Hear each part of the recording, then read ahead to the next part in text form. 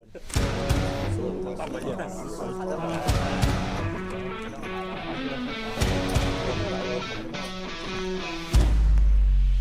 on the dot, next to the dot. On the dot, so you screw your readers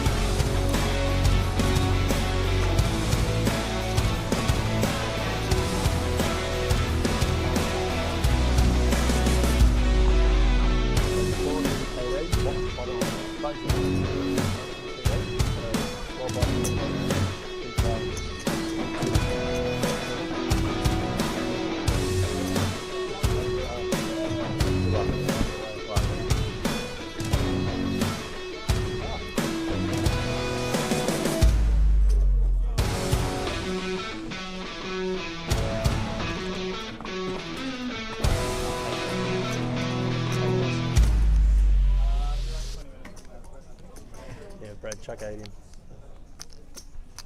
C3 raise 16. All right, everyone. Welcome back to this edition of Play Live Stream. I am here, Adam Burke, here with my co-host, Mr. Josh Monk. We are here for this 5K event out here on day, what is it, 9 of the series, 10 of the series? I can't even remember. Monk, how are we? We're good, mate. How are you? Pumped and ready to go for this. Ready to rock and roll? 5K event, 59 entries, and we've still got 2 hours, I believe, of late rego in this thing. So these numbers could still get up there. I believe the live number at the moment is 67. You know, it says up on the thing 59, but I believe we've got some late entries coming in on day 2. So that'll be adjusted slightly, as you can see up the top, 31 of 59. But I believe there's been some additional players coming in for the day 2 action. There's 2 hours of Now, the late action already registration. started as we got up here. We'll get back to a bit more of the intro. We had Klinger under the gun, raise, and Brad on the big blind with King 6 off defending, which I don't mind the King 6 off. You know, it's a very defendable range here on the big blind. Yeah, just defending his certain range. The flop comes out Queen 7-6, so Brad's flop bottom pair. Klinger here with just the ace high, but back doors left and right. Backdoor into the clubs can also hit the jack or the ace to take control of this pot. So we're going to get a bet and a call, go straight to the turn, which is going to be a 5 of hearts, which doesn't actually improve either of them. But, I mean, if you're Brad and you think you're good with the 6, the 5 below is actually going to be a really good card for you. Klinger here, though, calling the flop and not really getting much to work with here on the turn, other than straight draw and a backdoor flush draw. Brad's just got to bet 21k and he's got to take it down. Good first hand there. All right, let's get back to this. So we got live numbers. Look, the line on this thing was set at 75.5. I think that's a really well set line for this. Yeah, I think it's great. I think, as you can see here, $5,000 buy-in, over 250k prize pool for this event already. So we're looking at some pretty big numbers. There is 2 hours worth of late registration. So if you've got a couple of hours up your sleeve, I think late registration closes at 6:15 this evening. So if you're in or around the area and you've got a spare 5k up your pocket, or in your pocket, I should say. We all do, don't we? We all do, yeah, sure. Yeah, no You worries. come straight down here to 129 York Street, South Melbourne, Play Live. The headquarters down here. You are watching the 5k Highroller day 2 at the Play Live Melbourne Millions. Funnily enough, speaking of people we ran into, Mr. Amin here was sitting out here. Now, I don't know if anyone who's not in Melbourne is watching this. The weather is 45 degrees outside. It's you'd sweat just looking at it.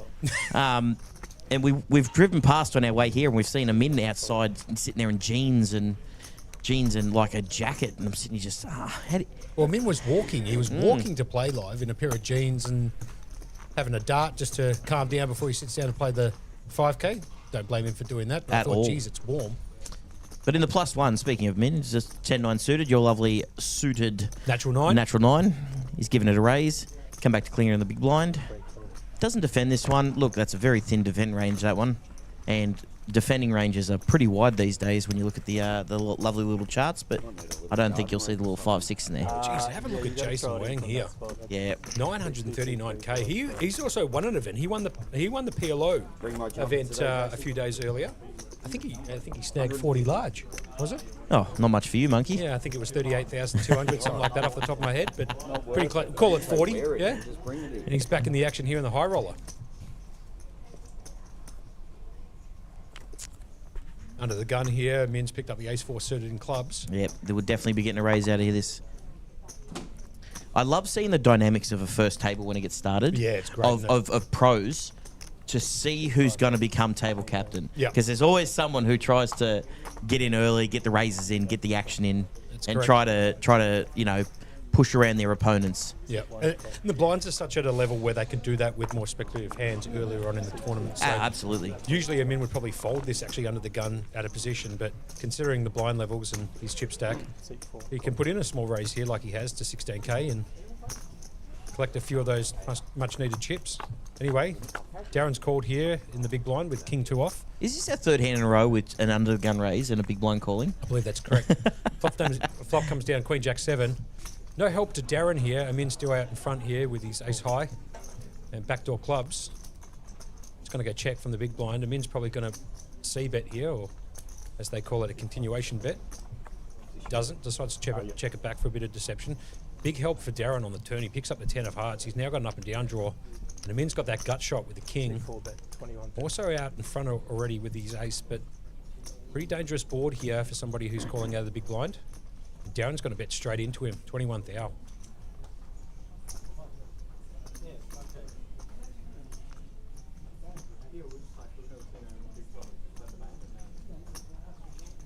So he's betting 21k into 44, makes it 65.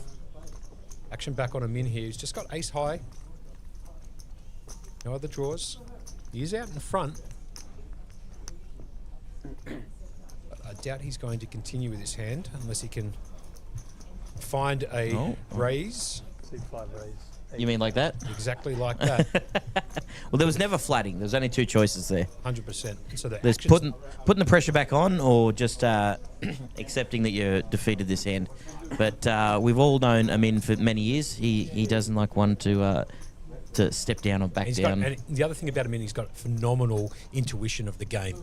You know, he knows that he's most likely in front against the big blind calling range, and that's exactly why he's putting that raise there on the turn, and it gets it done too. Well played. Nice hand. Raised up to 80k. It's going to cost him 51k to call. Now, guys, everyone can watch us on the Facebook page, the YouTube page, or on Twitch. Find us at Playlive Melbourne, or you can go to the website, check out all our tournaments and structures. We'll be talking a lot about those coming up, what's left to come in for the rest of the series. And we are looking forward to it. There's some big events still coming up. There's some big events coming up, yeah, sure. Now, just quickly, I got OK Matt. He's been in the chat for the last couple of days. He just sent me a video of him sitting as his cruise liner is docking out, and the video of the Playlive stream up and running. Brilliant. You gotta love that. So for those guys who don't have the 5,000 disposable income to come in and play the Highroller event, we do have the wild card.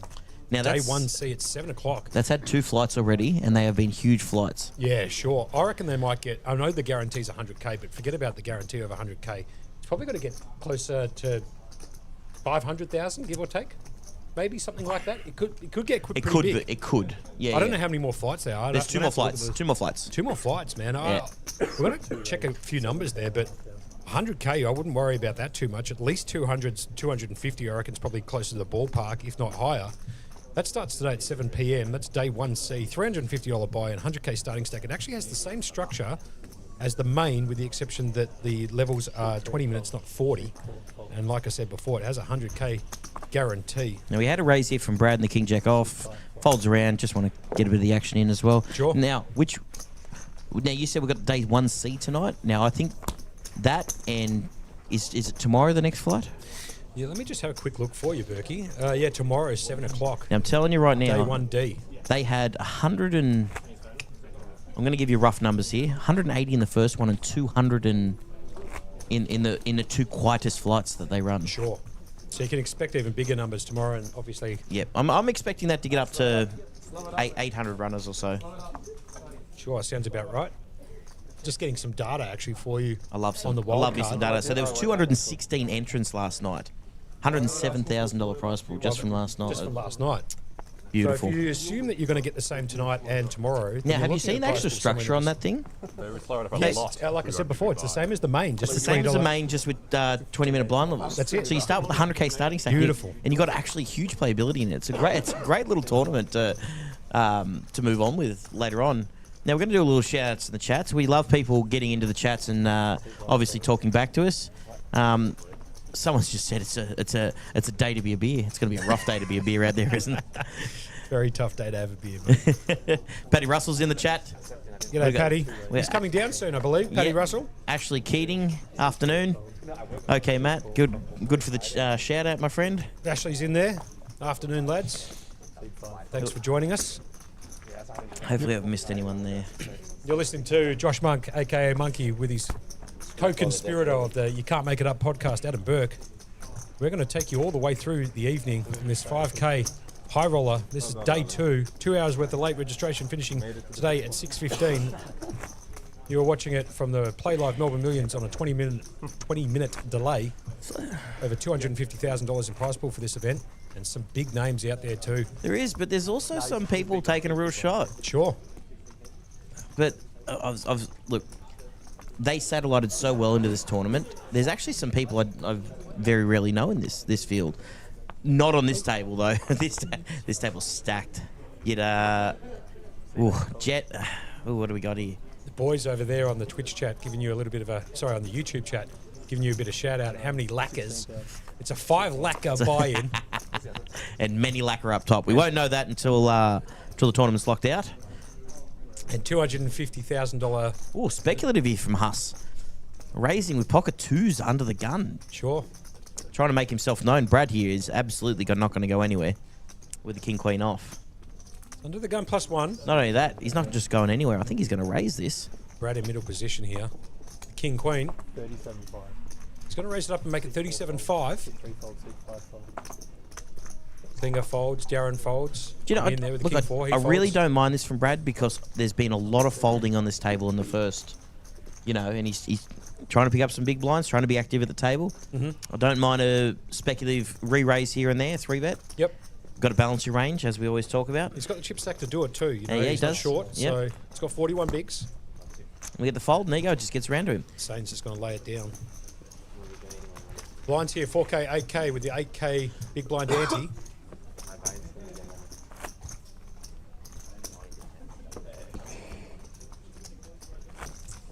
What else we got here? Babyface Allen sitting over there in the corner. Have a look at T Law 6716 in the chat on YouTube.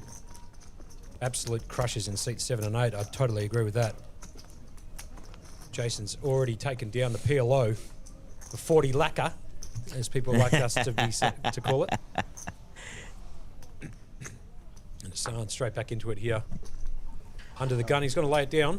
I hope everyone's staying cool on this scorching day down here.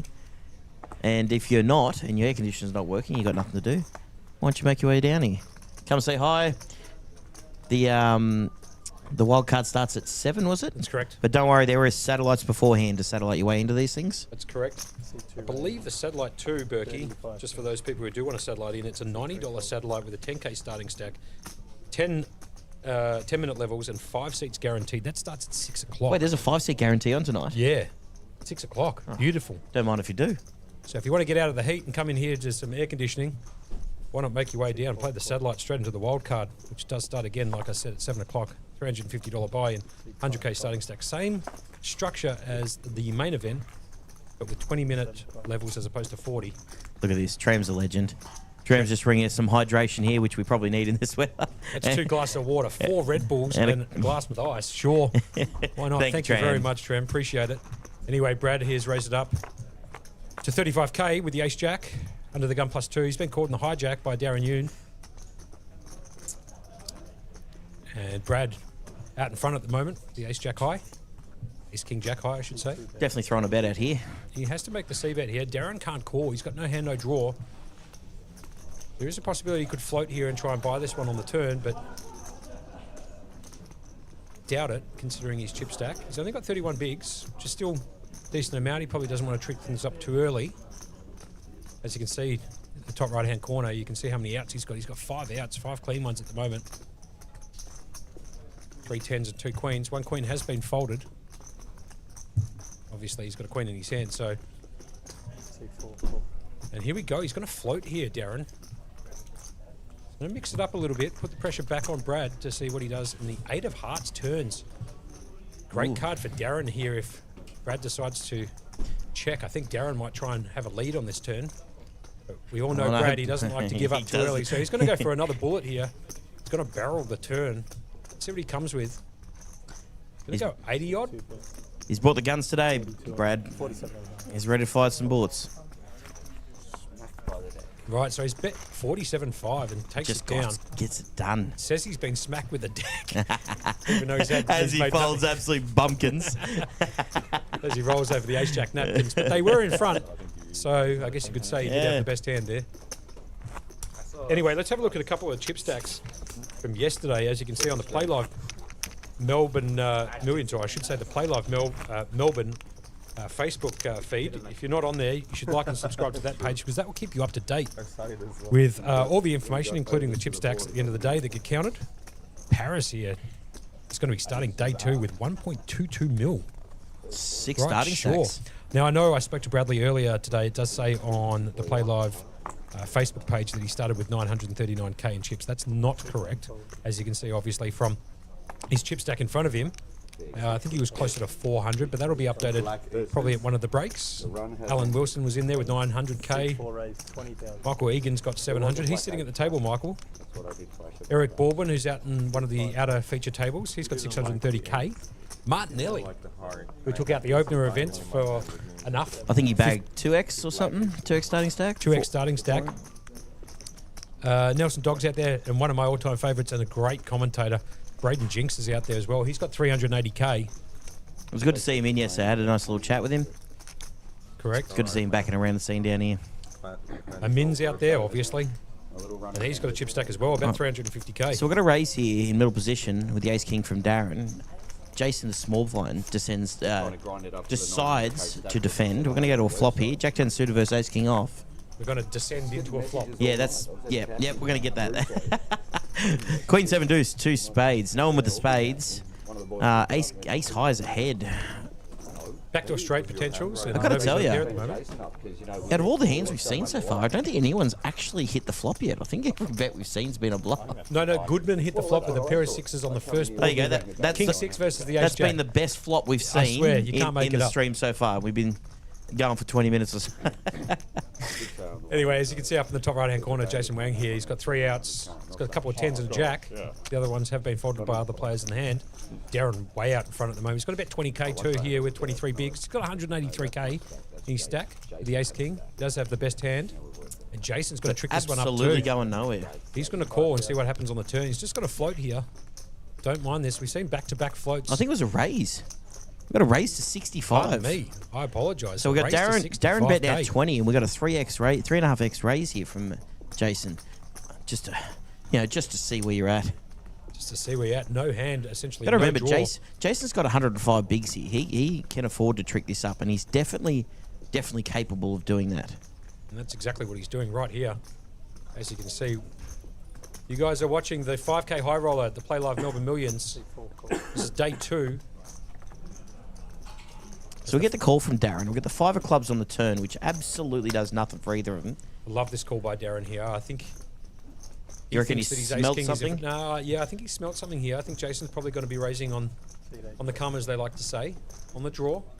And now Jason's going to shut down a little bit. He's going to check the turn. Opens up the door for Darren to have a bet here and take it down.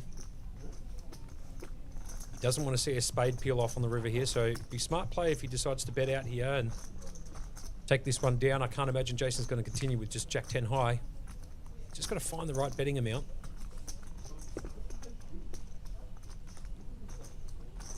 Deep in the tank. Got the face mask on, the glasses and the cap. Looks like he's wearing a bowling shirt. Now that's a get up. And I don't know what he's got sitting in front of him. He's going to check it back here. Okay, right.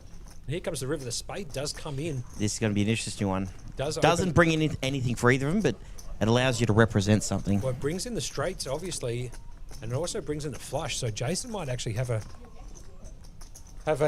go at this one here, I'd imagine. Well, he can't win the pot unless he puts chips in the middle. It's the only way for him to win the pot here. Can't imagine he's going to check it now. Manda straight into the chat. Hopefully on her lunch break or maybe home watching it on the big screen TV. Great to have you here with us, Manda.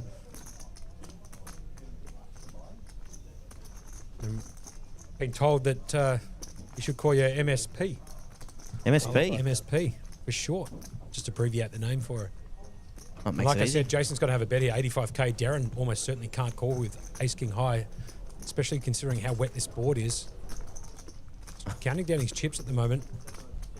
Personally, I think he probably misplayed this. I would have had a bet on the turn. Do you know Darren very well? No, not really. I played a fair bit of poker with Darren. Sticky, bit of a POW. I'm telling you, I had a chat with him downstairs, and I was like, I watched it on stream the other day because I was commentating. He goes, I've changed up my game a fair bit. I'm like, we'll see. I'll see you back on stream. See if you can get out of those old sticky ways. But I'll tell you what, if he gets sticky with this one, he's going to be doing the right call. Absolutely. The pot here, 271k. Darren's got 138k, so it's going to cost him roughly half of his stack, a little bit more, 60% of his stack to call here with Ace King High. But he hasn't folded. He hasn't snapped this off yet, so he's deep in the tank. Thinking, is it possible that Jason can be bluffing here? He's shaking his head back and front. And there she is, Manda on the big screen at home. Love your work. Matty Marshall. And Matty Marshall making a comment about Brad being on our recent podcast. Brad was phenomenal. So if you haven't listened to that, that's You Can't Make It Up podcast. You won the call? And here we go. Just Oh, the go little back to speech the action. plate. Darren going, We're going to be quiet. We're going to be quiet for a second. I want to hear what he says here. Deep in the tank here with Ace King High. He's smelling something though, Berkey. He hasn't just snap folded this, man. He's in the tank here a little bit, thinking he's Ace King High's good. When I mean he gets sticky, I feel like a lot of the times he gets sticky in the right spots. Sure. He's made some huge calls before that I've seen. This would be incredible call. This is over half his stack. I reckon he makes it too, just quietly. Well, the more he thinks about it, I think the more he wants to do it. Well, he's just thinking how often Jason would be calling with the hand after he's raised it pre-flop with the Ace King. How often that hits his range. It's not very likely, and he does call too. What a great call from Darren. Great call, Darren Darren. just calls over the Ace King. Incredible. That's an Jason tried to- incredible call. Got his hand caught in the old cookie jar there, Jason. I kind of like the way he played it though. Yeah. He gets Wow. the maximum too. Good on you, So Darren. that's the difference between him having 6 bigs left and 51 bigs. 100% correct. Calls like that. Yeah. Yep, absolutely calls like that. Absolutely jinxed you. Calls like that. Spot on. Now, just quietly, I'm having a few messages of people sending me where they're actually watching this from with a beer in their hands. So I actually kind of want to see how many photos I can get from you guys in the chat. Taking a photo of where you're watching it from with whatever beverage you got in your hand, send it to me. And I think I'm going to create a Facebook montage of this. Yeah, sure. Show us where you're watching it from. Show us where you're watching it from. Show us where you're at. Show us if you're enjoying it. Keep talking to us in the chat. And as Matty Marshall just said, that was a beautiful call with the Ace King. Oh, someone just said Adamo's in the house. Look at him. This is how you play it, Bert. C2. Oh, look. Oh, no. Brad Goodman's just stared me down with the ace-5 and said, this is how you play it, Berkey. Too good. He must be referring to that cash game where I've just called off with ace-high. Anyway, back to the action here. So Good on you, Brad. Thanks for that. back to the action. It's been folded all the way around to Jason. Stefan, don't worry. The aircons are on full blast. I hope everyone else at home is looking after themselves. It is very, very hot out today. Keep yourself hydrated. Keep yourself hydrated. Jason here is going to raise it up on the button in position with the 8-6 off. MSP, can't, mine's not G-rated. Hassan has decided to call, and Michael Egan's going to come along as well in the big blind. Three-way action. Button versus small blind, big blind. The flop comes 5-3-2. Michael out in front at the moment with bottom pair and a straight draw. Jason's also picked up a straight draw with a gut shot 6. He can get there with that card. Here comes the turn card. It comes to 4. And Jason, if you don't mind, just picks up the straight. Michael Egan's picked up 2 pair. Hassan got absolutely no part of it. Let's see what Mike decides to do here with his 2 pair. It does bring down the 4-liner and the double flush draws in diamonds and spades. And Jason, who's raised on the button, just in position, raised more than anything, has now picked up the straight on the turn. Paddy Russell giving a shout out to Crilly, waiting for him to get on the stream. Seems fair enough. Jason's going to bet out 35k on the turn here with the 4-liner down, the double flush draw. Michael with 2 pair needs to catch a 4 or 2 at the river if he decides to continue with his hand to win. As you can see, only a small percentage of equity. They're both very deep stack too. He's going to lay it down. Pretty easy fold for Michael. I would be holding there too, especially considering Jason's opening range on the button. Anyway, you are watching the 5K Highroller Day 2 live at the Playlive Melbourne Millions. This is the 5K buy-in, over 250k in prize pool. They're the chip counts in front of you. Lines of 4 and 8 with an 8k big blind ante. That makes my There are currently 68 players, so as we started this stream, I believe there was 57. Now there's 68. 38 remaining.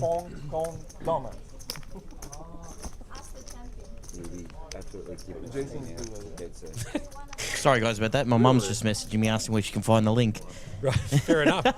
Tell her we're on YouTube, Facebook Live, and now on Twitch. Now, keep in mind, she's in Texas at the moment, so it is currently midnight there. Fair enough. So Some people just like watching us do the stream, like the product that Playlive are putting on this week. I'm in here under the gun +2. He's picked up the 9-7 suited. well, you don't get star-studded feels like this coming in No. if it's a low-limit event. No, totally agree. So Playlive has put on a great showdown here. Shout out to the boys, Josh and Bridges, Mate, the content's been great. and the boys down in the studio. too, Yeah, to be fair. everyone's. The staff been great. The dealer's been great. I've played a lot of events. I've done absolutely dog shit in them, but you know, Such is life. sometimes you run good, sometimes you run bad. Sometimes I'm maybe good, sometimes I'm maybe shit. Just getting some information from the boys downstairs. If you like our content, please like and subscribe. We're very thankful for everybody who tunes in to listen to a couple of people ramble on, talk some cards. More so a bit of banter between you and me, Berkey. Oh, there's never enough. And if you want a little bit more of that banter, we do our own podcast, Berkey and I, called You Can't Make It Up. A series of people coming in talking about you can't make it up stories. And it's not always to do about gambling. It's not always to do about gambling. Definitely Yep. just life stories, any stories. They're just stories in general that you just, as the podcast says, you just can't make up. Yep.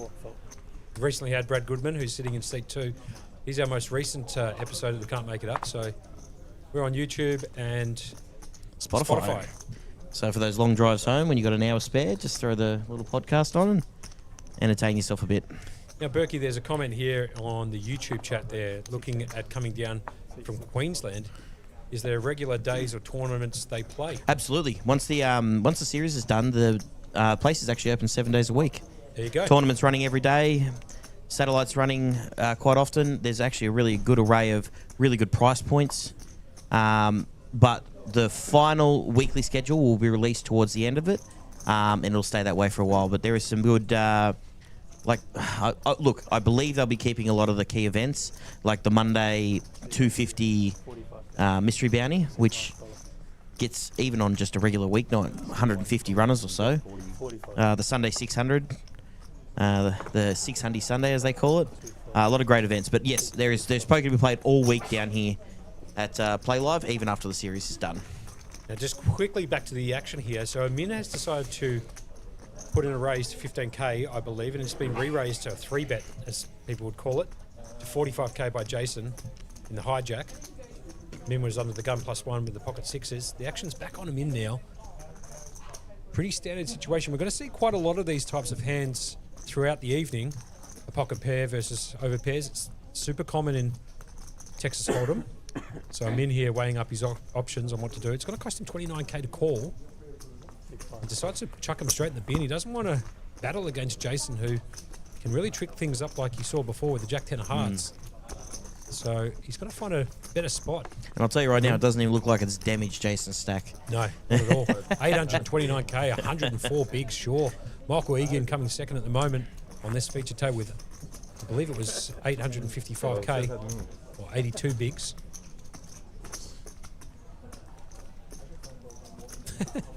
Have a look at Jono collection. That's hilarious. Yeah, awesome. I'll put in some DGen leave at work.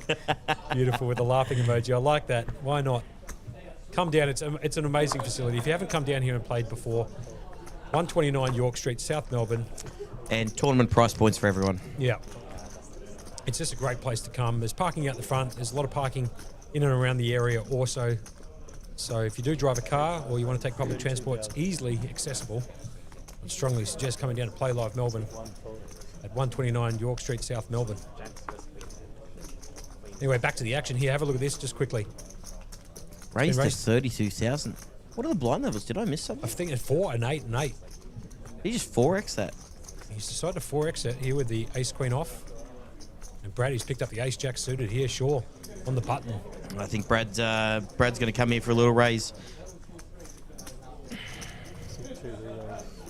90.5. Look at Crilly there, can't make it up. Got the podcast in the ears, pre-5K for inspiration. Thanks, Lockie. What a lovely bloke. Good to have you in the chat here, Lockie. Hopefully I'll see you. So the blinds are 488. So when you raise 4x here, it creates the next 3-bet to really put you under the pump with 18 big blinds left. You've almost committed yourself. Somewhat so. I mean, it's still a fairly deep tournament. He's still got 18 bigs. He doesn't need to get too silly with this. Just particular committed hand. another 8 He decided bigs. to flat call here too. Right, he's left himself with 10 bigs. So it's ace queen versus ace jack of Brad Goodman. And let's see a flop here. And the flop comes 2 spades. And Brad Goodman, although he doesn't have the best hand at the moment, does have the best draw. He has picked up the spades draw. And as you can see with the equities there, 50-50 exactly. That is also taking into consideration cards that have been folded. Brad's just going to jam it in his face for 368k. Back down to Hassan. Definitely the right move. His ace queen. They shrivel up like something else I know in the cold. And he's going to make a decision for his tournament life here. I believe it's an unlimited re-entry. Is that correct? So if he does bust here, he can buy back in? That is very correct. He is more than welcome to buy back into this event.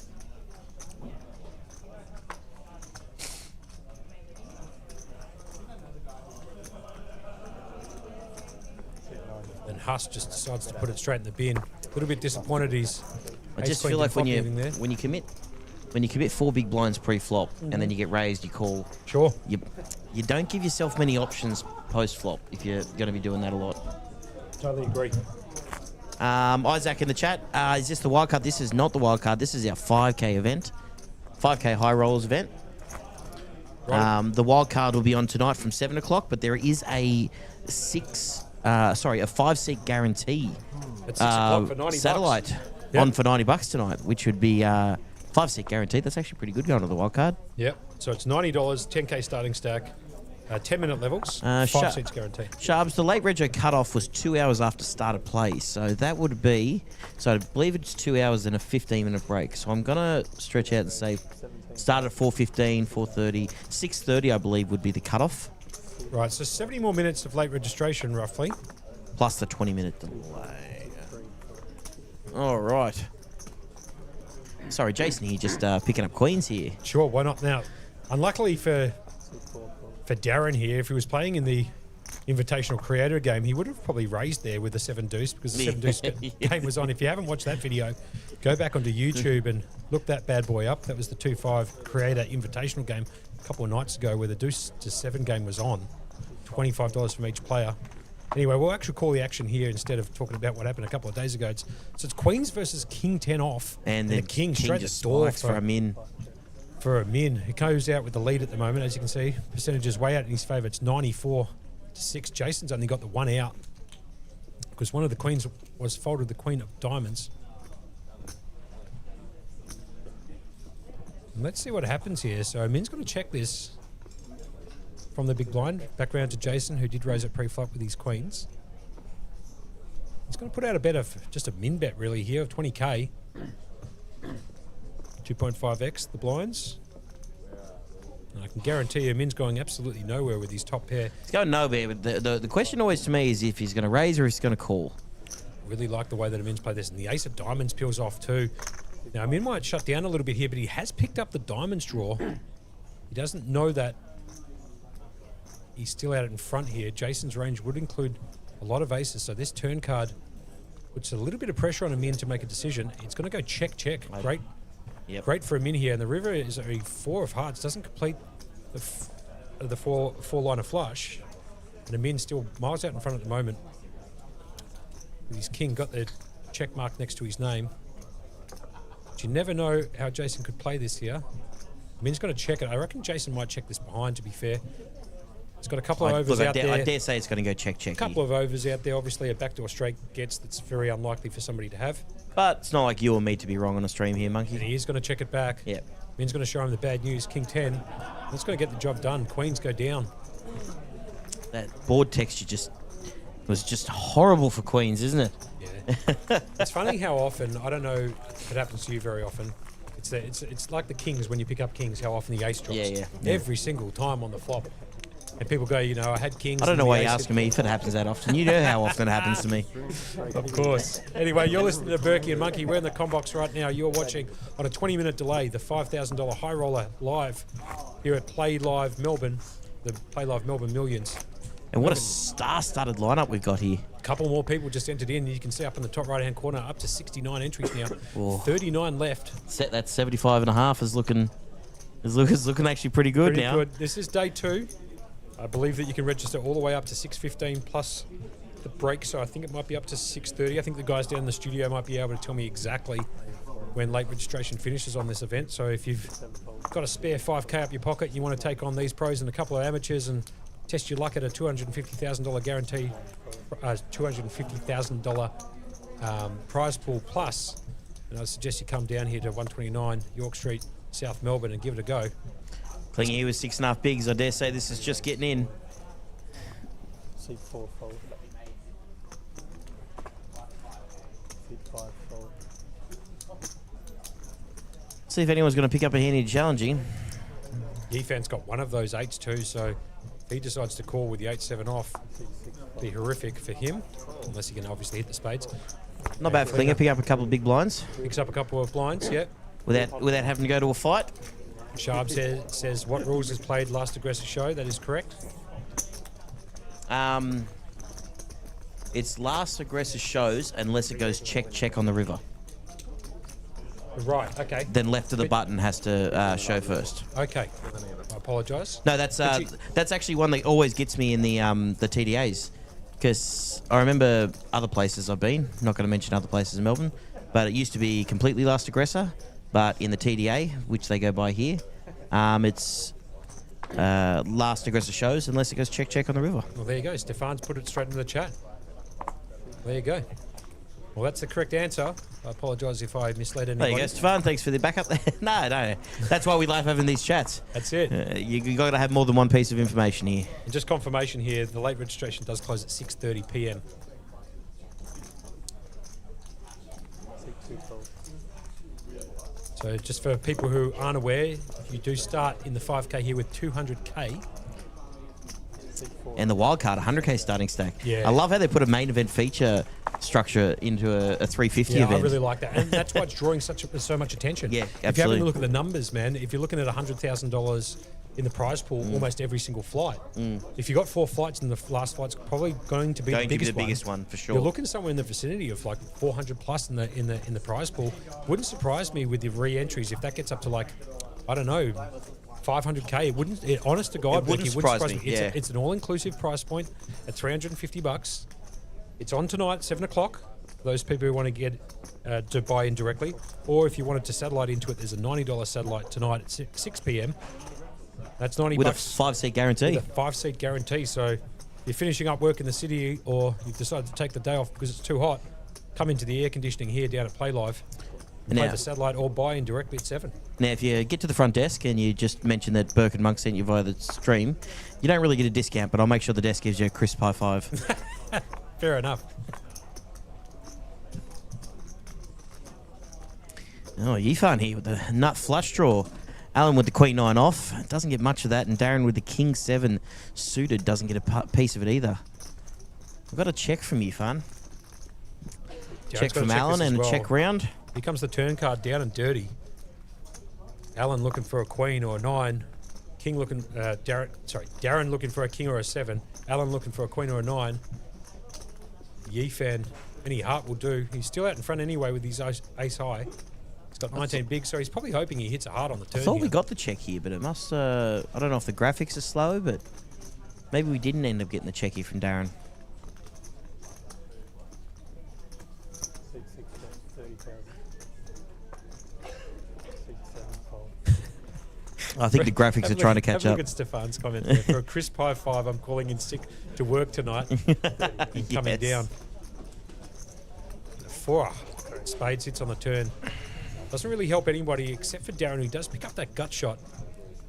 Yifan also has the gut shot to the wheel. The wheel and the nut flush draw. So I dare has say the he's nut not going flush. anywhere. Yeah, he also has the best hand at the moment. It's got about 30k in the small blind.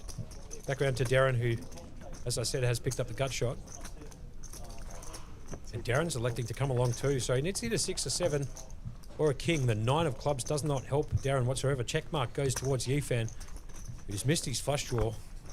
Still miles out in front with the ace 10. Let's see how he plays it here. Yeah, he's missed everything and he's been getting called down, so I don't. Might throw it back to the table for some table audio here. What do you reckon, Berkey? Yeah, I'd like to see if they're actually. Darren likes to chat, I'll give you that much. So if he's having a chat, we'll definitely go into here what we can from that. Yifan, I reckon, is going to find another bet here. Going to go for the second barrel, I reckon, at the river. Here it comes. It's the only way for him to win the hand, I'd imagine. And he bets it, and it's a snap gets the fold bet from fold. Darren. And party's over. Yifan will take that down with the ace 10 high, which is the best hand there, believe it or not. Now, Shem's asked me what percent I think is pros and Rex in the 5K. Now, you're not going to get full 5K events without the percentage of pros in it. But in saying that, Playlive did this package that they called the Highroller package. They got them into all of the big events here. Correct. And it was picked up by a fair few people who weren't actually superly known in the poker world, Yep. but love to play.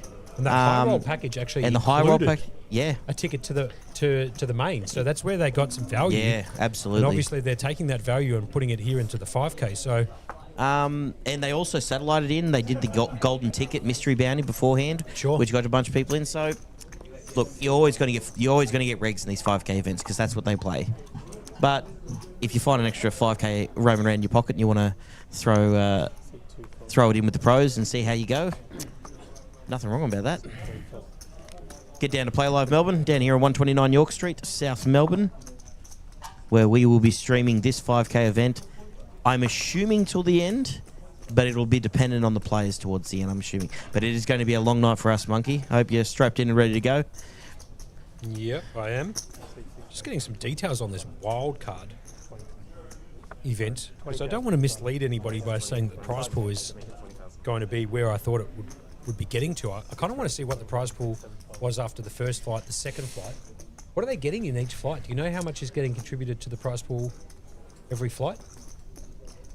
Don't know. Maybe the studio guys downstairs can help Hopefully us. the studio guy, see if we can get an update on what the prize pool's at.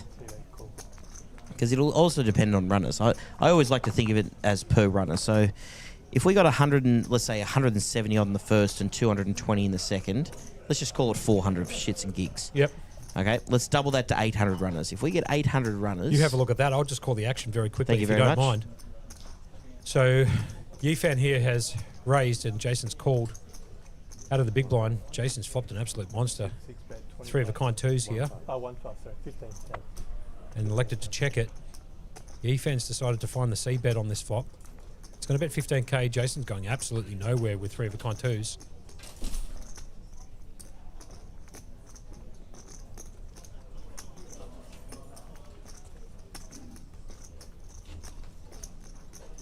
So they raised 40,000.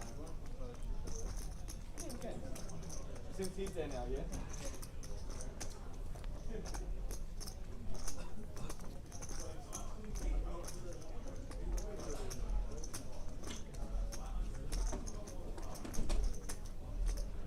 So CK obviously in the chat there setting the line at 230k for the wild card. So I apologise if I've misled anybody there. So when we got the information, I thought that was 107k in that flight. First flight. That's why I was saying if it's 100k a flight, 4 flights. That you're was for talking the 2 400K. flights. I understand. I apologise. But still, for 350, getting even if you double that and get 200 and The next two flights are going to be bigger. There's no doubt about it. doubts So about there's that. 107k in the prize pool for the wild card. My guess would be 250 then, if that was the case. Right, with 2 more days to play. So somewhere in the vicinity of I'd imagine over 200k is easily gettable. Well, that'd be roughly 50k up top. Roughly. Don't know. I mean, that comes down to the boys downstairs. They're better at that. I'm than giving I am. absolute rough estimates here.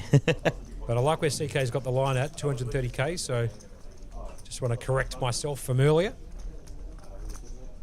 It is 40 degrees outside. I've got a slight mild headache. We did misread that. We did misread that graphic that we got earlier. Either way, look, 250,000 or anything over 200k for $350 buy-in is a ridiculous prize pool in itself. Back to the action here. So it's gone bet 15k on the flop by Yifan. And Jason's decided to raise it to 40. Yifan decided to find the call and float here with the ace-7. So we'll get the 65k bet and we'll get the fold. Jason's then led the turn when the spade came down. The blinds are now up to 5k, 10k, 10k. Sure. Played Mahjong. Did you win more than $3? No, I lost $2. Oh. Now, what else have we got coming up over the next couple of days, Fire Berkey? another bullet in the main now. I'm just hearing them in and Brad going at it. Did you lose it to Parasol? Yeah. Oh, that hurts. Now, Berkey, you might be able to speak a little bit more about this for tomorrow, Wednesday, the 28th of January at 4:15. They've got the Mega Mystery Bounty Day 1A. Is that the 1150? That's the 1150. Oh, that is going to be an extremely large event. The 1150 so far have had some massive numbers in it. Really, like, I know the last one we had was 1150 PLO, but I can't even tell you how many runners that had. But the mystery bounties have really taken it. Like, people have really taken to these mystery bounties. Well, maybe after this hand, whilst the dealer's shuffling, you can tell the audience what we're looking at with the Mega Danny Mystery Klinger Bounty. in here with the King Jack off suit. He's moved it all in for 72.5. Action back on Darren here. Under the gun +3. He's picked up the Queen Jack off. Looks like he's deep in the tank here. He's going to fold. Down to a min. Natural 9. 5-4. Two side. Yifan with a 6-5, 11, double down, 1 card only. He's going to fold it. Fan puts the 10-3 in the I dare bin. say we're going to get a call from Jason. Got pocket 2s. It's in the small He's blind. going to ask for a count. As you can see, the count's already down there for 72.5, so the dealer's just confirming that to give that information to Jason. But remember, Jason is in the small blind here with pocket 2s, does have us to act after him. Us there representing the Nike Air Max 2 on the shirt. Phenomenal shoe if you got one. And Huss here has got the 5-2, depleting one of Jason's outs, as you can see. Fold. So it's going to be 2s versus King Jack. I think you have to probably take Klinger here, considering one of the 2s has been folded. Well, if you're taking Klinger, I'm taking Jason. I've seen how Jason runs, so I'm just going to... Sure, fair enough. As you can see with the percentages, basically a coin flip here. The flop comes 7, 8, queen, 2 spades down. No help to the King Jack at the moment. Deuce, the case deuce on the turn, and the spade's the only card that can help, and he gets it. The spade gets there too. Have a look at that run out, if you don't mind, Charlie. The 7, 8 of spades with the queen of diamonds on the flop. The 1 out deuce. So he's 1 out deuced him on the turn, and then got the 4-liner. 4-card flush. Equity for the stand-up. There was a half stand-up. And what Jason doesn't really know is Stand-up, backpack. Huss actually folded the 5-2, so pretty interesting hand that. Absolutely pinks it too at the river with the king of spades to make the flush. Gabe, absolutely known for putting his brutal runouts once in a while, as some of the dealers here in the chat. Boys obviously talking about it. Might throw it back to the table to talk about that. That was pretty cold. These other 2 you're in trouble. But Klinger gets the much needed double.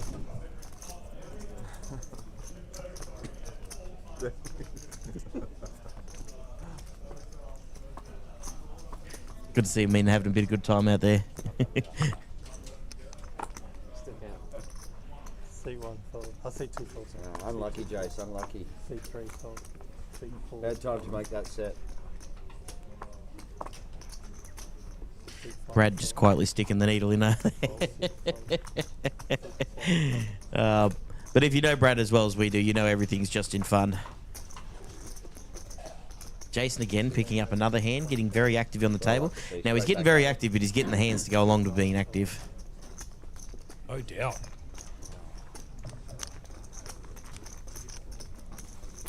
Take one fold. Ooh. All right, Michael absolutely dominated. He's going to need some help on the flop here if he's going to continue. Gets a little bit of it. Gets a little bit of it. Huh? Gets a lot of it, yeah? He's just picked up a pair at a flush draw versus Jason, who's got the overpair with the jacks. And Michael, as you can see, it's a 50-50 flip at the moment. Michael with 9 outs, according to the top right-hand corner of the screen with the outs there. 9 clean ones. Wow, to be dominated that much pre-flop and then get a flop and be 50-50 is huge. What a spot for Michael. Anyway, the bet comes from Jason with his jacks. He's got the overpair. Can't possibly put his opponent on anything better than that at the moment, hence the bet. So he's going to bet out 30k. Jason's going absolutely... Michael's going absolutely nowhere here with the jack-6 of clubs. Here comes the turn card down to dirty. Here comes the 10 of diamonds. No help to Mike. Jason's still out in front at the moment. Michael's going to check it from the big blind. Back round to Jason. He's going to put in another bet here for sure. He's going to try and figure out what to bet. I'd imagine take a line with me, Berkey. Take the overs on 80. I'm going to take the unders. You want to take the unders? Okay. I'm going to take the unders. I'll take the overs on 80. Relatively wet board now, as you can see. Double flush draw. There's technically a check count as unders. Check, and the river card comes the 8 of diamonds, right? And believe it or not, Jason's going to take the check mark here. Michael's missed everything. He's What a missed flop that he's just bricked. Absolutely. Too many out syndrome, as we like to call it up here in the com box. Michael's smart enough to check this. Yeah, he will check it. Back round to Jason. Board is about as wet as it comes. 4 lines to the straight. I think Jason will be happy to check this down and take the win. But have a look at the board. How wet's that board?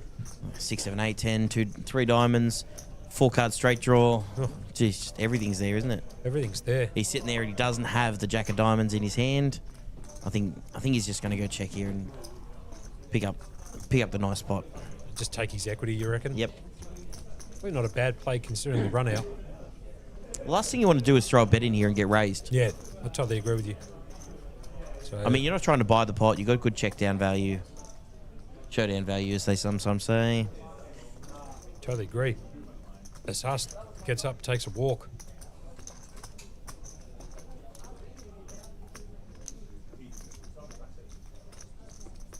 Jacinta now in the chat. Get it, Bradley. Brad, obviously one of our recent guests on our show. Super lovely guy. Has an amazing story, so if you haven't listened to that yet... We're actually going to get the bet here from Jace. Right, so Jason's going to come out with a bet. Interesting line he's taken here. Probably need to talk to some hold-on specialists as to why he's decided to bet there, but fair enough. Gets the job done. The 2-card monsters, as you like to call it. The 2K monsters. Yeah, 2-card monsters, correct, yeah. Obviously, these guys are experts at this game, especially at this buy-in. So they know when to bet. And as always, we'll do our best to commentate as best we can on these things. We're not always going to get it right. These guys are the pros, not us. No doubt. There's a reason we're sitting up here in the booth and not down there. So we will call the action as best we can here. But as anything else, we're going to get it wrong once in a while. Causa there says Egan doesn't bluff at it. I do like this. I probably would have found the bluff, and Jason probably would have picked me off. So and you'd be hitting the showers. Yeah, hitting the shower, straight in the showers. So anyway, play on. Let's move on to the next hand, and here we go. Daniel Klinger under the gun, 7-4 suited. Just got to put that in the bin. Darren, who I reckon's played pretty solidly since we sat down and started doing the commentary. Well, Got the King 10 off. It all stemmed off that Ace King that he called off. It was huge. Facing the bet from Yufan. He's going to raise it up. It's a fold, couple of folds, round to Alan Pham, a.k.a. Baby Alan. He's going to put that in the bin. Jason picked up another jack, but with a 2 this time. He's going to put that in the bin. Hassein's putting that in the bin. Michael Egan's in the bin too, so absolutely no action. Round to Brad, who picks up the internet hand, as they call it, the Queen 7 off. The exact 50-50. That's where it stems from, isn't it? Where if you flipped Queen 7 against any hand 1,000 times, you would win 50% of the time. I really don't know. I'll I be think that's. perfectly honest. I actually think that's why it's called the internet Sure, hand. okay. It's the perfect 50-50 hand against a blind hand. Right. Okay. Well, there you go. I think that's they say if you like flip it 1,000 times, you're going to win 500. Bit of poker trivia here in the box too. I don't Yeah? mind. I mean, I'd like someone to actually Not too much. confirm or not on that hand. I know it's called a computer hand, but I believe that's why it's called it. Does anyone actually else know the reason? Yeah, I like to be quiet, Yeah. Don't know. Let us know in the chat. Let us know in the chat. not get distracted. Anyway, maybe the studio guys downstairs can let us know exactly what the prize pool is at the moment in this event. Oh no, that's. I know we can see up in the top right-hand corner there's 70 entries. While you're playing versus. I'm assuming they're going to continue to tick over Yeah. as people max late reg into this event. There is registration, I believe, for another 45 minutes, or pardon me, another hour. Talking about, you know, Late registration does close at 6:30. oh, Seat 7 fold. There will be a 15-minute break at 6:15 local time, allowing players 15-minute window to get that max late reg in if they wanted to. Seat 1 fold. And as you can see in the graphics at the bottom of the screen, the little event ticket ribbon that goes across the bottom is slightly out of focus, but the boys downstairs are letting us know that it will be fixed shortly. They're definitely getting on it. But they are working on everything else for this stream, and it is a very difficult stream to run, so just bear with them. They'll get it done. Guys downstairs have done a phenomenal job, seriously. This might be the 5th or 6th stream. They've done well. Anyway, there's an all-in call here. It's pocket sixes versus ace 5 off. Hitting a 5 on the flop, but still needs to improve. Oh, gets a couple more outs there. Any 3, any 5, any ace. And a min's going to get the much needed double. Is it a min who needed the double, or didn't quite see the action there? I apologise for the viewers at home. what's that, I mean? Lost seat 9, yeah. So lost seat 9. So sorry, pardon me. Huss had the ace 5 off, flopped a 5. Amin had the sixes. They held. And Hassan going straight to the showers. He's probably going to rebuy, knowing Hassan. Last chance, Jason. 170 for the jumper. Come on. Brad's trying to buy No, a jumper still. from Jason in seat Sure. 7. Okay, he's got a jumper that I really like. He won't sell it to me. Seat 8, I should say. Nonetheless, the last person on the table, you can see. I like how they put in the chat that Monkey wouldn't be hitting the showers, he'd be hitting the rebuy desk. Yeah. I can get Probably a true. 177 online. Anyway, so Amin took down and took out. Brand new, not 3 years. Sign there. Wouldn't be as lucky. Folds the 10-5 suited. Round to Yi fan. Got the 9-7 off. Fold. Alan fan. Baby fan. I don't know why he's so relaxed. Baby Alan, as they like to call him. Is it Baby Alan or Baby Faced Alan? You know what? I think it's just been abbreviated so many times. It's now Yeah, just Baby it's Alan. just Baby Alan. Yeah? I think people just call him Baby now. Yeah, it's like everybody who should soon be known as just B. Yeah. It's just B. Anyway, in the cutoff, Michael Egan here decided to raise it up to 20k with the 8-6 suited. Brad here on the button. Picks up Likes the to ace stay jack active. Likes to stay active, Brad, so I dare say he'll be getting involved in this. off. Brad trying to purchase Jason's jumper no more than a couple of minutes ago for $170. Jason having no part of it. It's going to go fold by Daniel Klinger. Tockman 21 in the chat. Thank you for the nice words. We're trying our best here with the stream and commentary. Myself here, Mr. Adam Burke, and my co-pilot Josh Monk, doing our best to commentate the action as best we can. We've got a 3-way flop here. Ace Jack off versus 8-6 suited versus Jack Deuce off in the big blind from Darren. Flop comes Queen 4-3, 2 hearts. Haven't really hit anything here from anyone. I'll tell you what, as an overall, we've seen a fair few flops that neither side has hit in any of these flops, and it's come down to just really good play that's getting these guys these pots. This is what they do, though. This is why they're so good at the game. This is why they buy into a 5k event, because they know how to play these particular hands. I mean, much better than I do, much better than most players do. So they put their money where their mouth is, and obviously it shows in their play when they haven't got much of it. How to play these types of hands and make it look like they're narrating a story that they've got the best of it. It's always about the story, isn't it? 100%. That's what poker's all about. You're making up a story. You're right? telling a story. Whether it's right or wrong, you're telling a story and you're sticking to it. Well, that's it. I mean, the cards are unshown, right, until showdown. So it's all about creating a story between pre-flop, flop, turn, and river. And whichever story is the best story usually is the outcome of the story, so to speak. So it's your final. You're not going to sell it to me at all? Probably not. 500 he would. 500. I could get 3 of them for that. 1,000. 1,000. My lucky jump. I'll give you 1,000 Zimbabwean dollars. 170 bucks Aussie didn't work for him, so now he's going for the Zimbabwean dollars. I'd personally go for the barley, where $1 gets you 10,000. Well, there you go. 6, 6, straight. 2010. You fan under the gun here with the Queen Jack off, fold.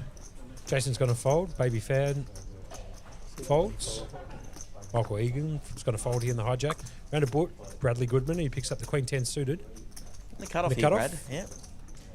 Going to come in for a raise, I'd imagine. Staying very active, Brad. I like him staying very active at these tables. 2 re-raise.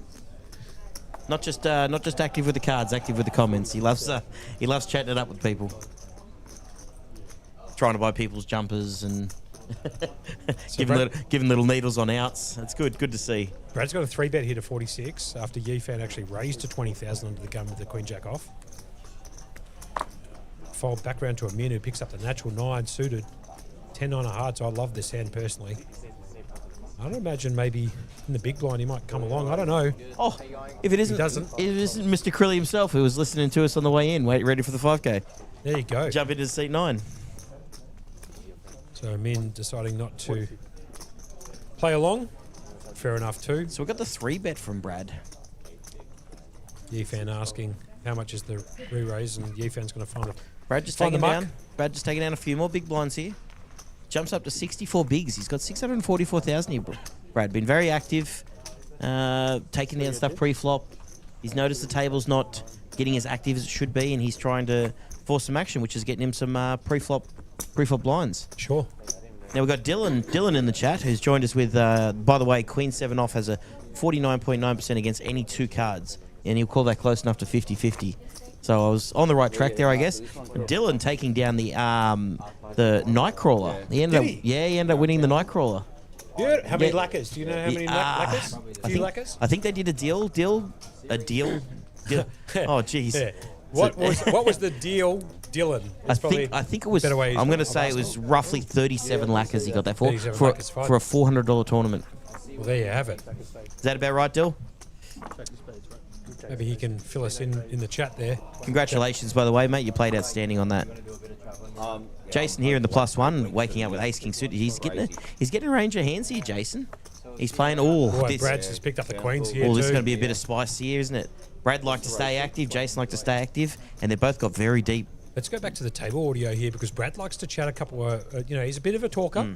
So let's see what he says whilst we call the action thereafter. Brad's going to come in for a much needed 3-bet here with his pocket queens. Doesn't know that Jason's got the ace queen. Wow! And Klinger's picked up the jacks. Sure. And Klinger's short stacked, so I dare say this is getting in. So it's ace, king, queens, and jacks in one hand. Ooh, this is going to be spicy. There are still players to act after Daniel Klinger too. So 21-year-old daughter. let's go back to just the table chat here for a little bit. We'll take a breather.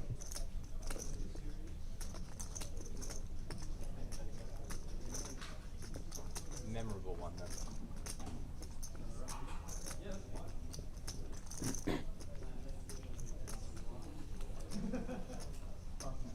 Shout out to Chris Burke in the chat.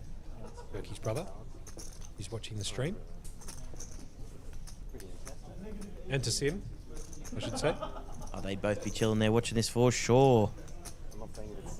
I guarantee it's not as hot up in Canberra, though. Have a look at Klinger here. Have a look at the intuition on the bloke. He's just decides to folded that fold with the 14 jacks. bigs. Sure. That is an incredible fold from Klinger. I mean, I know that the big time pros, your Didier Gurins and the alike, would find the same sort of fold. I can't fold there ever. Not for 10 bigs, but whatever. Play on Yifan. What do we know? What do we Nothing. know? Jason here with big sleek suited. We seen a 4-bet here? I don't know. I reckon he probably will. Unbelievable fold by Klinger. Just the intuition of a super genius. Putting the jacks in the bin. Those are these Is this dead the one where you somehow. throw your jumper in the pot too? Oh, he's still trying to get that jumper. Jason, have a look at the poise on the guy. I got to tell you, is alarm bells going off with as comfortable as Brad's sounding in this hand? It's so funny because, Jason, outside of of playing poker as a big smile, likable bloke, funny, you know, cool vibes, you know. But when he's sitting at the table, look at his demeanour here. It's the thought process is going on there. It's all business, isn't it? Doesn't give anything away at the table. So the action back here after a 3-bet from Brad with the pocket queens back onto Jason, who did raise it pre-flop, obviously, with his ace-king suited. Got a decision to make here, Jason. He's going to put in that 4th bet, which I'd imagine he probably will. Yep, Here it comes as he takes some of the bigger chips in play into his right hand. And here comes a 4-bet. 190 the bet now. That's a decent sized 4-bet as well. See that raise 190,000. All in.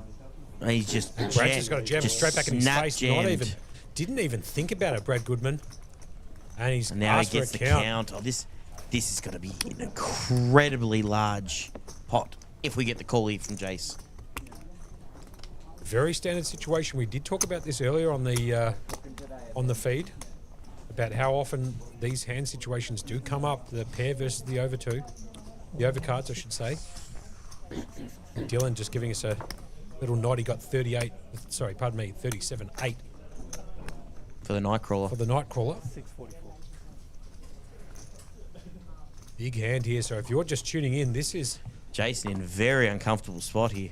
as he shakes his head. You are watching on a 20-minute delay live from the Playlive Melbourne Millions, the 5K high roller. Look at this. Crilly just sitting there wondering what he's walked into. Clearly just taking a seat straight into the biggest hand we've seen on stream thus far. It's going to cost Jason 454k to call. Would leave him with about 200k, a little bit more, if he decides to call here. And Brad in a very good spot here with his pocket queens. Snapped it back all in too. Didn't even think about it Nah, for 1 second, Brad. He Said saw if the he- 4-bet and he goes, I'm here. Didn't I'm he- here to play. Let's go. Didn't even consider that Jason could have aces of kings here. Just jams it back in his face, putting max pressure back on Jason, who didn't snap it off. So Brad's now thinking he knows roughly the range that Jason would have to be putting in a 4-bet, and then Tank thinking about calling. Getting a lot of love for Klinger in the chat here for that fold with Jacks. You'd be happy to see this 4-bet jam behind you if absolutely. you're Klinger. Just You'd be patting yourself on the back, give wouldn't you? yourself a nice little pat in the back here. 100%. What do you reckon he does here, Berkey? Do you reckon he calls? I reckon Already he does too. Yeah, I was there just it about to is. say, as soon as you reach for it, here we go. The standard classic, race. but this is a massive pot. Standard race. 1.3 million pot. Correct. Standard race situation here, Berkey. Queens versus Ace King. Take a pair. Which one are you going to go with? I'll Berk? take Queens. All right, I'll take the Ace King then. And here comes a flop and a king just straight in the door. Just That's brutal. brutal. For Brad, who outplayed him. And the 7 of diamonds isn't going to help. He needs a queen. There's 2 outs and he gets my it too. God. Wow. If you don't mind, the 2 outer just to the two river. If you outer don't on the mind, river. Jason goes down in flames after flopping a king. You can't make that up. And Brad's got to That pick up is- 669k, 1.3 million in his chip stack. Have a look at that run out, Berkey. That's unreal, man. That's unreal. 2 outer. Look at the guys in the background listening to it. Jeez. And if you don't mind, Charlie, the queen just hitting right at the river there. And game, set, match. Thanks very much, Brad says, as he picks it up. Up to 1.35 mil now. Yeah, well. Jason down to 205k. 21 bigs. Just been absolutely crippled. One of his legs cut off there. Yeah, you can Hit keep the your king jumping on the out flop, but Queen Brad's is throwing the needle at you. Hear that one? He's like, you can keep the jumper now. Let's Brad go. throwing some needles. Here comes the smiles. I'll get you to get it a little. Smiles from the table. Everybody having a little chuckle there. Even baby Alan. And Crilly right in the mix of it, just sitting down in seat 9. What it Change is, of it was dealer. always going in, mate. Oh, the French machine. Mikhail himself Gal in the coming box. straight in there. So if you're enjoying the action out here and Thanks, you're Gabe. enjoying the commentary, give us a thumbs up. Top 5, Gabe. We are live on a 20-minute delay from Playlive Melbourne Millions. This is the 5K high roller, day 2. Currently 71 entrants. I'd rather be The line was set for us at 75.5, so we need 76. Still an hour or so of registration left. Be interesting to see. You got an extra 5K in your pocket? Want to come down and play it against these guys? You got 45 minutes to do so. For a large prize pool. It's going to be. It's actually kind of interesting. The dynamic now. Because Brad likes to stay active, and now he's got a huge stack. So we're live on a 20-minute delay. This is the 5K Day 2 Highroller here at Playlive at 129 York Street, South Melbourne. You're listening to Josh Monkey with his co-conspirator for the You Can't Make It Up podcast, Adam Burke. We're going to be calling the action throughout the evening, all of it, as much as we possibly can. We're live on YouTube, Twitch, and on Facebook. Like and subscribe if you like the content that we're putting out here. And if you've got any questions, just drop them in the chat and we'll be happy to answer them to the best of our ability. And if we can't answer them, we'll see if we can get someone who can. Yep. Do the old handball. I love a good handball. As Brad's getting up to use his phone. No phones allowed here on the RFID table. I like that. I like that a lot. Keeps people active and focused on the game. It actually makes for a better stream too, to be fair. Very good call there by Sharps in the chat. How is anybody wearing a jacket or a jumper? Totally agree with you. Klinger there with a hoodie on. It's not much. It's only 45 degrees outside, so why not put a hoodie on? Not much for you, but for the battlers out here. And Krilly's wearing the sports jacket, which I'm pretty sure is made of nylon or something of that material. That would be very hot outside, but each to their own. I would have done it. Now, just a little bit whilst they're dealing the cards here. Tonight, guys, if you're in and around the area and you want to get out of the heat outside, the wildcard satellite, which is a $90 buy-in, 10K starting stack, 10-minute levels, has a 5-seat guarantee into the wildcard Day 1C, which happens tonight at 7 o'clock. It's a $350 buy-in, 100K starting stack, 20-minute levels, the same structure of the main, just with half the timing for the levels. Instead of 40 minutes, the 20s. And there's a 100K guarantee, which has already been hit. So with 2 flights to go, 2 biggest flights to go, and the guarantee's already been hit. 129 York Street, South Melbourne. We got this. Did you mention the Saturday at 5? The Saturday's actually at 6. But Saturday at 6, sorry, Saturday at 6. And the tournament's at 7, that's right. Saturday's 6, 5-seat guarantee. So I reckon that Saturday could get quite large. If not, don't mind a bit of a layover or overlay. But 5-seat guarantee and that thing's going to be good. And I'm pretty sure on the satellite, because I played it the other night, that once you hit 50K, Milestone satellite, yep. Once you're 5x your starting stack, the seat's yours, and you can move on to the wild card tournament. Krilly here, first hand, just picks up the worst of it. 7 deuce off. What do I do with the cards? Good first hand, Krilly. Good to see. Okay. If the boys in the studio can hear us, I know that they can. If you can let us know what the current prize pool is for this 5K event, that would be great. Just do a bit of speed math. 3, 4, 4, 4. Give me a second. I actually think they messaged me that not too long ago. 6, 5, 4.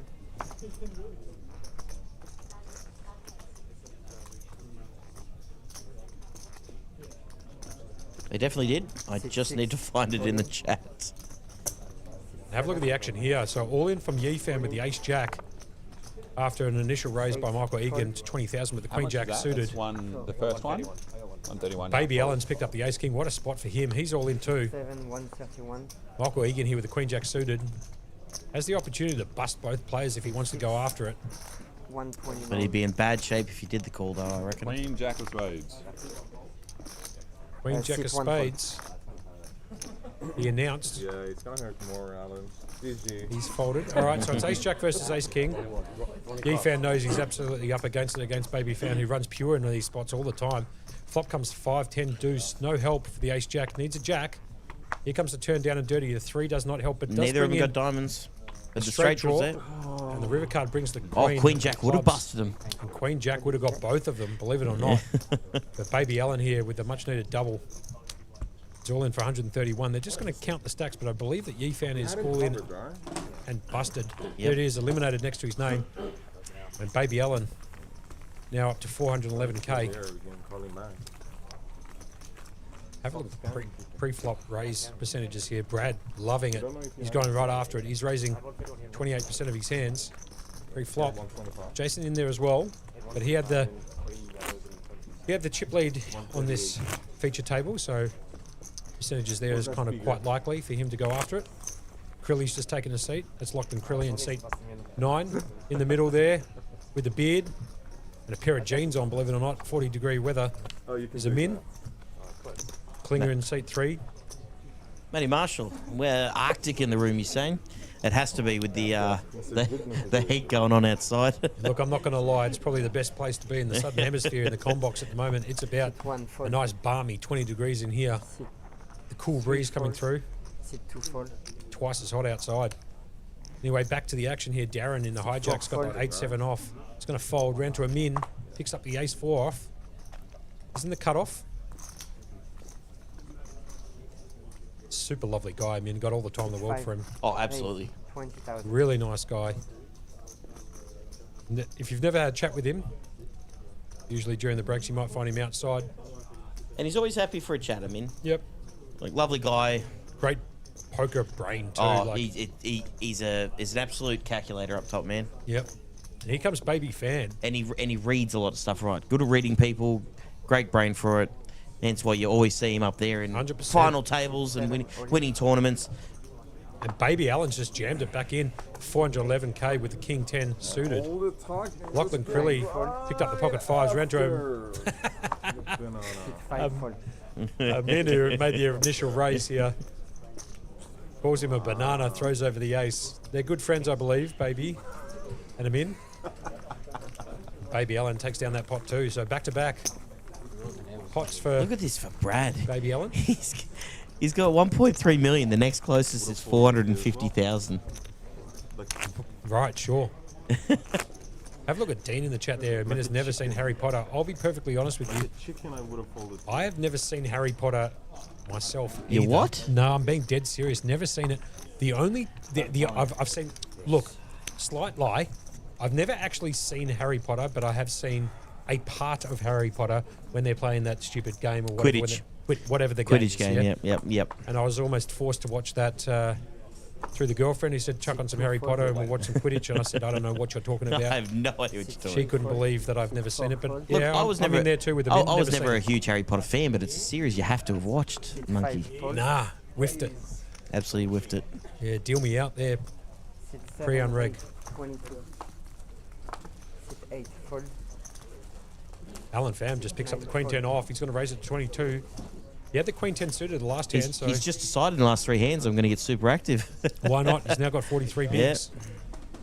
Michael in the big blind's going to fold, and Baby's going to go 3 from 3, trifecta. He's going to show the Queen, sure. Looks like the show game's on all of a sudden. So far we had kings and queens, right? Now, Berkey, Yes.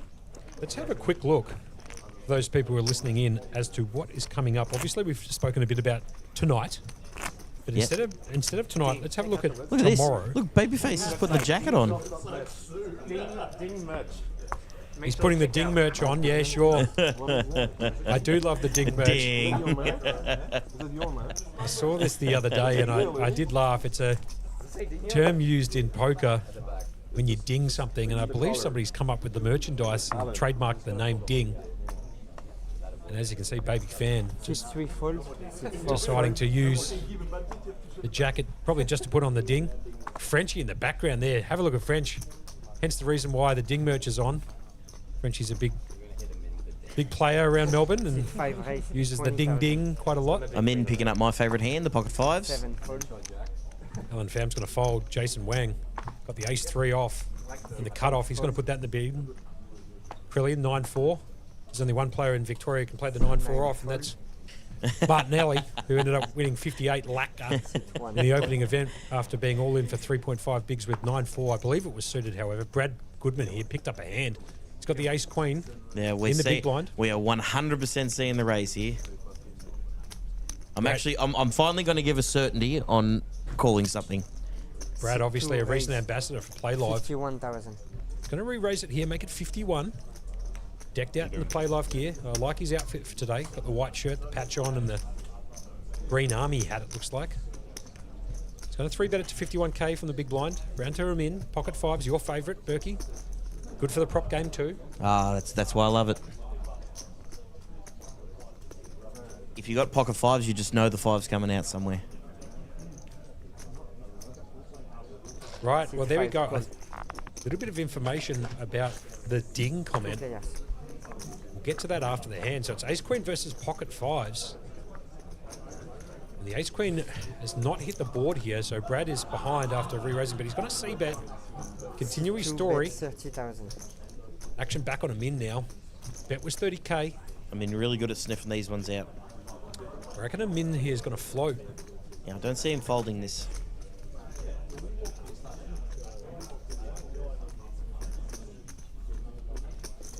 But you also got to weigh up the fact you're going against the big stack, someone who covers you. Sure. It's always something you've got to stay in your mind when you're playing these events. The way you call and the way you raise and all that stuff always depends on stack size. If the person you're raising into covers you, it's always a bit more hesitation, I want to say, but I definitely think we're going to get a... Sit 5, raise. We've got the Min. raise. Beautiful. Instead of floating, he's putting the action back on Brad here with a raise. He's going to make it 75k. It's 45k more to call for Brad with his ace queen. Brad's a bit sticky, as most people would know. I think there's a likelihood of him peeling one off here on the turn with his ace queen. But as you can see from the stats here, it's 79, 21%. Min out with the lead at the moment. Oh, it's coming. And Brad's just going to put in a... 2, raise. Sure, why not? Using his big stack to his advantage. Brad just putting in a 240. 3-bet here. Sure, why not? 240, yes. He's going to raise it to It's 240 and a And him min in snap folds. snap folds. Now, going back to one of the comments here on the YouTube chat, the ding, where's it come from? I think it comes from the Chinese culture, another baccarat term.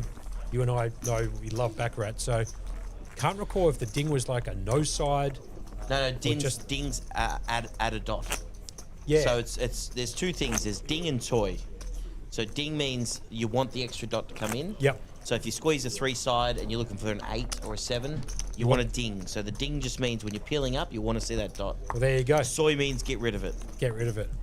So ding's just like, let's get it in, let's add it, let's Di- let's sure. go. And you always hear the ding Sit 3. Ah, geez, that's too good.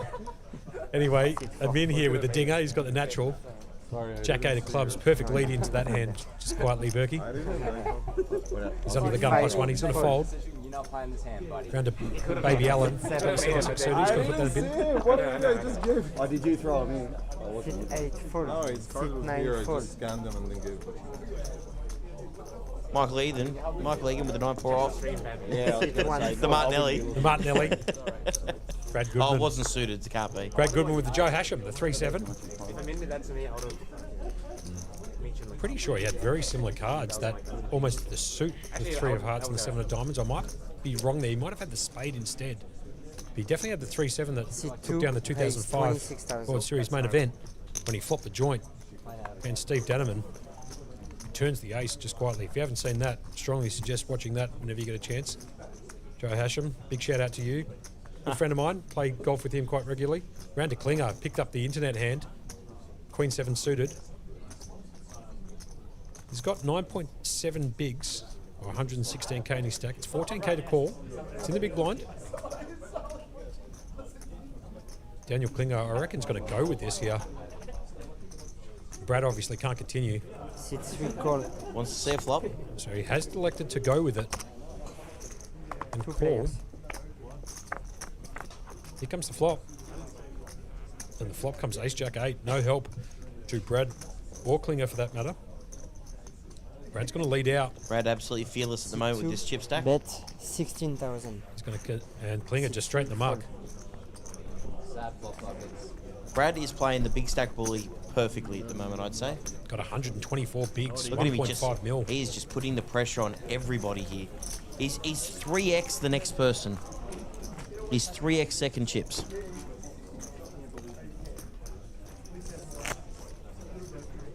Now in the chat, I have seen that they have misspelled Darren's name. It's actually kind of funny because at the start, I thought to myself, didn't say it loud. I was like, I thought Darren only had one R, but I kept that to myself. So I'll let the guys downstairs know. We'll see if we can get that fixed as soon as possible. Sure. Apologies for that, Darren. Didier Gurin in the chat too. Shout outs to Dids. Oh, Dids, where is he? Good. He's over there, man. On the, there he's he on is. the Facebook Live, Sit 5 watching it fold, there. 6, Big shout out to Didier, good friend of mine, lovely bloke, one of the top Hold'em players in the country. Also takes his poker interstate And and just a overseas. genuinely lovely bloke. Just a really lovely guy. All the time in the world from him. He goes, I tried to poll You my saw the friends one who love Oregon said, poker Jason. the absolute most, and resoundingly a min Is the most is common the most answer. common answer.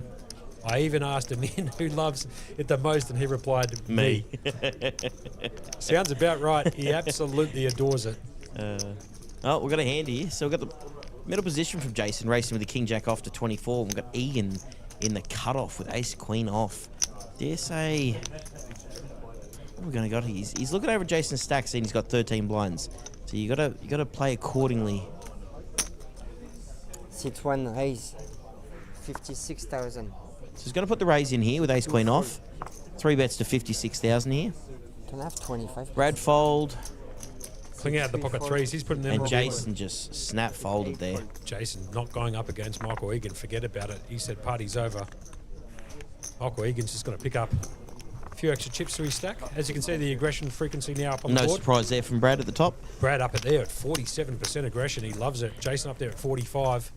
That's obvious because he used to have the chip lead, so it kind of makes sense a little bit. Lachlan Crilly's taking a seat in seat 9. Frenchie Hugo Dieff has just walked into the building, so if you can see up in the top right-hand corner where it says total entries at 75, forget about that. He'll be shooting a few bullets in this, I would imagine, if he decides to play. Excuse me. We'll be updating this as we go. You are watching on a 20-minute delay the 5K Highroller Day 2 live Ooh. at Playlive Melbourne Millions. Alan under the gun with the Prize pool Kings. now over 300k, sure. Baby Allen Now this under the gun picks up pocket.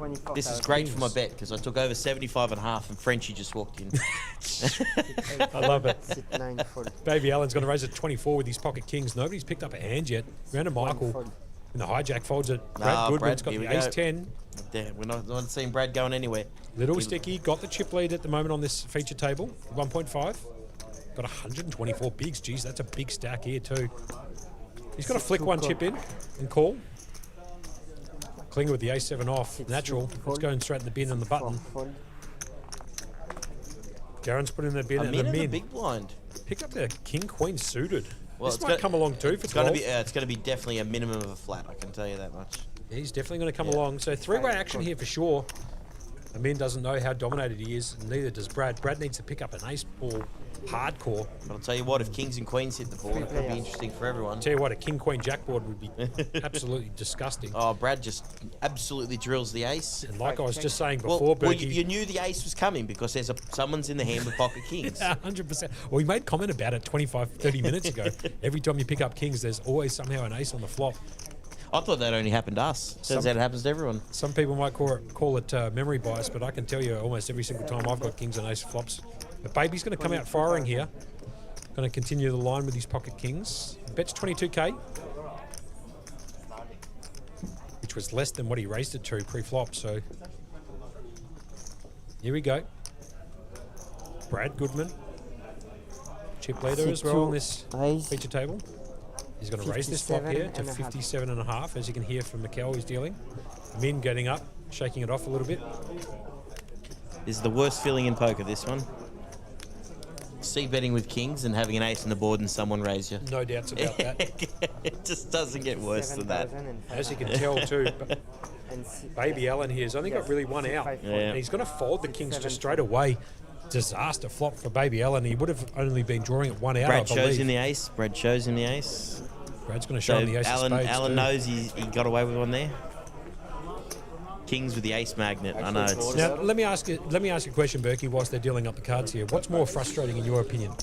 Picking up kings and an ace dropping, or just being card dead for 2 hours? It's a flip, isn't it? It is a flip because to me it depends what part of the tournament. Gets better, Alan. Like if we're early in the tournament, I've got plenty of big blinds. I'll take the card dead for 2 hours. But if you're sitting in a position where you're like you're on the bubble, let's say, Yeah. and you're on the bubble, you get kings, you're like, okay, let's go with it. you know, you put the raise in, you get the call, ace comes on the board, and someone just goes, I'm all in. And you're just like, mother. Exactly right. Chris Burke said that the king 9 folded as well. So actually, as a matter of fact, Oh, he had no outs. Baby had no outs there.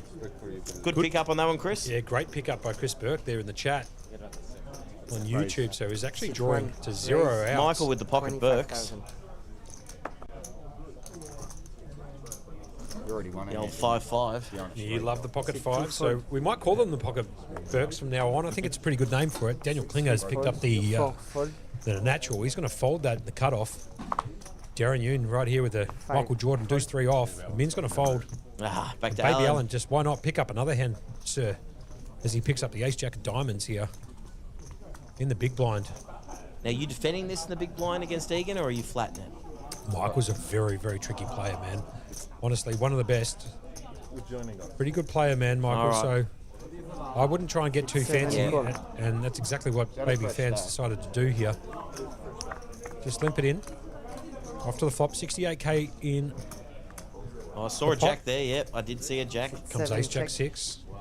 The Burkies are in a lot of trouble at the moment. Yeah, as they Baby don't- Allen takes the. I'm telling you right now, this could make good TV or bad TV. The 5 never comes to the river. That's how you make max money on props. Sure, why not? Sit 1, bet 16,000. And And I think this is a chance to get to the river. sure, why not? Michael's got to bet out 16k. Action back on Baby Fan. Baby Allen or just Baby. Or Call him whatever you'd like. Just be as we're going to get down to it. Sit 7 call. No Tom Cruise, but Allen's decided just to flat here. Off to the turn we go. Turn card brings in the 7 of diamonds. Great card for Baby Allen, who picks up the flush draw to go along with his second best pair. Michael in a world of hurt. Needs to hit one of those 2 remaining 5s, as you can see up in the graphics top right hand corner. You can also see up in the graphics in the top right hand corner, there's 39 runners left out of 75. There's also roughly 22 minutes worth of registration left. Here comes the river down and dirty, brings in the 3, no 5, no help for Michael at all. The Burkies go under. An Allen fan right here with the second best pair. But he does have the check mark next to his name. Cannot lose. Is that Mel the masseuse in the background? Looks like Mel. Yeah, the Mel for best hands. 7 check. What a coming trooper in. she is, man. It's going to go check, check. And I reckon 100% chance it's going straight to a min. Sure. And Michael's going to put his card straight in I've the never mark. seen someone get a massage more than a min does. Jesus Christ, at have every a look table. at Brad's stat Yeah. there. 1.5, don't mean to cut you off there, Berkey, but 1.6 million roughly. He's got 131 bigs, and Alan Pham, second in chips on the table, has only got 40 bigs. So This is a commanding chip lead from Brad. those queens versus the ace king added a huge amount of chips to Brad's stack. I think it might have been chip leader versus second chip leader at that particular time, hence why Brad has such a huge stack in front of him. But he's also played big chap bully after that. He's Yeah. picked up blinds. Played He's great. made moves. No doubt. People have been raising. He's been 3-betting, 4-betting. He's just been picking. He's just been accumulating blinds. And as you can see, another entry into Oh, we this got the event. 76. Yes. That could be Frenchie's second bullet. The se- I might have to go down there in the break and find out whether or not he shot a couple of bullets in this already. Frenchie known for Oh, some wasn't wild a min. antics. There you go. 9 fold. Lost another one. Had another flip. Lost it. Crilly under the gun. It's got queen 4 off. Michael Egan. It's going to raise it up with a natural Raise suited ace 7 of 25,000. spades. Sit 2 fold. Sit 3 fold. Brad's going to fold. Klinger's folding. The Darren- fives. and They just Darren's keep pick up coming. another Berkey. They just keep coming. Coming left, right, and centre. I've got a funny feeling this guy might flop a set this time. I haven't seen a set for. We haven't seen a set yet, have we? Oh yeah, Queens. Queens at the river. The when river. ace king- Brad. Yeah. Yep. Just the biggest hand of the day. Of course, yeah. Except for that one. Yeah. We haven't seen any other sets flop, so. I've got a funny feeling the 5 might be due. Call. Call, yes. Call 25. For those of you watching the stream at the moment, we Fold.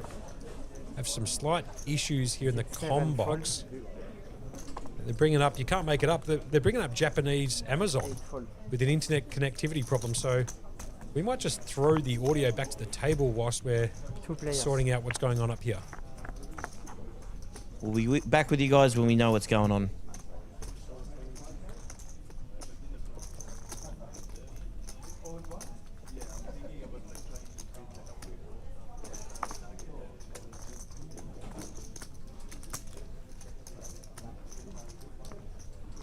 and I couldn't have caught it any better. Apologies for a slight Sit one, bet error there. For some 26,000. reason, the TV up here just decided to go onto Amazon Prime out of nowhere. Oh, look at this. He's flopped a set. I know. You and I was just saying, you absolutely can't called make it it. up. Darren's just flopped a set here, sure. I told you. I mean, I haven't seen any of this. We've been sitting upstairs, obviously, doing the commentary. Commentary box is above where the players are sitting downstairs in the main room. Darren's just flopped a set. Soul read by yours truly. And Michael here's picked up top pair. Nothing much else. Flush draw in diamonds is down, but nobody's got the diamonds. So the hand's got to just basically play straight as you see it. Sit Here 4, comes- raise 60,000. So it's been bet 26k by Michael Egan, who's flopped top pair, top kicker. Doesn't know he's absolutely see you later. I just don't mind this from Darren, because even though you flop the set here, it's a very wet board. So if people are going to start chasing this stuff, you want to make them pay to chase. Sure. Devastating card would be a repeat 7 on the turn. Ooh. Because Michael won't go anywhere, I can guarantee you that. Anyway, Darren's here. Come with a raise. Do you know, it'd be even devastating as well, another 5. Sure. And Michael's going to come along here. Top pair, top kicker versus Darren's set. Needs a lot of help, Michael. Needs an ace or a 7. Here comes the turn down and dirty. Brings in the jack of spades. Got to remember, however, Michael still reckons his top pair, top kicker on that flop is in front, hence the reason for why he's calling on the flop to a raise. He's going to check it back to Darren, see what Darren does here, who's flopped a set. Do you trick it up here? Do you bet and get the pot, or do you trick it up? I think you have to bet here, I mean, just to Sit 4, bet Protect against the- 75,000. the 4 flush coming in at the river. You don't want to give them free cards. Correct, Especially 100%. Someone like Michael, especially, you don't want to give free cards to. 100%. So Darren's got to bet at 75k. Action back on Michael. Contemplating what to do here. Obviously, he cannot win the hand, as you can see from the check mark. And he's decided to fold it. Darren's going to pick that bad boy up. Just to let everybody know, players are most likely going to go on a break relatively shortly. The studio will tell us downstairs when that is. It'll allow for a 15-minute window for those people who want to max late reg this 5k. As you can see, 76 runners in it, 39 left. Sure. This is the 5k high roller day 2 live at the Playlive Melbourne Millions. 5k buy-in, over 300k in the prize pool. Now, just quietly, Wow. yeah. We set the line at 75.5. There's 15 minutes of late reg, and we hit 76. Sure. I'm going to take that as a win. Yeah, absolutely. Studio just letting us know 25 minutes Yep. So 25 minutes till we hit break here. till the break. That includes the 20-minute delay that we are currently on to protect the integrity of the game. Again, for you guys just tuning in, this is the 5k high roller Sit day 1, 2. raise Live on a 20-minute 25,000. delay at the Playlive Melbourne Millions at 129 York Street, South Melbourne. This is a 5k buy-in. There's over $300,000 in prize pool. That's a huge prize pool for a 5k event. And I don't want to speak too loudly at Playlive, but they've really done a good job with this 5k. I know that there's been recent 5ks played elsewhere that Raise haven't even 56,000. gotten up. So props to the guys here at Playlive for putting on such a good show. Anyway, it's been raised to 25k by Michael Egan. Under the gun with King, Queen of clubs. Brad's decided to put in the 3-bet to 56. I'm going to shoot it over to you, Berkey, to call the action from here. I've got Nice. to clear the throat out a little bit. Yeah, fair enough. No, Brad putting the 3-bet again in, but using that big stack, putting the pressure on. As you can tell, these are big names he's playing against, tricky people, but Brad just absolutely fearless at the moment. I've got the stack. I'm going to put the pressure on. Sees the ace low card suited. And we're going to go to a flop here. King, Queen suited for Egan and Ace Deuce suited for Brad. Sure. It's going to be a quite interesting flop, this one. And have a look at Brad's flop Ooh. here. He's flopped the straight draw and the flush draw. Sit Michael one, Egan check. with the 2 overs. Michael's got a check under the gun here. Action back on Brad, who's got every part of it. 100% is going to throw in the bet here. You got to remember, Berkey, this is the bet 31,500. too many out syndrome. But don't worry about it. Brad's bet's going to get it done. Just another few big lines going Brad's way. He's just building that lead. Up to 1.7 mil. Yeah, sure. Head all the 1.656. way.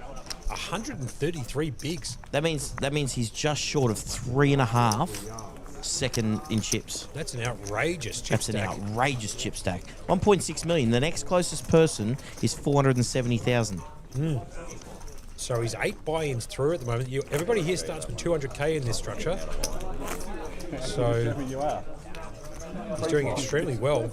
As another entry comes in, 77 runners. Here comes the max late regs. Oh, There's the event. oh, look at the buzz in the room. You can see it in the background. Everyone's having a chat. The late regs are coming in. Yeah, no doubts about that. Worked out. Now, the question here is, Berkey, is how many entries are we going to get when we come back from break? Well, that's going to depend on one thing and one thing only. Some beverage? French? No. We're going to Some, be betting a beverage on it? Or? yeah, absolutely. Okay, well, what do you want to set the line at? C'est twofold. I'm going to say. Well, really quickly, actually, it's I'm going to say 79.5. I'm going to say we get 3 more. I'll take the overs all day. Yeah? 25,500. I said it's going to depend on one thing only. Frenchie. How did you know? Well said. Anyway, back to the action here. It's been raised by There's Darren. no actual. Under the gun +2. He's made it 25.5. Just chucked in that extra 5 for giggles. You were looking a little confused. Yeah. Sit 5 called, sit 6. And Amin's decided to come along with the Queen 10 suited. Bowen Wang had just taken a seat there, getting the massage as well. Yeah, well. 7 do suited. He's got to put that in the bin. Bowen's a very interesting dynamic add to this table. Right. Have you played much against Bowen? No, never. I've done a lot of commentating on him. I've played it against him a few times. Okay, knows what he's doing. Oh no, I'll tell you. A couple of times I've walked out for a smoke. Someone's come up to me and goes, "Fucking Bowen again." Right, there you go. If that gives you any idea of. Bowen loves to put beats on and he loves to run well. And, Right, and he's I'll a bit tell of you a- what, he's bit of a really crusher, huh? bit of a crusher. He does very well in these things. So ace 10 off versus the Queen 10 suited. Here we go to the flop. Heads up You got me action. right where you want me. Flop comes 4, Jack 3, 2 spades, no help. I'm in there with the backdoor flush draw and 1 overcard. Obviously the 10's kind of dead for Amin. Oh, look at that. Kling is throwing a smile at man. That's good to see. Finger with a smile, with a hoodie on, 45 degrees outside. Sure, that will work. It's going to go check. Action back on Amin here. Quite an interesting spot. He's going to check it as well. After the turn. Turn brings in the Queen. Huge card for Amin. Picks up top pair. Darren's picked up the gut shot with the King as well. He can get there with a King or an Ace. 10 would be kind of an interesting card at the river here. As you can see, top right-hand corner, total outs, 5 outs for Darren to take down the hand. Sit 4 check. Ace King of Spades, King of Hearts, and the Ace King of Clubs on the outs. Did you hear them in the background? They're saying if you bust this, you can jump into the wild card Sadie. That's pretty funny. Here comes the river, and it brings the Ace in. Sure. Wow. Darren just absolutely out. It's a suck-resuck It here. is a suck-resuck. And Darren now out in front. Long gonna time. it's gonna go Long check, time, check. apparently. It's going to go check. And Amin, who took the lead on the turn with the Queen of Hearts, Queen of Clubs with his Queen of Hearts, goes down to the Ace of Spades at the river. It probably should have turned out that way anyway. I'm actually slightly surprised, to be honest, that Amin didn't bet the turn there. But look, I mean, he's one of the best players in Australia, no doubts about it. Look, let me on break go down and give him some advice. Good on you, Berkey. Anyway, have a look at this. 77 entries in there, 38 left. Players are going to go on break relatively soon, as we alluded to earlier. Did you And have a look at Yeet Machine down there. Read that out for us, Berkey. maybe Bowen would torch 5k before break again? Small blind blind. versus big blind. Very good chance. We'll see how it works out. Berkey set the line here at 79.5. I've taken the overs for a drink. Good day to have a beverage too, just quietly. I'll tell you, it is a dangerous day to be a beer. No doubts. Now, guys, if you are liking the commentary, if you're liking the stream, if you're liking what Playlive are doing, if you're liking poker and you love the industry, 8 fold, 9 fold. give us a like and subscribe. Maybe even ding that little alert bell, and that'll let you know when Playlive are posting upcoming events or schedules or any updates that they require for any of their events. Because you've got to remember, this is not just the series. Playlive runs 7 days a week after this. If you want to get updates, even check out the website, playlive.melbourne. The website's up. It's great. Sit 2 check. It's great to be here commentating with everyone. If you do like it, please give us a shout out. Ask us any questions in the chat. If we can find something, just 1 second here. I'm just going to go back to the action here with Michael flopping trips here and Brad flopping 2 pair. Not a great 2 pair, but it still is 2 pair. Brad, I could imagine, is probably just going to float 1 card here for 12k. It's in the big blind. Made a pair. He's absolutely dominated, as you can see. He's only 3% here. He's running deuces, essentially. Sit 2, raise 30,500. Brad's going to make a dangerous play here. Ooh. He's going to raise it up and make it 30,500. Look, when you get this active, sometimes your hand gets caught in the cookie jar. You don't have the best of it. No doubts about that. And okay, Matt says, weird to see somebody getting a massage other than Brad. I totally agree with that. Brad's a huge massage enthusiast, I should say. I know Brad is, but I'm going to throw this out there. I think a min gets more. Right, sure. 4 spades on the turn does not help Brad whatsoever, who needed the running deuces. And deuces only, essentially. Michael Egan now got the check mark next to his name. They're going to shut down. Well, Brad's going to shut down, I should say. Michael here. Check mark next to his name. 97k in the pot. Is he going to try and check and trap? Good spot to do it, considering the flush draw missed. Well, not just that. It's also a good spot to do it because of how active Brad's been. But also because of the small blind versus the big blind. But Michael's going to come out with a bet. 125,000. He's going to bet 125. Brad's sticky, but I don't know if he's sticky enough to call it off here. I think Brad got a lot of the information he needed once he raised the flop. You know what I mean? He's a dangerous guy with a chip stack, Brad. I can tell you that much for free. And I've got a funny feeling he's probably going to let this one go, but despite how sticky he is, and he's talking, we'll go back to the table here and see what Brad has to say. And he's called. Michael's going to show him the bad news, ace-10. Brad's going to show the deuce to the rest of the table. Did I let you get there or were you already there? He was already there, obviously. He was already there.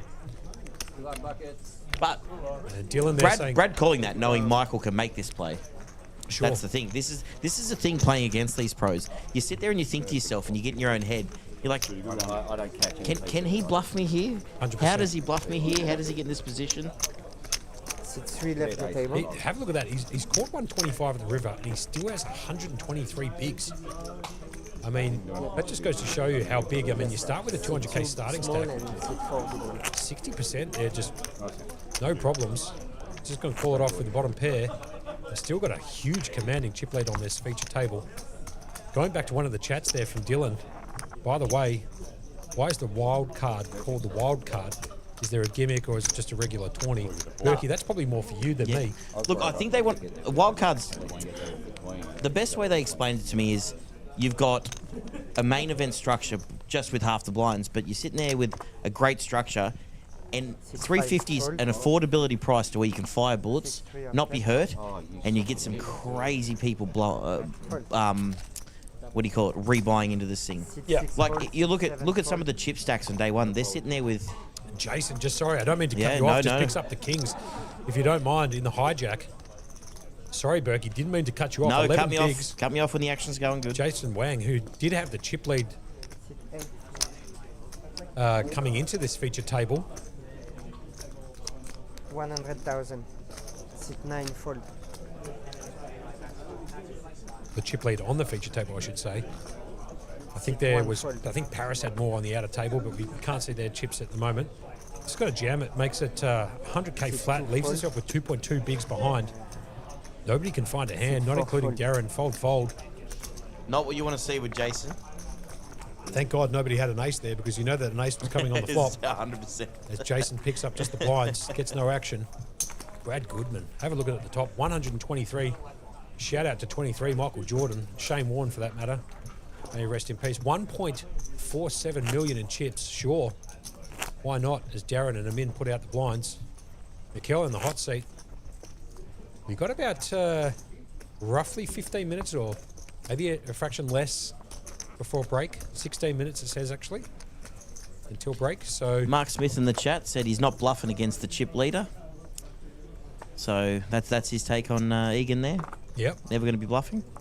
Sit 6 fold. Best way to get ace. Best way to get an ace. Have king in your hand. Yep. Yeah. Jamie's in the chat as well. Jamie Leontic. John in the chat. Yeah, well, that is 100% the best way to get an ace on the board. There's Mel, front and centre on the camera, blocking out the players. Perfect. Sit 2 fold. Michael Egan sort of raised this up in the cutoff with King Jack suited. It's going to go fold. It's gone round to a min. He doesn't pick up a hand. Queen 2 off. straight in the bin. Michael's going to pick up the blinds, and off to the next hand we go. Have a look at the chip counts here. Now, we've spoken enough about Brad for the time being. Let's have a look at some other players. We've got Baby Fam, Baby Allen, a.k.a. Egan Crusher, Darren Crusher, Amin Crusher, Bowen Crusher, Jason Crusher, Lachlan Crusher. So basically a team of crushers, or a table, I should say. But the funny thing is, when you get a table full of crushers, the levels of trying to out-crush each other actually gets quite entertaining on stream. Yep. Aaron says no, he's at work, mate. He's a great player as well. The levels that come into it when you got crusher versus crushers going on, because a lot of these guys know each other's games. It really comes down to who's getting a massage, if I'm being totally honest at this point. The edge only comes from a massage, if I'm being totally honest. You do get an extra 3-4% equity if you're getting a massage, in my opinion. Jason Wang picks up the Queen 10 suited. 13 bigs. Let's see what he does here. He's got to make a very similar play to what he did last time with his kings. He's going to raise it, make it 24k. I was actually expecting, he picked up a lot of chips. I thought he was actually coming in for a much larger raise than that, but he's just structure popped it for the time being. Darren spelt correctly now. On the button, select to make the call. He's going to call. Queen Jack suited. Has the Queen 10 dominated. Amin, self-confessed person who loves poker more than anybody in the world. Confirmed by Didier Gurin earlier in the chat. Bowen with that extra 3% from the massage. Yeah. He's contemplating this in the big blind. Half price on 6.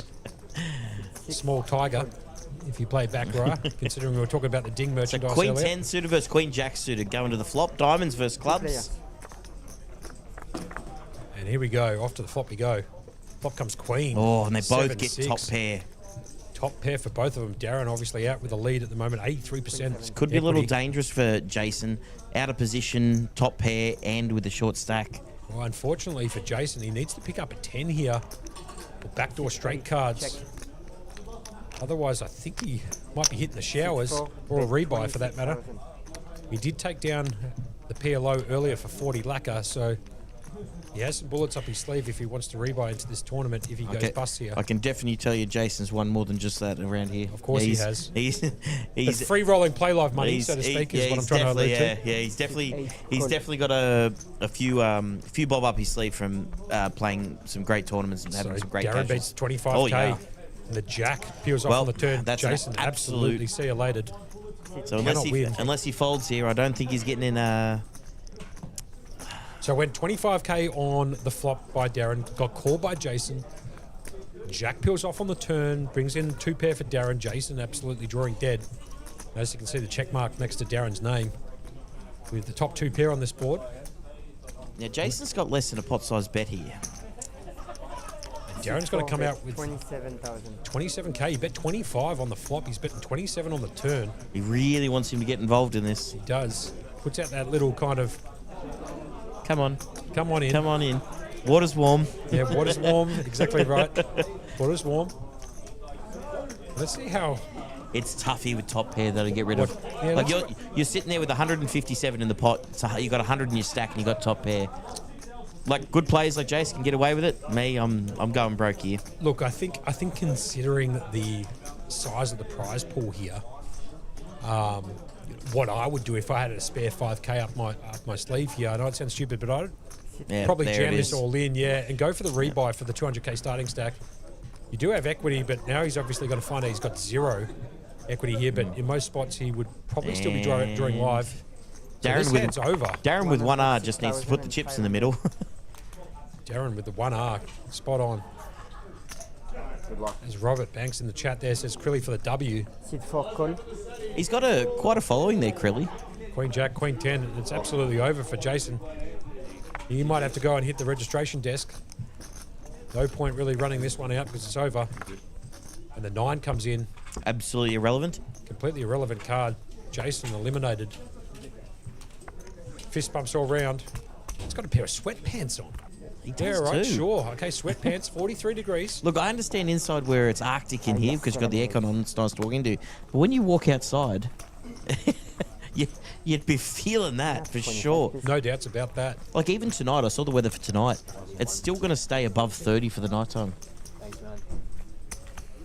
8:30 in the evening Yeah, tonight. yeah. All right, well, leave that air conditioning on all night, I reckon. As Peter just comes into the chat there on the YouTube. Make sure everyone stays hydrated. I can't say that enough. Enjoy your beers, enjoy your drinks, but make sure you get some water in between. The day is too hot for that. Enjoy the stream. The stream is going to be going all night.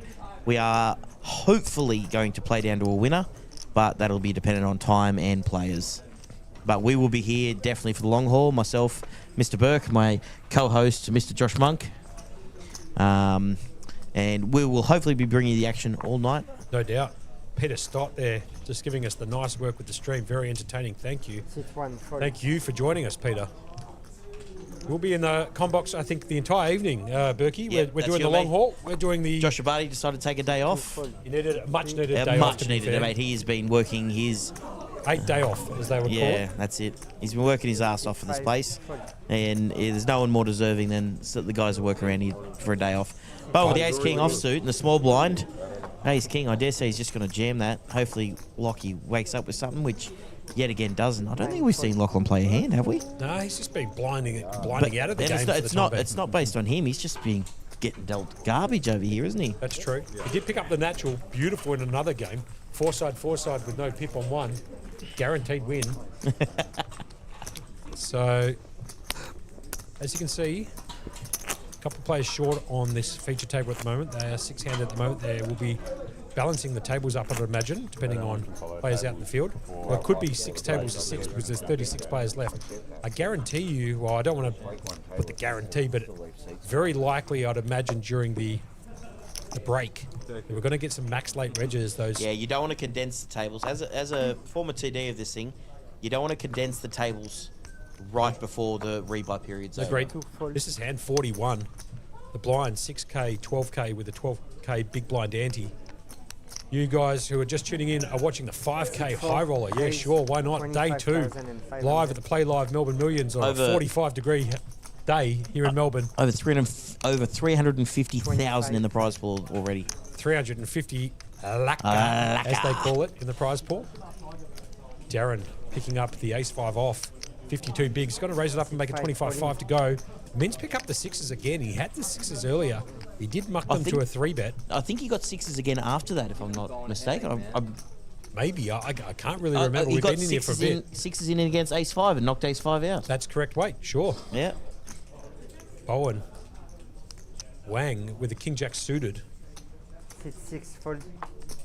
Doesn't realise he's got the massage equity, but throws it in the bin. Lachlan Crilly with the half price on 6. Got to put that in the bin in the small blind. Michael Egan picking up the natural. It's going to cost him 207.5 to call. He's not going to call there in the big blind. 4 fold. And the action back round to Darren with 1R. Straight in the bin. Now, just quickly before we go on break, we mention all the time about naturals, natural 9s, natural 8s. For those in the chat that don't understand Monkey, can you elaborate on that for us? Look, I mean, if you're a baccarat player, you know exactly what we're talking about.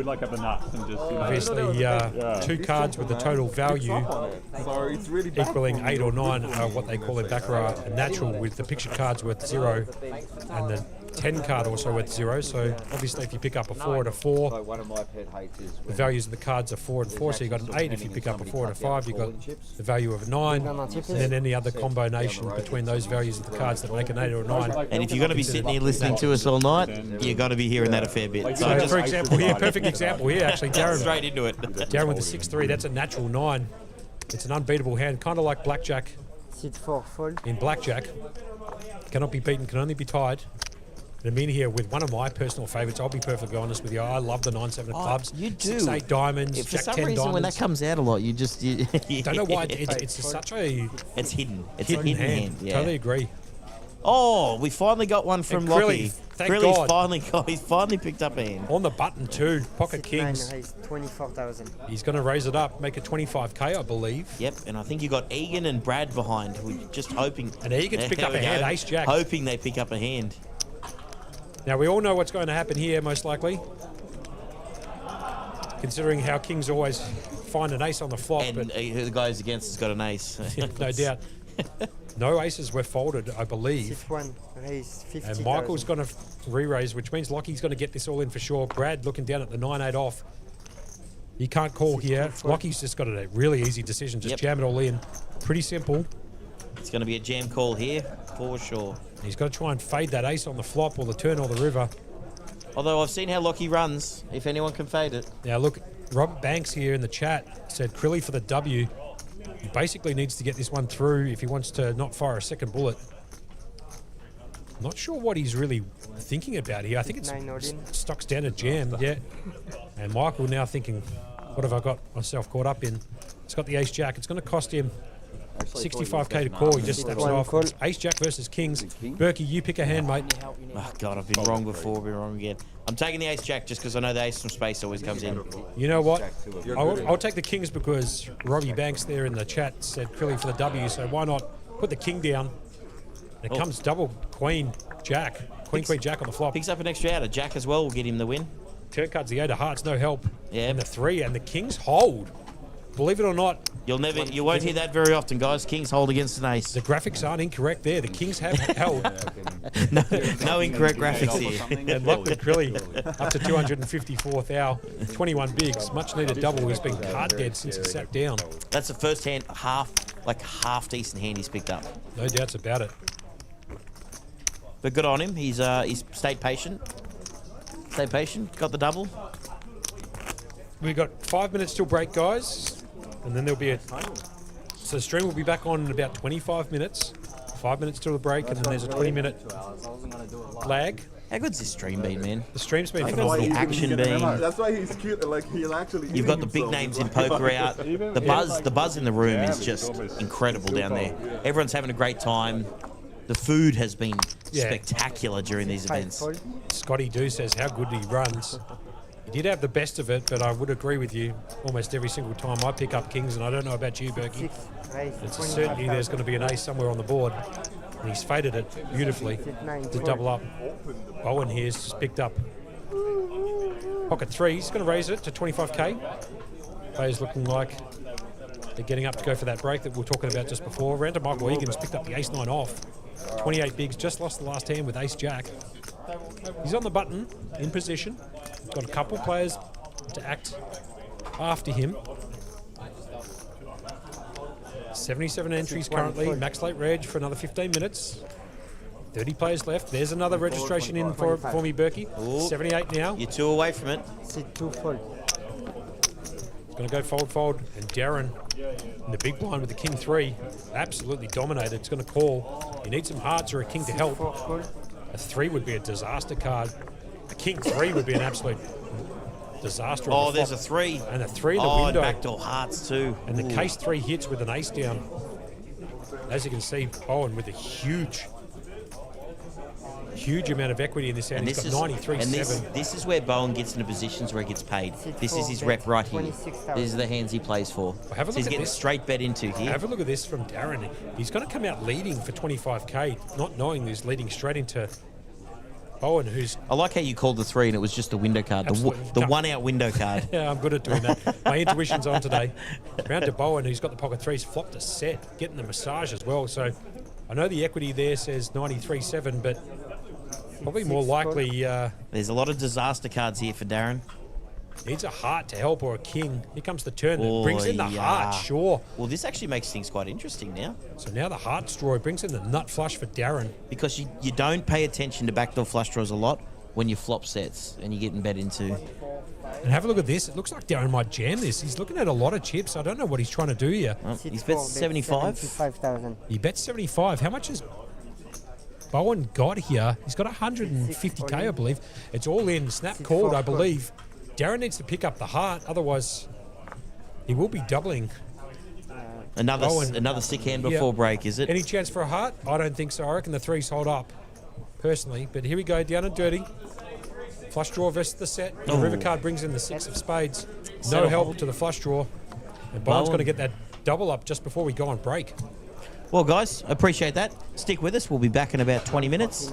And if you haven't liked and subscribed yet, or you want Facebook, YouTube, Twitch, we're on everything. It's free 99. Absolutely costs nothing to get on. Like and subscribe. Keep the updates. We will be back with you. Myself, Mr. Adam Burke, and my partner in crime, Mr. Josh Monk.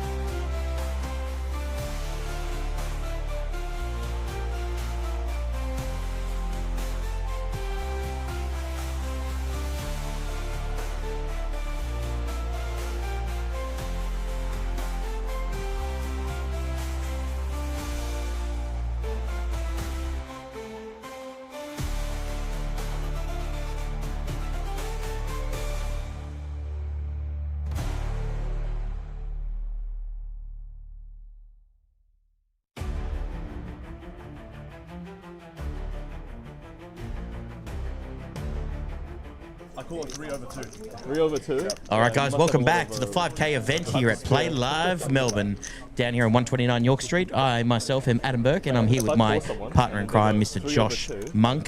Berkey, how was the break for you, mate? Oh, I needed that. Yep, piece of smoke, you know, the usual stuff. Now, Berkey, I don't want to bring it up, but I will. Yeah. Have a look at the entries. We got to 94. 94, yeah. You set the line at 79.5. The live line at 79.5. The easiest overs bet you've ever made in my life, I reckon. That is incredible amount of last minute rebuys. Now we're going to have a quick look at this table. Look, we'll get to Benny Pockets racing here with the pocket jacks right off the bat. Pockets with pockets. Yeah,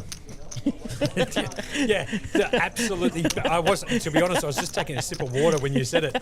And Ben Pockets, just pick up Pockets. Yeah, sure, why not? I know his name's Benjamin Pocket, but we're going to have to call him Pockets. No, it's Pockets. It's Pockets. And we're just going to use that nickname throughout the entire evening if he's on the feature table.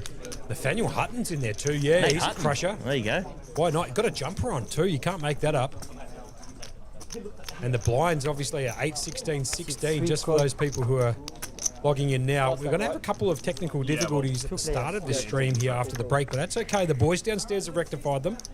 So anyway, off to the action. Here comes Ace 4-9. And welcome back to all those people who were watching the stream earlier. We did go on a 20-minute break. We have changed up the feature table with the players that are sitting on it. A couple of big names. We'll get to them in a second. Pockets here with 1.1 mil, sure. If that's correct, that's a big stack too. And obviously, given his surname, he's got the pocket jacks here. Nathaniel Hutton can't continue. He's just going to fold. Pretty stock standard, raise pre-flop. Called out of the big blind. Check bet fold. Now we've seen our first hand. Let's go around the table. Let's have a look who we got. Josh Chen, Sam Higgs, Nate Hutton, Crusher.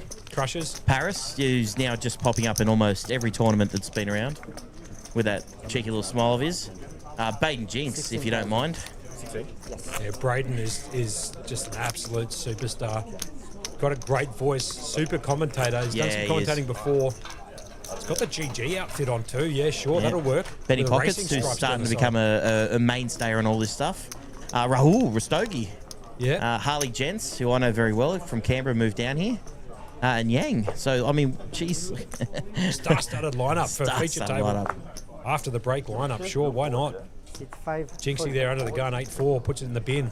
And welcome back to everybody. We are live on a 20-minute delay here for the Playlive Melbourne Millions, Day 2, 5K Highroller. 432k in the prize pool. If you don't mind. If you don't mind, 94 entries. 9 eyes, 32,000. Wow. Sit one fold. So if you're watching us from home from YouTube or you're watching us Twitch or Facebook, we are live on all 3 platforms. And we can also talk to you guys through all 3 platforms. So shoot us a message. Yep. Make sure you let us know. Give us some updates. Yep. If we get something wrong, let us know as well, because you know we're not perfect in here. We're doing our best. Sure, no problems. But I'm very keen to see where this table goes. It's there's some, ooh, and I dare say we'll hear some table talk on this table. No doubts about that. Now, just to let everybody know, we were prompted earlier that there might be a bit of noise in the background. Tuna are one of the expert cooler dealers of all time. I believe in some sort of satellite event they've got running in the background. Now, closest to the audio. One second, Berkeley. Let me get this out. Delta 4-way all-in cooler. It's a bit loud down the audio because it pops off a little bit, so we do apologise if it's a bit loud down the microphones, but maybe turn the decibels down on the TV or on the laptop a few, just in case. It should happen in the next 10 minutes or so. We were prompted at our break that it could occur, so we're just letting everybody know with a bit of foresight. And that's all she said. do you know what I did on break? Go. I went and asked Tuna what the hand was. Oh, yeah, sure. Sit 6 fold, That's what I 7 fold. I know, he's waiting for you. We'll get through this hand and then I'll run through it in between hands. Yeah. I'm like, okay. Oh, if you don't mind, what's this? Is that a chicken burger? That is the Highroller, I believe, are getting a little bit of preferential treatment here, which is fine considering a 5K buy-in. I believe it's a chicken burger all the way through. And a nice little onion ring on top. Onion ring on top, why not? Cherry on top.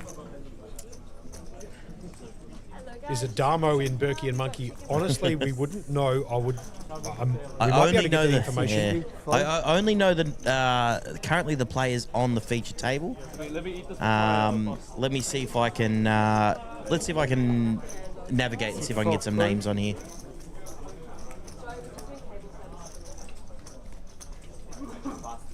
I love that message in there. Crazy guy. Harley Jens, Nana. 5 check. Hi, Harley. Remember to have fun playing cards today. Proud of you if you get unlucky and lose. Yep. Love you, my grandson. Sending kisses and hugs. I love that. Oh, that is so awesome. That's unreal. I like those types of, with a couple of love hearts there too. Yeah, not just the one, the two. Double down. Shout out to Harley. I've played a lot of poker with Harley. He's a super bloke. Yep. Sit 5 bet 18,000. Lovely guy. Great for poker. Phenomenal to have a grandparent in the chat too. Yeah, Just quietly. absolutely. Can't make that up. Now he's at 7.6 blind, so he is going to need some help. But he reminds me of sort of a short sack specialist, this Mr. Harley. I've seen him navigate some interesting fields with a short stack. Not saying he always gets the short stack. That's definitely not a dig. There you go. And Dean in the chat's just come up. Paris and Jinxie on the same table. He's barred up. Liam Murray has just joined the chat as well. If you're liking what we're doing here in the commentary box and you like to play Live Melbourne Millions, like and subscribe. Click that little alert button too, just in case Play Live puts up some updates. Should be there on one of their platforms. Keep you live and abreast of all the updates as we go along. And I wouldn't be here, I'll be here. You're listening to Josh Monk in the Box. That's me, Monkey, with his co-conspirator of the Can't Make It Up podcast, Adam Burke. We're going to be bringing you the action all the way through into the evening. Well, here we go. Ask and you shall receive.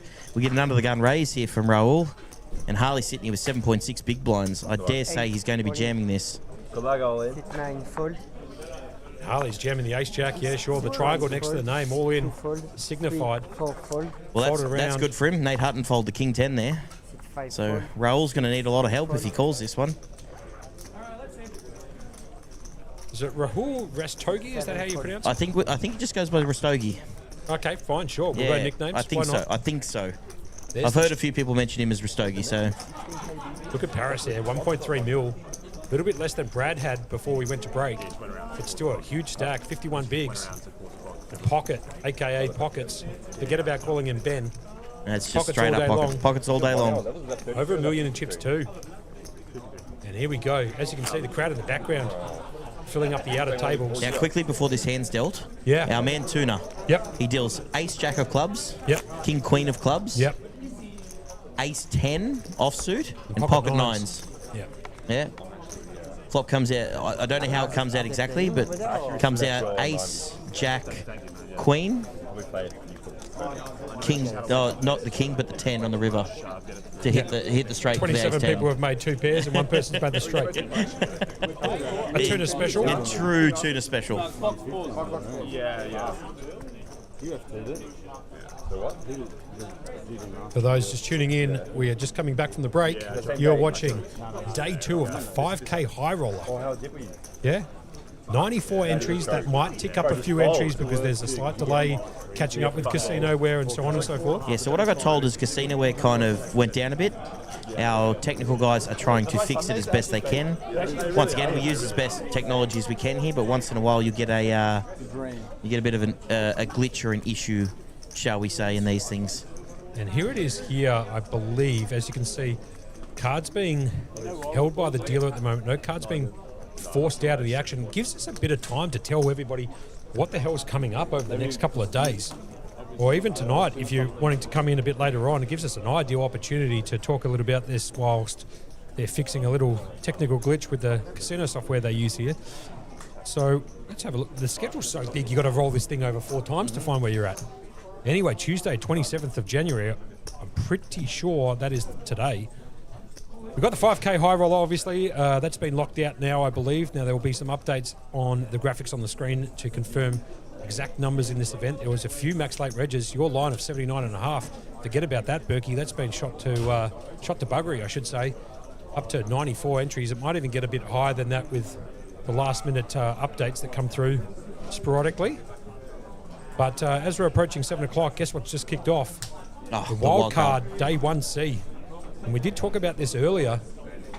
I know that CK was in the chat earlier and said that he's anticipating the prize pool there to get to 230K. I reckon he's not far off the mark with 230K. So if you've got a spare $350 in your pocket, which is an all-inclusive buy-in, to be perfectly honest, you can come in today.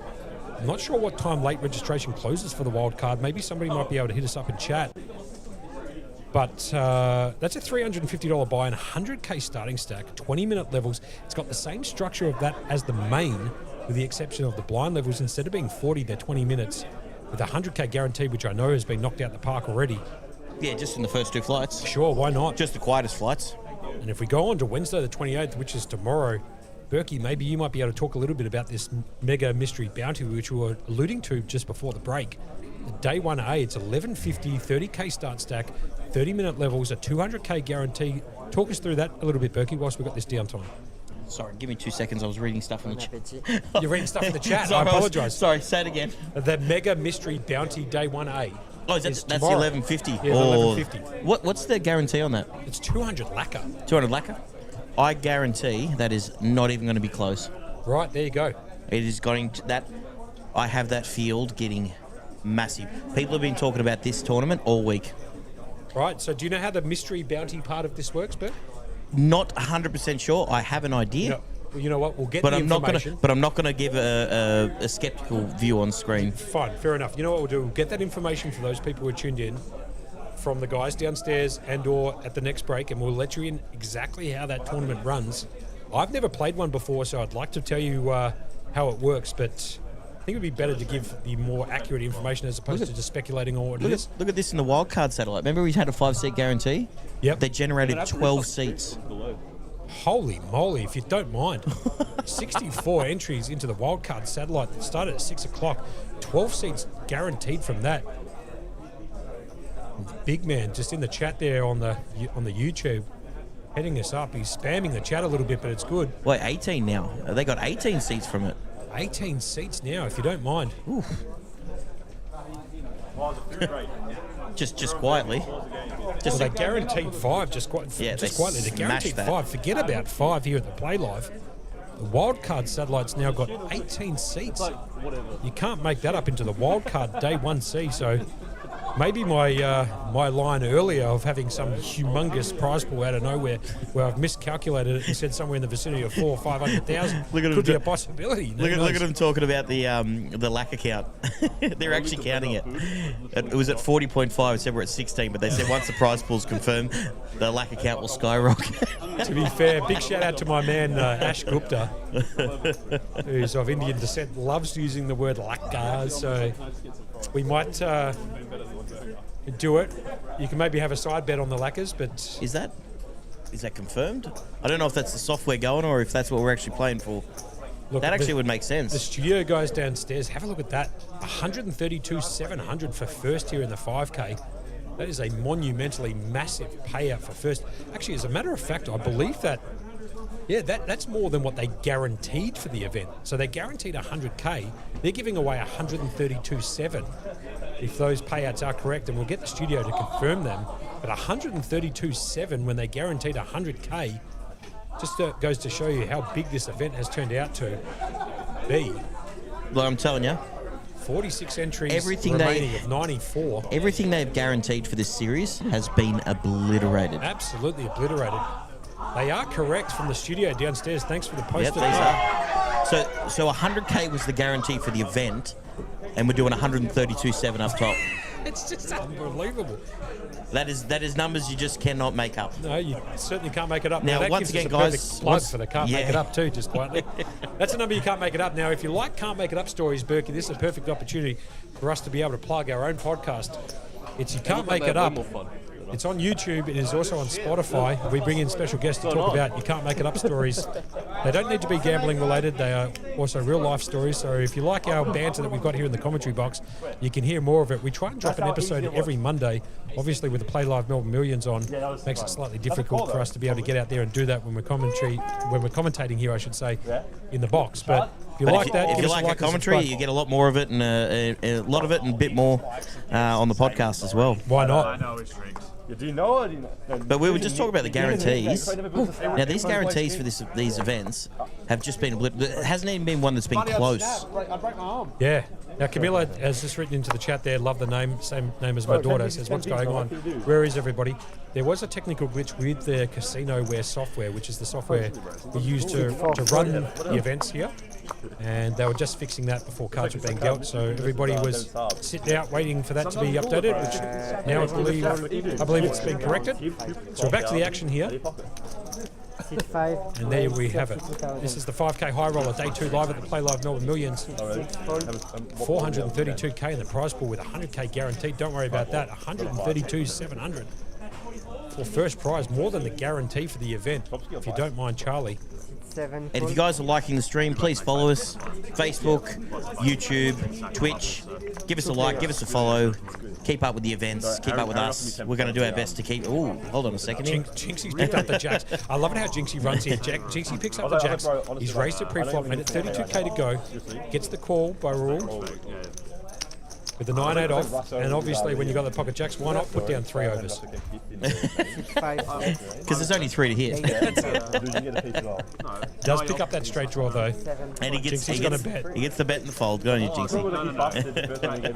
I guarantee you that's one he's going to talk to me at the break. He says you we'll can't make this up, one. get jacks, and it comes 3 overs. Very unlikely, but anyway, picks up the pot. Now, the blind levels on screen are a bit off. They're fixing that as well. The blinds are 8, 16, 16. Yeah, not 8, 26, 16, because that would be a bit odd. Just a little glitch there. Now, if you guys got any questions, put them in the chat. If you like what we're doing, like and subscribe to Playlive. Click the little alert button too if you're on YouTube, because that will alert you when we're about to go live. Also keep you abreast of some other updates. You can do the same thing, I believe, on Facebook and on Twitch. I don't think it was. I think it was 30. Are you sure? I'm not sure. What a ridiculous prize pool here, man. Absolutely outrageous. 130,000 for first. As Berkey just hosed into a chicken sandwich in the com box here. Eat your heart out, KFC. 6-4, raise 32,000. I'll call it blind for you, Berkey, because that looks phenomenal. I don't know. Yeah. Must be, yeah. Under the gun, +3, Nathaniel folds it. Paris with the ace-3 of hearts raises it to 32k. Just a structure raise. 6 call. Benjamin Pocket doesn't pick up the pockets this time, but does have a natural. He elects to call. Forward the 7-2. Harley in there with 6-5 of diamonds. Shout outs to grandparents in chat. He's got 16 bigs, 248k. Everybody starts this event with 200 there in chips. He's electing to come along here. 3 players. 3 players as the dealer calls it. Mikel. Off to the flop we go, and it comes 8, king, 6. Gutshot straight draw for Benjamin Pockets. Bottom pair for Harley. Paris got backdoor hearts and 1 overcard with the ace. Hit 8, check. Gonna go check from Harley with a bottom pair who's actually in front. Paris checks. We're to Pockets here. He's got a gut shot. He's going to check it on the button. Here comes the turn down and dirty. Turn brings in the 5, brings in 2 pair for Harley. Shout outs, like I said, to the grandparents in chat. He's picked up 2 pair on the turn. And he's miles out in front at the moment, 89% equity. As you can see, Paris cannot win the hand with the ace-3. And Ben's just got that gut shot to go with his 10-9. 7's the only card in the deck that can help him. I could imagine Harley here either going for the check raise or leading out. Sit 8, bet 55,000. Sit 4, fold. He's going to come out with a lead. This will get it done for sure. Paris puts it in the bin. Ben, I can't imagine is going to continue here for 55k.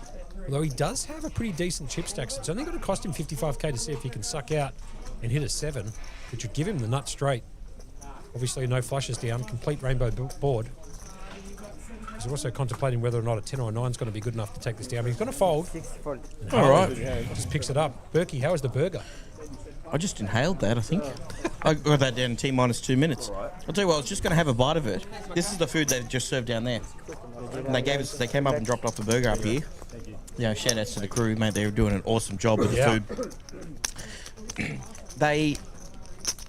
That was incredible. I went to go have a bite and I inhaled the whole thing. Oh, Howie jumping into the hot seat. And Howie, he's absolutely one of the best here. There's no doubts about it. Lovely guy, knee high to a duck, but I tell you something, he is absolutely a superhuman and a great dealer.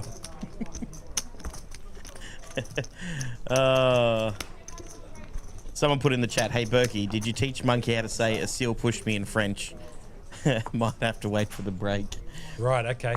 I'm assuming it's all the same word. No, it is like one of the no, it's not. It's one of the funniest translations I've ever.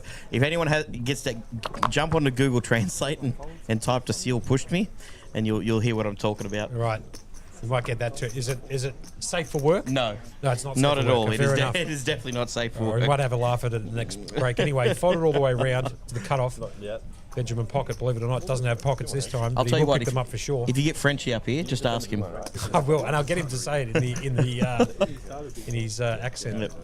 As Ben here raises it here in the cutoff. That's good. Queen 8, natural. Full double, anyways. Rahul, Rastogi, or I think he wants to go by his nickname. Is that correct, Rastogi? He's got the ace-5 off on the button in position. A very beautiful pair of aviators he's got on there. Look at the dark aviators, straight out of Top Gun, if you don't mind. Non-reflective, but what a cool look there. He's going to lay that down on the button. Round to Harley, just won the last pot with 2 pairs. Up to 344k too, 22 bigs, fine. And Yang, seat 9, 19 bigs. 298k. 16k to call, he's got ace jack.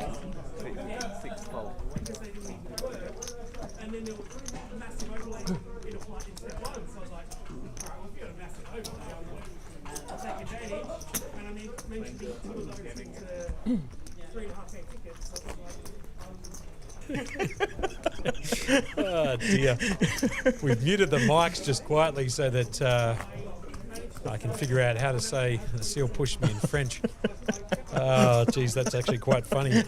I didn't want to turn it on just in case it wasn't safe for work. It definitely wasn't, but it's actually quite funny. Missed it, guys. Sorry. I'm grabbing 2. Anyway, after I've just given props to Howie in the chair for being one of the best dealers, he's straight into a mixed deal. Nah, we're all human. It's actually a lot more pressure. Like, you've got these good dealers who sit in the outside when they get in the hot chair. There's quite a bit of pressure going on in there. Like, you're dealing a 5K Highroller event. These guys are playing for way over the guarantee for first. No doubt. No doubt. 132.7. That's sickening. I think it's more sickening that the guarantee was 100. And 12th, by the way, there isn't 10,000 with an extra 0. It's actually just 10,000. Just in case you're wondering, it's not $100,000 for 12th with an incorrect comma. We'll get that corrected shortly.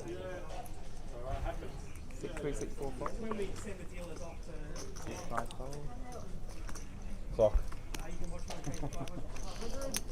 Right. So just a little intel from the boys downstairs in the studio. Because the cards actually, we haven't spoken about this, but it's very important we do. The RFID cards actually have like a tracker or like some sort of microchip in them. It does make them slightly thicker than the usual dealing cards that you'd see out on the floor. To make sure that we can track the cards appropriately and so on and so forth. We might get back to this. I think this hand's going to turn into a little bit of Sure, something we'll talk here. about cards anytime. Yep. Maybe in between hands, but right now we've got A6 that's raised in the hijack, and Yang in the small blind, electing to 3-bet to 103,000. What's Benny Pockets going to do? Just You can't call him. yeah. I know you're weak now when you're Even with his chip stack, he's not going to risk anything here. But anyway, getting back to the cards real quick, they are slightly thicker than the regular cards that you're used to peeling up, which do get a little bit sticky, especially when it's a hot day. So it can cause some issues like misdeals or cards coming out together. Obviously, if there is a misdeal, we'll just shuffle them back up again and throw them back out to the players. So no real fault of Howie or anybody else for that matter who jumps in the dealing chair. It is a difficult job, especially when you're on stream. The hardest part is you've dealt with cards for so long, Yeah. and then you get dealt something that's like thicker and like more You know, I think, Course is that the best way to put it? Yeah, sure. I mean, that's a good way of putting it. I think, you know what's very funny? We'll talk about this just quickly whilst they're playing the action. We'll call the action when it gets to us. I remember reading some sort of an article that if you raised up a staircase by 2 millimeters, only 2 millimeters, like the tripping effect is exponentially high because people have become so used to what the stock standard standard step would be. Yeah. So obviously, when you're dealing out these cards, kind of similar, obviously in that attribute, that the cards do. You're so used to dealing the normal cards that the cards, the RFID, are a bit thicker and a bit different. And that's okay. Just a raise from the ace queen there takes down the blinds. What a star-studded lineup we got here. 46 players remaining out of 94. Like Now's where the real poker begins. These guys can't rebuy no more. This is where the fun starts. Now the trophy for this bad boy is downstairs. Did you see that thing? Unbelievable. Is that the rose gold trophy? Yeah. Unbelievable. Look, I'll be honest, the basic ones they've got down there, I shouldn't say the basic. And they're not even because they look basic, amazing. I mean- They're like top quality, black and red and white to go with the theme of Playlive. Those When you win a trophy at the Playlive series, man, you're getting a trophy. It's, 100%. But the rose gold ones for the high rollers, they are straight on the mantelpiece. They're talking Sleek. big, They're very big focus point at the home. You could put that anywhere and it will draw attention for sure. Don't make it deal to chop it up. Fold it all the way round, guys. It's going to be... Harley put the natural 9 down. That was actually the seat I was sitting in the other night for that little invitational cash game the other Were day. you 9 or 8? I think you were 8. Was I 8? Yeah, I'm pretty sure you were 8 ball. Oh, it was You were 8. Right next to No, Bridges. I was where Harley was. Yeah. And Eric Baldwin was in there. If you haven't watched that, the cash game, the creator invitation was on a couple of days ago. And I believe last time I checked had 5,300 viewers, and I believe that's now ticked over to almost 6. It's over 6. It's over 6 now. Yep. I wouldn't be surprised if it hits the 10k mark. So whatever And- Bridges and Josh have done downstairs Look, to put that on. I'm hearing in the vines that Friday is round 2. Right, yeah, Friday. So, but I believe that the field's either been set or there's a short list of players that want to get on it. But Friday there's a chance. And anyway, let's go back here. There's an all-in by Nathaniel with the ace-7 off, and Samuel Higgs has decided to call out of the small blind, I should say, with 6-5. Pair of fives. And now picks up that straight draw, but so does Nathaniel. And the Queen's not going to help. GG's in the chat. Nathaniel out. Samuel Higgs will take that pot down and bust Nathaniel Hutton. No rebuys, as late registration is now closed. Down to 39 players. Oh, they fixed up the graphics. Good. We're trying to catch up as best we can. Down to 39. Now, 39 doesn't sound like much, but when you've got a deep structure like this and a lot of good players, we're not quickly busting out players here. Yep, no doubt. We are definitely in it for the long run here, guys. So if you're with us for the long run, give us a like, give us a share, give us a comment. Keep us entertained as we'll try to keep you entertained during these long hours. But there's going to be a lot of poker to come up. There's a lot of great players left, and I dare say we're not done with any of the bad beats that these guys deal out. No doubts about that. And you got to remember too, Berkey, we're just a couple of amateur commentators just commentating the poker. I hope you like the content. We try to put on the best show we can for you guys who are viewing it from home or wherever you are. So if you like it, we appreciate everything we are you do definitely for not us. classically trained in doing this. No. I think we picked it up one time a while back and just enjoyed doing it, and we ended up getting some good reviews back, and so we've kind of tried to go on and make a bit out of it. And if you guys are really enjoying it, we do enjoy all the support that you guys are giving us in the chat, and even just when we're walking around the place. Yeah, totally agree. And it's really appreciated from everyone. Yang here raises up to 32k with the King Jack off. Round to Paris, he's got the chip lead on this feature table. Not the chip lead in the tournament, just on the feature table. Whenever I'm referring to chip lead, I'm referring to what I can see. He's got 1.3 mil, 81 bigs. He's decided to come along with the Queen 10 off. And here comes the flop. Like I said, the cards are a little sticky, but bear with us. It's perfectly fine. Yang flops top pair. Paris with backdoor straight equity only and one overcard. As you can see in the top right-hand corner, Paris has got 2 outs. 2 clean ones at the moment, given the texture of the board. Yang's got a bet 25 with his top pair, second best kicker. And backdoor spades. And unless Paris decides to trick this one up or float. I imagine he's just got to fold here, but 25. let's see what he does. He has got a stack to be able to put some pressure on. He does elect to fold. Now, we have been asked in the chat here if we're playing to a day 3 or playing to a winner. That will be dependent tonight on players and time. I dare say with these players, they usually like to get to a winner, but it is very going to be dependent on time. I roughly estimated that we'd be finished around 4 or 5 in the morning based on blind levels. But then again, you can't predict these things, especially with the amount of numbers we got. Yeah, and especially considering the structure, like when you're putting on a 100k guarantee, you're anticipating X amount of numbers. When those numbers are tripled, obviously you just don't know. There's a lot more big blinds in play, and therefore, what you anticipate the end time would be can sometimes be pushed out. So I think that there's a likelihood, depending on what's on tomorrow, to push into a day 3. I think that that's quite likely. Yes. However, it's not my call. It's the call for the boys downstairs, the owners, and they will make that call in due time. But we'll let you know in advance because we get a little bit of a heads up about that, and we'll let you know. Anyway, back to the action here. Blinds are 8, 16, 16, as you can tell. Speaking of someone hard to play against, Mr. Josh Chen here. I've personally got into a few pots with him, and I just cannot. Mate, I'm telling you, he's busted. Cannot read the guy. I played some of these side events. Forget about the 5k buy-in, mate. This guy's busted me twice, yeah? Yeah, that's absolutely phenomenal. 155. 4 fold. He must know you're in the com booth. He's gone to 155 with the Queen 8 natural 8. Yeah, no doubts about it. We have had a bit of fun out at the tables. If anybody's played with me, I do like a bit of table chatter. I like to keep it fun and interesting when I come and play. I've been in and all around in, the game. and we've got the call. Right, sure. Just straight back to the action. Don't worry about it. Natural. Sorry, the graph is catching up there. Braden is actually at risky with ace-jack. No, I think Josh Chen's all in for 160. Braden's got him covered. Oh, but don't worry about it. Braden's needs a 10 here or an ace. Doesn't get there. A little bit disappointing for Braden there. He did call with the best hand. Josh, however, does have the natural. I do apologise. I was waiting for the graphics to catch up there, guys. And the natural just gets it done. Got the cookie. I would have taken, by the way, the natural there over the ace jack. Oh, of course you would have.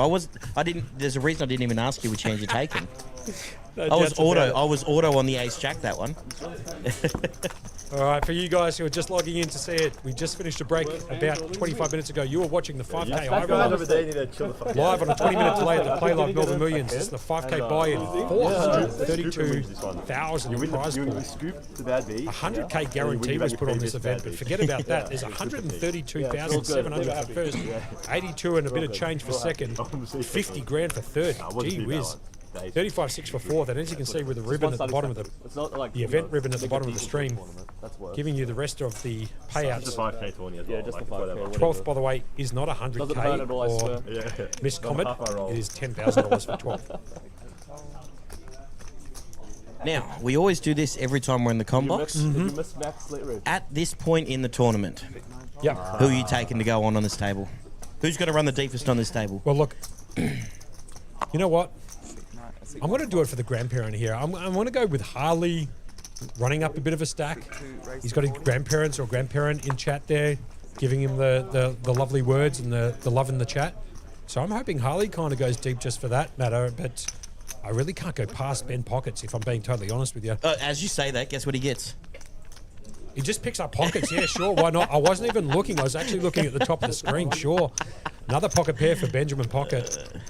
AKA Pockets. There's no point calling him Ben. He doesn't go by that name. Not anymore. We're definitely changing that up. He's got the Ray-Bans on too. A couple of people wearing sunglasses on the feature table here. So we've got natural 8 versus Benny Pockets with the pockets. This is going to be an interesting flop here. Here comes the flop.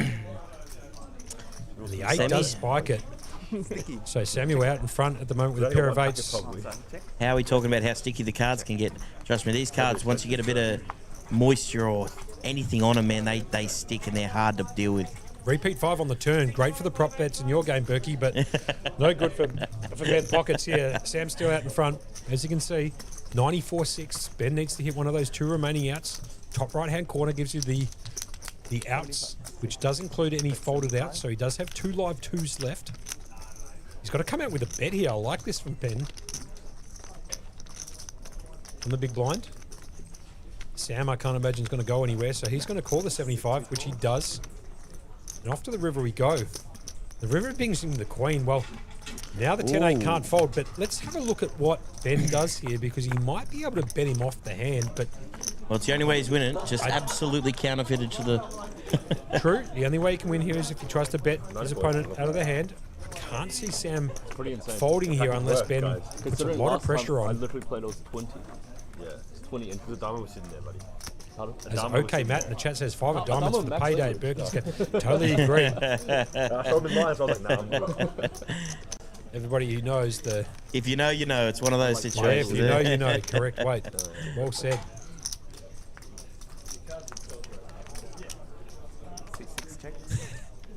Have a look at Anthony's comment there in the YouTube chat. What's he doing? Fantastic commentary, fellas. There's a bit of Gorilla Monsoon and Bobby Heenan about it. I do watch a little bit of WWE myself, so I know exactly who you're referring to. Gorilla Monsoon. I feel like every time a bad river comes down, you hear us doing the few shout outs in the chats. Jamie, appreciate it. Grace, lovely seeing you again. You're always welcome around here. Matt, good to see you still going there. Who we got over here? Anthony 346, Human. I'm glad you guys are all enjoying the commentary. Thank you very much for the shout outs and putting the kind words in the chat. Berkey and I are going to be calling this one all the way through till whenever they decide that enough's enough. Whenever they decide stumps is, we will be here. Give me the chips, mate, you know? One of those ones. Harley here under the gun. Ace 4 off. I think you're good. If you're not, you're not. 6, 9 fold. 6, 1 fold.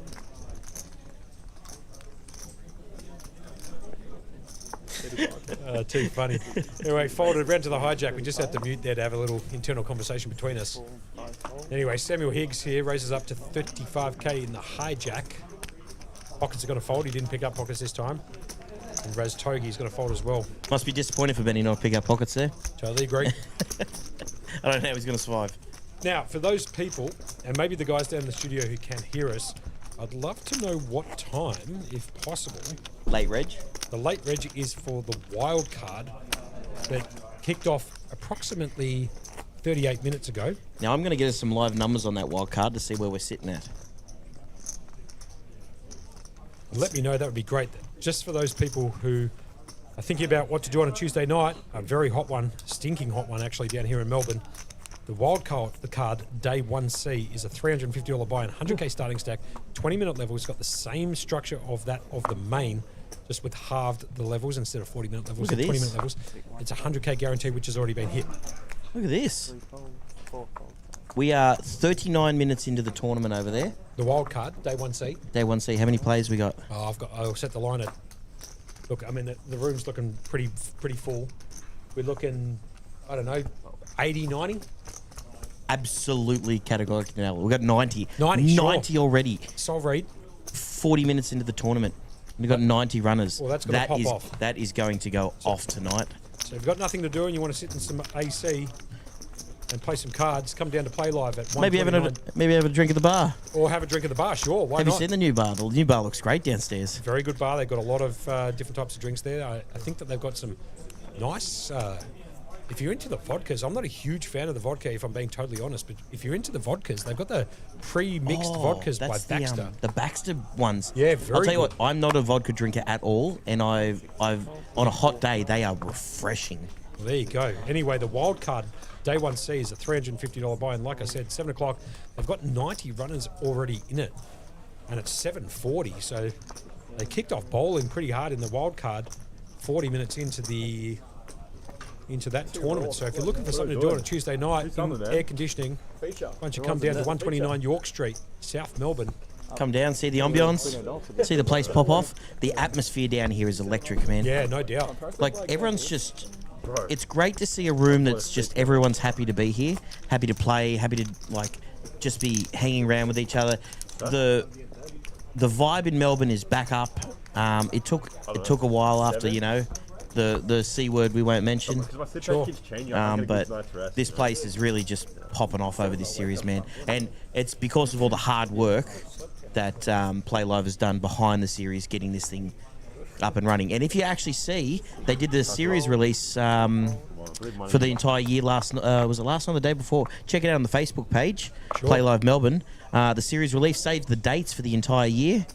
There's some big events and some awesome events, and they're really theming the events based on what's going on in Melbourne, which is great because, you know, this time slot for us is now with the Aussie Millions on. Oh, that's where the wild card came from. I knew that. I remembered what it was for. It was an Aussie Millions reference, the wild card. Ah, right, there you go. I knew it. It was the new tournament that got put in. Sure, why not? Now, very quickly, if you don't mind, Berkey, if you can help me out a little bit, we were going to see if we could find out whether or not Adamo is in the house. Oh. So maybe I might get you to message the Let me see if I can get a hold the of that owners info. downstairs, and we might be able to tell you if Adamo's in the house. Absolute crusher. So you're going to hit him with 1-2. 6-1. Oh, No, that'd be too rude. Huh? That'd be rude. Yeah, okay. If he is, then watch out. Oh, who's that bum?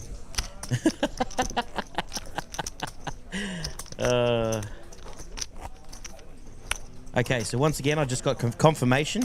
That was the Australian Open reference for the wild card. Right, okay, not the Aussie Millions. Yeah, I knew what you were going with. You know what I I'm said. pretty sure you said Aussie Millions, I but did. we all knew what you meant. Australian We're here at the Open. Play Live Melbourne Millions, Yes. and the Aussie Open. I was trying to get both of them I understand together, the yeah. game. I understand the game. And no Adamo in the field, so all these guys have a chance. Well said. No Adamo. I believe he might be coming to Melbourne towards the end. Oh, Benny Pockets, natural of the nine. series, but we'll see how that plans out. If he comes in, we'll let you guys know. I'll let you have this one. And anyway, Josh Chen, I should say, has picked up the Berkeys, the pocket fives. Braden Jinx. He's all in for 142k with his pocket threes. Josh, very fearless. Now, I will say this, and I don't want to sound biased here, but Josh has busted me twice in side events that I've played, so kind of want Braden to win here. A little bias here. Yeah, a little bit of bias here for me in the chat, if you don't mind me saying it, but Braden here, all in, pocket threes. He crippled me a bit in the right before we were cashing in the mini main. Sam Higgs here, by the way, 126 to call. He's got 39 bigs, 622k in his stack. Looking down at Queen 10 suited. Sorry, I didn't mean to cut you off there, Berkey. He's still elected to call here. It's Queen 10 versus pocket threes. Another standard sort of race-off situation where we're going to see a lot of this throughout the day. Pair versus a couple of overcards, and good luck to Braden in this particular hand. I know I'm going to be biased there. I do apologise, but I'll give Sam his credits a bit later on. It comes 9, 8, 6. He needs a 7 or a queen or a 10. Or a jack. River card Or comes a king of or diamonds. anything. And Braden gets the double through. Shout outs to Braden. My fellow commentator. Don't think anybody's going to mind me rooting for him in that particular hand, considering he does what I do up here occasionally. APL and 25. other poker companies that are out there. So good on you, Braden. Got the job done somehow. I gave the cheeky smile up there too. Gave the cheeky Yeah. smile. Who else is out there in the field? Have you had a look at the rest? I know that Liam Juhu is out in the field. Yeah, Liam Jehu. Yeah, saw him out there. And there's like 2 mini outs. See if I can get a list of the field, The or at least 8.5 who's return. left. Yeah, good idea. I mean, there's 38 players left, so we might be able to find who's remaining in the field, or at least some big notable players, if not the ones that have the chip leads and out there. I know that Brad Goodman, who left this table, is still in the tournament. Well, it'd be hard for him to be out by now, wouldn't it? I doubt that very much. All right, I'm sending out messages to try and get some extra information for us here, guys. Harley with the ace-2 suited, 22 bigs. I dare say we'll see a raise here from Harley. 8 races to 32. I believe that Nelson Dong is in for at CPSDC1. Josh here waking up with the ace-10 suited. I did see him down there at the break, so unless there's something catastrophic that's happened downstairs, I believe he's still in. But we're going to get confirmation on the outer tables to help you realise, what's going on the outer feature tables. But anyway, let's get back to the action here. So Harley has raised it up and made it 32k in the hijack, 6-1 announces all in. which is one off the cutoff for those people who don't know the poker terminology. So 10 of And them. Josh has decided to jam it in his face here on the button with ace-10. Harley's going to put the ace-2 suited in the bin. Like the raise, like the jam, Yep. like the fold. Pretty straightforward. Yep. You're going to see some pretty straightforward poker from these experts. They are all elite players that are in the field. There are a few amateurs in there, a couple of semi-pros, as I like to call them. Obviously, with the buy-in this high, you're going to see some pretty elite poker played from some of the best from all over Australia. I know that we've had some interstaters come in to play this series, so let's see how they work out.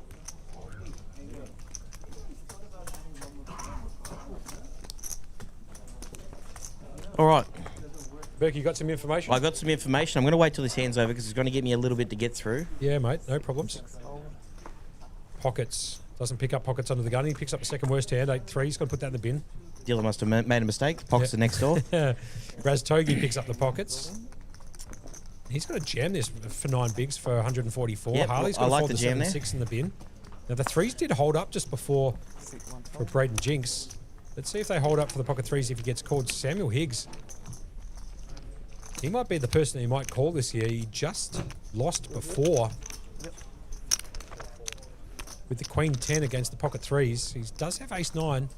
Slightly better equity. Ever so slightly better equity than the Queen 10, I should say.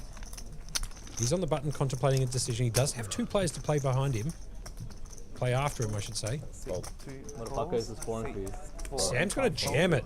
Paris folding the King 10 off. Again? Braden Jinx with the 8-2. There you go. Another classic Pocket race. threes. And Which like one are you I said, taking? again, pocket 3s versus the Ace 9. A bit of laughter in the chat. I'm gonna take the 3s to go back to back here. Guaranteed. This is Baccarat. It's Exactly. Yeah, there it is. We're talking Half Baccarat price again. 6. And here we go. Comes deuce 6-8. No help to the Ace 9. Needs an Ace or a 9. 6 outs, as you can see. The turn card Just brings in the 9. drills the 9. And the 3, can he find it at the river? Here comes the river down and dirty. 10 of spades not going to help the 3s. 3s bust. And Rag Togi, I should say, out. All right, guys. As Just Samuel Higgs, just really quickly, Berkey, as Samuel Higgs actually wins that ball for the Ace 9. I got plus EV straight. Bit of justice, I guess you could call it, for the 3s winning the hand before and then 3s going down this time. Anyway, Berkey, throw it over. What have we got left? No, I'm getting a list of the players here. I'm talking about some numbers for the events that have come up. Sure, let's go. So the guarantee for this series, the whole series, Sure. was 2 mil, which is 7 gone. a huge thing to try reach, right? Right, love it. Our opening event got 343,000. 343, put them in the bank. The 600 that no one expected to do much because it was a fill-in event got 68,000. Sure. The main event 1A Right. flight 213,000. Right, so we're talking 343, 68. We'll talk in round numbers here. We'll talk at 410. Yep. How much for the main? That's just the first flight, 213. 213. Yep. Sure. Nightcrawler 219,000. Terminator. Yeah. The Terminator 118,000. The PLO 158. Well, there's 1.2 million straight off the bat there, roughly speaking. I haven't got a calculator in front of me, but there's roughly 1.2. Continue. Six Max 153. Hold that thought for 1 second. Harris has picked up the the pocket threes. threes. The threes again. they're Harley just- here has got the queens. He's raised it up to 32. Harris got the pocket 3s. The 3s have come out 3 hands in a row. You can't make that up. I mean, look what they're doing. There might have been a folded hand in between, but 3s have come up at least 3 times in the last 4 hands or 5 hands, give or take. It's queens versus 3s. I apologise for cutting you off. No, Becky. no, We'll no, get no. back to that in a second. There's Let's action to be call the had. We're action going to here. call the action. So it's raised to 32. Call on the button. And the board comes ace 4 deuce. Pocket 3s here with a gut shot. Harley out in front. He's not going to love the fact that there's an ace down. The raised pot, but I can imagine he's going to continue with his story here. Just c-bet this. He does have 18 bigs, I should say. 280k in his stack. First to act. You come save me when you actually buy it. The Apple Watch sending me the little message to stand up. I've been sitting too long. Yeah, so you let it pass the line. Some of the byproducts of Yeah, killer. working the combox. Make up imaginary rules while you're at it. Anyway, as you can see, action's on Harley here with his pocket queens. It's going to come out for a bet. Paris here with the gut shot to the straight. I like this Can bet make the from wheel with Harley. any 5. Can I also do like make the this set. bet from Harley. You can see up in the top right-hand corner, 4 outs, however. A couple of them have been thrown away. And he's called. Here comes the turn, down and dirty. Brings in the King of Hearts. No help to Not Paris. yeah, but it's not what you want to see when you got queens. No true bet. Harley can continue his story here. Depends how aggressive he wants to get. Can he shoot a second bullet here? The second bullet will get this done, for sure. Unless Paris decides to trick something up with his pocket threes, but most likely not. Really comes down to the aggression factor here to get this done. Can Harley find one more barrel on the turn? No, he doesn't. He checks it. Paris now deciding what to do with these pocket threes. He could rep the ace or the king. Could also check it back and see if he can squeeze out a 3 or a 5 to complete his hand. Paris, an expert poker player, so kind of wouldn't surprise me if he takes the line of betting here instead. But what would I know? I don't play the 5K events, so let's have a look. He does put out that bet, and all of a sudden the queens shrink up big time. He doesn't know he's in front, Harley, obviously. And Paris is going to bet out 80K. Yeah, it's much easier sitting on the couch up here, isn't it? Much easier. Telling him to call with queens here. Yeah, call Harley. Call. Yeah, You got the best hand. You got the best hand, man. Anyway, it's going to be 80K back on Harley. He's got 262 remaining. He's stacked 16 bigs. He's looking at 2 overcards. Paris also with a big stack. He can put a bit of pressure on, which is exactly what he's done here. And Harley can't be feeling too comfortable with his pocket queens here on the 2 overs out there. I reckon he elects to fold this, but it'd be a phenomenal call if he decides to make the call. And let's have a look. He does fold it. Difficult flop, a difficult turn for him to continue with his story, especially after Paris decides to float him on the flop with the gut shot. All right, just jumping back to this really quick. So the Go ahead. 6 max, 153,000. The super stack, 169,000. The mammoth, 143,000. The mini main got 485,000 for a $600 event. Holy moly! Right, sure. The main 1B got 262,000. So the main has one more flight left, which is the biggest, and I believe they were 18 players short of the $500,000 guarantee. That's going to be absolutely insane. Wild cards at 134, and the high roller got 432,000. So that total, with the series still having plenty left to run, is currently sitting at 2.9 million. 2.9 million. 2.9 million. With all this, that left to go. Another page and a half on the brochure. We're at 2.9 million with a 2 million guaranteed series. Holy moly! Right, sure. Why not? You don't have to pick on. Gee whiz. And those people who want to play in that main event, Day 1C, which is your last opportunity to be able to play the main event there, is on Saturday the 31st, next Saturday, at 1 o'clock. Main event, Day 1C, like Berkey said before. So what happens is they're 18 players off, but technically there's 22 players that are pre-registered that still haven't played. So they've actually hit the guarantee. They've already hit the 500K, so if you're not in the main event, Day 1C, or you want to shoot another bullet, go hammer and tong next Saturday, the 31st of January, I should say. That is a $1,500 buy and a 100K starting stack, 40-minute levels, a 500K guarantee, which Berkey's just alluded to, has been hit. That's next Saturday at 1 o'clock, so get in the car, drive down here, plenty of parking. If not, take public transport or walk if you're in the area. It's not too far to go. And have a look at that. That's unbelievable. 2.9 million. Gee whiz. Right, we can go through a couple of players after you call the action here, Berkey, if that's all right. I need to duck out for 1 minute. Been sitting for a little bit of time, so the water's caught up with me. Paris in the cutoff. It's an A7 suited. Raises. And then he's going to get 3-bet by Benny Pockets with pocket 10s in the small Stop laughing, monkey. I can't help it. He's got pocket 10s. So I believe he's going to be putting in the call here.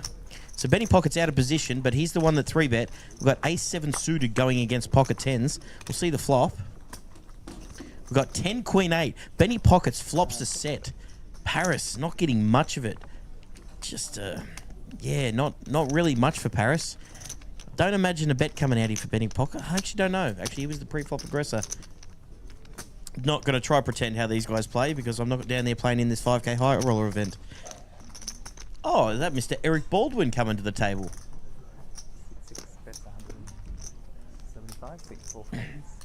So Benny coming out with 175. He's going to take it down. Good to see one of the new additions to the team here at Playlive, Mr. Eric Baldwin. keeping his run good here. I was actually having a chat with Mr. Eric Baldwin last night. He said this is the first time in his playing career he's had 3 separate bags going into day 2. Yeah, he did make a comment to me about that earlier today. So he's bagged for the main. Yep. He's bagged for the wild card. Sure. And he bagged for, what was the other one? Oh, he So bagged the for five- this. for the the 5K, 5K, of course, yeah, the for one the we're 5K, watching. yeah. Yeah. Sure. So he's sitting there with 3 bags. Now the wild card, get this. Did you see his stack in the wild card? 100K starting stack. I think he's got 15 and a half. Well, 1.55 million. Unbelievable. Just a 15, almost 16x starting stack. Some might call him an absolute crusher. And by the way, just a super lovely guy. If you get an opportunity, he's obviously sitting there in the 7th seat. You can see with the Playlive patch on, and it looks like Phenom. a phenom. Yeah. If you get a chance and you see him in the poker room, have a chat with Eric. He's a lovely guy. I got Super all the time lovely. in the world for him. I met him for the first time here when I came into Playlive, and it was introduced by the owners. Just quietly, Braden's all in here. Yep, 268. He's going to take it down though. Don't worry about it. I'll just go back to what we were saying. Now, what I might do here is, for those people who are wondering who's left in the field, I'm going to sort of do a couple of shout outs to a couple of people here. I can't go through the whole list because it would take me too long and probably bore you guys to tears, but a couple of notable people out there. Klinger's still in there, Amin's in there, Michael Egan's still in, Paris, obviously, you can see him on the table. Ragazzini's in there in the field. Nelson Dong, still in, from our understanding. Baldwin, who obviously just sat Now this down here. might be 5 or 10 minutes off. Yep. So if we name someone and you've talked to them and they're not in, we apologise. We're trying to get as much updated. And please don't add that into the chat, guys. If you guys know stuff that's live, we are on a 20-minute delay. And we like to keep the integrity of And the we game. like to take the integrity, correct, spot on. Perry Jeffs is in the field, sure. Why not? Perry? Yeah, You saved me. Perry saved Jeffs me- is out there. Must be play save me 2K. I'll save you 2K. Luke Martinelli's out there as well. It'll cost me like Mr. Richmond, who obviously just recently took down... He shipped the... Holy shit. Ooh, Was which it a event 3K was it? event? Maybe Was it the Mammoth? Yeah, I think it was the Mammoth. Yeah. He shipped the Mammoth. So Mr. Richmond, Quan Ding's out there. Oh, Braden's jammed again. He actually might get a customer here with some of these hands. Jared Graham, sure. Jared Graham's out there. And Krilley's out there as well with the stack from what I have been told recently. And Yoon Kang.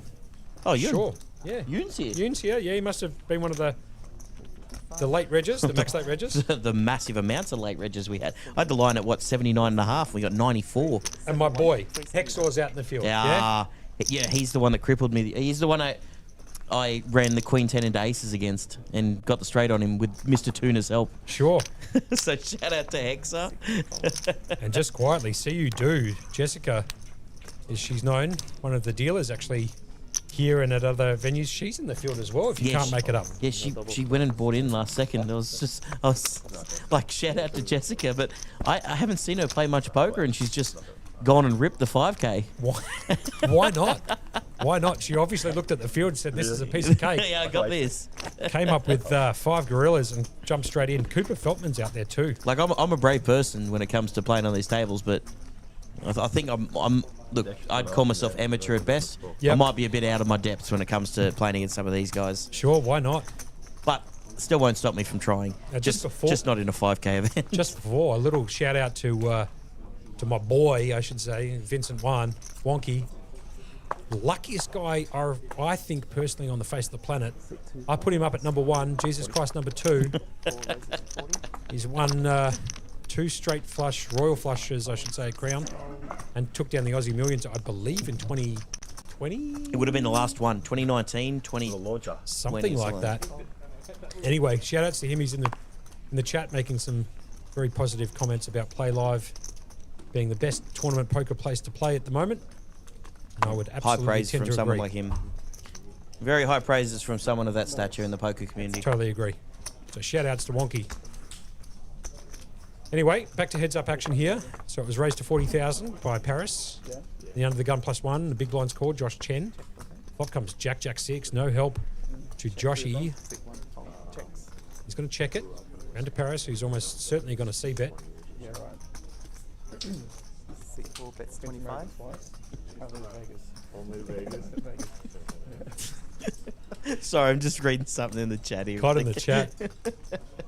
throwing in some jokes. I love it. That's what we're after here. If you're enjoying the Bit of a laugh. commentary and a is bit of what a we like. laugh, and you want to give us a like and subscribe, please go ahead. Or throw us some questions or make a couple of funny comments. We're more than happy to engage. Lord Agar wants us to give him a shout. He's playing the he's playing the main 1C. Wish him luck. Good luck, mate. You all need it in these I love the fields. photo. No, that's sticky, yeah. Paris is going to just take that down. Pretty stock standard poker at the moment. Gives us an opportunity to be able to talk about a couple of things, Berkey. Maybe even the You Can't Make It Up podcast. Nothing really out of the ordinary, but do you know what is out of the ordinary? You Can't Make It Up podcast. Perfect lead. Well done. You guys don't know, Berkey and I do a podcast. We try to get a episode out every Monday. Might be slightly difficult during the Melbourne Millions when we're doing the commentary here, but we do it on YouTube and on Spotify. Try to drop an episode with a special guest every week. Our last one actually was Brad Goodman. He's got a great story, and then there's been a myriad of other guests in previously. So if you're not subscribed there, please give us a like and a follow. We'd love to have you guys come join us. That's You Can't Make It Up on YouTube, and You Can't Make It Up on Spotify. Also a little bit on Instagram at You Can't Make It Up podcast. I couldn't get You Can't Make It Up clean on Instagram, so I had to make it You Can't Make It Up podcast. The fact that you got it clean on the other ones was super You can't make it up. surprise. Yeah, you can't make that up. Yeah, perfectly. How no one's picked that one up was Sure. wild to me. Daryl, welcome to the chat. Over there on YouTube. I am running excellent, man. Wouldn't want to be anywhere else other than Play Live over these last couple of weeks. And being able to have the pleasure sit next to my boy Monkey sitting in the comp box, doing something that we absolutely love doing, is an absolute pleasure. I hope you guys are enjoying, because whether you are or you're not, you're stuck with us all night. Sure. As Harley there just jams it all in, gets no callers, so he's just going to pick up the blinds. Now, you got a few more notable players to go through, or you've gone through the list already? Because we've only got 31 players left here at the field in 94. Blinds are 10,000, 20,000, 20,000. So, Anton Lou's out there, Jeremy Lee's out there. There's a couple of big names, man. I'm being dead serious. How hard is this field? Djokovic. Honestly. Isaac's out there, which is Akun Zhao. Djokovic, yeah. What Joker? Well, I don't know. Is it probably Sammy, I don't know if is that Sammy meaning uncle? Sammy Chan? Uncle? Sammy Chan is uncle, yeah. Yeah, uncle. Yeah, Uncle Sam's out uncle's there. out in the field. Sure, why not? That is vintage Eric Baldwin laugh, that one. Troy That gets McLean's me. out there too. I must have missed him earlier. Troy McLean's out in the field. Troy doing some podcasting of, he does some podcasts with the guys at APS. Yeah, yep. So a bit of a shout out to Troy as well. He's a lovely guy, Troy. I got all the time in the world for him. And that's about it for the time being. We'll update this as we go along for you guys at home. If you've got any questions, put it into the chat, and we'll be more than happy to answer them for you. As the game just continues here on the feature table, we are live on a 20-minute delay. The Playlive Melbourne Millions. It's a 5K high roller He plays with a chip on his shoulder here. with $1 billion basically in the prize pool. I think it's 437,000. It's 132.7 for first, if you don't mind. Lord Agar. Do we know how many re-entries there were out of the 94? We had 34 re-entries, which means we had 60 uniques for a 5K event. Unbelievable. That is unreal. Lee Warren in the chat says we can't hear Troy. Troy's not actually in the commentary box. He does his own podcast, or is also affiliated with the Australian Poker Schedule crew out there. So I think he puts out some content of his own, plus he does some APS stuff. So if you want to hear him, I'm pretty sure you'll be able to find him widely available on most of the platforms. He's not actually in the com box. He's out there playing. Now, we've got some action here. We've got a three-way hand, but have a look at this turn card for Paris. Just absolutely turns gin. I was just about to say no one hit anything, then the 5 just came out and absolutely drilled it. Paris here with the check Paris mark has got next the to his name. absolute nuts here. Sam hasn't got much of it. Benny Pockets has got chop outs, but 70? Paris playing the speculative hand here, 8-6. Flop comes Queen 4-7. All rainbow. Continues the rainbow with a 5 of clubs on the turn. Prop card for you, Berkey, as he just absolutely spikes the gin card on the turn to complete the nut straight. 100% check mark next to his name, essentially, with the exception of a 6 hitting to chop it up with Ben Pockets, but can't see Pockets calling here, so he's going to fold. So now the check mark goes next to his name, Paris. Cannot lose. Round to Samuel Higgs, who's got the ace-10 just ace high. And I reckon this goes in the bin too, just quietly. Can't see Sam deciding to call. Otherwise. But what would I know? He's going to float dead into the river. The river card brings a deuce of clubs. No help to no one. Especially not to Samuel. He's going to check it. Paris sitting with the absolute stone cold nuts. Now, if you don't mind. Is it small bet or big bet? Because there's one of the two. There's no middling stuff. Oh, look, you know what? I got it wrong before, so I'm just going to sit out of this one. I said before in an earlier stream, be good to bet 100,000. The guy jammed it all in. I was completely wrong. Polarising his range completely. I'd imagine Paris should put out a call me bet if he wants to extract a little bit more value. I don't know how much value I'm going to say it's small, man. I'm going to go with a really tiny bet on this one. Quarter pot, maybe. Like Quarter, 75k or something? Quarter pot, maybe. Good read. 4 bets 280. And Absolutely. He's bet the pot. I said it's going to be big or small. It's either pot size or really small, but yeah, well played. Bet the 280. Completely against. Maybe we can get somebody like your Didier Gurin in there to try and solve that one as to why he's betting full pot there at the river with the nuts. I think it's just more about polarising his range. It looks like a stone cold bluff if he bets the full pot. And you know what? Considering Sam hasn't folded here and is contemplating it, could be a possibility that this advanced play here from Paris, I would call it a 2027 play personally. It hasn't come out yet? It hasn't come out yet. You're getting a preview of it. I would have gone for value, but I mean, I'm telling you right now, if he gets called here, then I'm gonna give a standing ovation to this. Yeah. Sam's just gonna put it in the bin. Paris absolutely polarizing it. Either I have it or I don't. Now, there's one thing I like to do in the chat once in a while, and that's because I know we've got a fair few people watching. What is the furthest person who's watching this around the world? Because I know we're getting some international viewers. Sure. Where are we getting viewers from? Because there was a group of Japanese guys in the chat the other day, teaching the guys how to say stuff in Japanese in the chat. Oh, sorry, just to correct what Lee said before. He said, no, I meant, we're talking about Troy here. No, I mean when he, sorry, hold on a second. No, I mean when he's in the room, you know where he is. Because of his laugh, okay, fair enough. Yeah, totally agree. The font when we're looking at the TV screen up here calling the action is about 3 font. So we have to squint to read it, but I know what you mean. He's got a big, loud voice. Ollie Wells coming in from Essex, UK. Ollie Wells from the Essex, UK, if you don't mind. That's a couple of flights to get there. I don't even think you can fly direct there anymore. I think it's straight to Dubai over to the UK. So, Eric Baldwin raising up with the ace-4 suited in the +1, and Josh Chan just waking up in the cutoff with 10s. Ollie lived in Melbourne last year. Straight into the chat. Shout out to you, Ollie, over in Essex, UK. Sure, why not? That's number 1. I agree. Yeah, that's got to be number 1.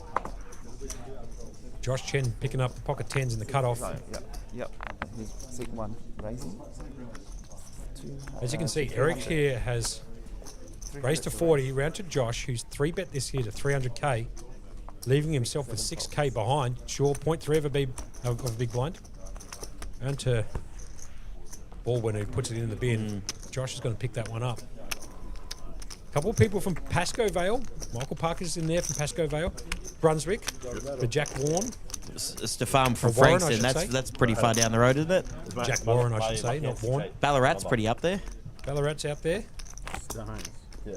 I was going to check raise the flop anyways, and then it checks back. Thank you so much for tuning in, guys. We really do appreciate it. We hope that you like the commentary. I'm Josh Monk, a.k.a. Monkey, with my co-conspirator of the You Can't Make It Up podcast, Adam Burke. We're going to be bringing you home tonight all the way through to Stumps. So hopefully you enjoy listening to our voices and us talking a bit of banter. Because otherwise you've got no choice. Otherwise you've got no choice. You might have to just put us on mute. Either way, we appreciate you guys listening in and tuning in as it comes around to Yang. Under the gun +2, pocket 2s. Got 22 bigs. Going to raise it, make it 42k to go. Josh folds, Sam folds, Paris folds. Braden can't pick up a hand. He's in the small blind. Queen 4 off. That's going to go in the bin too. Round of pockets. Can he pick up another pocket? No, he can't. But he picks up the natural. Ace-7 of diamonds. I've got seating cards now. Let's see what Pockets does here. He's wearing the Ray-Bans too, just quietly. Shout out. Maybe for the He's got the dark eight He loves Ray-Bans those. on. He He loves loves those them. glasses. They might not actually be the Ray-Ban product, and we're not not endorsing them advertising or them. advertising them, but they look very much like those dark Ray-Bans. They'll probably give you cards now. Go see a flop. Couple of extra pieces of equity, I reckon, the sunglasses, just quietly. Just listen. Is that like the massage equity you were talking about? Yeah. Not as much as the massage, but fine here. Off to the flop we go. Oh, Comes deuce 9, 8. No help to Ben as Yang picks up a set on the flop. Takes a commanding lead here. Don't worry about those equities in the bottom, 50-50. They're nowhere close to that. You're not like That's going to be adjusted slightly as the graphics outrageous, but you're big. come up. Yeah, I'm just winning for fun. Yeah. What else are we going to do? we'll just wait for the graphics to catch up here. Gives you a card. The Barley Ray-Bans, it's been called. You go on the right seat. Anyone can sit in the seat. That's true. Bring some chips. Paul there watching from the Melbourne CBD. Too hot to leave. I totally agree. The player doesn't know. Mind you, we're sitting in about 18 degrees, perfect in the com box here. Actually, no. Very good point. Yeah. So, Some people are smart.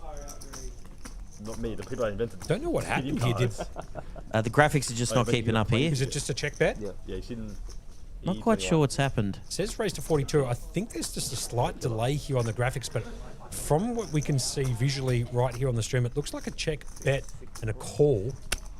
We'll give you a little update on that shortly. The 10 brings in the straight draw for Ben Pockets. He's now up and down. Double me, and I'm back in. By the way, I do know his name is Pocket, not Pockets plural. But he always picks up pocket pairs, so I like to call him Pockets instead of Pocket. He's picked up the straight draw on the turn. He now has 6 outs, as you can see up in the top right-hand corner. You can see the equities have now come in the bottom left-hand corner. Yang way out in front here with his set. However, Ben has picked up 6 outs. Min cash was 7x, I think. Wasn't it 8? 7 or 8x. It was 35k min cash. So it was a dama on the FT, 9-handed, 8 paid. And he's I was there, but I Rick didn't. Miller from Cobram on the Murray River fishing. No, I think Jeez, if he's got a photo of him fishing whilst watching the stream, I'd love to see that photo. 9-handed. He just went Good on you, every Rick. hand Thanks for pumping, joining us. We've got CJE up from China watching. And over here, we got Big Crickets from South Africa watching. Well, if you don't mind. Big D Crickets, yeah, 6174, tuning in from South Africa. We appreciate that. Thank you so much. Bit of international following, like you said, Berkey. Can't make it up. Wong Thangi, East Gippsland here. I love the Gippsland area. I used to go down there during my summer holidays down to Meetung, which is down there in the Gippsland area. Did that for about 18 years with some family friends. Oh, I got Molly in the stream from down in Tasmania. She does a lot of work down with the tours down there. Molly Sifford, yeah, I know Molly. Yeah, great. Yep. Great stream, guys. Her and her husband. Adam Burke. Her and her husband are really lovely people. We met them up in Sydney. yeah. Yeah. Played an event up there. Yep. Really, really lovely people.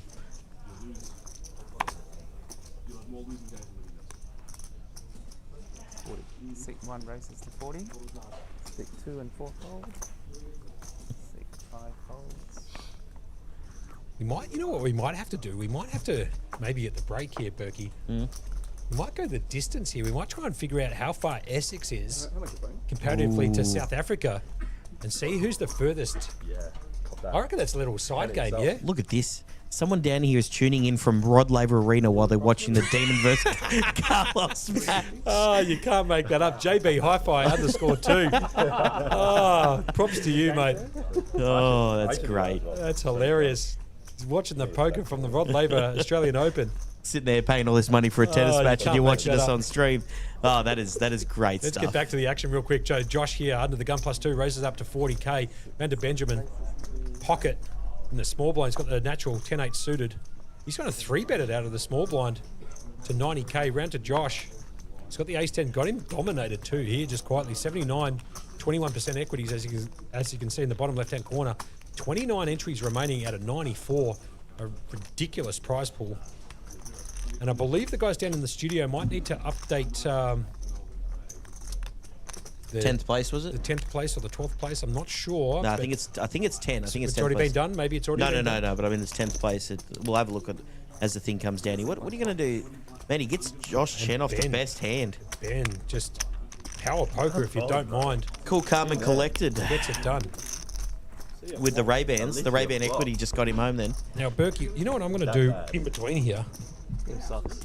What's that? Tuning in from South Africa. If Big D Crickets could let me know roughly in South Africa where you are. It's a pretty big country. I'd like to see actually who's You're actually the furthest away here between in my opinion. Essex, UK and South Africa. I think you play loose. I think it's worth a drink. A side better drink here. South Africa or Essex, UK. Bro, he really not I'm going to take Essex. Right, sure. And I had fair rates. Now, my geography is horrible, so this could be one of the worst bets I've made. So you know what? Actually, you know what? Now I'm kind of mixed. Sometimes Yang under the gun with the ace-9 suited. I think he's going to open it up here.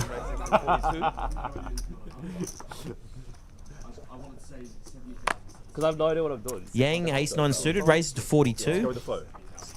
I feel like it. A plethora of folds behind it. Braden throwing it in the bin. But Benny pockets again on the button, races up with ace-jack. What's he going to do here? I think he'd come in with a 3-bet, but I also don't mind the flat here. Definitely won't be folding this hand here, Benny. I got my boy Monkey over here, figuring out how far Essex in South Africa is. That's exactly what which is great. I actually like the side bet on this one. Folds round to Yang. He just got 3-bet to 100,000 by Benny pockets on the button. He's going to come in with the call, so we're going to go see a flop here. Yang with ace-9 suited and Benny pockets with ace-jack in position.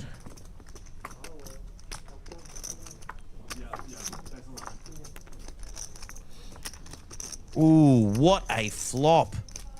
Got ace-9-3. So Yang flopping 2 pair. Benny pockets flopping top pair. So Yang's just out-flopped him here. But we've got the 3 spades, which is going to bring an interesting dynamic on here because neither of them have spades.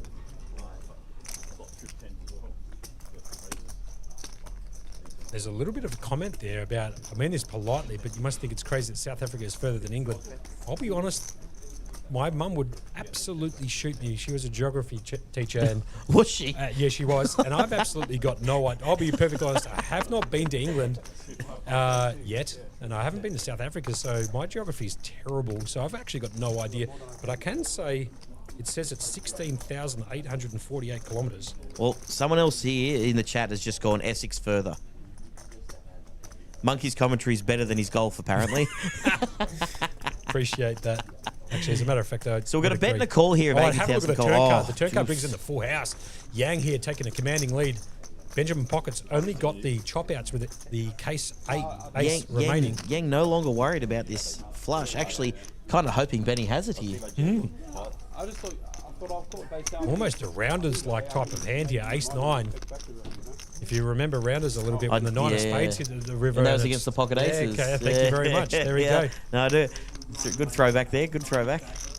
Yeah, he's talking about how he absolutely drilled, and all he can think about is Vegas and the Mirage. That's it. Where the sand turns to gold, yeah? Anyway, Yang, let's get back to it. Got 17 bigs. He's checked under the gun here. He's made the full house on the turn. Action back on Ben Pocket. He's got 756. He's got 38 bigs. He has the ace-jack. Only drawing a 1 out for the chop here, so he needs the case ace. He's going to come out with a bet here on the button. He's going to bet 75k. Yang must be licking his lips right now. Headphones in, sure. Looking down at a full house, no danger whatsoever. Not a lick of emotion. These are what the best players do. And when they get in the best spots, they just show nothing. They give nothing away. As I take a sip of my drink there.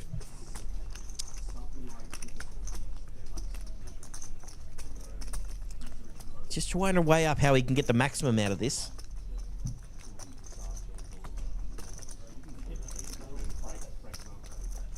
Benny Pocket's drawing to an absolute stone-cold 1 outer here. Mm-hmm.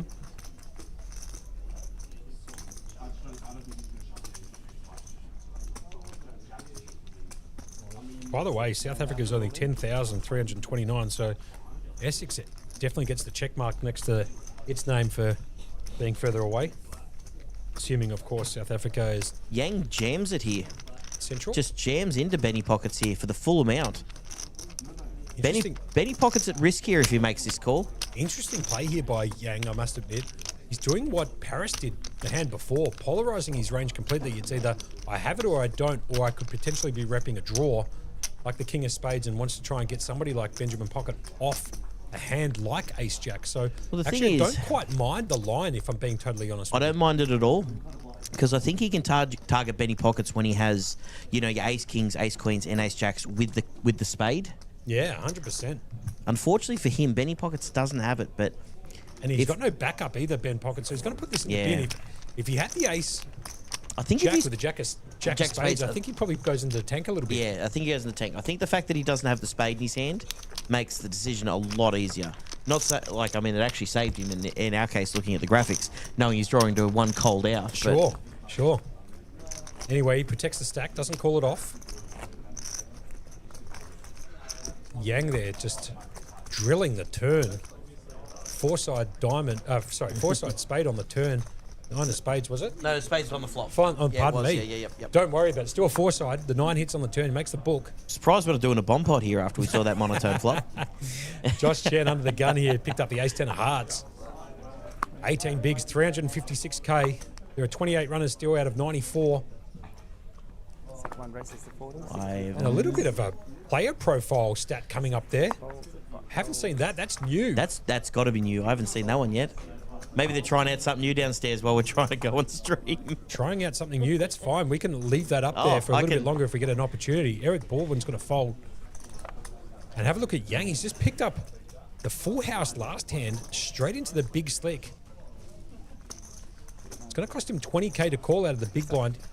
And he does. Play He's going flats. to flat here, trick this up. Yeah, this Keep is it very nice tricky. and disguised. Camouflaged as hell here. Ace King versus Ace 10. Let's see what happens.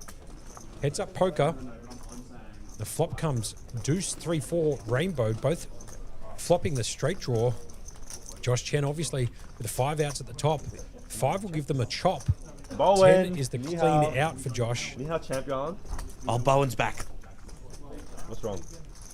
Oh, he doesn't look happy It's though. going to go check from Josh. And check back by Yang. The Queen of Diamonds does not help anybody. Still drawing to the same outs, but the Ace King out in front at the moment, as you can see from the percentages, the equities down the bottom left-hand corner. I have a feeling there's going to be a lot of checks going on here because Yang wants to see cheap cards with the ace high, ace king, and Josh with Yang flatting it has a lot of deuces, 3s, and 4s in his range. So I think they're trying to outsmart each other here, but I think we're going to see a few checks here. I give you. It's going to go check. Here comes the river down and dirty. Brings in the 10, and Josh takes the lead. He finds it. Unbelievable. An I think absolute that was 3-outer. Was it a 3? I think it was a 2. I think one of the 10s was folded. If you don't mind. If you don't mind. So I believe that was a 2-outer spiked at the river. Josh 10 takes the lead away from Yang, who tricked it up with the ace king pre-flop by just limping in on the big blind. So now if he thinks a lot of 2s, 3s, and 4s are in Yang's range here, he might actually try to target a value bet here.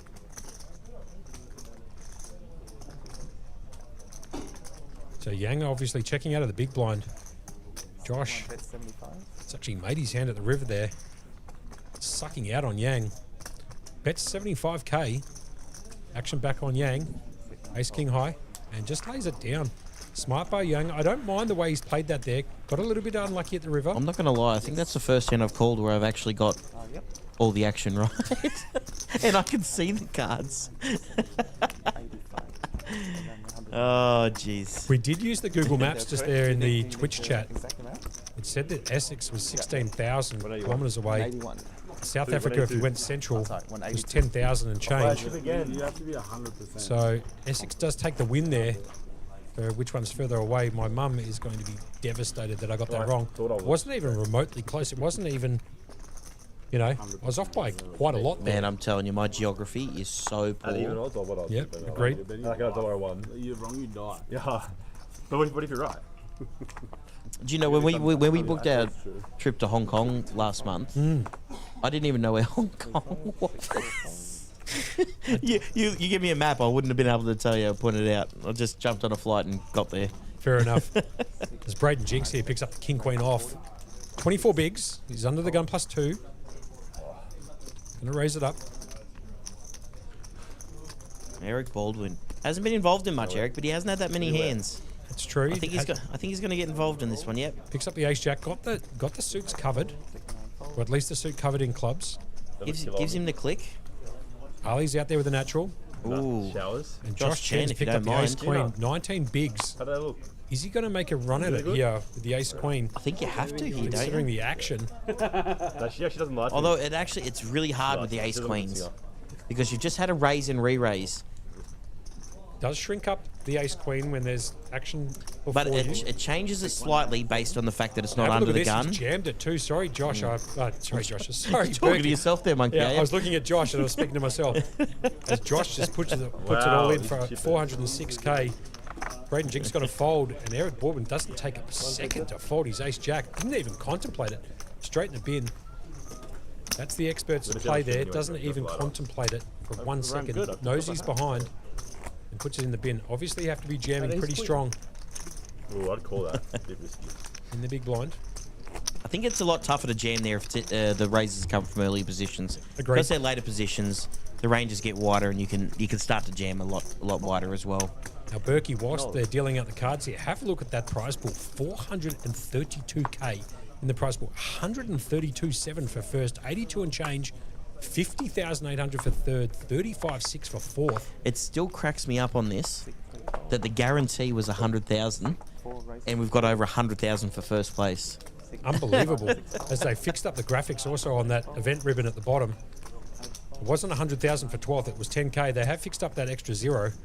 Thank you very much, and shout out to the boys downstairs doing a phenomenal job. If you're liking the feed and you're liking us commentating and calling the action, give us a shout out, like and subscribe to the channel, put the little alerts on so we know when we're going live. And we'll keep you abreast of all the stuff here at the Playlive Melbourne Millions. As the flop comes a bomb pot, deuce 3-4, all spades. Paris picking up the flush draw, and Sam's picked up the straight draw. Let's see how this one plays out. 30. Paris is going to bet 30k. Back round to Sam Higgs in the big blind. 30k to call. Sam Higgs obviously can take the lead with an 8, an ace, or a 6, Or a 6? Is that what you're saying? or a 6, like that one right there on the turn. Sam hits. Oh, I feel Sam like the disaster card's getting set up here. Sam just picks up the straight on the turn. You see which disaster card I'm talking Paris about? also picks up the draw as well. Oh, wasn't 9 it? of diamonds does not help, and Sam's got the check mark next to his name. He's made that 6 high straight. Sam, let's see what happens here. I imagine he's probably going to lead out. Bets 222. He bets 222. Richie Benno, if you don't mind, sir, 222. All the twos. Chew. Shoot for for 22. He's bet out 222 into Paris. He's got the pocket sevens here. One blocker to the flush. He's got the second best pair, I should say. These pocket sevens. He's gonna look down at his hand, contemplate his decision, throws his hands up in the air, thinking, how the hell have I been beat here? That's a new stat there. Player position 4. Have a look at that. Chip count. He's down, I believe that looks like 7k from his top or cumulative winnings. Down Shows 7. VFIP, pre-flop range, went to showdown. This is really good stuff here. Great stuff from the boys downstairs. Shout out to the studio team downstairs for bringing up that type of tech. I haven't seen that before I've on never seen anybody's that. stream. Neither to be have I. honest. Yeah, very good. So working on a couple of things downstairs. Anyway, back to Paris here. Pocket sevens, got the second best pair available. He's up against a straight here. He doesn't know he's dead. But in the tank, bets 222. Leaving Sam with 5.3 Bs. Scratching of the head, we've all been there. He's going to lay it down, find a better spot. Yeah, Good well fold. No set of twos. Now, Sam's going to pick up that hand. we've been asked in the chat if there's any that card, streams do you? planned after the series. Now, I haven't been told anything, but I can give you a hot tip here. There's no way they're spending this kind of money on a stream table and seldom using it. So I'm going to almost guarantee that there's going to be streams You post-series. showed the bluff card. So. 8-6. Well, I said it wasn't twos. That's all I said. I had 8-5. Stefan, He's not lying. killing me over here. We're going to see it on stream. I don't believe. Don't believe. 8-5 offsuit. As he tells him his hand, you're going to see it on stream Put a anyway. father at least. Let's get it for the luck. Look at Stefan's put in there. We got 7. 7. With a spade. Bump pop bet, beautiful. If you know, you know. I had no spade. No way. No spade. Good fold there from Paris. That is easily a spot you can get rid of some money easily if you think the person's full of it. No doubt. Those guys just tuning in right now, you're watching the 5K Highroller, 432K in the prize pool. If you don't mind, 132 for first. Big time money payouts here. There was a 100K guarantee on this. They've just 4x'd it down here at Playlive. Playlive Melbourne Millions. I actually had it. 129 York Street, South Melbourne. If you want to get down here and play some cards, there are some events like the Wild Card, which is on at the moment. Late registration, I think, is going for at least another hour, I believe. I'll get some confirmation from the studio downstairs. You are watching day 2. I'll send the text now and see if I can get some... Beautiful. Love where your head's at. 27 players remaining out of 94 entries. Some big-time notable players out in the field too. And obviously, big shout-out to everybody who's in all of the chats and who have logged in to watch the stream. We are live on YouTube, Facebook, and Twitch. If you want to keep abreast of the upcoming tournaments, you can log on to playlive.melbourne. Go to the live reporting, you'll be able to see everything. We would appreciate if you guys didn't spoil the action. If you know anything, yes, please. If you know anything, please do not spoil the action. We like having genuine reactions up here to what's going on. Now, I'm just hearing in that the wildcard day 1C is up to 139 runners. Right. So if you don't mind. So an extra 42 from just before. Yep. And late reg is till 11:30 p.m. 11:30. We got 3 more hours of rego in this scene. That's going to go off its head. That's going to go off its head. How many runners? You said 139 so far. Oh, forget about it. That's going to hit over 200 runners easy. So if you've got nothing to do on a Tuesday night, you like staying in. And that is flight 1C. So we've still got 1D and day 2 to come. But with how that's building up, just 139 with 3 hours left of late rego, if you don't mind. Yeah, Brayton Jenks just picking up the Berkey pocket 5s with the 5 of diamonds too. We're going to call that Berkey from now on, the pocket 5s. It's his favourite hand. So I think it seems reasonable considering he's in the com box. But we call it the Berkey. He's going to lay it down out of position. Benjamin Pocket's going to fold. Eric Baldwin. Oh, Harley with the queens with 8.8 bigs, if you don't mind. Harley's just picked up the queens, sure. That's going to go all in. Yep, she's going to ship it in. Yang can't find a hand. Josh here picked up the king 10 of hearts. 21 bigs. You will get a count. He's going to ask for a count here in the cutoff. As you can see, he's dominated. 204. No, I didn't even look. I just guessed that one. I didn't even look. Swear. You didn't hear him say it before you said it?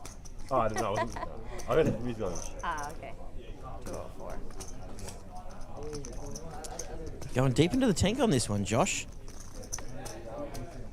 It's going to cost him 40% of his stack to call this. Call. And he makes the call. He does make the call. Call from 1. Call from 2. Sam Higgs is out. He doesn't want to take part of that with the natural. Bowen folds and Paris has picked up the 8-6. He can't make a straight with that, considering the action. He's just going to let that one go through to the keeper. I didn't even see me change in. So it's King 10 of hearts versus pocket queens. King 10 of hearts. Let's see how Josh gets this one done. But I'm going for Harley, I think, in this one. There's a queen straight and a king straight in the window. Wow. And that's going to get it done. Now, I'm going to tell you, there was a queen folded. So with the king being there, he hit the one out of there. Sure, yeah. Stu had the best of it. You only had the one overcard. Josh, he obviously didn't know that when he made the call. Runs out deuce. Makes the queens full. Josh obviously thinking he had enough equity there to call. Decided to play along with the king 10 of hearts. Drawing dead essentially on the flop. Needed running cards to make it straight. Deuce on the turn.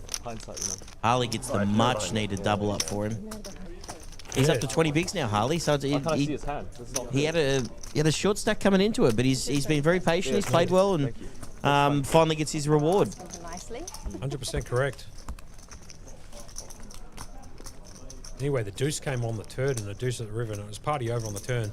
No outs to help Josh. And Harley, like we said before, doubling through there. Benny Pockets, waking up with the pocket pair under the gun. Pocket fours. Pocket fours for something different. Picking up another. Oh, he's taken off the pair. glasses. He's lost a bit of equity there. He's going to fold it out of position, very similar to what Braden did the hand before. Here comes Eric Baldwin. finally getting involved Yeah, again. bro. You don't know that the actual. You don't know. We got These a old school players. 7 to 40. These old school players. Paris baiting him a little bit. 48 though. Under the gun +1. He's raised it up, made it 48k to go. Just structure raising. It's 8 folding. Yang picking up the king 10 of spades this time. As you can see, there's Yang in seat 9. If I can play Yep. this It's going to fold. I just do ridiculous. Josh dumb picks up side. Motown, Jackson 5. Higgs now, Folds. 98. Going to put that in the bin. Bowen with the 3 worst hand in the half game. 4 folds as well. Is this just going to get through? And nobody's picked up anything. Braden Jinx has got the 10-3 of diamonds. He is in the big blind. It's going to cost him 24k to play. I always say you don't fold the suited hands here. Eric Baldwin, here we go. Jinxie, remember, in for the big blind ante as well. Got but he's a going to nice- fold it. Got a nice Baldwin, nice 13% VPIP. Yeah, sure. Now, to be fair to him, he hasn't really picked up much. So I'm just. But you don't make 10 million in lifetime earnings by sitting there being a flashy player. He's got 10 million on. USD too, so it's Yeah. about 400 million Aussie dollars. He's obviously coming over here on a discount. Everybody else paying full price, but Eric Baldwin paying whatever it is, 83 cents on the dollar. Yeah, gets the 40% discount Yeah. right off the bat. Too good. Matty Marshall in the chat too. Misclick, ha. Go on, sit. That was from about 20 minutes ago. Apologies, I didn't catch that one, Matty. Looking forward to catching up with you when you come back. I believe he's back on Thursday or Friday. Yeah. Do you have Yeah. two decks of this or Now, one? just we had a dealer Don't have a blue change. deck as well. We got me in the chair now. Surely. I know. I've Every time I get a double hand, I'm going to start washing it with my spit. Just so that eventually Rub they'll it not out. Oh, you know. Paris, no, please don't. I'm sure we have more. Oh, was that the backhead of Mr. Brian I saw? All in A from- TD sorry, extraordinaire so throughout Australia and 7, actually Asia now. 2, and we're going all in. Yeah, he's He was over. part of the furniture in the industry, isn't he? Yeah. He's everywhere. Thank God I Brian. got the spit. Maybe you got dealt out. 4 He and he was 5 overrun fold.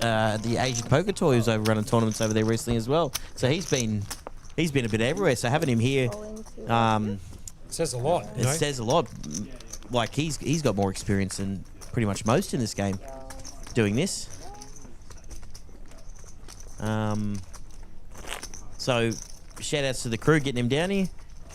Shout outs to all the staff though. The staff have been great, haven't they? The dealers are excellent. Have a look at JB Hi-Fi _2 there. Where are we going? Hong Kong. Don't know where it is, but let's go. LOL, elite. And you know what? I believe Berkey when he says he didn't know where it was and just gets on a plane and flies over there. Took the fam. and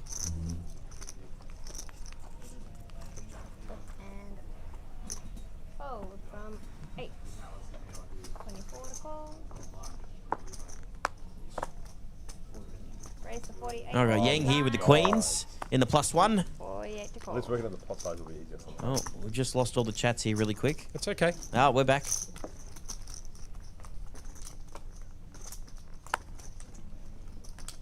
Josh, he's just had the bad run of cards All in against from 1. other players here, hasn't he? You know what? He's taken a bit of look. I know he's I know he's knocked you out a couple of tournaments, man, but I'm starting to feel bad for the bloke here. Funnily enough, and a king has been folded Yeah. here too by Ben. And a jack here from Eric Baldwin. So Josh in a bit of a world of hurt. Believe it or not, he's up against the same hand. Yeah, Queens, the however, queens. he's one better than he had before, which was the King 10 of Hearts versus the Queen. So now it's King Jack versus the Queens. What's this? Yang obviously got to snap this one off.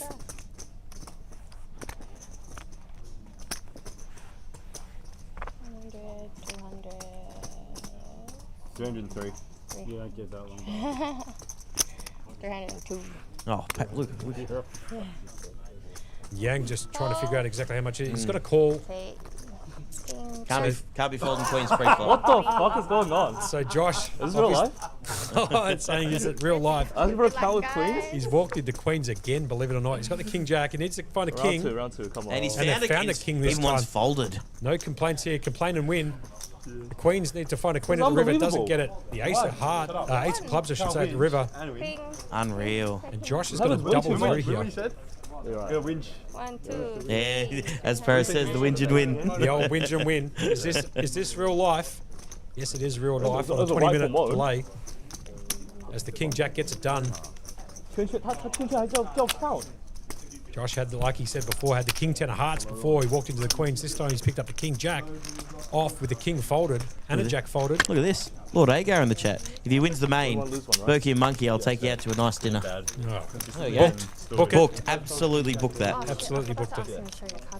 I don't think you understand how much we talk, though, even when we're not on the mics. This is an everyday thing for us, so you're going to have to hear that as well. That's true. So Yeah, 100%. How many times will it be And only We fair? just jump in here and do what we do on the daily. I like PRXYGTH45. 7. We might just call him Proxy. 3. Yeah, It might I be a like little it. bit easier. Proxy said if Playlive ran a 10k event, it would probably If you don't cash the your probs would have. Yeah, Sorry, I'm it's such broke. small font. Would have the same number of runners. This may replace the Aussie Millions by next year. I would probably tend to agree based on the numbers you're getting right here. 94 The entries funny into a thing 5k. is, yeah, you look at the field. These guys, if they're firing 5Ks, they're firing 10Ks. Now, talking about a 10k, from my understanding, in the Mixed Game Academy, run by Shannon, there is a 10k mixed horse at the end of the series. Well, from 1 So if you want to jump online and have a look at the Mixed Game Academy, it's on Facebook. There is a 10k buy-in for horse, and I believe that there are a certain amount of runners that have already pre-registered for that event. So if you like horse and you like the mixed game, we do have a bigger buy-in for those guys who like to trick it up with more than just the 2 cards. 2-card monsters, they call them. There we go. Benjamin Pocket here, aka Pockets. People you can get blasters or the same ones that are like. He's got the ace 10, 612. Sorry, 621k in his stack, 26 I think there's something in big Melbourne blinds. I've seen this happened to me way too many times. Raise. 50 from 6. He's going to raise on the button as everyone decides to cough into the mic simultaneously. He's going to raise it up and make it 50k. Round to Harley. Oh. It's got the Dolly Parton 9 to 5. It's going to be folded. Ben's going to pick up the blinds. Did I hear Josh saying there's something in the Melbourne water? This happens to me all the time. I think half the people in this room have been a victim of Ben at some point, and he's given the this happens to me. Yeah. Blinds are up. Blinds are 12,000, 24,000 with a 24,000 big blind ante. We are here at day 2 of the 5k event at the Playlive Melbourne Millions here in 129 York Street, South Melbourne. This is obviously not the only tournament we're running. We've also got the wild card tonight, the 350 wild card, day 1C of the event. Pull up some numbers on the wild card. Yeah, let's have a Berkey. look. Love to see it. What were we at? We're at 139. Yeah, We were right. at 139. Probably about 20 minutes ago, give or take. Yeah. So if you guys, Samuel Higgs here picking up the big select offsuit, 20 bigs, 486k in his stack. Yeah, 145 now. 145, It's crawling. It's crawling more. up. 4 and 5. He's going to raise it up and make it 53k to go. Red and Jigs folds. Everybody's folding. 7 Pockets folds. 7 folds, which is Eric Baldwin. Harley's going to no get one's the got natural 8. anything. And Oh, Yang's there picked we up the go. pocket 4s. So I should have. let's see what Yang decides to do in the big blind here. I think he's going to elect just to limp in No, and call, Oh, which is what he does. it's not what I'd be doing in that position, but look, I'm sitting up here in the booth. They're playing for stacks at the moment, as you can see. Both got 18 bigs left. Here comes the flop. It comes 3-6 jack. Take a bet. 2 hearts down. Sam with the backdoor hearts draw and the over cards. Yang out in the lead at the moment with the pocket pair. It's also got backdoor straight outs. Outs, as you can see, clean outs up the top for Sam. A 5 with one of the aces already discarded. Check a bet. Then I go check, check. Turn card is the 7 of diamonds. Brings in the straight draw for Yang. Bet. What does he need on the river? 5 of diamonds for you for max prop bet money. For max prop bet money. Bet 55k on the turn. Goes back to Samuel Higgs, who's just got the ace king here. It's going to cost him approximately 1/9 of his stack to call. He's going to lay the ace king down, and that's party over. Yang's going to pick that one up. The most brutal throw roll if I can. I kind of like limping in there because I don't think you should be playing stacked with the pocket 4s there. If I can. I don't mind putting in the 3 bet if you really want to put in a 3 bet, but I don't know. Maybe I'd have to talk to Luke Martinelli during the break and figure out what to do there with pocket fours. This is the exact conversation Sure. I had with Martinelli. That's a jam. That's a jam there, right? That's okay. a jam. Right, there you have it. You guys feel about not having Maybe I I did- actually had this conversation 2 days ago with him. With Well, they roughly can have 20 their big phones blind locked stacks. out, but- Sure, fair Yeah, enough. like They it's can't the have exact their position. I was phones like, that's not what I would do there. Yeah. You're limping. You're letting other players in. You're look. There's a lot of things behind it, but there is They get an unfair advantage over us. that is a jam. watch out It's an with equity that. push. Is that okay? Fair enough. Yeah. So, Can we still confiscate their phones too, Brian? no, they did it on Not the what I phone, would have done a while ago, but apparently, according to the Playbook. the Adonis himself, All in. that is a jam. We had fold for It looks- it two. does We've got an all in here at and set five. number 3. Bao and Wang's going to jam it all in there with the ace-6 off. I think Bowen's going to get called here from. Oh, actually no. What's Benny going? Benjamin Pocket, he's picked up Yeah. the ace-jack. He's had ace-jack about 3 or 4 times. I don't know if you've noticed. He's had ace-jack quite a few times. Include the ones in his Ask head him or for not? a count. It's 182. We're going to throw this back to a bit of Empty your table pockets. chatter for you guys to listen into. Play with sponsored Triscular. Work? Just check. We've got that 4 and 5 folder, right? I'll come and play. Oh, We're just going to get a flat here from Benny. 6 no. calls and 7 and 8 and 9 fold. And fold from No other one, notable hands. And we are going to get ace-jack inverse ace-6. Bowen at risk here with the ace-6. Plenty behind. He's only going to hit this 1 in 5 times. 20% chance here. Good luck, guys. Good We're going to go see a flop here. Bowen desperately looking for a 6. The flop comes king, deuce, 7. No help to the ace-6. Ace-jack miles out in front at the moment. The turn card brings in a 6 3. and 6 and only. 6 only. And here we go. The river card brings a 10. Benny Pockets knocking Bowen out. Taps the table. Nice hand. Hit the showers. GG's in the chat. So he hits the rail, picks up his phone on the way out through the green box. No phones allowed on the feature table here.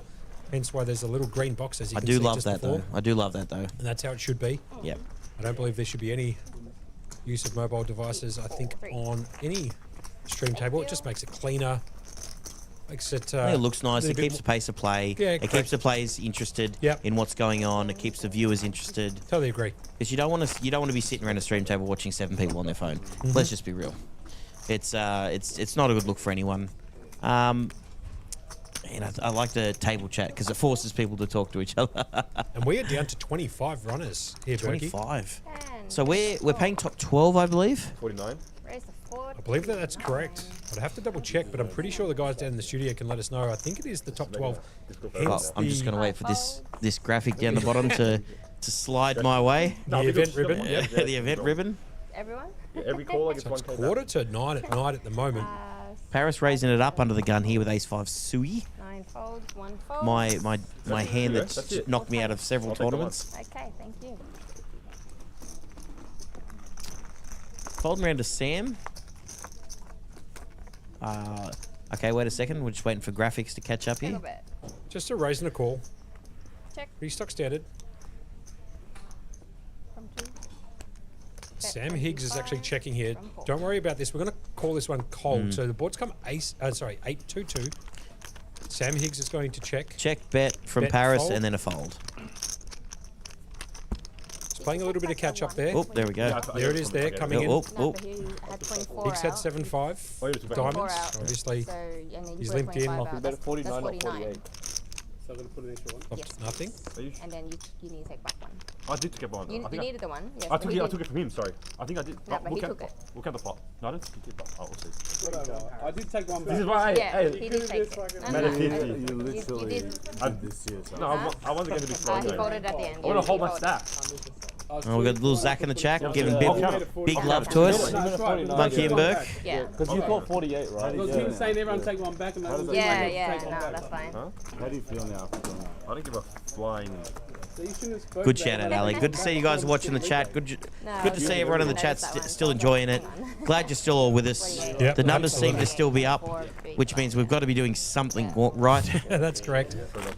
And I see Lost Cabbage 4276 hitting the chat there on the YouTube saying, is there going to be a Playlive series Well, I almost did. overseas? Jeez, wouldn't that be Question mark. great? I'm free of myself. I mean, that's got maybe in the woodwork somewhere in the future. I'll tell you what, after seeing what they've put on here for the last what's going to be 2.5 Kind of wouldn't weeks. surprise you, could it? It wouldn't surprise me. Honestly, there is nothing in the works. I haven't heard anything, but 24. reevaluating after this series, who knows? Like, the sky's the limit now with what these guys can do. The team's so well put together. Forward from 5. It's going to be incredible to see what these guys can do in the future. Absolutely, especially with the new ownership group too. There's a few new faces that have joined recently. If you've been keeping abreast of everything on 24 to call. Instagram, And if you haven't, quietly, have you heard some of the new owners? Eric Baldwin's in there. I Eric believe. Baldwin's involved in it. And the Foxons, yeah. The Foxons got involved. So for those who don't know, the Foxons have become part owners of Playlive. They've invested. So I dare say we'll be hearing an announcement, something to do with them coming up as well. Eric Baldwin, Abby. Yeah. Yeah, Abby Merck. She really she, quickly, she I don't does- mean to cut you oh, off here. yeah, but no. Top pair, top pair. Top pair. So Paris here hitting top pair, but dead essentially to Josh Chen, who's hit the top pair with a better kicker. Needs to find a 10. There's only 2 10s left. As you can see in the top right-hand corner, the 10 of hearts, 10 of diamonds. Josh Chen out in the lead at the moment after he doubled through with his King Jack. He complained and won, I should say, against Pocket Queens. He's going to bet at 41k. Background of Paris, he's got 1.2 million, 51 bigs. Let's just have a quick look at what the action's going to be here. Back on Paris, he's flopped the top pair, got 1.2 million in his chip stack, 51 bigs, like I said. Out of the big blind. Josh raised it on the button with the King Queen. Got called in the small blind. 123. Paris is going to take his shot here. He's going to make it 123. Action back on Josh. He's flopped the top pair, second best kicker. And Miles out in the lead, as you can see. 86-14 for the percentages. Paris needs to hit one of those 2 outs. So obviously...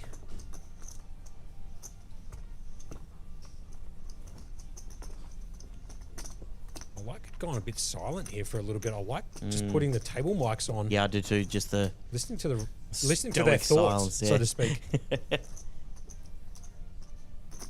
Just to recap the action here, got raised pre-flop by Josh, call in the big blind by Paris, Queen 10, King Queen, flop comes Queen High, both flop top pair. Josh came out with a bet. Paris has decided to put the action back on Josh by raising it to 123. 275. Josh is coming in here now with a 3-bet. It's 275. Ooh. All of a sudden, Paris looking at 152k to call. feeling a little uncomfortable there. You would be. Let's see what Paris decides to do here. Looking around, going to the hand chart in his head, ranges, etc., etc. Look at the hand again. He's an elite Texas Hold'em player, Paris, so he might be able to decode this one here. It'll take a bit of time, I would imagine, Berkey.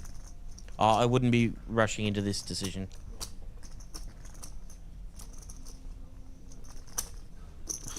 As we bring up some stats on him too, sure. 0% went to showdown.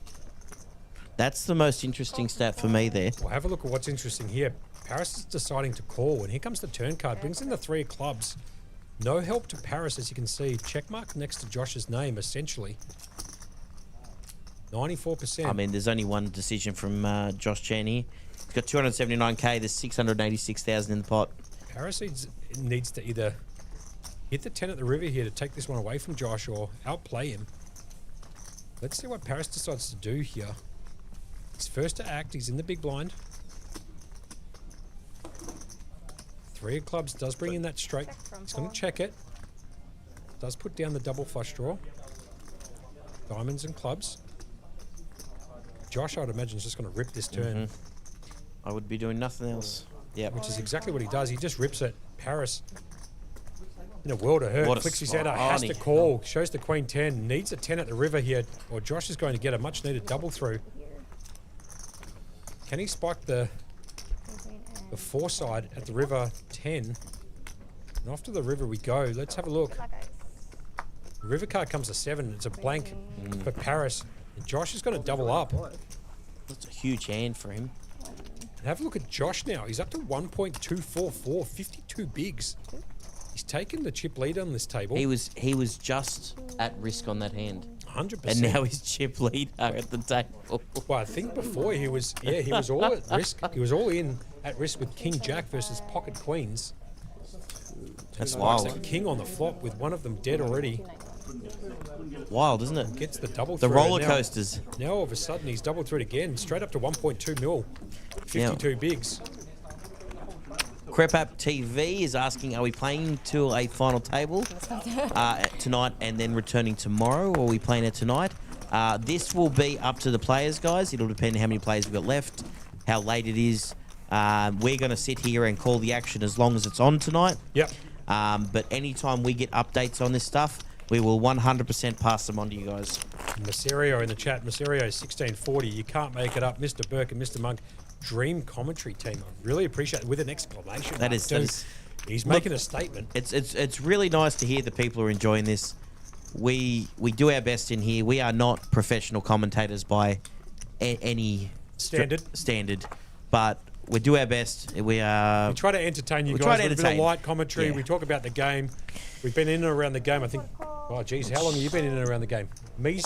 I'm 41 now, so a long time, 25 years. Oh, wait a second. I started playing cards when I was 8, so even further.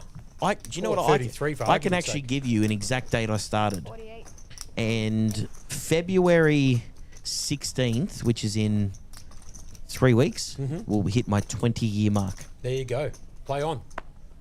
Now, as you can see from PK's chat there in the YouTube, if you're following us on YouTube, has asked us, can you guys get an update on who's left on the outer tables? All in from 2. I can attempt to do that, absolutely. You do that, and I'll call the action here. It's an all-in from seat number 2, which is Samuel Higgs with the ace-9.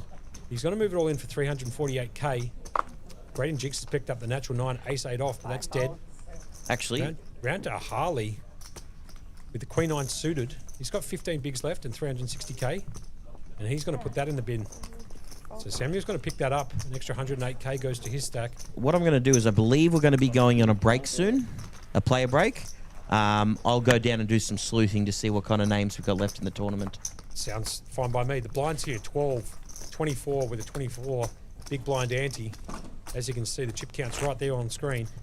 Josh at the top after being all in for his tournament life no more than 45 minutes ago. Has now got 1.23 million, I believe, before it disappeared from sight. We do appreciate all of you logging in and watching us on this very balmy Monday evening. I think it's still 40 degrees outside. It's almost 9 o'clock at night. Wild, isn't it? Today was that's just an incredible heat I've never actually felt before. Unbelievable. I think that's the hottest day I've ever been in.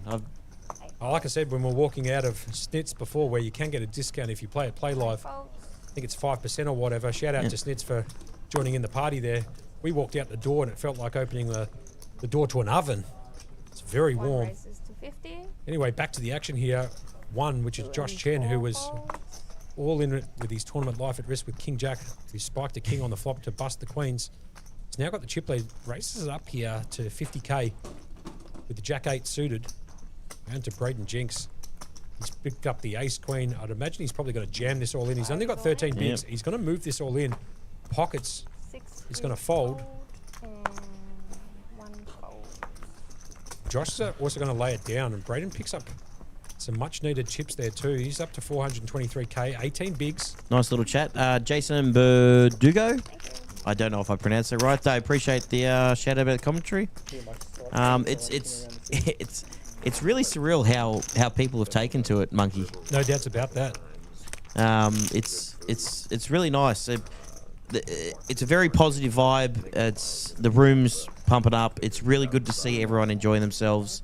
Really, how good has the stream come? Yeah. Like, it's only been out for what, 5 days? Yeah, I believe that's correct. Now, 5 days, and they've come leaps and bounds from even just the first stream we did. Talking about the stream, just very quietly, we are live on a 20-minute delay on YouTube, Facebook, and on Twitch. So you can watch it on 3 different platforms. For what price? Free $99. Absolutely free $99. Yeah, that's correct. Make sure you like and subscribe. Keep up with the rest of our stream. Notifications, streams, alerts from Playlive.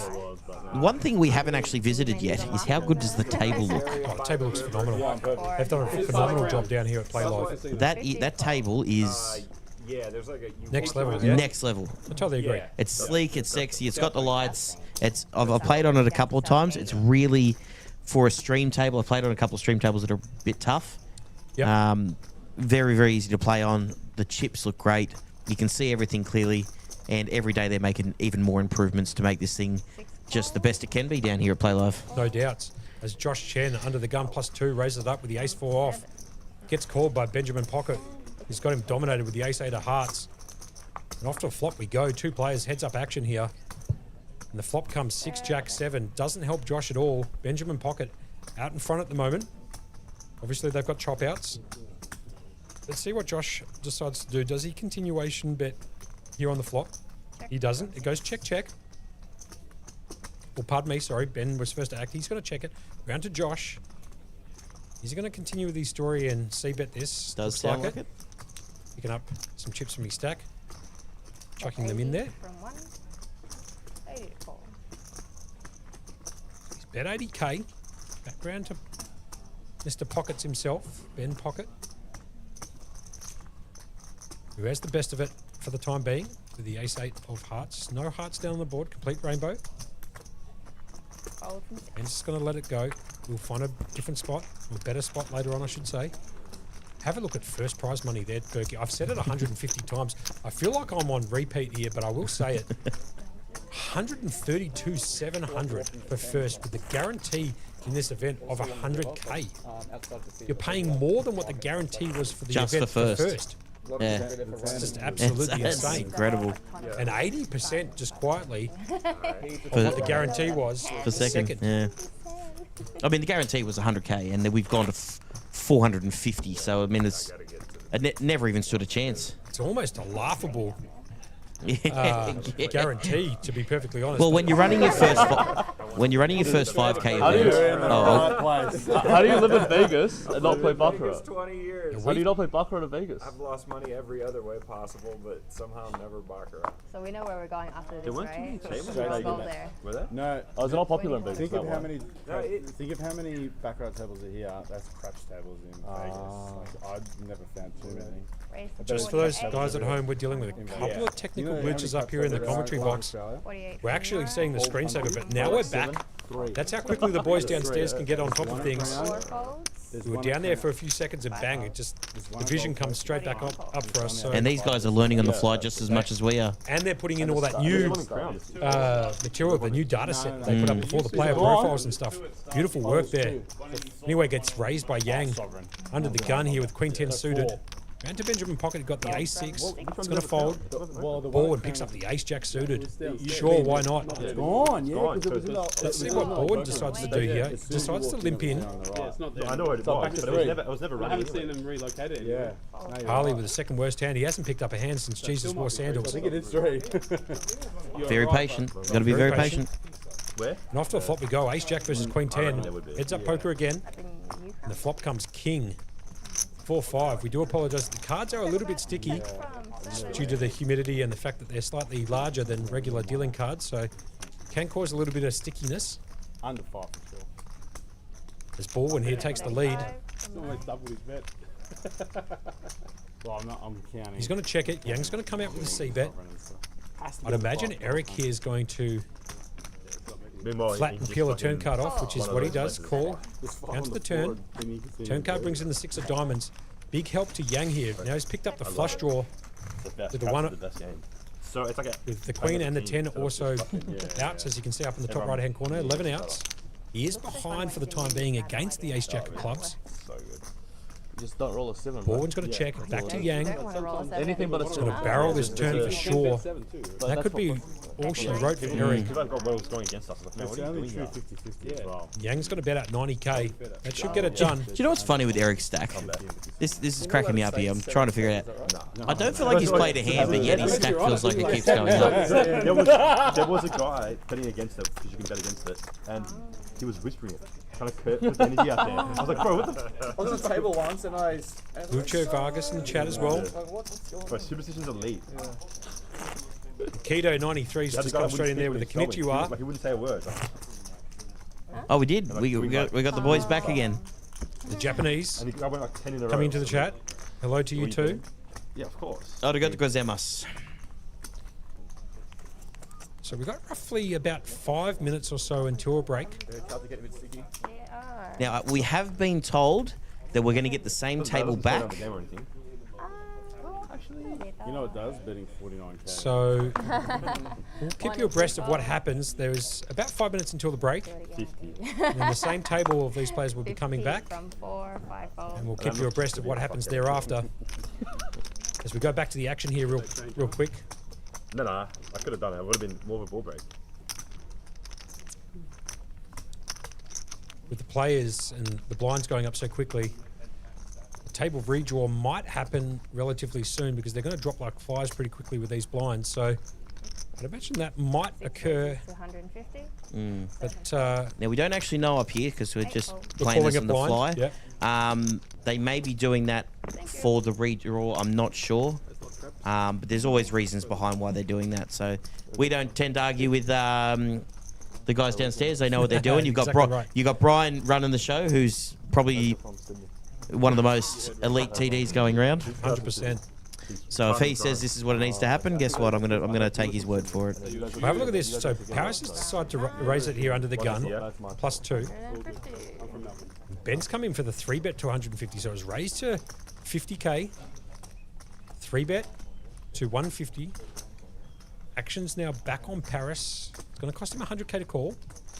He's going to put it in the bin, and Ben's going to pick that one up too. So the blinds plus were raised to 50k. So a little bit more for Ben as he gets closer and closer to $1 million. Josh Chen, have a look at it. 54 bigs. He was all in. I've said this a couple of times, but I'll say it again. He was all in no more than an hour ago. King Jack versus Queens, and now all of a sudden he's the table captain. Happy Gilmore did that no longer than an hour ago. 100%. Well played, sir. Very good. We got Jerry Shu in the chat from China. Hi from China. Hello, Jerry. How you guys doing over there? Hope you're enjoying the stream. All the way over here, down under in Australia, down at Playlive Melbourne. There we go. 129 York Street, South Melbourne. This is the 5K Highroller Day 2. Registration closed approximately 6:30, so about 2.5 hours ago. So you were watching the finals, the final part of the 5K here. There's 24 players remaining out of 94 total entries. A ridiculous prize pool, 432k. As you can see with the event ribbon at the bottom, huge amounts of money for first, second, third, and all the way down to 12th. As Eric Baldwin decides to raise it up in the cutoff with ace-10. Harley's got the pocket sevens. He's going to jam this all in. I like this jam from Harley. And he's going to sit there with his hands below the table, very stoically. Action round to Yang, who hasn't looked at his cards yet. He's now taking a sneak peek, Baccarat styles, peeling up the sides first, putting them over the reader. He hasn't snap folded yet. So even before we get back to Eric Baldwin, we've got... Joshua taking it over the line. wish we could get the graphics on this one. This is interesting, isn't it? What hand are you going to say? I reckon... Obviously, the boys are about to go on a break in a second as everybody collects their stuff. Young's going to fold here out of the small blind. His graphics for his cards will show up appropriate yet. There it is, 9-4. Off, also known as the Martinelli. Round to Josh Chen, who's picked up the ace-5 off. It's never going to get old, that one. It's going to cost him the 276 for those people who don't know. The 9-4 suited with 3.5 bigs is what Martinelli moved it all in with in the opening event. Somehow ended up taking out the top prize of 58k. Or 48k, whatever it was. Was it 50 or 48? Who knows? Lots, put it that way. 58, right? 58, I believe, yes. Josh is going to fold round to Eric Baldwin. Last hand before they go on break, and that's break, I think. So we're going to take a break here also in the com box and bring you some action in approximately 20 minutes from now. All right, guys, we are going to go on a break. We're going to come back. We are calling the action with you all night until they decide to wrap up, but we are here till absolute stumps. This is your man, Adam Burke, next to my co-host, Mr. Josh Monkey. Let's go have a quick break. See you in 20. See you guys in 20.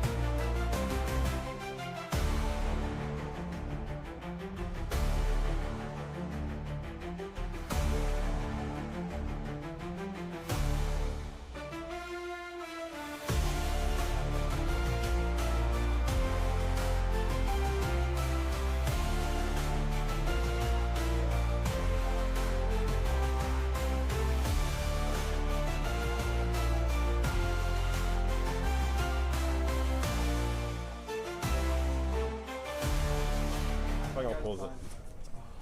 30,000. You want to seat ball fold.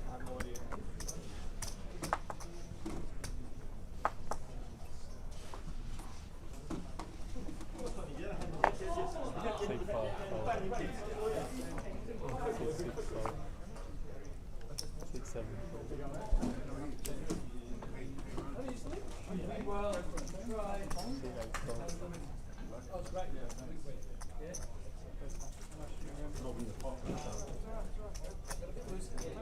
Seat 9 raise 70,000. How much time, buddy? You're fucking short. You're in short, bro. You're up stuff. Oh, I'm below average. I've been short, yeah? It's relative. I was just good up stuff. Yeah.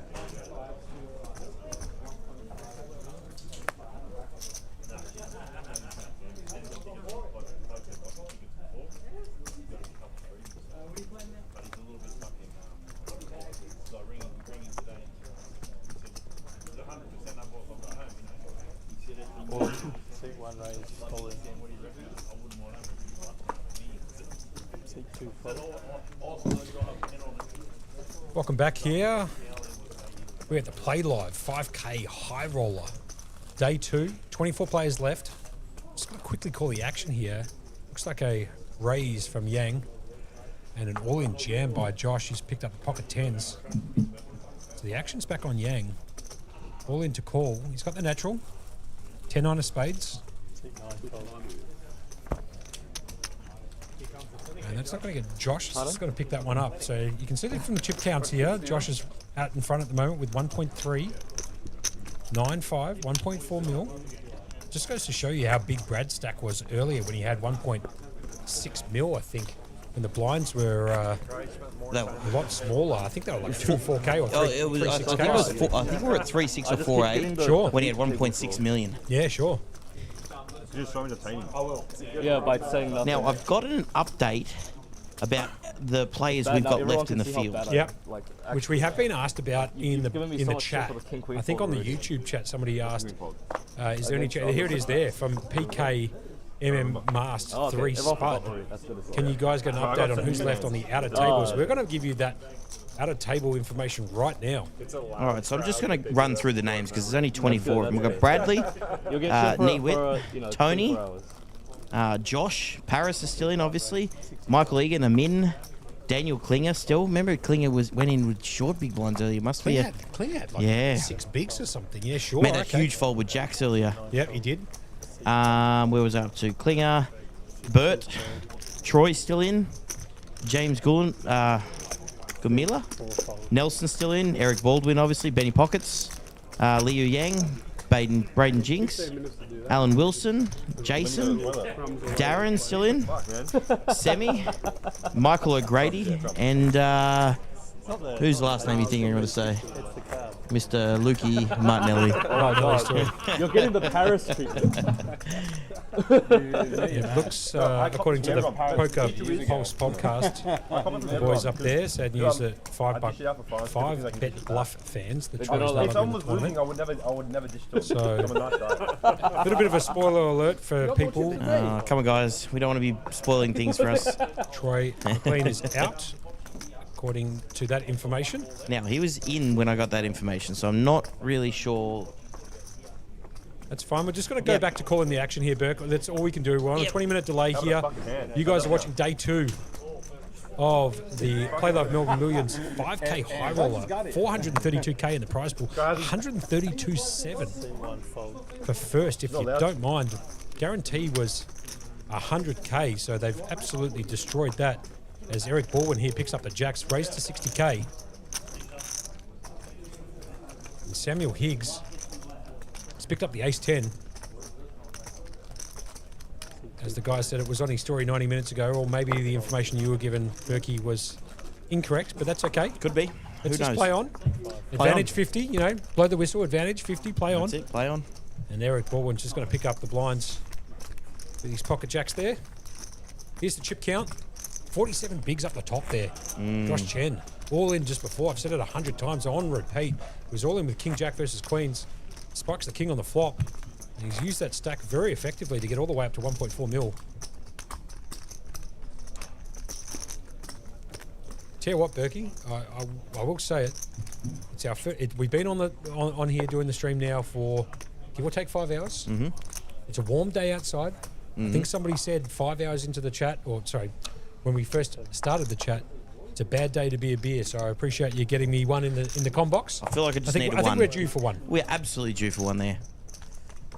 So here comes Harley, whose grandparents were in the chat earlier. Or grandparent was in the chat earlier. He's going to move it all in here with the ace jack off, signified by the all-in triangle underneath his name. He's going to move it all in 405. Everyone's got a fold. Round down Paris, who folds? Braden Jinks got the natural.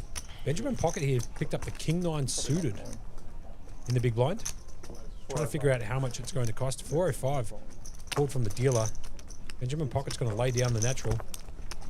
Harley's going to get that one through. Adds a couple of bigs to his stack.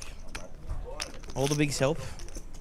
Now, Berkey, if you don't mind, yes, we haven't done an update yet on the wild card going on upstairs. Now, I'm pretty certain there's a few more tables with players on them up here. I can see them. I think they've just recently gone on break, but there's a few tables out there, so I'm kind of interested to see the numbers if you don't mind. Still have 24. Yeah, it's going to take ages.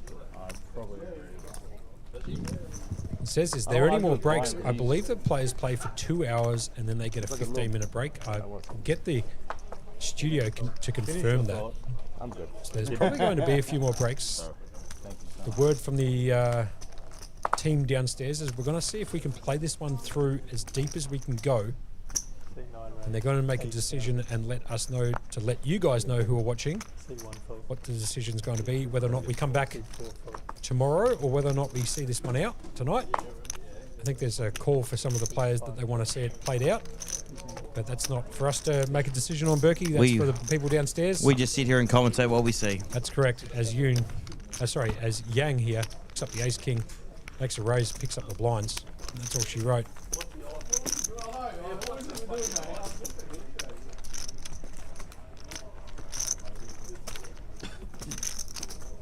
Michael Parker, obviously a fan of hoping it gets played out. Fair enough too.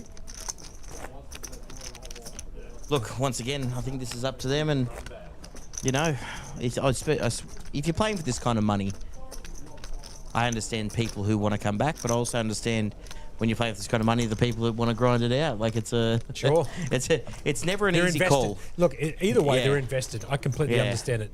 Look, I'm one of those people who likes to binge watch TV shows, yeah? Oh, I could watch a stream for... And let me tell you, if I've got 2 more episodes to go, it's 3 o'clock in the morning. Yeah, I'm watching them. I'm watching the rest and going to bed at 6 a.m. and completely ruining the next day. Have you ever stopped with an episode to go? No, never. It's never happened before, ever.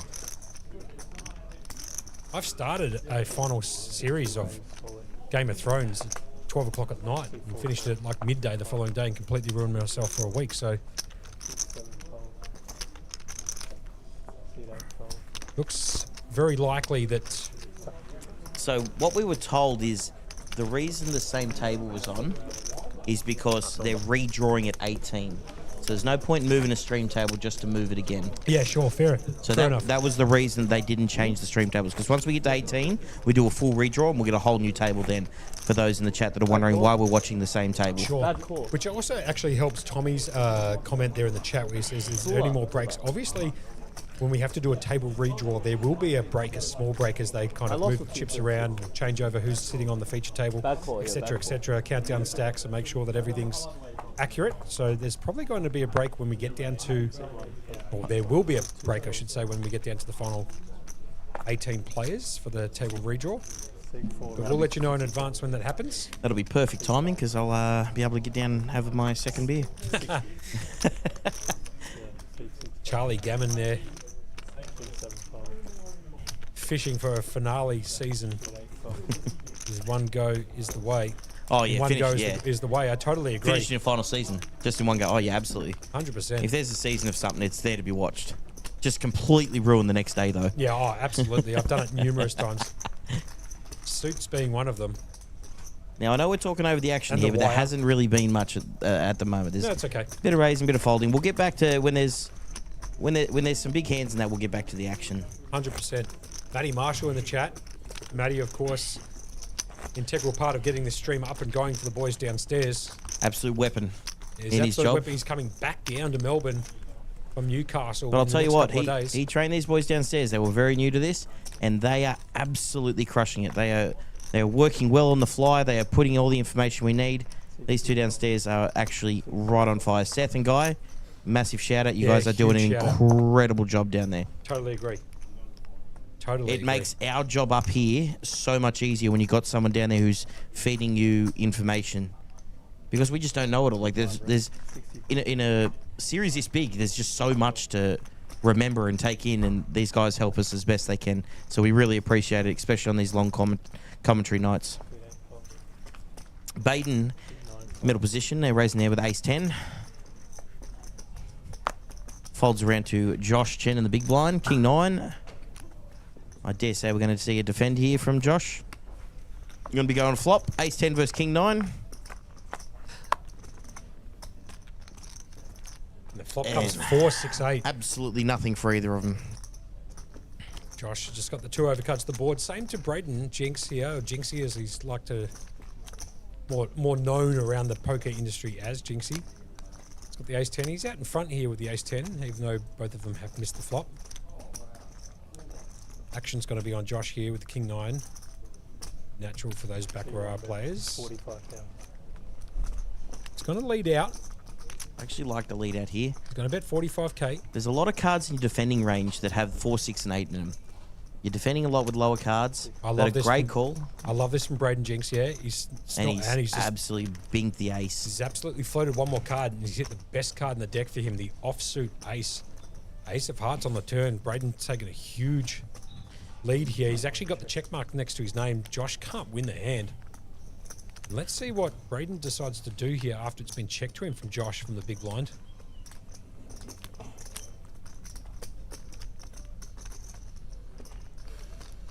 A little bit colour coordinated too. I like the orange cap. It really stands out, doesn't it? Texas Longhorns, that is. And the black goes straight into the chair. You can barely see him. He's like almost camouflage there. Braden Jinx. He leads out for 70k on the turn after it was checked to him. Josh is going to find the fold here. Braden picking up the chips, I should say. Not the chairs, the chips. He's up to 19 bigs, 575k. Nick in the chat's asking who's still on the other tables. We're down to 23 players, Nick. We're going to get a redraw at 18, so we'll have much more of an idea on who's left at the redraw. No doubt. Blinds are 15,000, 30,000, 30,000. And have a look at this. I like this data here. Have a look at Samuel Hicks. This is great from the boys downstairs. Yep. Player in position number 2. You can see a little bit of a sort of player profile on how they're tracking here on the feature table. It's such great stats, isn't it? I've never seen that in a stream. Yeah, it's amazing. They're going to be trying to bring them up every time the dealer goes for a shuffle and a redeal of the next hand. And we just get a bit of insights on how the players are playing. And that's the perfect spot to put it on so you can get a little bit of a read as the cards are being dealt out. Anyway, gets around to Ben Pockets here with the 8-6 off. He's going to fold. Borden's picking up the 8-5 suited. He's going to let that one go. Harley with the Jack-9. And the cut-off's folding. And Yang's picked up the pocket fours. He's had them before earlier, a couple of hours ago. It's going to cost him 30k to call. 65,000. That was when he had the fours versus the ace-queen or whatever. Yep. And we're talking about the Martinelli play. You should be pushing it. Yeah. So he has definitely picked them up before. He's going to raise it up and make it 65k to go. Round to Josh Chen here. Chip leader at this feature table.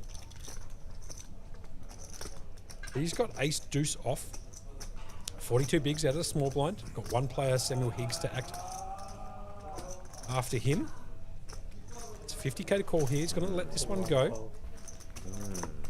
Amanda Higgs, who picks up the king 3. That's not going to get any playability either. So Yang's just going to pick it up with the pocket fours. Two side. Natural 8.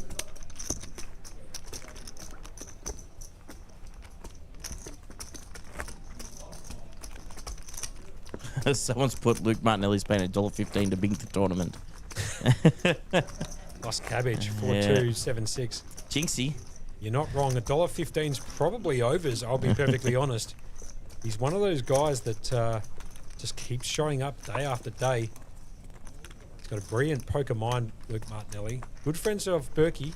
I believe, Berkey, you actually get some lessons from Luke Martinelli. Is that? I've dabbled a few times. Dabbled a few times, sure. Yeah, no, I went in for one lesson just to, sharpen my game up a bit, and then realised I know absolutely nothing about poker, so I had to go back. He's playing chess and you're playing checkers, huh? That's it. But also, I'll give a shout out to Martinelli for this one. It may have helped my game out a bit, but it's helped my commentating out a lot.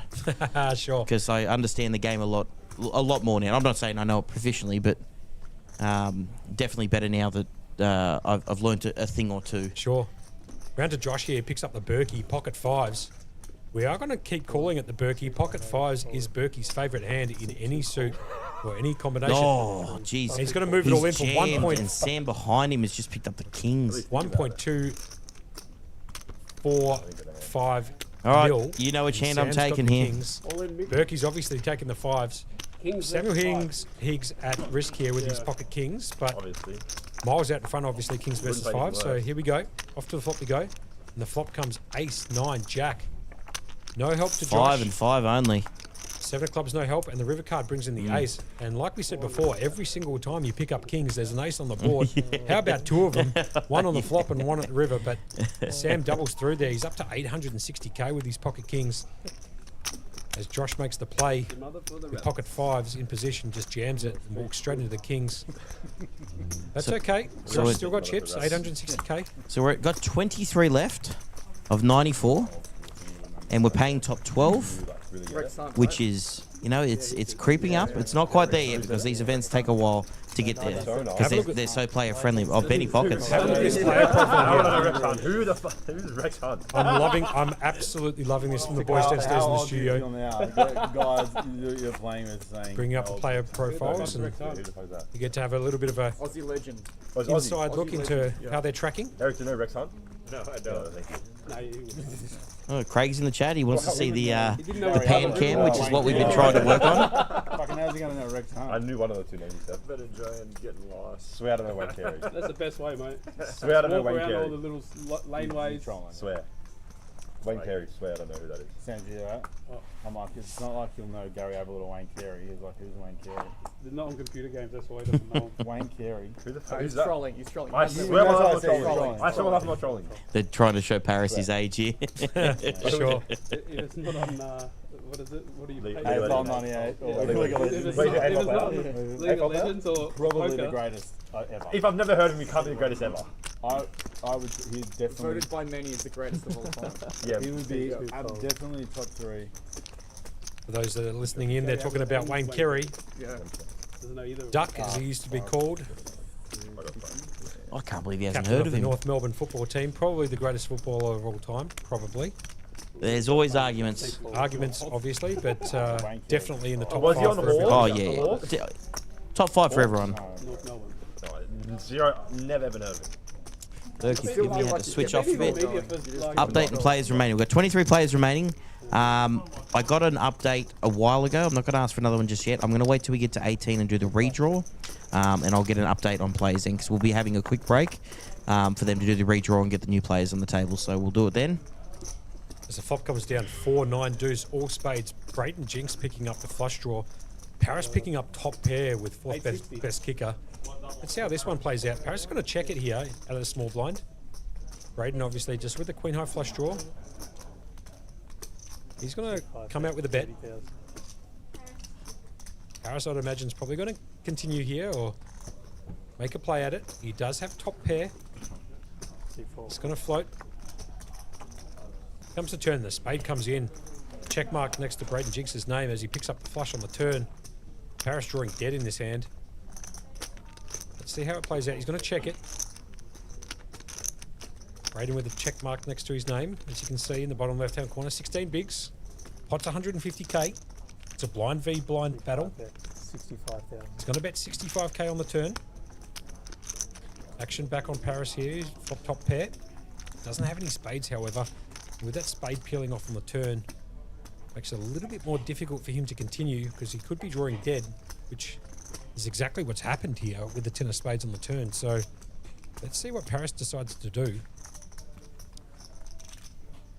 I'm going to take the line that he decides to fold here against Brayden Jinx. But I might be wrong as he counts down some chips, looking at a raise. I think it's just more of a count before he folds. Well, Braden's a very seasoned professional around the table. Most people know him as the voice of poker Oh, jeez. at some of the other events that Okay. are run around the country. So Harris deciding to come along here, drawing dead. Obviously, he doesn't know that. The King of Hearts peels off of the river. No help to Paris. Obviously, because he was drawing dead on the turn to start with. Braden Jinx here. Third nut flush. Trying to figure out how much value he can extract out of Paris's hand.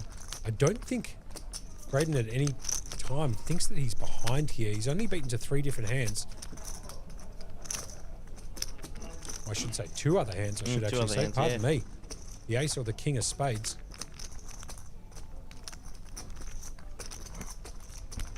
And he's just going to check it behind, right? Okay. Take his and equity.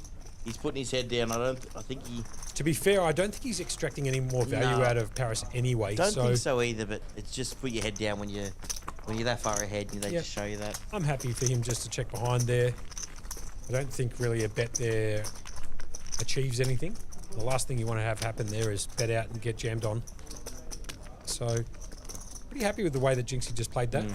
Obviously spikes the 10 of spades on the turn, and that was all she wrote for that hand. As the stats come up, the player profile comes up for Eric Baldwin.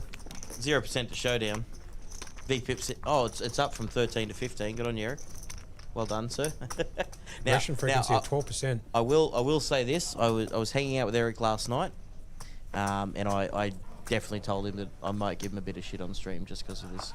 So if anyone's wondering if I'm giving Eric a hard time, I definitely am. And when he watches it back, you'll understand. Harley here just picking up the aces, yeah.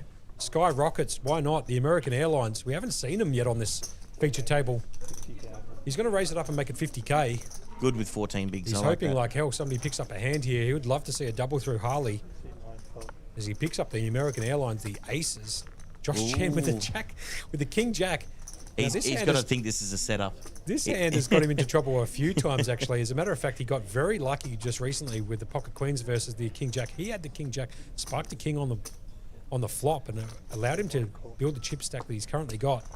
Obviously, it's gone down a little bit since he moved there's 2 kings gone as well. And Braden Jinx has picked up the ace-queen suited. What a cooler of a situation here.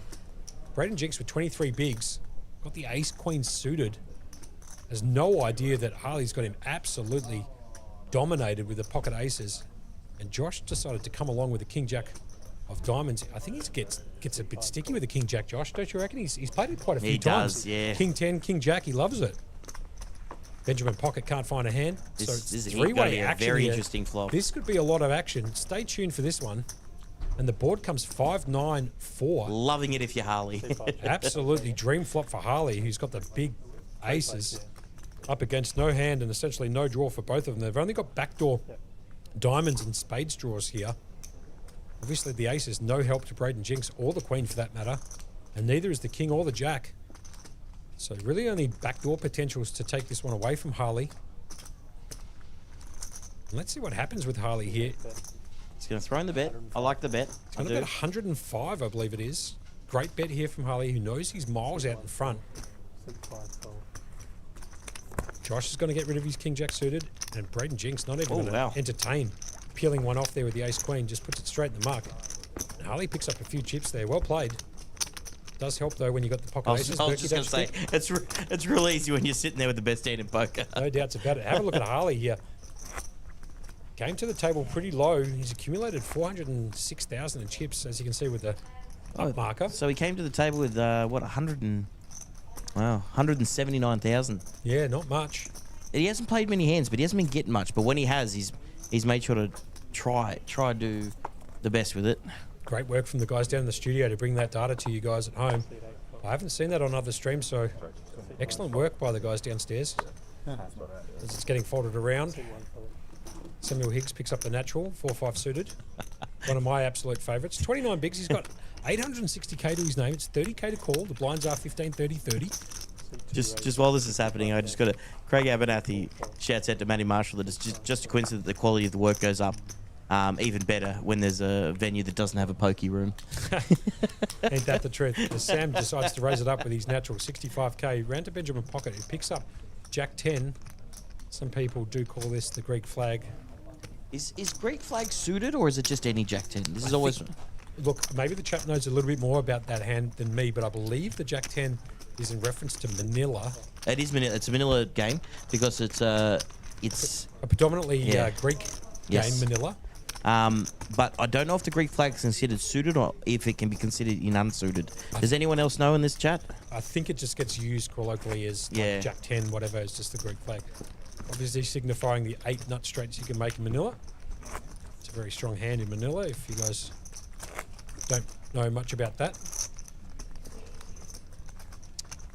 As PK comes in the chat, says, don't believe it needs to be suited. I agree. I think it's just any Jack 10 combo. As the cards get pitched out again. We're up to hand 107 here on the feature table. The blinds, like I said before, 15, 30, 30.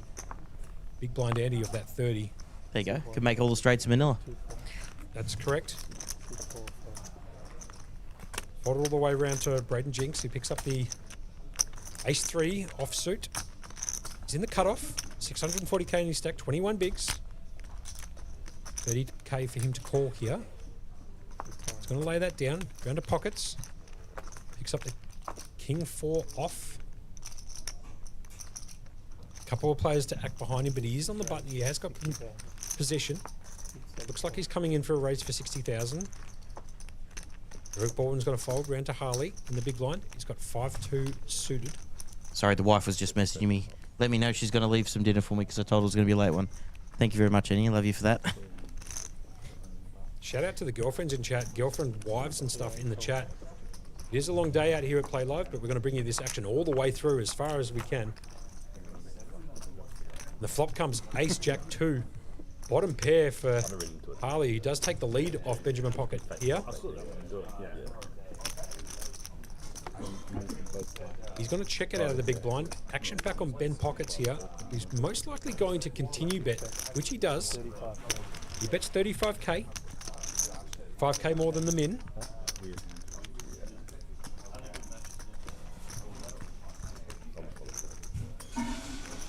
Action back here on Harley, who has picked up a piece of this board. He's got bottom pair.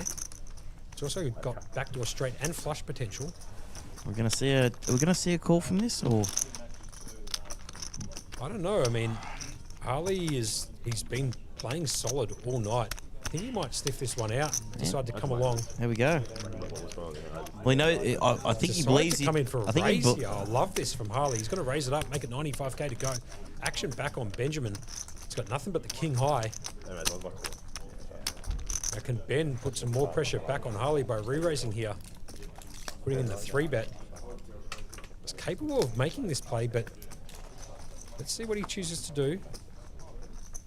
I can't see Benny continuing here. I don't know, man. You think so?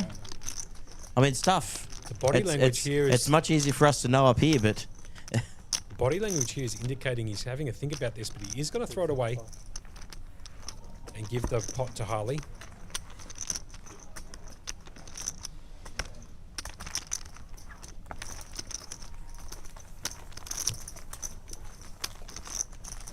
So just to let you guys know, we will be breaking at some point to do the redraw when we get down to 18 players. We're currently at 22 players out of 94.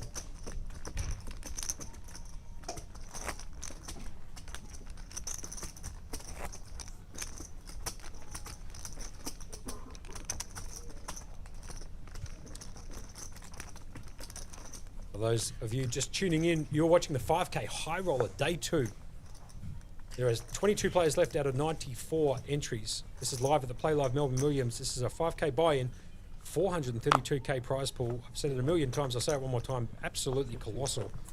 100k guarantee is what was in this guarantee for this particular event. So they 4x that straight off the bat. They're actually giving away more for the first prize than they are for the prize pool. For the guaranteed prize pool for the event. Very impressive by the guys here at Playlive. At 129 York Street, South Melbourne. If you want to get down and play some cards, this is definitely the place to be for the next week and a bit. This is just for the chat. There's 132 lacquer up top. Because I know they've been...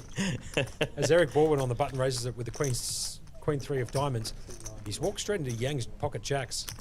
He's just going to play this a bit tricky and decides just to limp in. The big blind. Not to the flop we go. Oh The flop my comes- God, The flop comes Eric. 2 3s and a 7. Eric And just you flopping know what? gin here. That's just a dream flop for Jacks as well. No doubt. Yang here with the overpair to the board, but Eric Baldwin just flopping 3 of a kind. Absolutely camouflaged as you get. He must be licking his chops here. He's got 89% equity here. Yang needs to pick up a few running cards. Obviously, he can get there with 7-7 to chop it up. Oh, no, he wouldn't chop No, it up. no, He just 7-7 needs give to- him just the needs a win. jack. Jack, Sure, Jack just 2 cold or outs. running sevens? Cold. Pardon me, it's been a long time in the booth. Here comes Yang. He's obviously going nowhere on this particular board. He thinks he's miles out in front, but as you can see from the percentages in the bottom Oh, and he's left-hand put the corner, raise in. He's crushed. Now, this is super interesting to see what Eric does. He's got the board absolutely smashed. Is the 4-bet too strong? Sorry, is the 3-bet too strong? Is the flat too strong? Well, it's really funny here, actually, because Eric's a seasoned professional, as everybody would know. 10 million plus in Likes the live flat. tournament earnings. The 10 of diamonds does not help Yang whatsoever.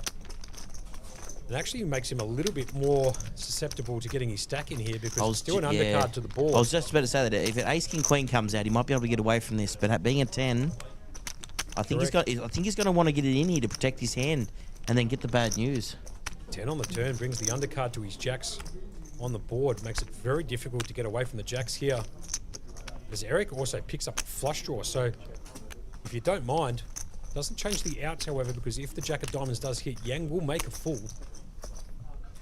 Let's see what happens. Yang here out of the big blind is going to check. It goes back round to Eric, who did call that raise on the flop. Here comes a bet from Eric.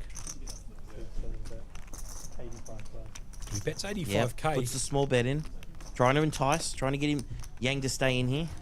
I've got a funny feeling Yang's going to make a play at this here. Can't imagine he's losing very often. You know he's what? only losing to a 3, a full house, or any other combination that's got jacks beat, which are very few in that regard, especially when it's a raise on the button and you're sitting with jacks in the big blind. So I'll be surprised here if he gets away from this one.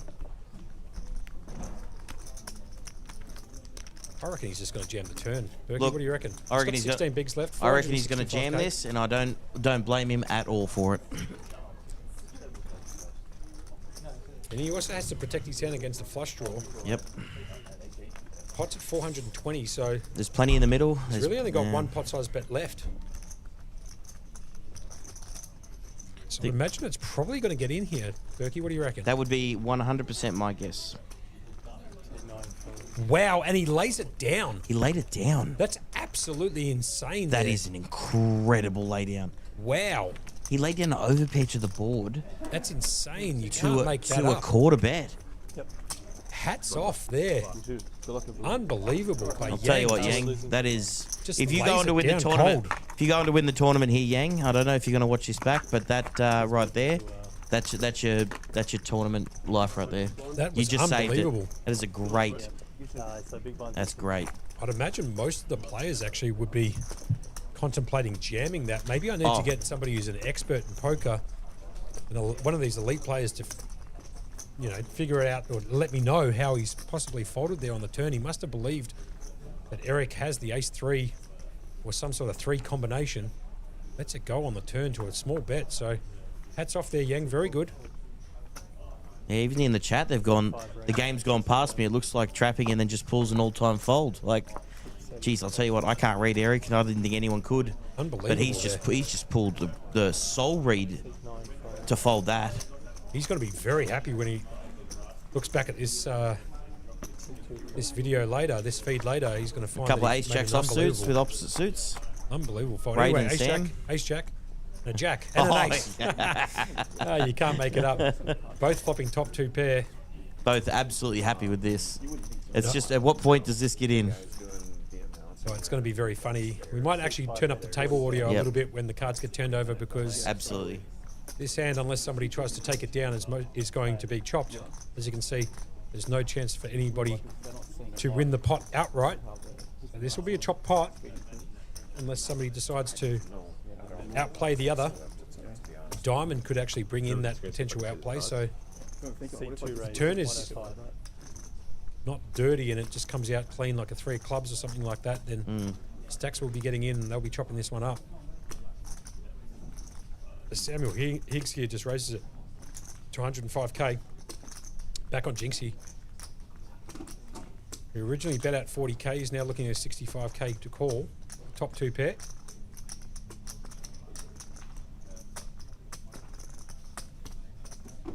People in the chat just giving props to Yang about his fold last round. I totally agree. When you make an absolute all-time fold like that, that 99% of players in that position are going broke.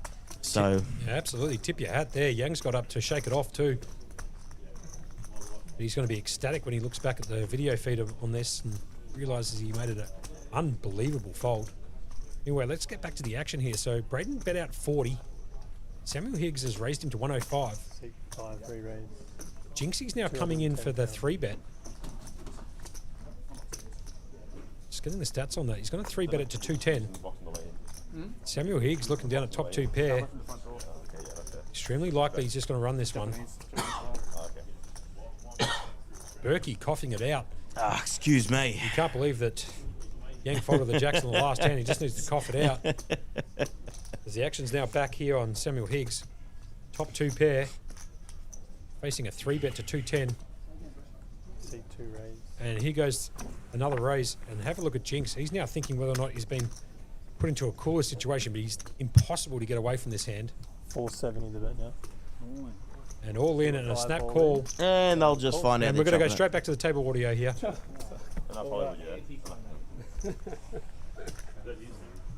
You know, we're just talking about ace jack, right? So it comes, I'm in the big blind. We're just talking about ace jack. So the board runs out with 4 diamonds. Not one diamond. Not one diamond amongst them. And what's that river there, Monkey? 5 of diamonds, Berkey's prop card, sure. We're going to chop this one up. Aces and jacks for both of them. Nobody's got a diamond here. So chop it up, Buttercup. That'd be a dirty run out for someone had the... Obviously, both of them are pretty happy that they didn't lose the pot. Just money back, plus the blinds. Well played, guys. 2 minutes to put it in. Did he? He did? 2 minutes to put it in, huh? So just getting a little bit of info from the studio downstairs. Little spoiler alert for people. We will be breaking for the final 2 tables and a redraw in approximately 5 to 10 minutes. Obviously, we can give you that information because we've got no idea who's going to bust in any of these hands to get it down to that draw. So we're still going to call the action praying for ace 7, huh? Jack 7, maybe? as is.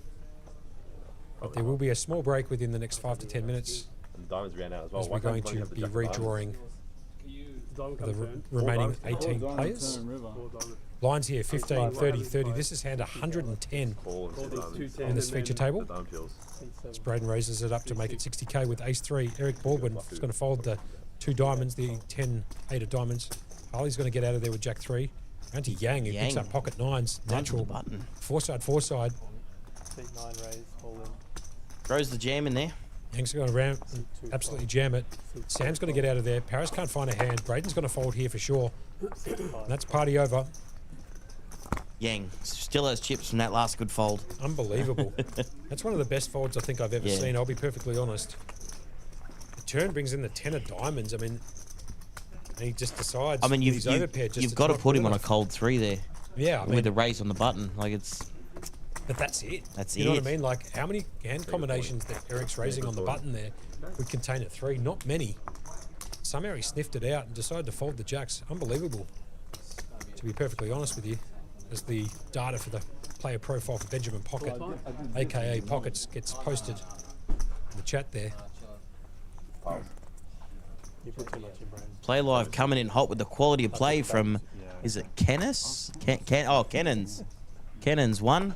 Appreciate that. Well, I mean, it's all down to the players, man. They're doing the best to show us some good poker down here. No doubt. We're just doing our best to comment or commentate, will you, on the quality of play that we're seeing. And I'm sure when we get down to the final 2 tables and down to the final table, it's just going to get better and better. No doubt about that.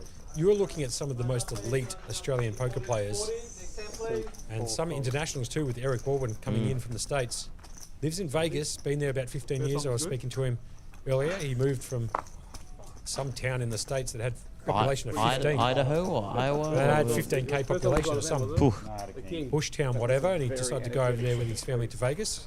That's Eric about to take his seat there in seat 7. 2040 now. New recipient of some shares from Playlive. He's part of the ownership group now. As recently posted on the Playlive socials. If you're not on the Playlive socials, jump on there, like, subscribe. Same with the YouTube, Facebook, and Twitch. Maybe even click that little alert bell that's on the socials so you can keep alert of all the notifications. They'll keep you abreast of all the updates that Playlive has, including when they drop posts and when the streaming schedule actually comes out. I think it's up there too. He's picking up a string of hands here, Yang. Yang's just gone 9 straight into Big Slick here. We went Jacks into 9s into Big Slick. He did too. Very cool. Great call by you, Jacks 9s, Ace King. In the hijack, we'll see another raise out of him. Getting hit with a deck. Samuel Higgs here picks up the Ace 7 of Hearts. It's been a raise, obviously, to 100k. Samuel Higgs is going to fold his Ace 7. Paris is going to fold the worst hand in poker. 7 deuce off. Braden Jinx with a Doyle. Brunson straight in the bin.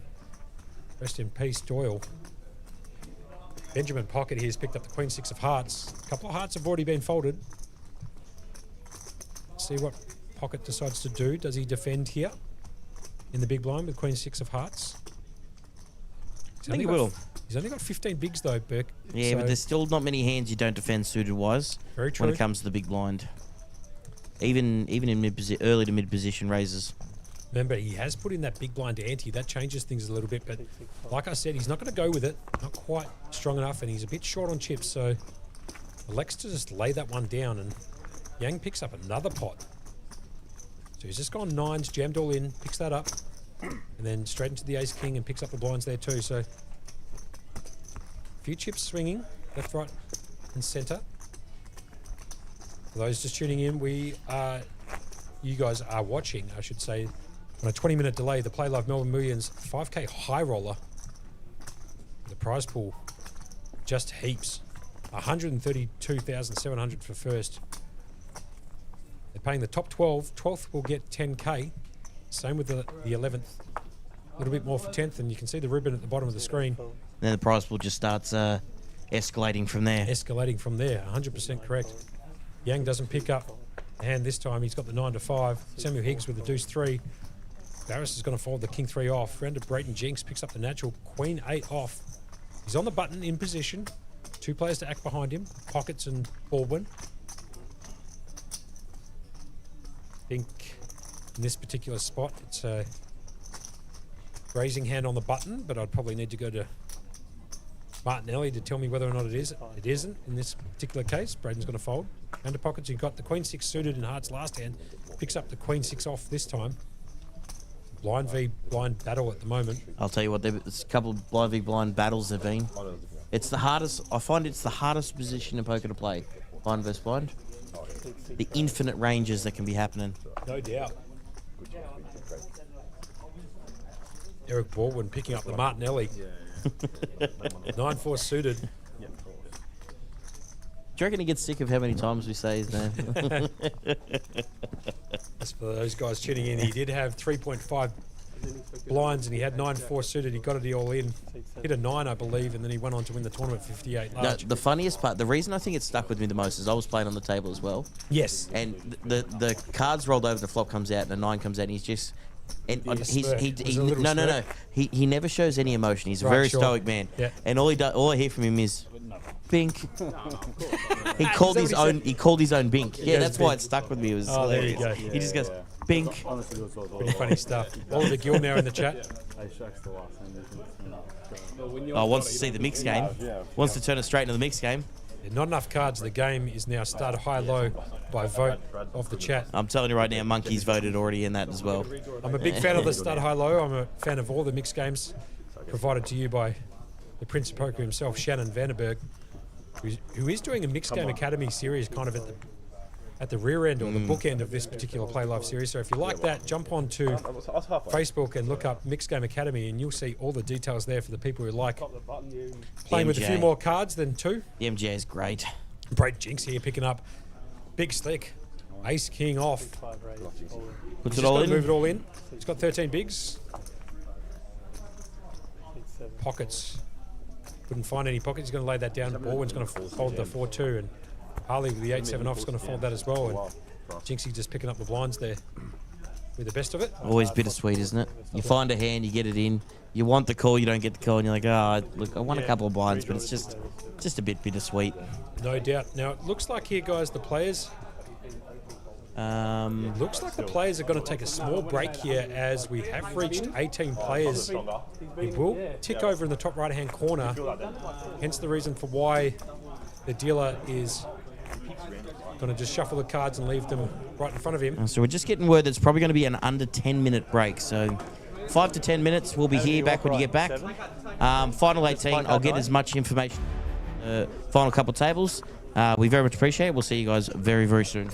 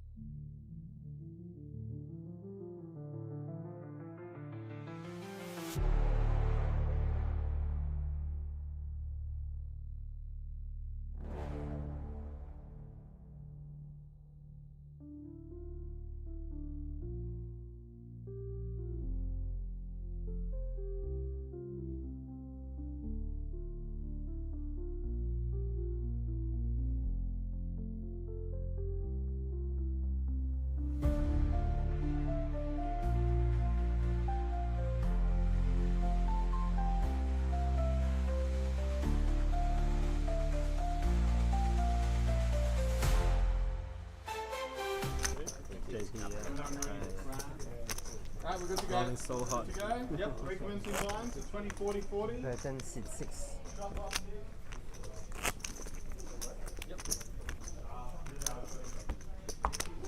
Just a reminder, guys. We are back after this short break at the 5K Playlive Melbourne Millions main event. Yeah, I can't even get words out at the moment. It's been a long day. Let me It's do it been a for long you. day. Thanks, man. Come on. You guys at the moment are watching the 5K Highroller Day 2 live on a 20-minute delay at the Playlive Melbourne Millions. Just drop my phone. Drop his phone on the ground. The seat redraw has been done. There's 18 players left. That's what I was just double A couple of new players coming here into the feature table. Sit 1. We are live on Facebook. We're also live on YouTube and on Twitch. Each time. Yeah. We'll be giving you some information about who is still remaining in the field. There's 18 players left. All right, I've got the 18 players here. I'm going to keep reading. You let me know if there's any action on the screen. Eric Baldwin, Lachlan Crilly, Nelson Dong, Michael Egan, Cooper, Samuel Higgs, Jackson, Perry Jeffs, Harley, All right, Harley. Yeah, sure. yeah. Braden Jinx. Yep. Josh, Benny Pockets, Rick, Amin, of course. No one surprised there. John Peter, Paris, Tony So and Liu Yang. There's a bag of rice. There you go, and have a look at this. A couple of new star-studded lineup here into the feature table. We're ticking into the 7th hour or 6th hour on stream here for you guys. We're going to keep this pumping all the way through as much as we possibly can. I believe they want to try and play it out tonight. That's the word on the street at the moment downstairs from the guys. So hopefully we're going to see this one all the way through until a winner. A decision will be made closer to the final table as to what is going to transpire. But have a look at the table here. Samuel Higgs, 25 bigs, Cooper Feltman, straight in, yeah? Straight into it. Tony So, 27 bigs, Braden Jinx in there obviously from before. 7 full. Louis Yang. Mac Josh in the chat is asking how many left. We have 18 left. So we just did our redraw, had a short break, and we are back. That's J-Mac, by the way. That's Mac Josh. That's J-Mac, yeah. Coming in clutch late night, yeah. 10:21. You're listening to Josh Monk and Adam Burke in the chat at the moment and on the commentary. No, we're loving it, aren't we? If you've got any questions for us, hit us up. We are on Facebook Live. We're also on YouTube and on Twitch. As you can see, this is the 5K Highroller Day 2. Obviously, it's locked out now. There's 18 players left. 432K in the prize pool. 132.7 for first. Not much for J-Mac, but plenty for the rest. As the blinds go up to 20, 40, 40. This is hand number 2 from after the break. I'll tell you what, I swear I've seen Cooper in a few of these final tables recently. He's been playing very, very well. No doubts about that. As Cooper here raises it under the gun +1 to 80K with ace-10. Tony So, I believe that's how you pronounce it. Maybe I need to get somebody to tell me how to pronounce it, but I'm pretty sure that's how you pronounce it with the ace-jack off. He's going to limp in there for 80K. Krilly's going to fall. Krilly's on the table. Sure, why not? Ricky Shen's in there. Amin, another absolute crusher. He walked over here in a pair of jeans in 45-degree weather. Why not, Amin? Smoking a durry. No probs for him. He's in the small blind with King Queen off. 2 live cards actually to the other 2. So let's see what he chooses to do here in the small blind. Amin's got 3.3 mil. Of course he does. Why not? Holy cow, I didn't even see that Yeah, I stack. didn't even see it either. 83 bigs, sure. Another crusher. He's going to raise it up and make it 240 to go now. Round to Perry. Speaking of crushers, Perry sitting there just quietly in seat 9. Yeah, Perry, an absolute crusher. Absolutely taught by the best, I've been told. Oh, sure, why not? Picked up the natural. He's going to throw that straight in the bin. Back round to Cooper. Feltham. He's the guy with the beard and the glasses on right here, seat 2. Sitting right next to Sam Higgs. He's an absolute crusher of the game. He makes final tables left, right and centre, this bloke. Does it for fun. He does it just for fun, for giggles, yeah? Shits and gigs. Yep. He's got 21 bigs. He's got 835K in his stack. It's 160 to call after the 3 bet from him in. He also has Tony to act behind him. He's going to fold, goes around to Tony. He's just going to chuck it straight in the bin. I'm in. The rich get richer. Well played, I'm in. Amin just outplaying them all. Look at these King stack Queen. sizes. He's got 3.5 million.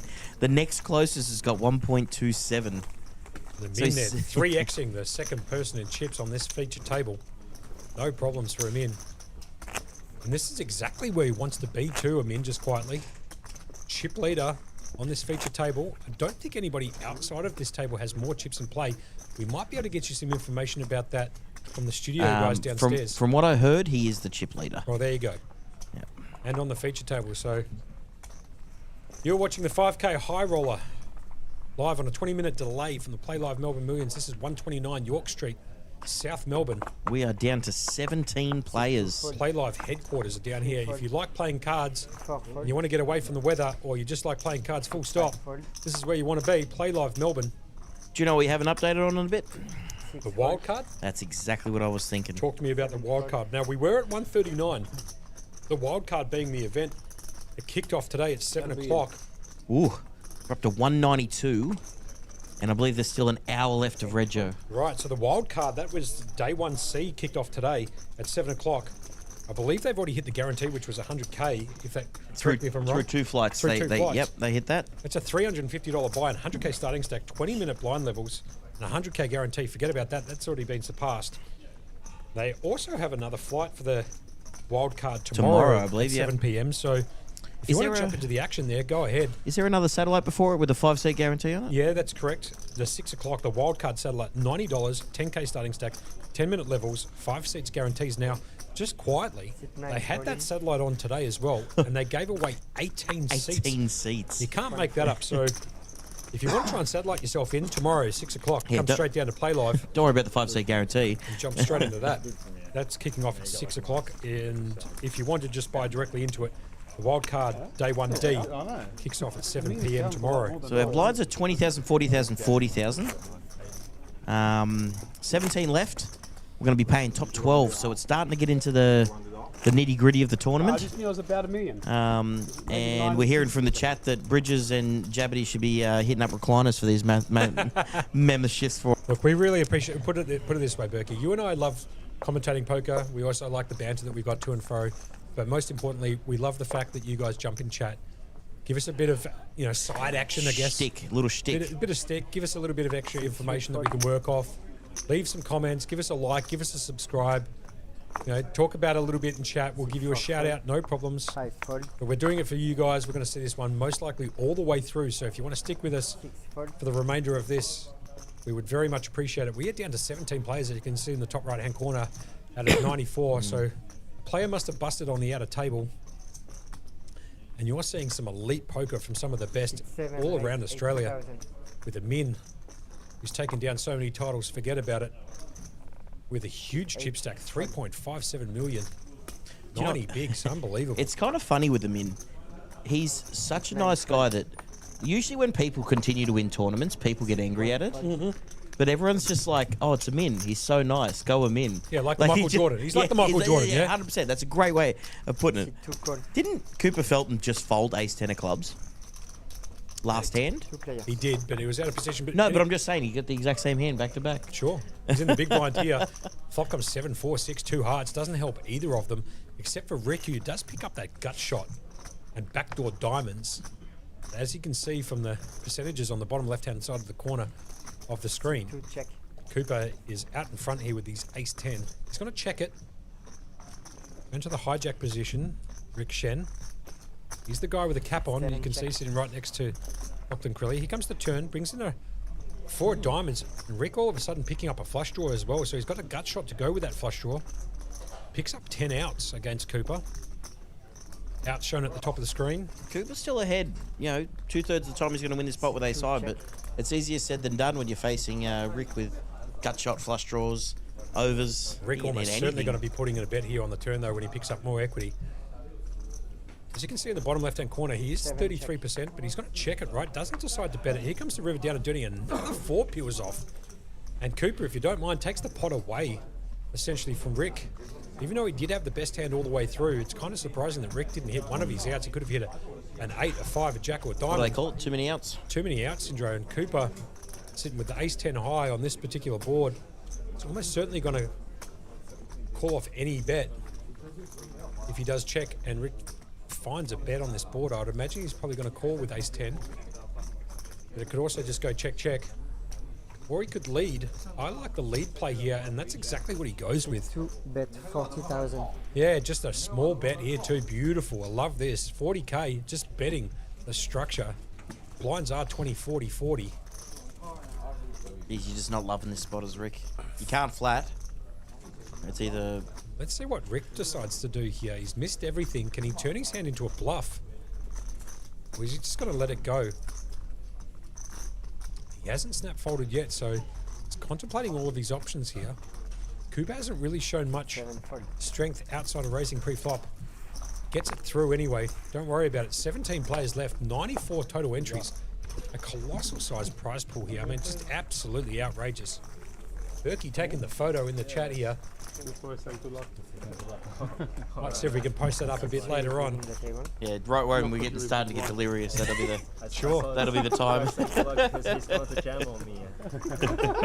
And Michael Parker's come in here with the chat here. Did Paris asked to leave the final table, or is he out? It's just a redraw, so it's completely random who gets selected to go on the feature table. It's just randomized through the CasinoWare software on the iPad tablets. They basically just click a button that says randomized table draw, and that's all she wrote. And so I doubt he would have elected not to go on to it. It's just chosen a complete random. The thing is, I don't want to look up the names that are left because we're on a 20-minute delay. So you kind of, what do you call it? We like to keep the integrity of the game here. So no doubt. So we're gonna call it on the 20-minute delay, regardless of the live information that we can get. There are 16 players, as you can see in the top right-hand corner, remaining. Hit 8, raise 80,000. Hit 9, full. A little bit of information coming in from the studio downstairs. We very much appreciate it. Benny Pocket's gone. Eric Baldwin gone on the outer table. So they were the 2 eliminations. Appreciate that from the studio downstairs. Well played, boys. Well, that must have been a huge pot if they're out. Correct. Because Eric Baldwin was one of the chip leads, wasn't he? Yeah, Benny was getting a little bit short. I think Benny had like 600k. I think Baldwin had like 830. So both of them are busted. One of the newest owners, Eric Baldwin, hitting the showers alongside Benny Pockets. Look at this. Okay, Matt, the guy from the chat just messaged me and said, hey, you boys are doing a long shift. Can I get you some Uber Eats? Oh, we appreciate that very much. Well, we are fed very well here, guys. Don't worry about that. Actually, as a matter of fact, burger cold as ice here because we're sitting in AC, and he said it tasted just as good as the first one. Anyway, off to the flop we go. It's pocket 3s versus 9-7. Board comes 4, ace, 8, 2 spades down. Min raised it pre-flop and got the call from Braden Jinx in the big blind with pocket 3s. I mean, serious poker player. Look at the face on the guy. Unbelievable. Walked all the way here in a pair of jeans. I think he had a jacket in hand too. You can't believe it. Can't believe that. Backpack on. He just doesn't seem like he feels it. No doubt. He's going to continue here. Brad Goose just in the chat too. Welcome, Brad. Thanks for joining us. Very much appreciate everybody who comes and joins the chat and is watching the stream. I hope you're enjoying it. This is Berkey and Monkey in the chat to see you all the way through this tournament. We are down to 16 players, 94 left. Brad, of course, one of the dealers up here and an expert mixed game player, but has been out dealing the cards for Shannon, the Mixed Game Academy. So shout out to Shannon again. I'm hearing on the second table that those two got knocked out by Harley Jensen. He's got 1.6 mil. Geez, sure, why not? A double knockout, was it? Yep. Grandma would be happy in the chat. Yeah, grandmother. Throwing the fist in the air. She must be ecstatic. Well, he must be ecstatic. It was a grandparent. We don't know I don't know which one. Which gender, but we'll just chuck it out there. Grandparents in the chat. No problems. Give him the love, and he's got one through for a triple up, it sounds like. And a double elimination as we get back to the feature table here. Crilly out with 6-4. Comes around to a min. Not only does he have the chip lead, but he's also picked up ace king. Why not? Why not? 93 bigs. He's and found the ace king. The thing is, he's been in every hand, and he's going to raise again. Like there's certain people who are going to take a stand against him eventually, and they might pick the wrong time. No doubt. Perry Jeff's out with the 6-7 off in the hijack position, checking his iWatch, looking at the screen. Fold. Comes around to Jinxie. He's going to fold the king 10. Mr. Wang here. He's got 15 bigs, 605k in the stack. He is in the big blind. Remember, there is a big blind ante that's paid by the person in the big blind. So it's 20-40, the 40 big blind ante. So he's already contributed 80k to this pot. So he's going to come along with his 7-3. It's 7-3, the Joe Hasham versus a min chip leader with ace king for something different. And here we go to the flop, and the flop comes Jack 8-5, complete rainbow, no help for Mr. Yang here. Amin just out in front with his ace high. And Louis Yang is going to check it, I'd imagine, and Amin's going to c-bet here, and that's going to get it done. Yui can't float here with 7 high. He's only got the backdoor draw to... Amin wow, okay, checks. Min checks it up for a little bit of deception. 8 of diamonds hits on the turn. Louis Yang needs a lot of help on the river here with a 7 or 3 if it gets there. It's only got 4 outs, as you can see up in the top right-hand corner. Only 12% equity. Hit 5, check. Min miles out in front. And Min's almost certainly going to have a bet here, I can imagine, after getting it wrong on the flop. 8, check. Wow, he's going to check it back again. Unbelievable. He's going to try and let... I think he just thinks he's so far ahead that he's trying to let something happen. I don't know. And 9 of clubs on the river. No help to Louis Yang. He might be setting up an advanced play here by trying to get Louis to bet the turn or the river. So if Louis comes out for a bet here, I can imagine that Amin's just going to snap it off. And have a look at this from Amin. This is why he's such a great player. He's gone check, check, check, check with his ace-king. Bet 75. He's going to snap this off, I'd imagine. Amin, he's definitely not folding. I can't imagine after he's played the way that he's played this hand. I know that a few cards hit here. I know that the double straights, obviously the 6-7 and the Queen 10, the Queen and the 10-7 get there. But Amin's played this exactly the way that he wanted to, so I can imagine he's going to flick in 75k and see the good news that his ace-king is good. A little bit of side action on the outer table. Berkey, you can shout this one out because my throat's getting a little bit sore. That's okay. And he does just that. Amin just snaps that off. Sees the good news. Amin just picking up another hand. That's expertly played. He made an extra 75,000 there with that check. It looks like we've lost Paris on the other table, is the news that I'm receiving. So Paris is out. He had a bit of a chip stack right at the start of the day. I don't know if you can remember, if you've been tuning in since the start, I believe that Paris had somewhere in the vicinity. I know he had over $1 million. He might have been the chip leader actually coming into day 2. I think he had like 1.2 million. He did. He had a huge stack. GG's in the chat for Paris. Time to hit the showers. It's been a hot one. So let's see how we go. Anyway, we're back down to 15. So we're 3 off the money now. Yep, we are. 3 off the money, 6 off the final table. This is where players like Amin with the chip leave are really going to start ICM putting pressure on players. Like he's really going to dig in here. No doubts. Brad Goodman, I believe, is out. He got busted just before the seeding redraw. So Brad Goodman, shout outs to you in the chat. But he is busted. He played very well today. Must have gotten super unlucky on the other one. Perry Jeffs. He's going to raise it up with his ace jack suited in hearts under the gun +2. He's got 19 bigs. He's raised it up and made it 80k to go. So he would have started with 21 bigs. Gets the fold from everyone. Crilly can't pick up a hand. Now look, have a look at this star-studded lineup here. Pick one here, Berkey. What do you think, man? Ooh. Look, just based on form, I'm going to go with Coops. Pardon me in the chat. Just based on form. Look, it's easy to go him in because he's an obvious choice with the chip lead and how good he plays. But let's do a pick without the Amin in it because he's got most of the table. Okay, so on Sportsbet, for example, you can take the favourite out. Correct. Take the favourite out. Yeah. And you can pick who are you with. taking? Yeah. Yeah, sure. Because the obvious choice is Amin. He's 3x the second player, and he's probably one of the best on the table, arguably.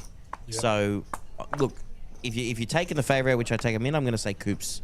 Right. Just because of the scene, the form he's been playing in. I've watched him on stream a fair bit, and he's just a solid player. As Amin picks up the Greek flag, Jack 10 suited in diamonds, my favourite hand personally.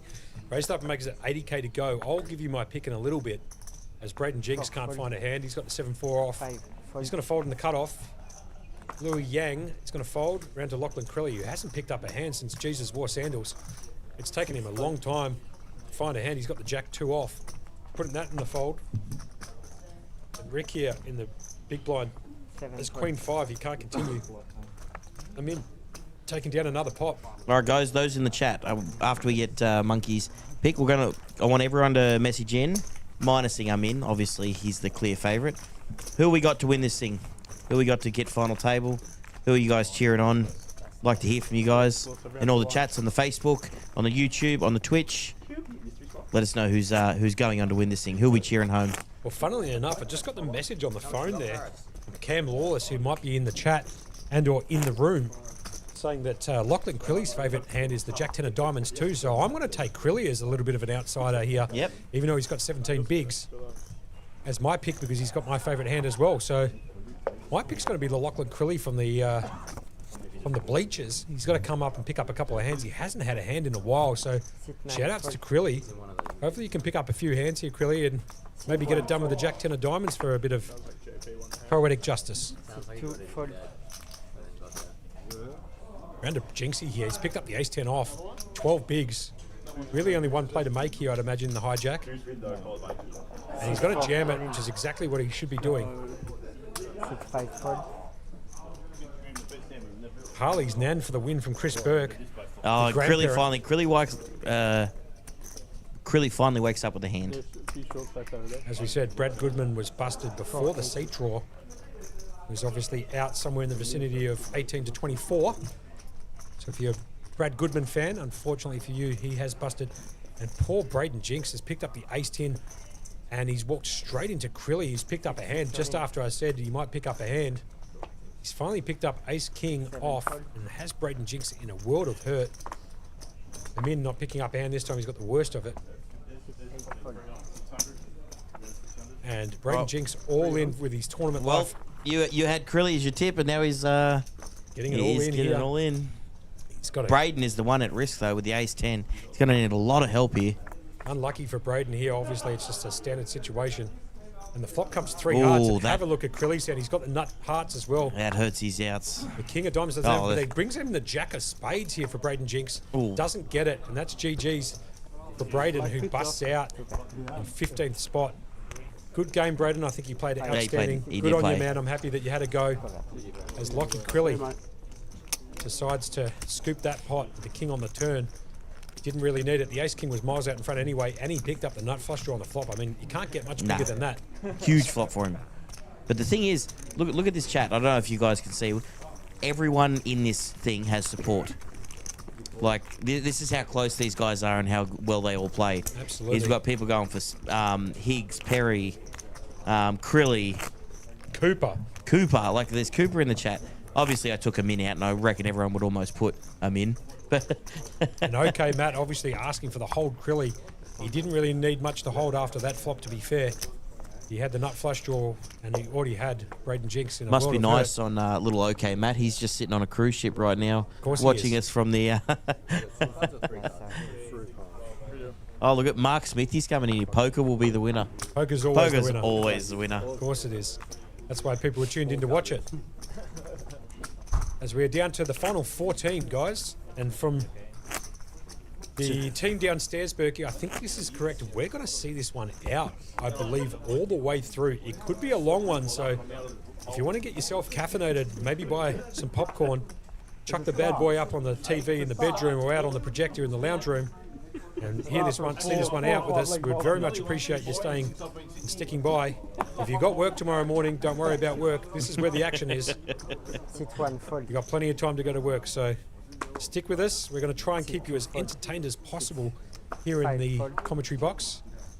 And we're down to the final 14 in the 5K Highroller Day 2 live on a 20-minute delay at the Playlive Melbourne Millions at 129 York Street, South Melbourne. 432k in the prize pool. Just an absolutely ridiculous prize pool for a 100k guarantee. 132,700 for first, 82.2 for second, 50 lakas for third. Fourth, as you can see, 35k 600. Fifth, 28.8, 23.3 for sixth, 18.9, 15.3 for eighth. And the person who makes the final table, which will be a nine-handed, I'd imagine, final table. Yes, we'll be seeing nine-handed. We'll be picking up 12,400. So that's the kind of pressure that's on once you get to the final table. You've made it this far. Now you got to beat. The difference in pay is 12,000 and 130,000. A big difference on a morning. Well, we can start talking about ICM and more in-depth poker stuff, but I think we're going to keep it a bit up five and keep it interesting in the com box. Keep it up five. Keep it interesting. Like the 12th man used to do. Just to see you guys all the way home. I know you want to watch a bit of poker, listen to a bit of banter, a bit of table chat, and we're trying to get you home all the way through to the final table and or the winner. So there's a little pause here. Oh, as I believe they're sweating. Oh, everyone's bubble walking away at the moment. At least a pineapple. So as you can see, there's 13 players left. They are on the bubble, so it's hand-for-hand play. Avocado, you get a guarantee. So just a little note here that's coming in from the studio downstairs. I'm going to throw this over to you, Berkey. Wow. Okay. This is something that we've been that I've been talking about doing for a long, long time when it comes to hand for hand. Now, making the players sit in their seat is one thing, So what they're now doing is they're allowing the players to look at the other table stacks just once, and then they must remain seated. So it's the kind of the in-between where we're allowing them to do what they need to, but once they see where the short stacks are in that, they're not allowed to move anymore. And I really like this. Yeah, I like this initiative by Playlive here. You can go over, you can have a quick sneak peek. Obviously, the other table for this particular 5K high roller is around the corner from Playlive. It's completely out of view. And I like the fact that you can have a look at where the chip stacks are, then you must come back and take a seat. Yep, you're allowed to do it once, and then you must take a seat. This is an initiative I saw. Where did I see this at? I don't know, but I love it, I Berkey. saw it, and I heard it happening once where they were on the bubble and they allowed everyone to look at the stacks. So they gave them 2 minutes to go have a look at everyone's stacks. And they're like, you know what? You've seen everyone's stacks. Now you're not allowed to leave your seat. And have a look at a Min. He couldn't give a rat's toss bag about the other thing. He's got 3 million in chips. He's not in any danger, I can't imagine, of bubbling this particular tournament. Probably going in as a big favourite. Here we are, Stone Depending on the Bubble. stacks on the other. 13 left in this 5K event. See, they want to play it through. We're hearing that's what we think is going to go. They're going to play it through. This is where the excitement actually starts. Now, even though it's getting very late at night, we are going to stick with you guys here. We're going to give you the best we can. We're going to talk you through these hands. No doubts. And shout outs in the chat to everybody who's sticking on. We really do appreciate it. We know it's going to be a late one. We're hoping that you've been with us since the start. But if you're checking in right now to watch us, you're listening to Josh Monk, a.k.a. Monkey, with his best mate and partner in crime, Adam Burke. We do the You Can't Make It Up podcast, as we are playing hand for hand. So we do have some time to kill in between hands. And we will be talking about a couple of events coming up, plus the Mixed Game Academy, plus the You Can't Make It Up podcast. We might as well plug ourselves during that 2-minute hand-for-hand breaks. 5 fold, 6 fold. We're also going to be plugging this wildcard tournament that I'm going to have a look up on. Absolutely. Right after this hand is done. We'll give you all the action here. We'll keep you up abreast of everything as a Min picks up the Jack 10. The Greek flag, as they call it, Manila. It makes the most amount of straights. I believe 8 possible straights. Maybe somebody might be able to correct me in the game, but I believe it can make 8 nut straights, and hence the reason for why it's such a powerful hand in Manila and why it's called the Greek flag. He's going to raise it up, and he's going to make it 100 to go. The blinds are 25, 50, 50. Pardon me. The blinds are 30. Sorry. What are the blinds, Berkey? 20, 40, 40. That's okay, man. I got you. Once in a while, I got your back. My bad, man. I've been talking non-stop for 7 hours, so all right, here we go. 20, 40, 40. So we're in between hands now. So the wild card, just a quick update, it's got 196 runners. Sure. And we still have, I believe, 45 minutes-ish of Rego. I believe that's correct. 11:30. Let's just say the Rego closes 11:30, maybe just a little bit short of that. We're at 196. We can get confirmation on that, maybe through the website, Berkey. If you bring that bad boy up there, it might be able to tell you how long the late registration goes for. If not, the guys down in the studio, if you can help us out, we'd appreciate it. Late reg at the end of level 12. Exactly. Yep, perfect. Perfect. Absolutely nailed it. Soul read from Berkey. Shout outs to you too, Berkey. We've done a good session in here, man. I really appreciate you being by my side. Oh, and we're man. hoping everybody at home Nowhere else you'd want to be. the banter. Absolutely nowhere else you'd want to be. As a Min picks up Jack 2 off in the cutoff. He's got 4 million now, 101 bigs. Sure, why not? Hit 8, raise 100,000. He's going to raise in the cutoff with He's a very putting marginal hand, but he's got so many chips. It's ICM max pressure. He sees these stacks. They're all wanting to go through to the cash, and he's just going to try to take advantage of it as much as he can. As Higgsy here picks up King Jack off. Obviously got a Min absolutely torched here with his King Jack versus the Jack 2. Let's see what Higgsy decides to do out of the small blind. Or is he in the big blind here? Berkey, my eyes are... He's in the small blind here. Yeah. I don't imagine you go too crazy with Cooper sitting behind him. No, can't imagine. But most likely he has the best hand here, just to be fair. I know that we can see the graphics. And that's exactly what he does. He just jams it. Yeah, fair enough. Cooper, straight out. Background to a Min. He can't call, so... King Jack's going to get this done. Sit 8. That's party over. Picking up some much-needed chips. And sit 8 fold. Cooper actually had the ace-5 off. But obviously not enough to get it done for an all-in bet. I really feel for him, and he's just gone under 4 million chips here. The clock paused the whole time on the bubble. Well, there you go. Oh, this is So actually BK actually an interesting question here. Someone just goes, "Is the clock pause the entire time for the bubble?" Yes, it is. 2 minutes is taken off per hand for those who don't know. So it's just to make it a fair for both sides. You can take the time you need to per hand. We're only going to go hand for hand. For those who don't know, that just means both tables will be playing the same amount of hands at the same amount of times to keep it fair for both, to avoid the tanking and everything. That's correct. And so 2 minutes will come off the clock per hand. Just a little update here from PK Spud in the chat. Jack 10 can make 4 straights in Manila. Obviously the 7-8-9, 8-9 Queen, the 9 Queen King, and obviously the Ace King Queen. Hence the reason. So it can make 4 nut straights. So I'm actually wrong. I got halved there. I'm in just jamming in the hijack. Just because he loses a little hand, it's not going to stop him in. 9 fold. Amin's just jamming the natural. 2 fold. It looks like he's going to get it through. Hold on a second. Hold on. Louis Yang's actually picked up a hand here. He's got 9.8 bigs. This is going in, I guarantee. Yep. 5 all in. So it's Ace Jack Diamonds versus the Queen 9 Baccarat hand from Amin. You can tell us what you got. And Louis Yang is all in here on the stone bubble just quietly. The reason they haven't flipped their cards over yet is because the hand needs to be completed on the other table before we run the all-in.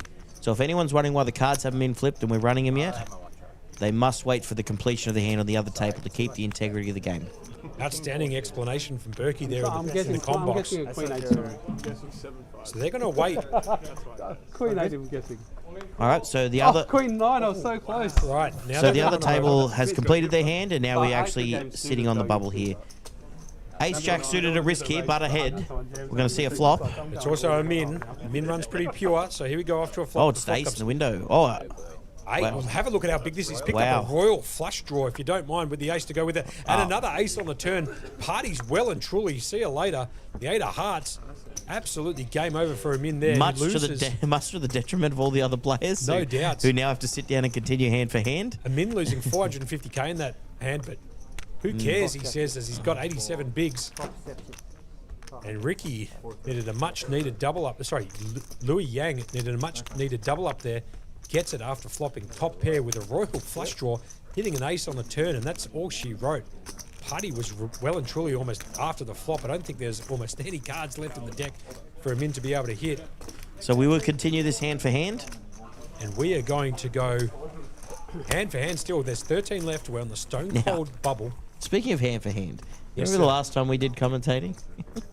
Hand for hand, yeah. We had a tournament we were commentating at that went for 59 hands. No, 66 hands. 66 hands. Yeah, 60. I remember because I remember thinking Route 66. It went for 2 hours and 45 minutes. I'm not going to lie. I really hope that doesn't happen again. That's very true. Otherwise, we will be here till next Friday. I'd imagine, Berkey. Anyway, Mr. Wang there, very happy. Mr. Yang, I should say, very happy there. He's picked up the ace jack and got it done. It's up to 23 bigs now, 920k. Got a bit of a stack. Back round to a min. 9-2, 11 double down if you play blackjack. 1 card only. He's applying maximum pressure. I mean, he doesn't care where he's sitting at the table. Does not care. He's under the gun +1 with 9-2 off. He's just going to raise it up, make it 100k to go. Higgs is going to fold. Cooper's going to fold. I love this play by Min. He's going to apply Liu maximum again. Liu pressure. again. And Louis Yang's picked up the King 7 of clubs. It's 80k to call. He's in the small blind with one player, Lachlan Crilly, to play behind him. Crilly's picked up the natural, Jack 9 off. And that's going to go in the bin. And Amin just playing power poker, just absolutely leaning on all the players here at this table with a 90 big bet. Power poker. Power poker, 100%. A 90 big blind stack in there.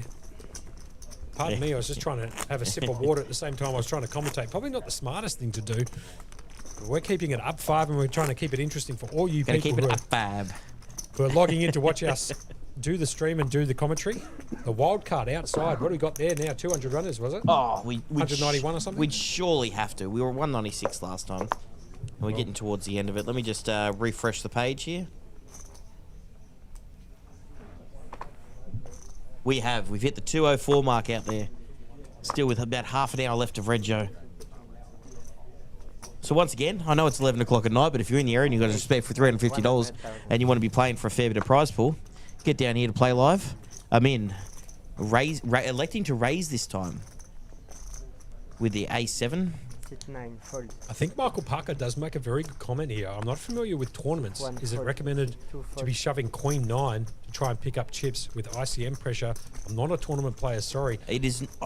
What do you think? Well, I think it is. I think what Amin's done there is exactly what you should be doing. It's applying a maximum pressure because people's range is really thin out to a small percentage of the hands when it's ICM, when it's on the money. No one wants to bust the bubble. So people's ranges is really going to tighten down. And when you're playing, 7-handed, a lot of the times you're going to get folds through and pick up cheap chips. And then if you get called, then guess what?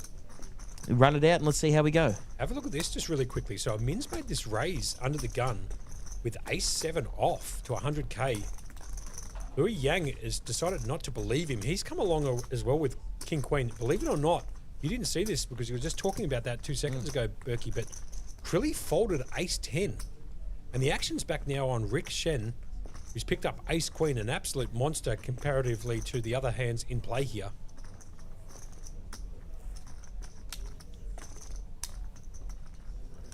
I think there are specific types of hands you can do it. I'd have to probably go to some more elite players. Amin's probably one of the guys I can have a chat with during the break to give you a better answer, Michael. I'm not a huge tournament player myself, and I don't usually play Hold'em, to be perfectly honest. I have been around the game for 25 years, so I know enough about it, but not a big tournament player. I do play the mixed game stuff, so I'd have to talk to a minute break and find out whether or not that is the most EV play.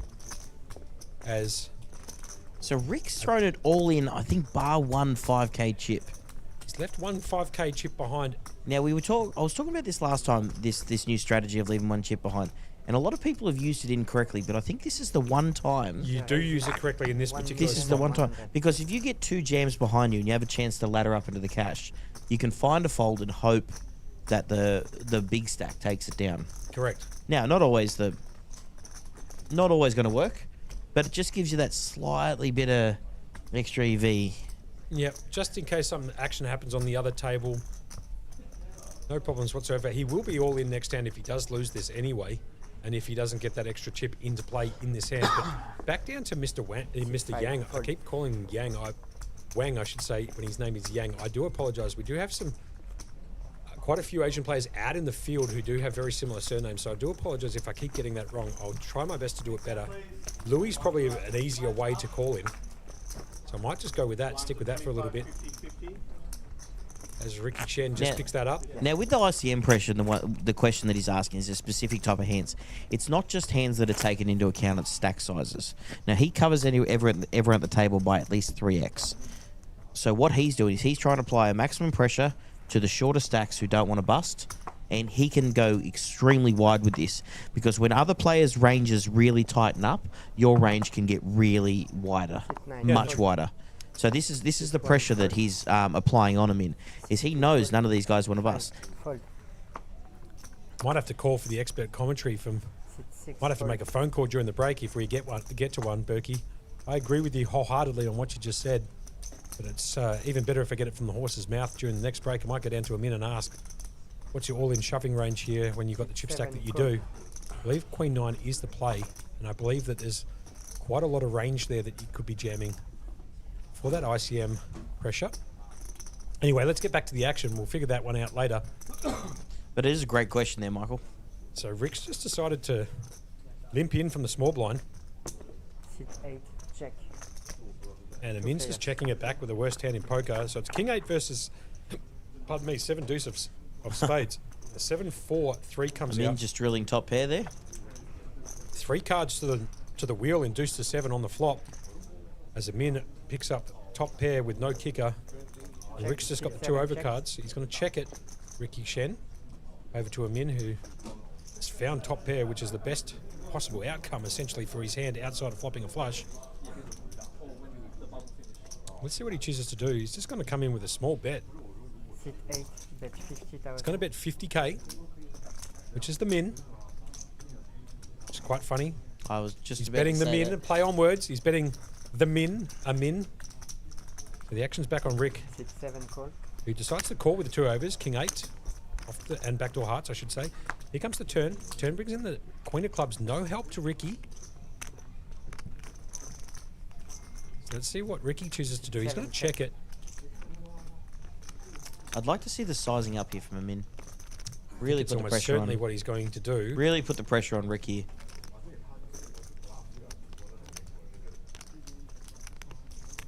But you got to think, even if Amin sees Rick in his situation here, and he's got even say a queen, yeah.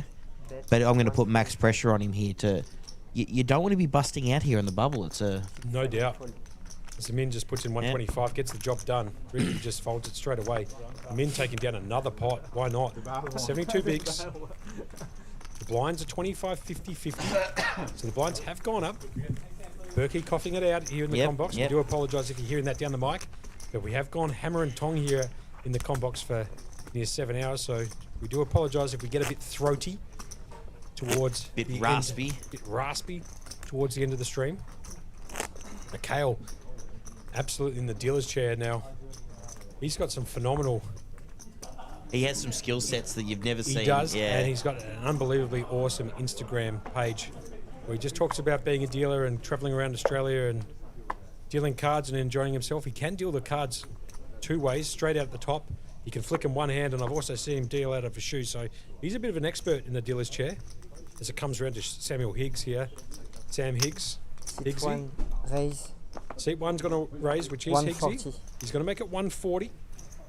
A little bit unconventional, making it 140, but that's fair enough. Well, he's got the ace queen of hearts. I actually don't mind that because it's going to force other people to jam on top of him when at this point of the tournament he's going to have the best hand. No doubts. So no doubts, totally agree. Amin here with 10-8. He's asking how much Sam Higgs has. He says he's got 850 behind. See, it's also the fact that Amin's in the big blind. Oh, sorry, in the small blind. In the blinds. The big stack's in the blinds. So most of the time, if you're going to min raise there, you're going to get a call from the covering stack in the blinds. No doubt. So you don't want them in there. Min's got to lay this down. Can Perry Jeffs pick up a hand? He still can't get one. He's got the 6-3 off. He's been looking down at some absolute napkins for a good part of an hour, I'd imagine, since we've had him on stream. He has not picked up a hand. I don't even think he's had a hand since we sat down. And it's not the fact that he doesn't want to. Poor guy. I mean, he's got sitting on 15 bigs, cannot find a hand for the life of him. Sitting there with glasses on. Don't worry about it being 11 o'clock at night. He's got the glasses on inside. The sunglasses, I should say. There could be a dealer change coming in. Sunglasses at night. Not many people do. So just to let you know, we are on the stone cold bubble here in the 5K Highroller. This is live at Playlive Melbourne Millions at 129 York Street, South Melbourne. With our 5K Highroller. Unbelievable. 94 entries. Unbelievable. There was a 100K 100. It sounds like a joke when I say it. 100K guarantee on this event. We've got 432K in the prize pool. So forget about 100K, but they've 4x'd it down here at the Play Live. And as Wonky Vincent Wan said before, if you like playing tournament poker, this is the place to come and play for the time being. Absolutely no doubts about it. With these types of player entries and prize pools, where else would you rather be? And I'll tell you something, we are going hand for hand. So guys, if it's a bit slow or there's a bit of a lag, or the table is running at a bit of a sort of delay, it's because we are waiting for the action on the other tables. Now Cooper here under the gun picking up big slick Monster, suited. absolute monster with 16 bigs, exactly what you want to see when you've got 16 bigs. Under the gun, ace king. He's going to raise it up and make it 100K to go. So this is where I like the min click because you want the over jam now from this guy 100%. On the button. 10-9 folded, 10-9 folded again. Round to a min. He's got the jack 7 off. He can't play here to a min under the gun. Very to a just min raise, to a min under the gun. I actually meant to say a min raise under the button, under the gun, but pretty funny either way. Perry Jeff still can't pick up a hand, and Higgsy here. It's going to cost him 50 to call. It's got the absolutely dominated hand. He's going to throw it straight at the bin, and Cooper's just going to pick that up. As the dealer counts out the remaining stub just to protect the integrity of the game, make sure that there's all the cards in play, which I have no doubts there is. We appreciate everybody in the chat. Darren in there saying GG's, great commentary. We very much appreciate that. Okay, that was Darren with 1R. Darren with 1R. Very much appreciate Darren with 1R. Thank you very much, Darren. We do very much appreciate that. Thanks for jumping into the chat and for playing. It was good calling your action when you were on earlier. Okay, Matt's been here since we basically started the stream. Well, I mean, he's got his feet up on sitting on a cruise ship with a beer in his hand. I think he's doing okay. He might have to get 3 votes. Best on ground. Okay, Matt. It's the same every year. Stefan, I will try get the players that are left in it. I'll see if I can chuck that down to my fellas, my research development team downstairs who are helping us out, and I'll see if I can get back to you ASAP. Yeah. 6-5 fold. 6-6 fold. 6-7 fold.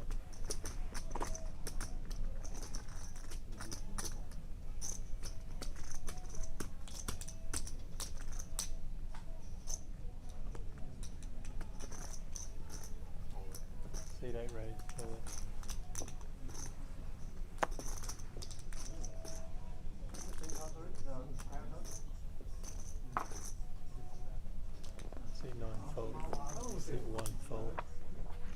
Just got to go back to the action here. Dennis Huntley, the big man himself, just came into the comm box to say goodbye and hello. Or hello and goodbye. Not necessarily in that particular order. The legend himself. The legend himself. He's got the loudest shirt you could possibly see. That's what he is. That's his signature look, is the khaki pants, the loud shirt, and the glasses on the head. Yeah. If you ever see him without it, you got to go ask him if there's something wrong. He's got the neon shark sort of Hawaiian shirt look on. Dennis Huntley, the absolute legend of the game. Yeah, with the Crocs on too, just to make it even more comfortable as he waddles himself out of Playlive. He's just busted, I think, in the wild card, but he'll be back throughout the series.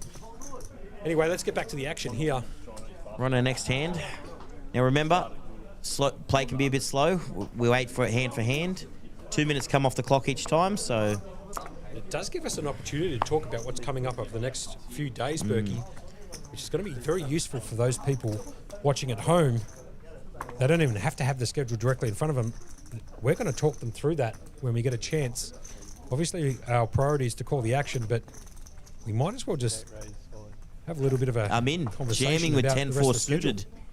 I'm in here just jamming it. Perry Jeffs, King 9 suited. I think this is the best hand he's picked up.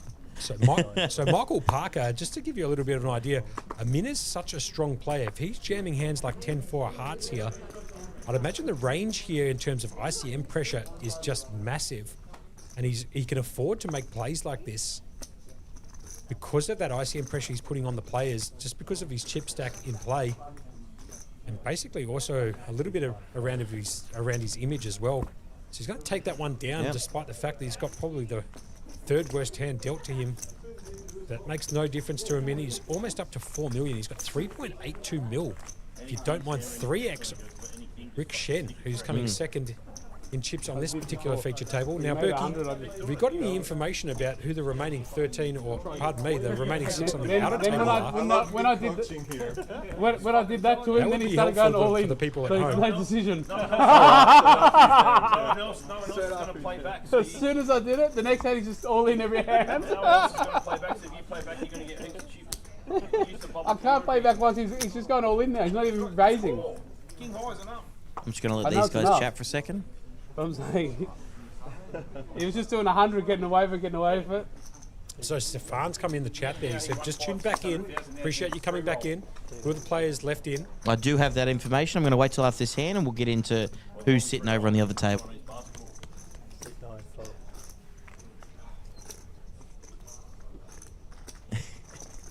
We both thought the same thing, Berkey. Yeah, no problems. Anyway, back to the action here. There was a bit of table talk there from Samuel Higgs. There's a little bit of banter going back and forth on the two tables. He's just commenting on Amin, just going ham on these players. Sam Higgs here raises up with the King 8 off, widening his range too. He's going to make it 125k to call. Lachlan Crilly in the small blind with the ace 4. Of course I listen to my coach, any king. Mark, I'll listen to you, bro. Natural 8. Natural, yeah, as he talks about a back row hand, there's natural 8, lovely. any king. All right, guys, just quickly before this hand's dealt, I'm going to get to the players on the other table. We've got John Peter, Michael Egan, Tony So, Josh, and Harley Jens. So Harley's still hanging in there as well. He came to this table, the feature table, and played on the short stack for hours. And it looks like he's over there with a half-decent stack from what I'm hearing. Sure, no problem. So they're the last 13 remaining. Berkey giving you the lowdown on who's remaining in this tournament. There's 13 left. They are on the stone cold bubble here. Oh, I dare say if Amin's jamming all the other stuff, he's going to be jamming this as well. Oh, and then jeez. Ming Yeah, picks up just- the pocket twos here. Sure, just He's under the gun. He's going to trick it up a little bit, make it 100k to go. Perry Jeffs, have a look at the hand distribution for poor Perry Jeffs. Literally getting sick and tired of folding. You can see it in his body language. Fed up as it goes around to Samuel Higgs. He's picked up the King Jack. He did make a very funny comment last hand that any kings any are jammed. kings, any jam, he just Decides to folds. lay it down against the min Ooh, as Cooper. Cooper picks up the pocket sixes. I dare say He's going to fold this out of position. Well, I should say in position. He's in the cutoff, but not strong enough for him. Lachlan Crilly's going to fold the 8-6. Round to Ricky Shen with the cap on, squeezing up the hand, Baccarat styles. Picks up the 8 of hearts, 7 of hearts. Going to see a flop here. 8-7 suited versus pocket twos. Now the way a min's running. Quads. Well, this is the hand he did Paris in. And here comes the flop. It comes ace-9-3. No help to Ricky. And a min's almost certainly going to go check. Small continuation bet, I'd imagine, from in. He's going to take another one down. As Ricky cannot continue with 8-7 of hearts. But I did see a min before check back the ace-king when I completely misread how he was going to play the hand. So it's anyone's gamble on what the min's going to do here. But he is going to c-bet. He's going to bet 75k. Ricky Shen's has got no hand, no draw, shows it to a min. Min doesn't give anything away. He's going to put his hand straight in the muck. As we in the combox are going to hoe into some M&M's, peanut styles. No, you were backdoor, that's right. I can't even fold in here. You were backdoor. What a fun.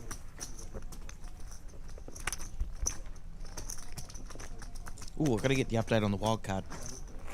Question here also, did anybody fire like 5 bullets into this? Honest to God, I don't know. We'd probably have to check down with the guys at registration at Playlive. I'm not sure if it's something that they would like to publicise how many bullets Probably people not. shoot in. So it's unlikely we can give you that information, but if the player is in the chat who's busted or is still in and is happy to share that information, we're happy to give it to you. It's just as simple as that. Spiritual Tradie podcast says, I thought Rick could afford a new hat after his 90k win. Then I realised that hat's worth $1,000. I did not know that. Is that a $1,000 cap, is it? Jeez, I really hope that that's not true. I wouldn't pay $1,000 for any cap. Actually, that's a lie. If something was signed by Michael Jordan himself. I was just about to chime in there and say something signed by Mate, MJ. if Michael Jordan signed a cap, yeah, I'm telling you, forget about 1,000. I'd pay, 100k for one, probably more. I'd have to tap into somebody like Rick to be able to help me afford it, but I'd be buying that bad boy. $1,000 cap, sure, why not? As we get back to the action here. Small blind versus big blind battle here. Ricky's just called the 25, a min with a 9-3 off. And the chip lead 3.9 mil.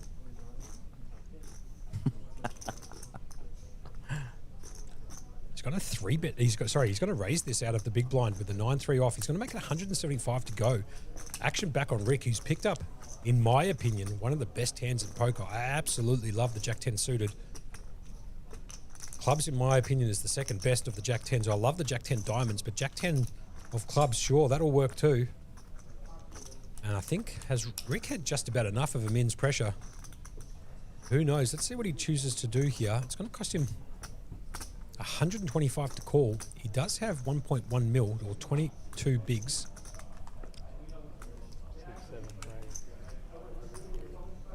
As Craig Abernathy comes in the chat there and he says, is there anything more fun than having a huge chip lead on the stone bubble? I don't think there is. I think that's the best feeling. And have a look at this just really quickly. Ricky's decided to 3-bet this and jam it basically in the face of a min, leaving a couple little chips behind. Min just snap folds as he's got his hand caught in the cookie jar, but Min doesn't care too much about that with his chip count. Oh, look at these stats. VPIP 65, aggression frequency 63. He's added an extra 480 chips since he sat down on this feature table after the break. So now with a couple, I'm just going to answer a couple of questions here. Is it normal to see Crown dealers deal at Playlive? All these guys, none of these guys work at Crown. They are, most of them are former Crown dealers, but no one that works at Crown can work here, vice versa. There's obviously a non-compete clause or some sort of all clause that stuff. in the Crown contract when you decide to leave, or you've taken the remuneration package or redundancy package or whatever. And so obviously these skills are, casino skills from Crown are very transferable here at Playlive. So I'd imagine Playlive tapped into those people who were eligible to come and deal here. Hence why we got some crown dealers coming across that you can see on stream. As I'm in here in the small blind, after it's been folded round to and picks up the 6-7 off. Is he going to keep applying pressure non-stop? And I guarantee you he will. He's one of those types of guys who just loves playing the ICM. Yeah, there it is. Pressure. He's Now, just going to jam it. Can Perry wake up with a hand? And Perry has not picked a hand up. I swear to God, cold. you can't make. He picks up the king nine. Now, this is a legitimate holding for Perry. I reckon he's going to go with this, to be perfectly honest. There's not a big chance that Amin keeps having the hands. He's staring him down. Amin giving him nothing. Have a look at that. Amin even looking in a different direction. Perry with the shades on too, and the beard. Full head of hair on the bloke too, in a black shirt. Completely disguised. I love this for Perry. He's got to count this down. I reckon he might run this hand, Berkey. What do you reckon? He's got the natural. Look, suited. It's the best Any thing. king's good here. Look, he had a king nine earlier, but I think it's just getting to a point where you got to make a stand eventually. Absolutely in the tank. He's going to. There we go. He's got to the move call. all in. There it is. And back to Amin. Once again. Pardon me. Let's just correct ourselves here for a second. We've got an all in 2-8. It appears that Amin actually jammed. He didn't raise. Yes, he did. No, he jammed. He jammed. I apologise. Oh, sorry. I saw the did big not stack see of it. greens, which are all 100K. I apologise. I didn't see it for those people who So are we've got an all-in listening call, and we're not going to flip them over yet, as we said, because there's still probably action on the other table. We'll wait till the action on the other table concludes, No doubt. and then we will get into this. Now, the reason they do that is if there's a knockout on both tables, to make it the fairest possible, if we get a double knockout, one from each table, those two will actually split 12th place prize money. Oh, is that what they do? Yes. Okay, that's interesting. So anyway, Amin here is just jammed. I apologise for my miscommentating here, but he's jammed here with 7-6 off. Out of the small blind. I thought he just put in a small raise, but he's actually jammed his stack in, and Perry has picked up king 9 of clubs. Miles out in front. He's all in at risk with his natural. Cards have not been flipped over yet. As Berkey alluded to just before, they are waiting for the action on the other table, or the hand to be completed on the other table before this hand is rolled out, hence the delay. There's a couple more peanut M&Ms go straight into my hand. Doing what you got to do. Everyone else will be doing it. Well, there he was. Sometimes mix it up with induce.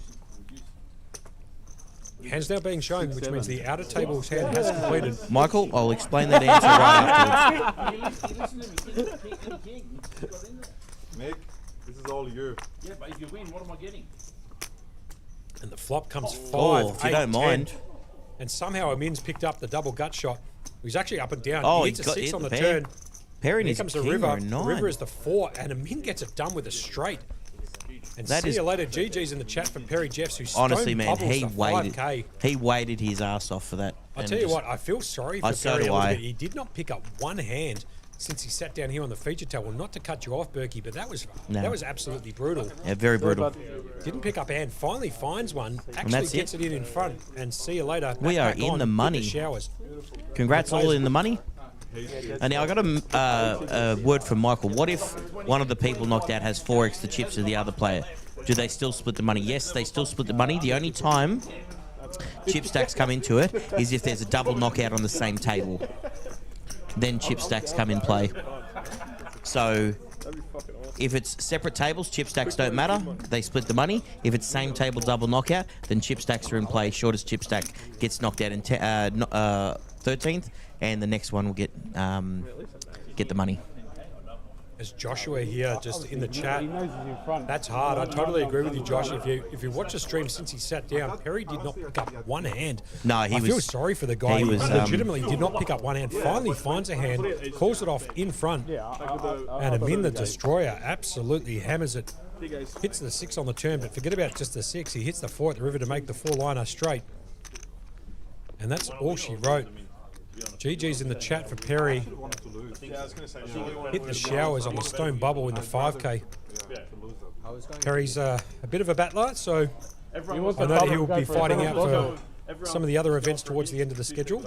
So you'll see a lot more of him, I would imagine, throughout the rest of the Playlive Melbourne Millions.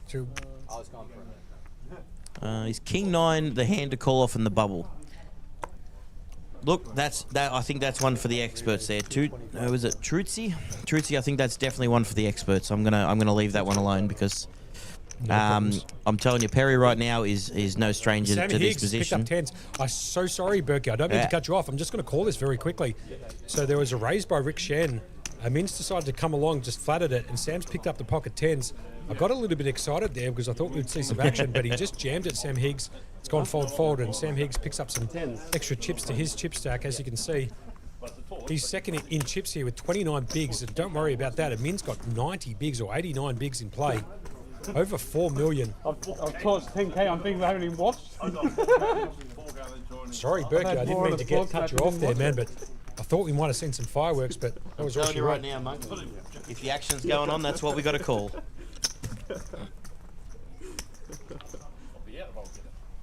Let's go. 6-5 fold. 6-6 fold.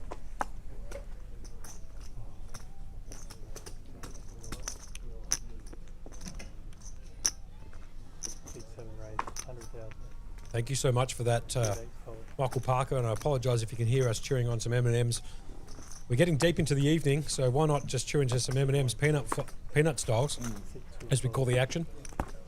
Then fold it around. It's going to be a little bit slow, so we're going to try and keep you as entertained as we can as we go deep into the evening for those night owls. Look at this pre-flop raise from Amin, 65%. Absolutely going hammer and tong on the pre-flop racing. He's not letting up. Like this is an absolute masterclass right here, guys and girls watching, and those who want to learn on how to use the big chip advantage during ICM. No doubt. That was absolute masterclass, I reckon. I don't even know how else to put it at this time. Perry is definitely not scared money, I can tell you that right now, Tritsy. This guy has been around the ring and he knows exactly what he's doing. So if he makes a decision, I'm just going to back it, that he knows what he's doing. As Michael comes in with a drinking game for the commentators, yeah? Play middle card. If your card comes up, the other one has to do a shot. Honestly, Michael, that sounds like a phenomenal idea, but if we're going deep into the evening... If we're going to survive I'll be absolutely hammered by 1 o'clock in the morning, which is only a couple of hours away, and I have to call the action here with Berkey, so we might give that a pass, but I tell you what, just for you, I might have a vodka Red Bull or something to keep the heart going. Sounds like a plan. As we look down at the action here, raised to 100k by Lachlan Crilly. He's got the ace-5 of clubs. Cooper Film here has picked up the king-queen. Pardon that. I was just in the middle of chewing on one of those M&Ms I was talking about before. He's picked up the king-queen. He's all in for 715. He's going to come back around to Crilly. He decides to fold the ace-5 suited, puts it straight in the bin. Crilly here. So we're down to 12. 12th now locked up 10,000. I think 11th has as well. 10,000. I think 11th has as well. And then 12,400 for 10th. And then when we get to the final table, it's 12,400 all the way up to 132 laka for those in the chat.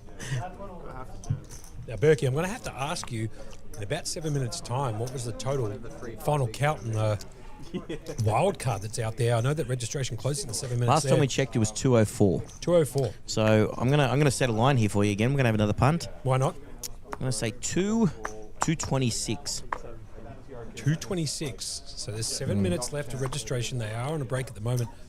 You know what? I'm going to take the overs on 226, yeah? I think it's a pretty good read. We'll check back in on that in about 8 minutes' time as it gets folded around to the button. Cooper here with the Queen 10 of hearts. He's played solid all day. He's going to jam it all in with maximum pressure. Crilly's just picked up the ace-queen. It's ace-queen versus the Queen 10. Lachlan Crilly again in a dominating position. He had the ace-jack versus the ace... Sorry, he had the ace-queen against the ace-jack, or the ace-king against the ace-jack previously and held. And here comes the flop, and the flop comes 2 hearts. And all of a sudden, Cooper's picked up a flush draw. The turn is the 7 of spades. He needs to fade a heart. Or an 8. And the river comes the jack, and he fades the whole lot. And Lachlan Crilly with the bust-out of Cooper, who busts now in 12th. Crilly somehow whiffing all of those outs for Cooper, but the best hand does hold up, and all of a sudden, my pick of the yard, Lachlan Crilly up to 37 big blinds, 1.835 mil. And my pick of the yard down to 0.7.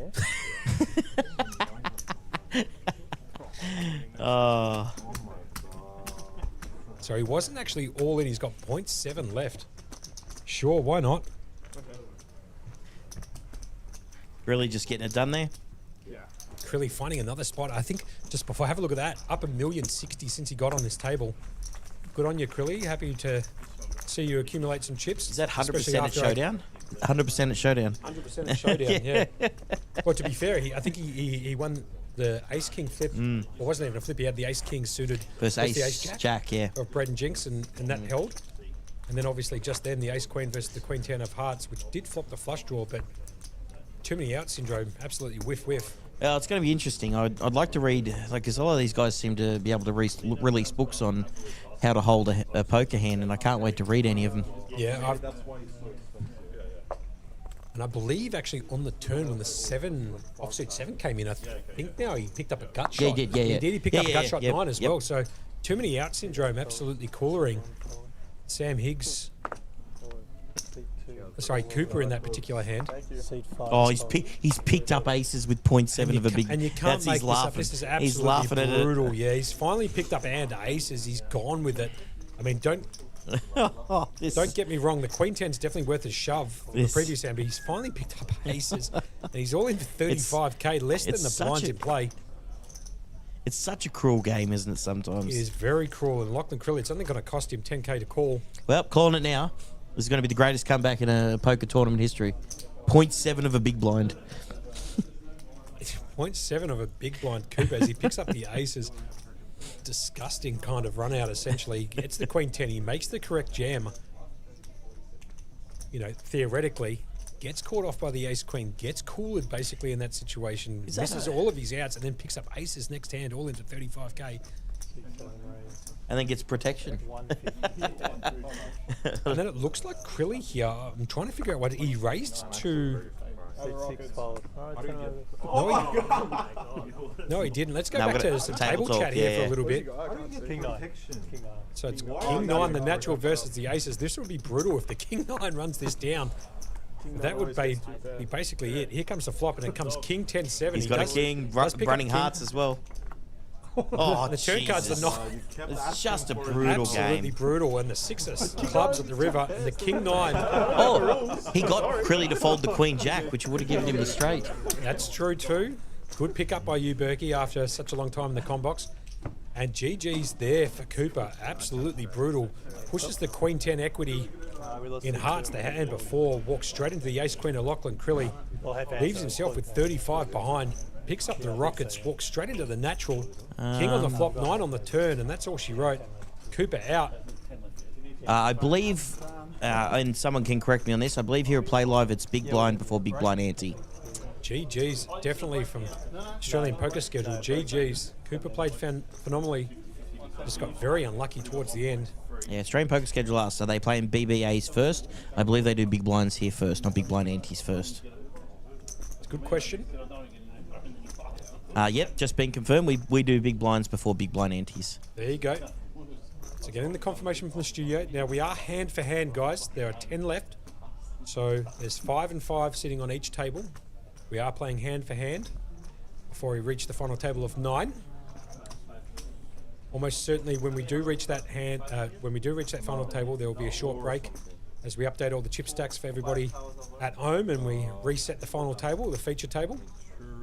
It is very likely we're going to see this one all the way through, guys. So if you're ready to lock and load in, there's a big chance this could go for a little bit of time. Oh, the chat. My brother's just jumped in and said he lost. He lost with aces because Adam Burke called the greatest comeback in history.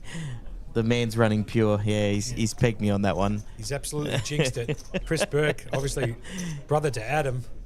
Adam saying that the aces... It was going to be the greatest comeback, yeah. Jinx straight away.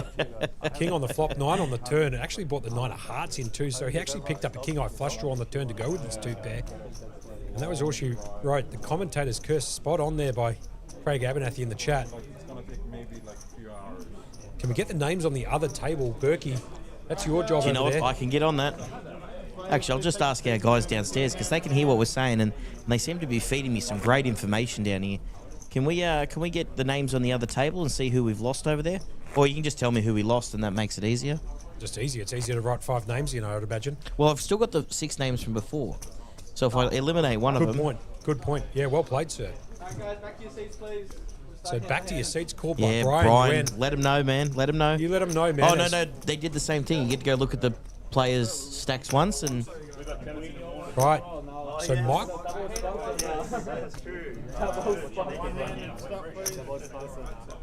So we're going to be playing down to the final table here. Final table of 9. Just to let everybody know that once we get down to the final table, there will be a short break, a short intermission, as they reset this featured table for all of you watching at home. And the night owls who like to watch some late night poker. This is the 5K high roller, yeah? $432,000 in prize pool, $132,700 up top. And Min, I believe, has the chip lead. He's got 85 big blinds or 4.25 million in chips. Absolutely playing out of his socks at the moment and picking up hands, as there's been an all-in from Louis Yang here with 550. Krilly's picked up the Ash Gupta, as I like to call it, the three-side, dot. Oh, that was hilarious during the World Series, wasn't it? One of my all-time favourites. So it's going to most likely be... a call here, I'm assuming. He has already called, actually, so we're going... Oh, there we go. Ace 4 versus pocket 8s. Lachlan Crilly does have more chips, so Louis Yang at risk here. He's Ace 4. We are good to go. Means action's done on the other table. Crilly hoping that his 8s hold here. Louis obviously hoping that he can pick up an ace somewhere. Here comes the flop down and dirty. It flop comes ace 7, 10. There's the ace in the window. The 8s go in the bin at the moment. 5 of clubs on the turn. No good unless and an the 8. river is the king of spades. So we'll see Leo get a double up here. And Louis Yang, so why not? Gets the double up with the ace 4. So Krilly's 8s go straight in the muck. The other table currently looks like John Peter, Michael Egan, Tony So, Josh, and Harley Gents. Right. So we're down to those 5 players. These 5 players, we are hand for hand going to the final table of the $5,000 Playlive Melbourne Millions High Roller event. There we go. And don't go anywhere, because this, I mean, I know it's late and I know I love having you see with us, but this is, the action is only just eating up here, because they are playing for $132,000 up top here. And just quietly 82.2 for second too, which is almost, it's 80% of the guaranteed prize pool for this event. The guaranteed prize pool was 100K. It's 82.2 for second, and half the prize pool for third. So big money here in this particular event. So if you want to stick around, grab yourself a coffee, get yourself comfortable. We're going to go all the way through. From my understanding, we are going to get some information about this whenever we do reach that final table. So strap yourself in. We're going to call this one out, I believe. As the Min picks up the worst hand in poker, he's going to fold it in the small blind, and Samuel Higgs is just going to pick that blind Stern up. Cross has jumped in the chat and saying hello. Hello, Stern Cross. How are we doing? And it's good to see, Brian putting the whip out on the players, letting them know. Nelson Dong is out. Berkey just gave the list of the players on the outer tables who remain. So Cool Mac asked for those outer table names. Berkey just gave them to you a second ago. We're one off the final table here, guys, so there will be a small intermission as we set up the feature table for the final 9 whenever that happens. Oh, I think they'll be, from my assumption, they'll be taking final table photos and counts. Sure. I'm not sure how long. I'm not sure how long that'll take, but hold on a second. Looks like there might have been a bust out on the outer table as the dealer has got the casino wash going on. It looks like we are down to 9, as you can see up in the top right-hand corner. We have lost someone. It's ticket over, so as you can see, we're down to 9 right now. Final table has been reached here for the 5K. Michael Egan eliminated in 10th. So we are going to go on a 15-20 minute break, and we are doing confirmed final table tonight. So we're going to go on a 15-20 minute break. We're going to go get ourselves some more caffeine. Monkey, been a pleasure. We'll see you guys in 15-20 minutes. Don't go anywhere. Stick us on Facebook, YouTube, and Twitch, and we'll see everyone soon.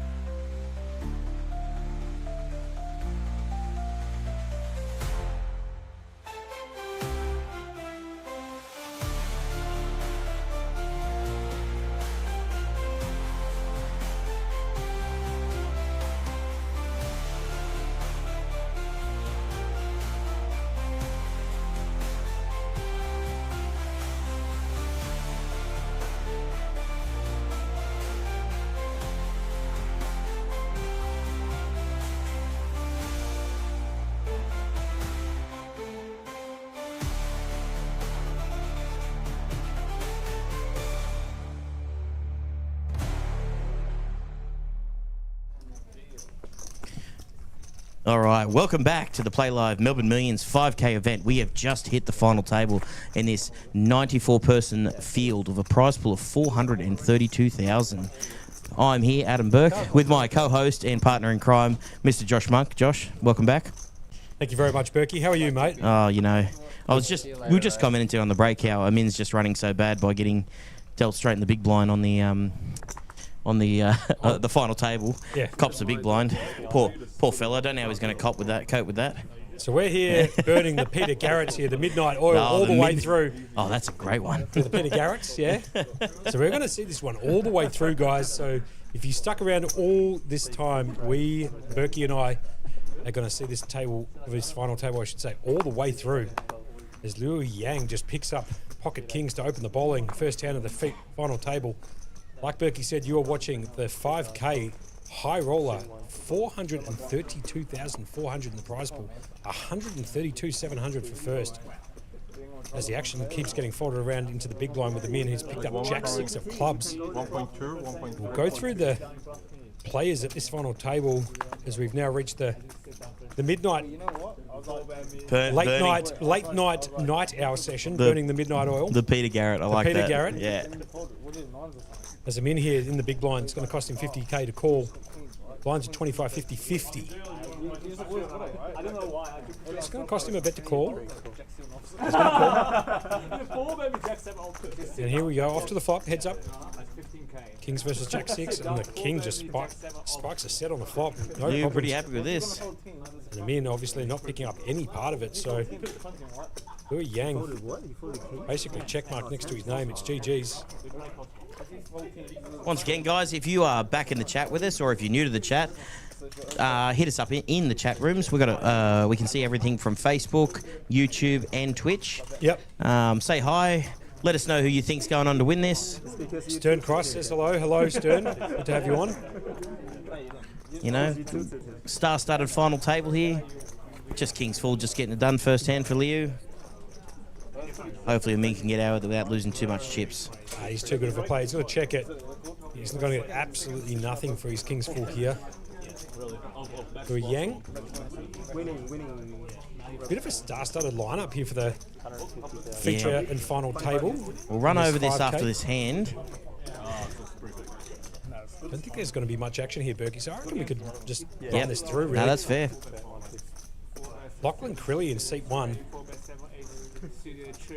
with 1.235. Harley Jens, seat 2. 36 bigs on 1.8 million. Amin, the huge chip leader, sitting there with 4.1 million. As Amin just folds the Jack 6 off and the King's Full basically wins the minimum.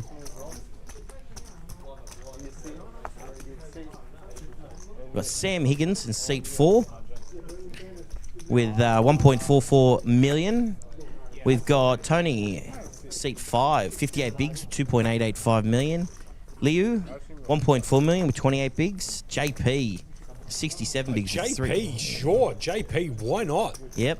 Rick Sheen, 1.4 million, 29 bigs. And Josh, we don't really have any short stacks going here. Like the shortest stack's 23 bigs. Yeah, it's anyone's game at this point. I agree with you here, Berkey. Outside of a min sitting on 80 bigs, it's really like a double through from any of them here. They're well in the market, yeah? So it means we're going to see some action here. Fair bit of cards flying, fair bit of bets flying around here. No doubt. There's some it's an interesting table dynamics, this one. No doubt. As Tony here just picks up the ace jack, he's going to raise it under the gun to 100k. It's been folded all the way around. Goes around to Harley.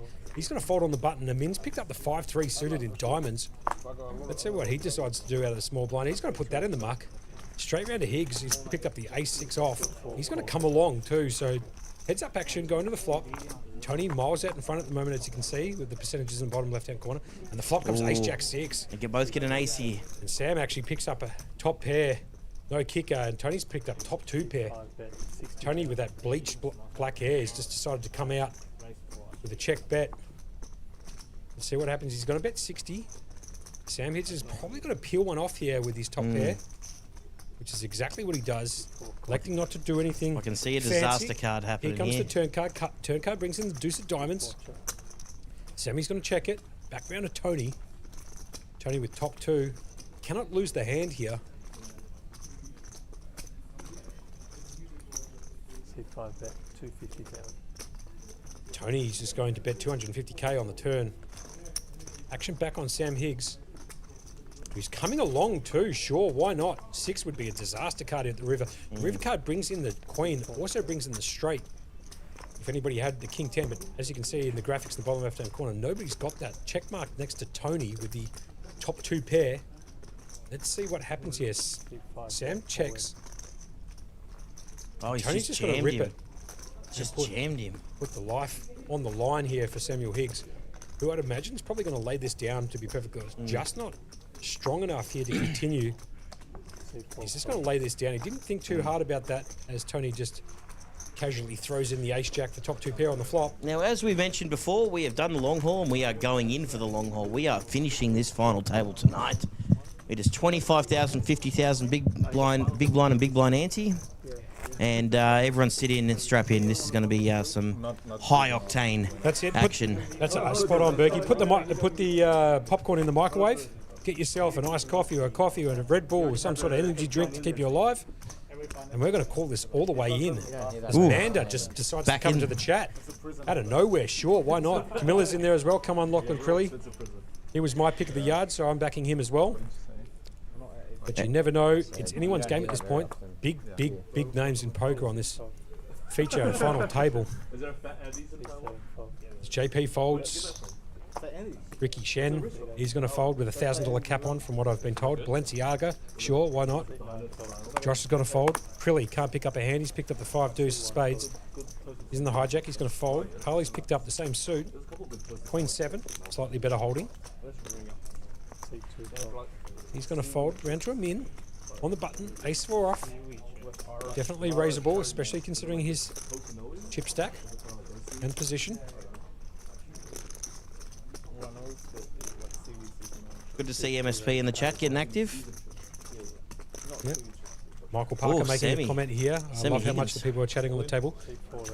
And Sammy's just picked up the ace-king suited, sure. He's going to jam it in the min's face out of the small blind. Min asking for a count. Total count, I believe, is 980. 980. So 25% of a min stack. To call this off, I just don't think ace 4 is strong enough. Definitely not. I mean, he's going to chuck this in the bin. Rick is never done. He's going to show the ace, throw it straight into his hand too. And Amin's There going he shows him. And Sammy Sam's going to show him Higgins the ace. shows Yeah, exactly. Sammy Higgs is going to show him the ace-king suited, as you can see it right in front of you on the screen. Now, if you are in for the long haul, I'm Josh Monkey, aka, I should say aka Monkey. It's been a long day. We have gone 9 hours strong here, I believe, in the chat. So we appreciate all of you coming in to join us. We are live on a 20-minute delay on YouTube, Twitch, and Facebook Live. We're happy to answer any of your questions, concerns. We'd like to have some comments or some chat on the different platforms. Now, just on break, we were having a chat about the F1 series coming up. The Grand Prix. The Grand Prix. Can be pronounced a different way. On the 5th of March here until the 16th of March. That's the Grand Prix series now. Got to lock in those dates. That's the 5th of March until the 16th of March here at Playlive. The schedule will be coming out for that, I'd imagine, relatively soon. Easiest way to get your hand on that schedule is to make sure that you're liked and subscribed to their Facebook page. That is where they drop all of their schedules. Check out the website is a great place to check all the... Website too, sure. Playlive.Melbourne. It's got all the schedules and structures on it. So when that gets dropped, they'll let you know on the Facebook page, on the Instagram page, on... No doubt. On the online website, everything gets dropped at once, but save those dates in there. What were the dates again, Monkey?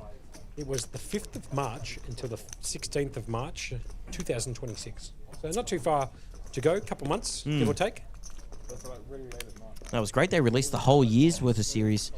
It looks like there's some really good, going to be fun ones. And I like how they've done a lot of plays on the events that are happening around Melbourne. Yeah, like play on words. And, well, just getting people here during the big times. No doubt. You know, we're here during the Playlive Millions. We've got the Australian Open on. Sure. You know, the F1's going to come on. We're going to put a series on. The wildcard event, which is named after the Australian Open. Sure. Anyway, back to the action. Raised to 100 here, under the gun +2. Being caught in the big blind by Louis Yang with the ace-6. The board comes Queen 3-8.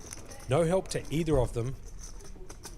Louis Yang out in front, obviously, with his ace-6, but backdoor hearts and backdoor wheel draw for Josh. So let's see what happens. Look at Josh's outs in the top corner. 2 2s and 2 3s were folded pre-flop. Sure. It's just you'll never know that until hands are over and you look at the stream back, but it's just hard when you. So it's gone check from the big blind from Mr. Yang.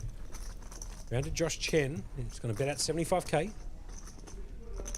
As you can see, top right-hand corner, 2 outs clean at the moment. Let's see what the turn brings. The turn brings in the 4 that actually completes a wheel draw for Josh. So he's picked up a few more outs here. As you can see up on the top right-hand corner, 8 outs now. 5s are good. Louis Yang still out in front at the moment, 78%. Equity in this hand with his ace-6 off. He's going to check it back over to Josh. Is Josh going to go for one more barrel? I think he will. Looks like he is. And it looks like he's getting a pretty decent barrel. 300,000, 80% of the pot. I'm going to try and take it down here right now. 75% of the pot. I like this play from Josh. He's keeping the pressure on.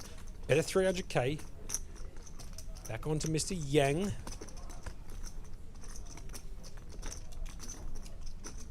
Liu, who's got, from what we've been told, $1,000 baseball cap on, a Balenciaga. Who else, please?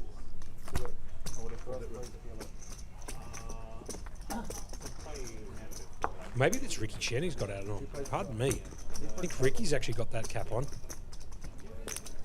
Nonetheless, gets the job done. Josh picks up some extra chips. MSP can't wait to come cause a ruckus. That's good. Perfect.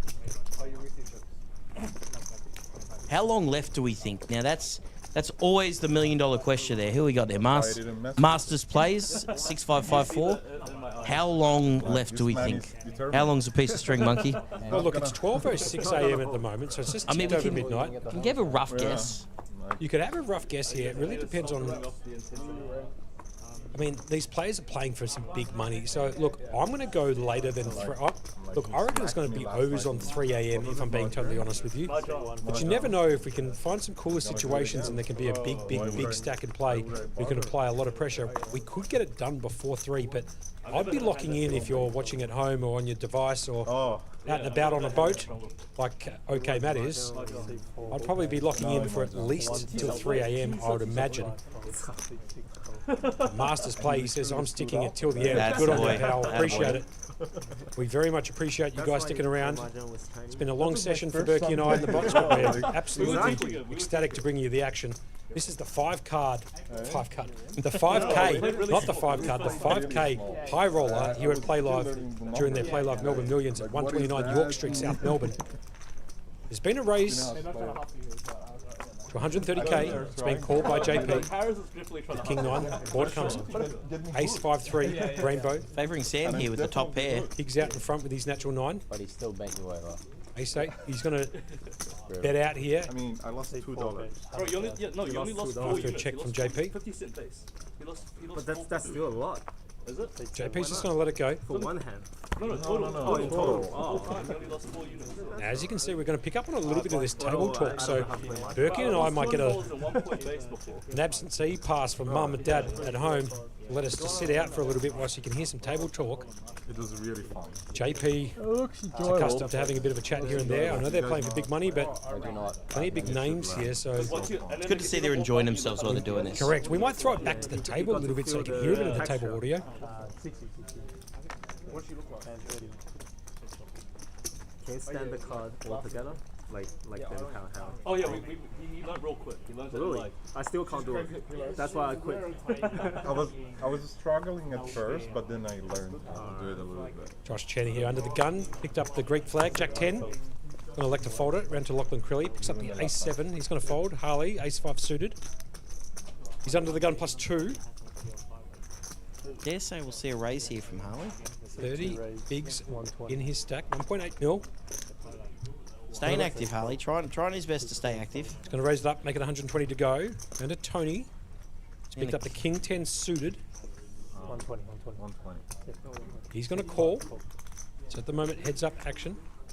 Round to JP in the small blind, because Louis already folded. JP's picked up the natural. He's going to fold that. And Ricky Shen has picked up the ace-10 off. Very interesting spot for Ricky. He has 1.4 million. He's got 23 bigs. Might be a spot for him. You've got to pick a spot eventually, don't you? No doubts. Hand completely camouflaged in the big blind too. So I've got a funny feeling he's going to come along too. Does. I would have preferred him to put a little bit more pressure on, but that's okay. Ricky's going to call and come along. It's ace-10, ace-5, king-10. Basically all covering each other's outs. Here comes the flop down and dirty. Comes 2 diamonds, 8-9 queen, 2 diamonds. So Tony's picked up an absolute monster. He's picked up king-eye flush draw with a gut shot straight and 1 overcard. Ricky Shen has the ace of diamonds, so he can backdoor into nut diamonds. Harley having absolutely none of this. Ricky also has that gut shot to the jack, the same straight draw as Tony. Harley with absolute napkins here. It's going to go check, check. Coming around to Tony, he's got the best of it at the moment, as you can see. He's a favourite, even though he's technically behind to the ace-10. He is the favourite on this board with his straight and flush draws. He's going to bet 175. Back round to Rick Shen. Let's see what Shenny can come up with here. Shen wearing that Balenciaga cap. That ace of diamonds in his hand is gonna help him want to get involved in this hand. I think you're right. Backdoor diamonds, gut shot straight, and probably an ace if he gets it's going to be good as well. So I think he probably needs to peel one off here. Yep, I don't see him not peel. I see him peeling one off. I said I don't see him not peeling one off. And here he goes. The old double negative. He's going to call, so he's going to peel one off. Harley putting it straight in the bin. Heads up action going to the turn. The turn brings in the deuce of clubs, just a complete and utter brick. And a complete and utter brick.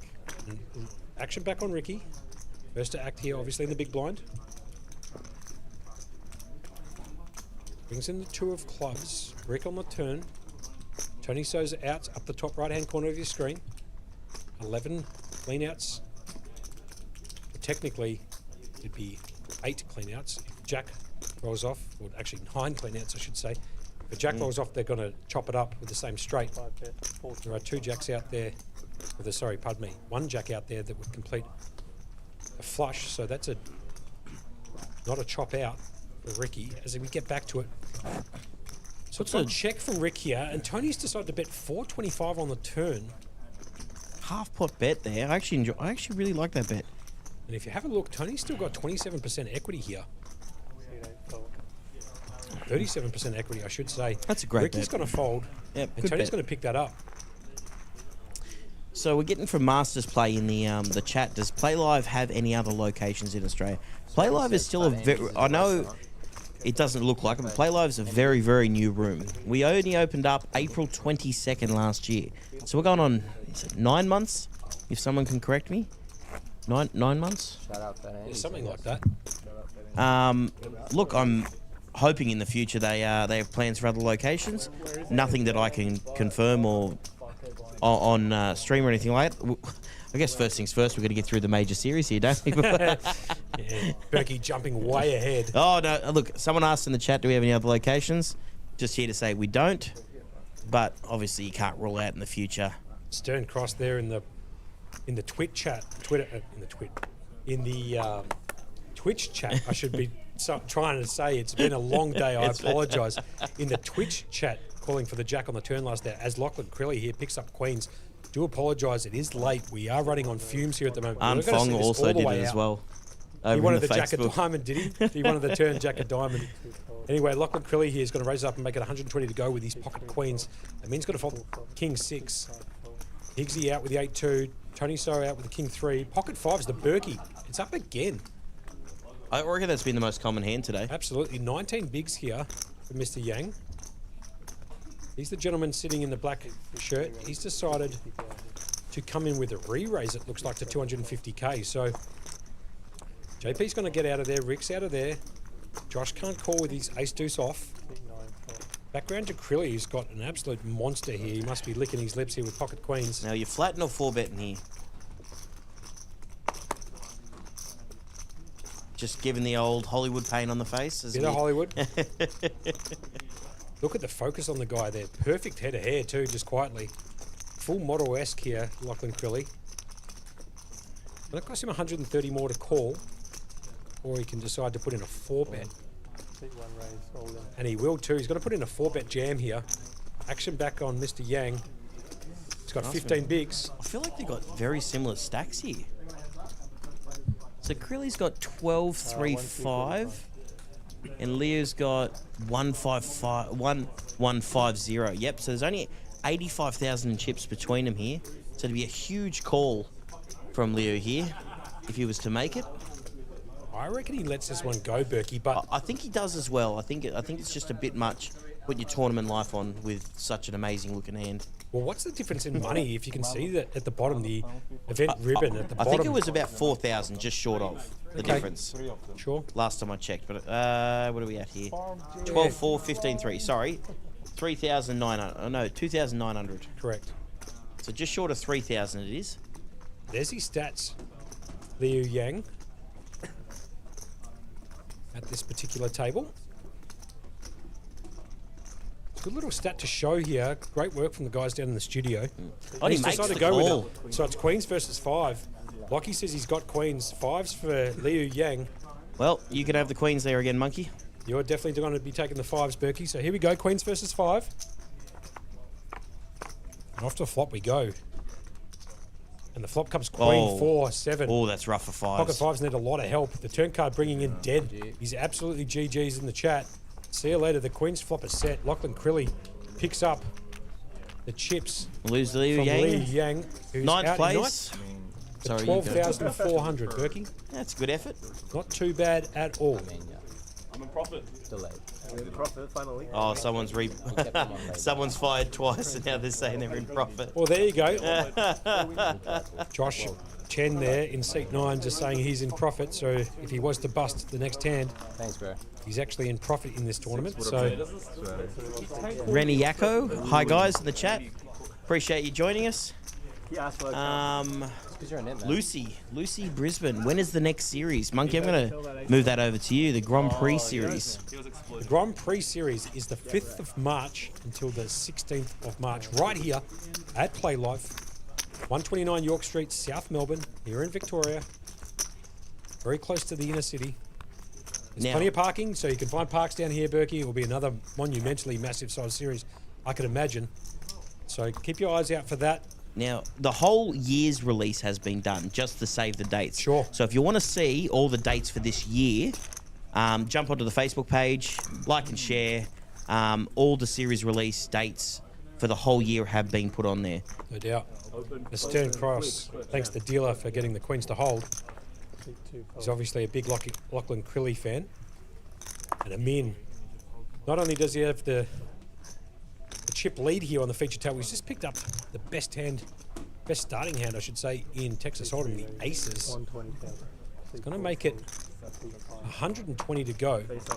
Can he get any action? Hold it all the way around to JP, who's on in the cutoff.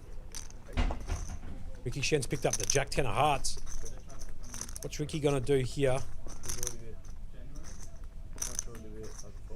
I know. Ricky coming along, seeing the flop. Ricky could lock up 15,300 if he busts here, so it's okay for him to come along. Obviously, he wants to take out the first prize, just like everybody else. But off to the flop we go. It's aces versus Jack 10 of hearts. Now, I like the Jack 10 of hearts personally, because I've never won with aces. That's confirmed. What was that? So it's aces versus the Jack 10 heads-up action. Amin versus Rick. Ooh, Jack. And the flop comes Jack 6-7. That actually could spell trouble for Rick. Dangerous flop for Ricky here. Well, he's Doesn't got know how outs. far behind he is at the moment, but he Yeah. does have backdoor hearts. Backdoor two-pair draw. Any Jack, any 10.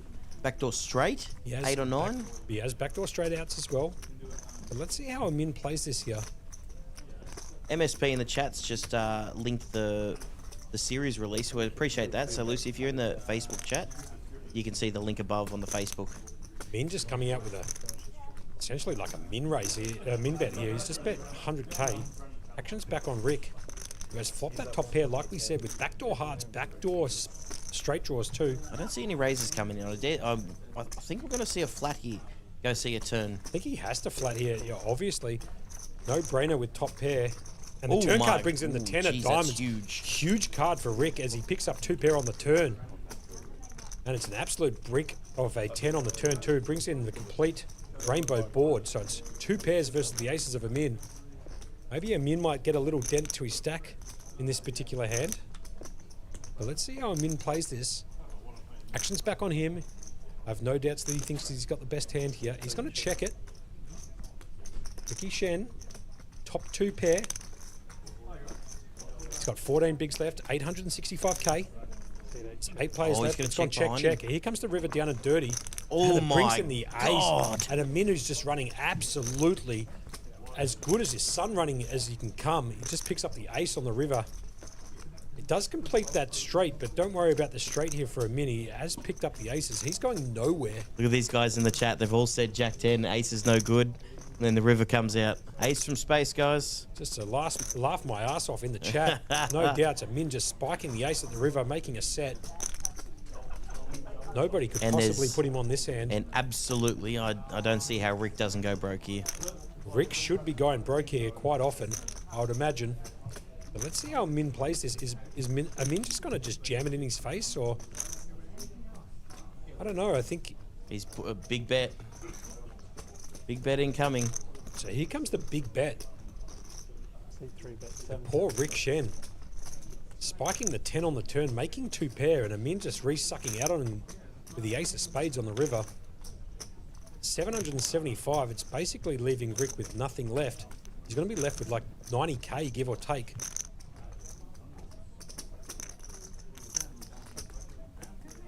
Let's see what Rick does here. It's a difficult spot to lay this down. He does have 2 pair.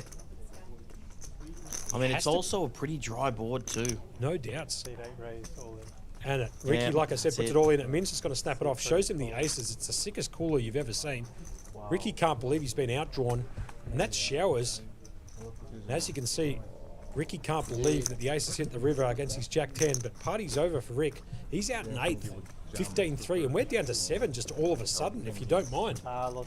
Suddenly that 3 a.m. finish is looking a bit...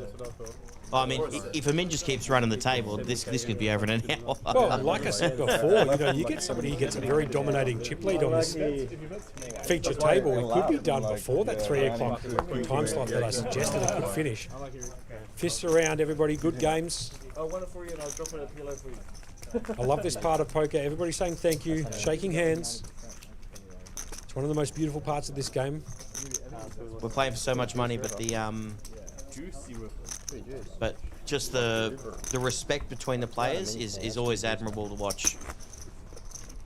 Spiritual Tradie Podcast comes in. Why re-raise? He would have been left with 90k. I probably tend to agree with you on that. I'm not sure why he decided to stack off there when he could have just flatted and left himself with 90. But look, if you think you've got the best hand, you want to get max value out of it. Absolutely, no doubts about it. So I mean, if you're going to be knocked out, you might as well try and get max value to get your full double up there. No doubts about it. Anyway, I got no issue with it. Back to Amin now. He's up to 5.1 million, 85 bigs, just absolutely steamrolling this 5k challenge. A high roller as he picks up ace 5 off. Just hasn't even finished stacking his chips yet. We'll just throw the raise in under the gun. Sure, no worries as Higgsy puts it in the bin. 6-3, Tony out with the Jack 2. JP got the 87 in the bin. Round to Josh. He's got half of that John Wick hairstyle coming down from the top there, parted in the middle. He's going to fold the Queen Jack. Round to Lachlan Crilly, he's picked up the King 4 off. He's in the small blind, so he's folding. And Harley, who's welcome back to the feature table. Harley, we missed you. He's got the 4 deuce of clubs here. In the big blind, 60k to call to defend his big blind ante and his big blind. So he's going to come along. So it's 4 deuce of clubs versus ace 5. Now the way that Amin's running here, I wouldn't be surprised if he flops the joint and Harley's got 2 pairs. So the 2-3-4 flop. Yeah, the 2-3-4. Anyway, off the flop we come. Oh my God, you've almost nailed that. You can't make that up. It's 3-4-5. As you can see, Amin taking the lead here with top pair, best kicker.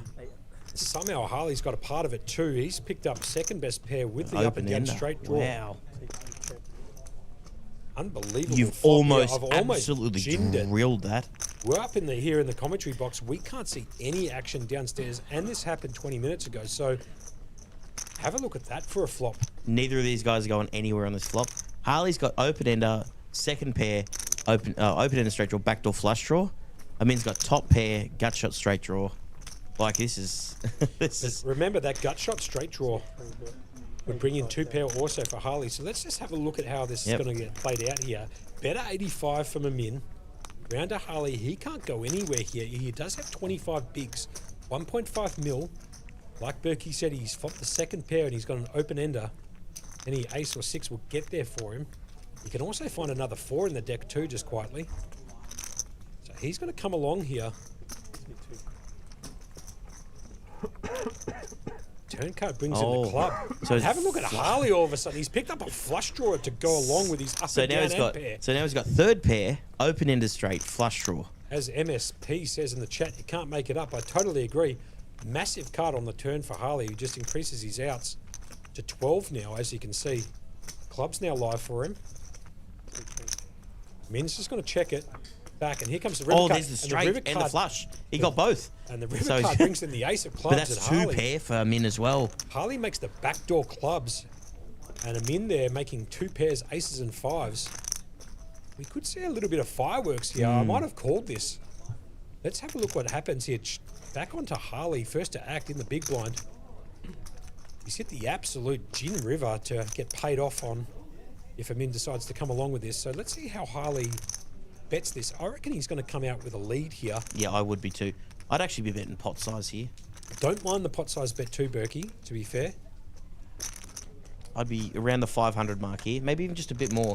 The 1.2, the 500-600 mark. Or the other play that he can make is check it. Yeah, which I thought he's going to try and trap here. I kind of like this from Harley. He knows that Amin's quite aggressive here, and there could be a possibility Amin makes a bet here. And if he does, Harley's going to be licking his lips there as he's backdoored straight into the clubs. And Amin also with a hand. He's got top and third pair. If Amin can sniff out the check here, this would be phenomenal. Look at the poise on the guy. He eats these final tables up for breakfast, man. No doubts about it, but he's reaching for some chips. C3 bet 275. Yeah. Now, how big are you going here?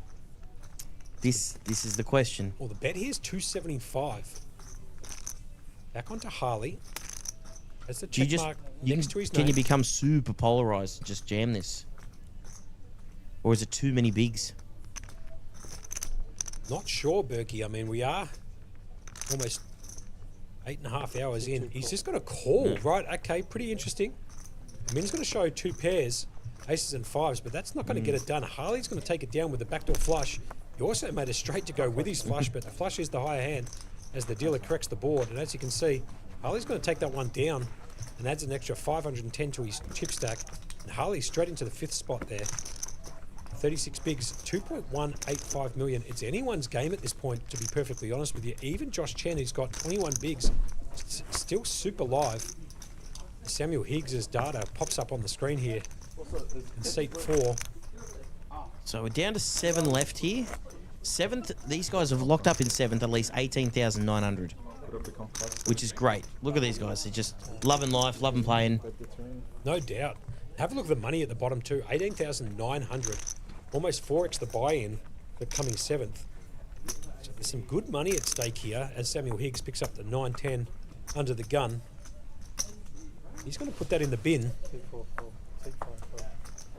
Tony's out. Round to JP. Hasn't picked up a hand yet. Josh Chen is going to fold. Lockton Crilly's picked up Martinelli. He's going to fold that. Harley, look at the garbage that's been dealt here by the dealer. Nothing to show for anything, and the small blind's just going to be handed straight to Amin, who was in the big blind. We didn't even see his cards, but not required. Sterncross in the chat, giving massive shout-outs to the dealer, Gabe. Good on you, Gabe. Bringing in all the good hands. And the blind's already been posted by Higgs. As you can see, Amin, VPIP, 51%. So he's voluntary putting into the pot 51% of the time.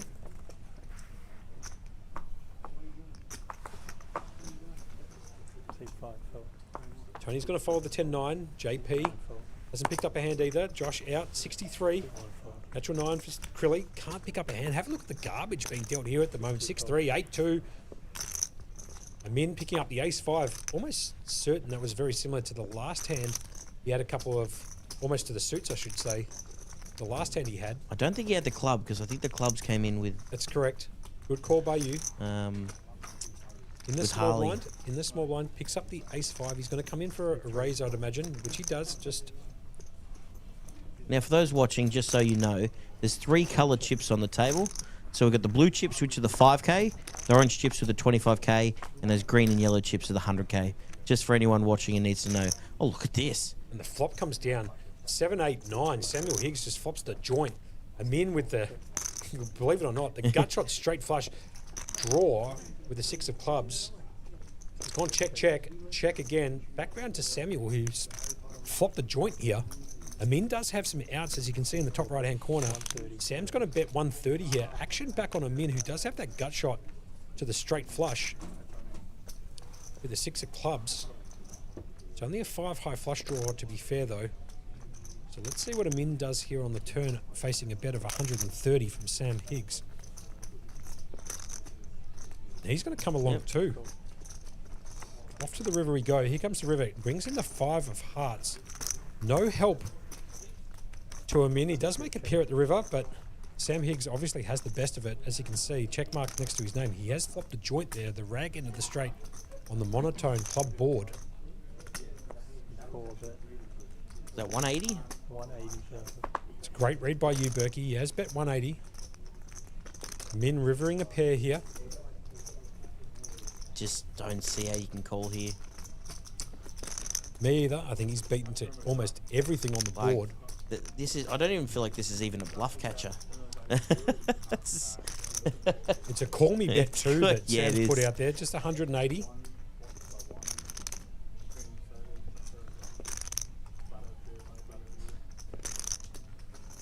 Been trying to figure it out. Shakes his head a couple of times, riffling some chips. 180 for him to call. Which, to be fair, proportionately to his stack is not much. But what does he beat here? But this is the thing with Amin. It doesn't matter how big his stack is.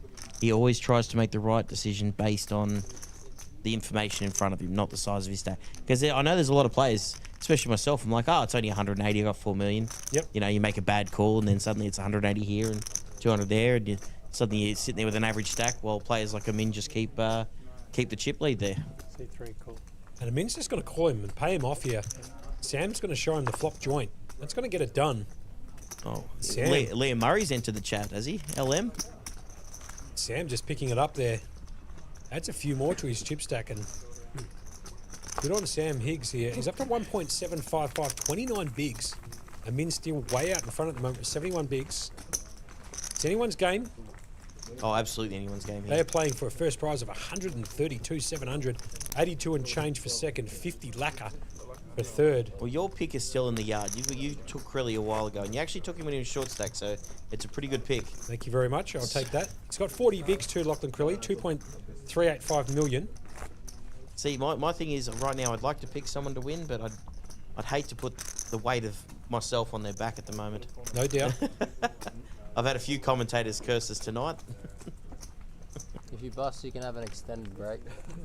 For one day, maybe. You want me to bust? Yeah.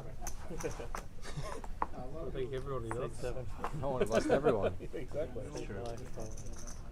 Just fold it around to Lachlan Crilly. Ace five's come out 3 hands in a row just quietly. Crilly's going to fold in the hijack. Harley's folding in the cutoff with 3-2 off. Amin's picked up the worst possible starting hand, but he's on the button. He's going to actually get rid of this one this time. Round to Higgs, who picks up another ace 5. You almost can't make it up.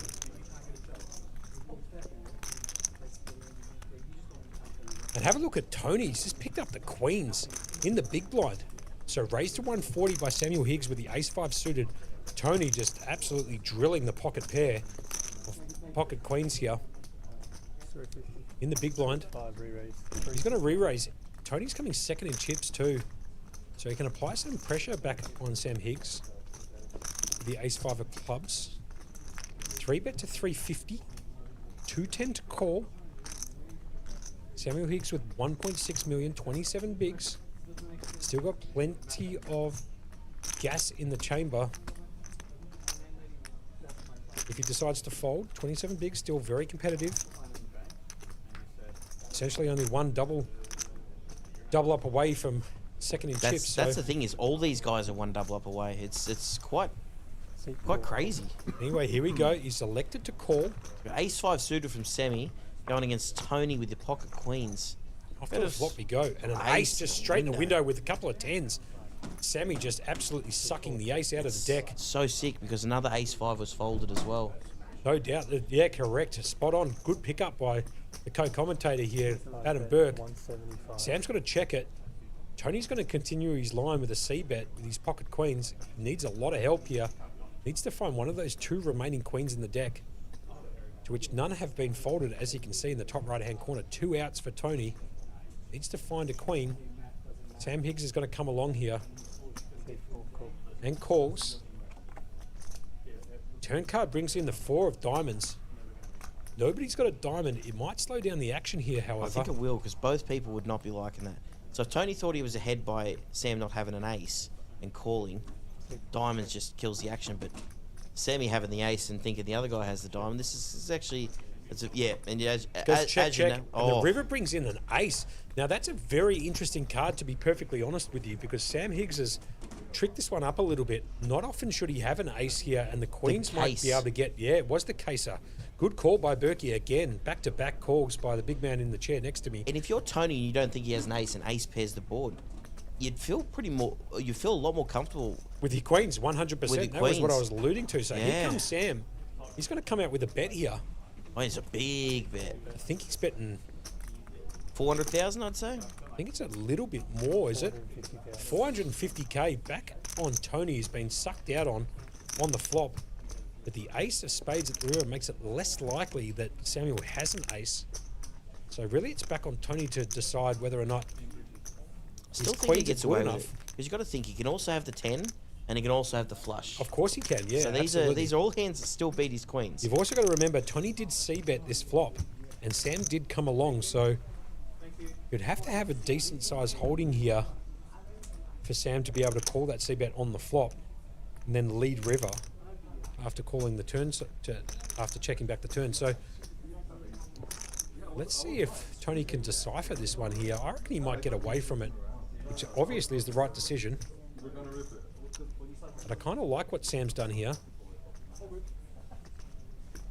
Bet call, which is exactly what he should be doing on the flop. And have a look at this, and he's just jammed it with the queens. Wow. And Sam Higgs is going to show him the ace-5. The bad news, the queens go down. He's just jammed the queens there, as you can see. Worst time to do it. And Sam Higgs, if you don't mind, gets the double through. And what was a very interesting line there by Tony, but he's made the final table of the 5K, and we definitely have not. Berkey, so I'm not gonna look. These guys have been playing long hours. Sometimes you have what you perceive as a good thing, and maybe a bit of a brain snap.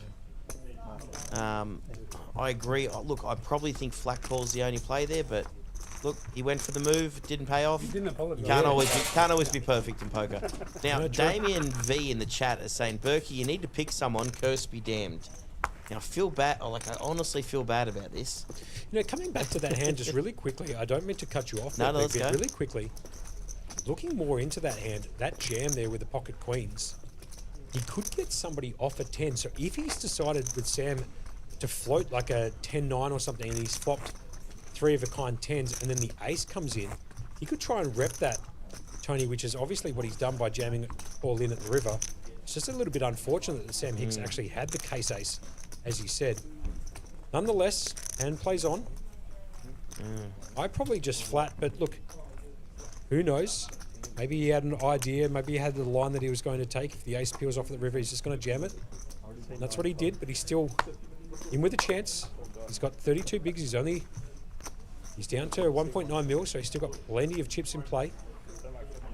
Sam Higgs, obviously up to now 3.57 million, 60 bigs, so second in chips. Harley in the hijack here with A6 suited is going to raise.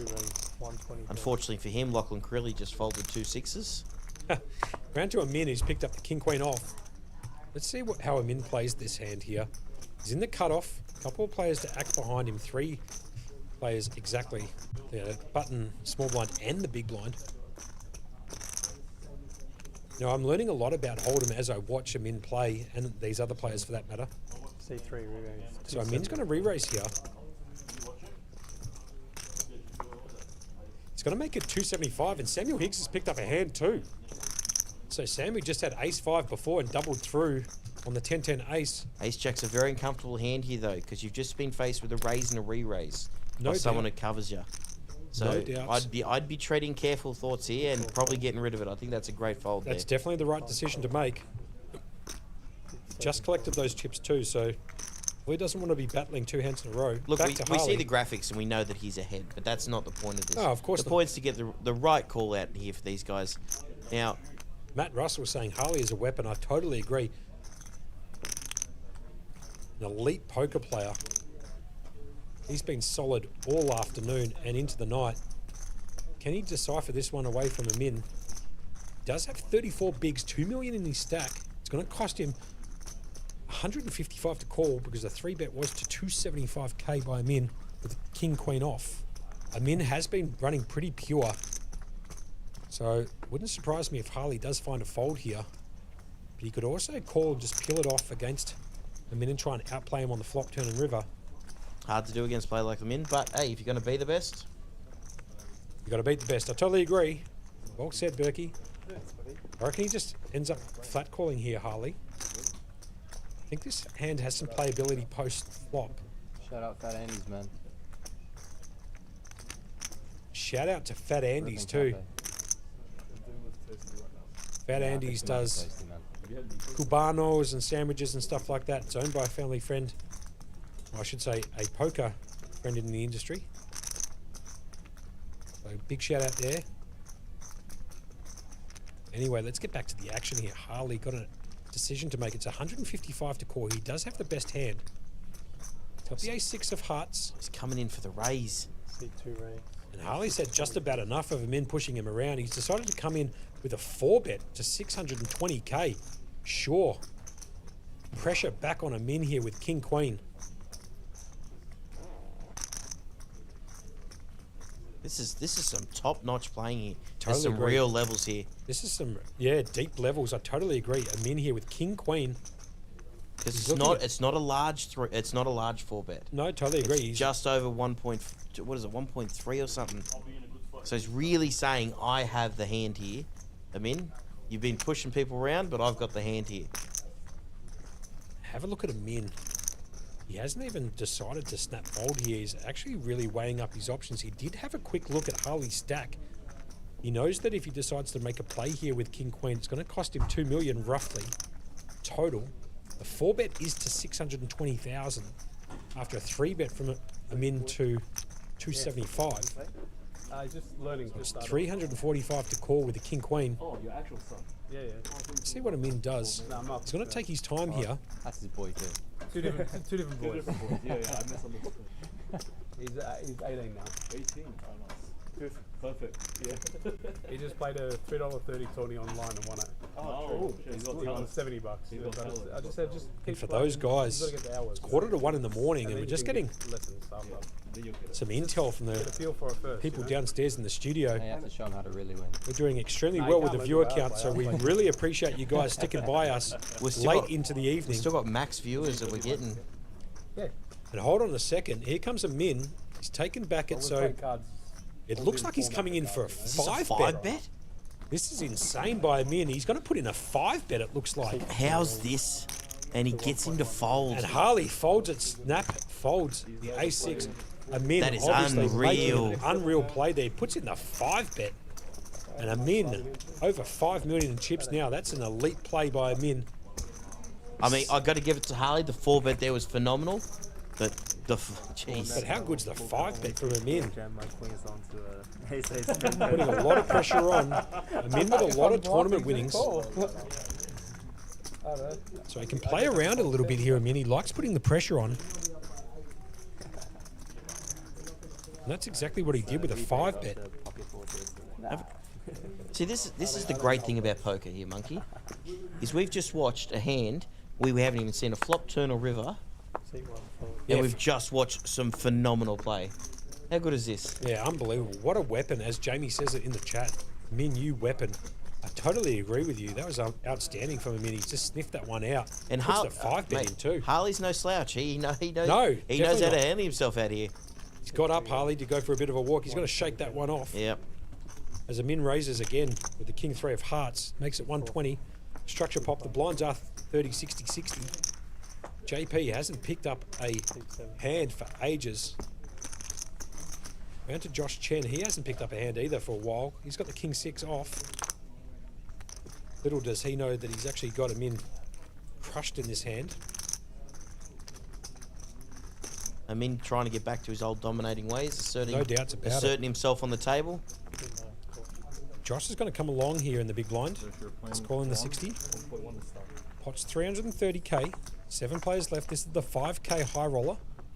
432,400 in the flop. The flop comes ace, 8 to 10, 2 diamonds down. Nobody's got any diamonds. Nobody's hit any part of this board, so let's see how they play it. Josh has decided to check out of the big blind. Action back on him in.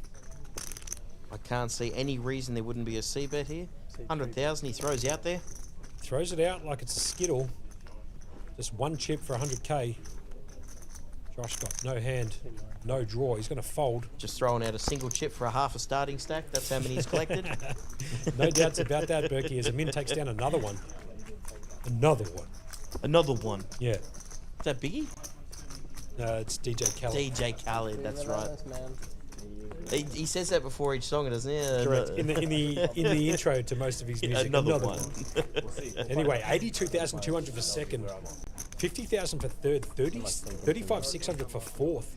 Now you've got to remember, Berkey, we have reiterated this a few times on the stream, but this was a 100k guarantee. And they've only just 4x'd it. Not much for you, Berkey, but they've just 4x'd it. But for the battlers out here. 432,400 in the prize pool and a 100k guarantee. Eat your heart out. That's amazing as Amin folds 7-3. Round to Sam Higgs, who picks up the internet hand. Tony's now picked up the jacks. Remember, he did have the queens and did make a play at the river before. Lost a few chips from his stack, but he still has a competitive chip 32 stack. bigs, plenty in this game. No doubts. Picked up the pocket jacks. Josh is going to fold round to Lachlan Crilly. In the big blind, he's picked up the ace-6. We've seen a few of these hands, like a pair versus an ace-6 or whatever. Let's see how Crilly sort of analyses this spot here. What a wig on the guy too, just quietly. He's got the perfect wig. Perfectly manicured hairdo. Well, he went from the longest hair in Australia to the shortest hair after he did that. Well, I'll get back to this because there's just an ace from space here from Lockie after he's flat called in the big blind. Lockie just picks up the ace on the flop, and again, Tony's been outdrawn with a pair in his hand. Bit of a disaster for Tony. I do feel for him. His queens have gone down to... Tony does have the jack of spades. Very key card on this flop. No doubt. Because he's got the back doors as long as the jacks as well. The backdoor flush. No doubts, but Lockie can apply a little pressure here. Tony's going to feel a little bit ill. He did raise with the queens earlier, got caught by the ace-4. The ace hit the flop on a 10-10 ace board. His queens went down after he tried to barrel bluff the river and the repeat ace hit. Lockie's going to come along. Here comes the turn down and dirty. It brings the deuce in. Now the 4-liner straight is out. Not many 5 combinations out there. So Lockie most likely thinks that he's got the best hand here. If there's a 5 combination, it's mainly sitting in Lockie's hand. No From doubts flat about calling out of the big blind. Totally so I agree. don't think he's worried about it out of Tony's hand. Totally agree with you. Good read by you, Berkey. Lockie's going to check it from the big blind. I think out of position. I think he really likes the check call here. Check call, check call. Is Tony going to shut down here, or is he going to continue with his story with another barrel? He's not. He's going to shut down. Here comes the river down and dirty. It brings in a 4, so aces and 4s for Crilly. Takes it down. Tony couldn't find the jack at the river. Let's see what Crilly does here. Check mark next to his name. Can't lose the hand. Unless he gets bluffed off it, of course. Is Crilly going to come out with a little bet here? I've got a funny feeling that Crilly is going to lead. That's exactly what he does. 125 now. He bets 125. A little bit of a... Please call me. Yeah, please call me. Please call me, bet. I'll put you on absolutely nothing. Please call me. That's correct. I dare say with a bet that size, we may get a call from Tony. A couple of bigs. No, he correctly gets rid of it. Well played. Tony's going to fold the jacks there. He's going to be hurting a little bit, Tony. I don't want to feel like I'm being biased here, but Tony's just gone queens and jacks, and he's been sucked out on both. So we've got Spiritual Tradie Podcast in the chats asking the tourney should start at 8 a.m. Playing deep into the morning is inhumane. Depends who you ask, because someone like me who's a night owl, I don't think I'd be able to get up at 8 a.m. to play these tournaments or even commentate them. Good point. Another good point to make here, though, Spiritual, if we're going to call it how it is, they weren't really expecting 94 entries into a 5K buy-in, so we weren't really expecting this tournament to go all the way deep into the evening. Because you not do the early remember, morning. they did 4x the guarantee on this. Correct. So it's not something you can really plan for. You could sleep in a max late reg. Look, I dare say you'd be hard-pressed to get a tournament up at 8 in the morning. JP finally picking up a hand. Sorry to cut you off there, Berkey. He does have the king-queen as the Red Bull in the commentary box smacks down on the ground. Yep, right as I'm trying to pull the wedgie out from sliding into the couch. Sure, why not? Is he going to get any action? He's going to get none, and JP's going to take that one down. Sorry for the over-commentating, guys, but, you know, it's getting to that time of morning. We're keeping it nice and light here in the chat. We are deep into the evening, coming close to 10 minutes to 1 a.m.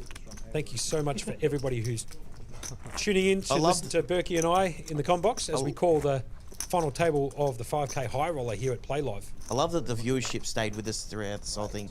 It's amazing to hear. James Haycroft just in the chat there. Big Jimmy. Josh Monk is a weapon. Thank you very much. I appreciate that. Good to see you in there, Jimmy.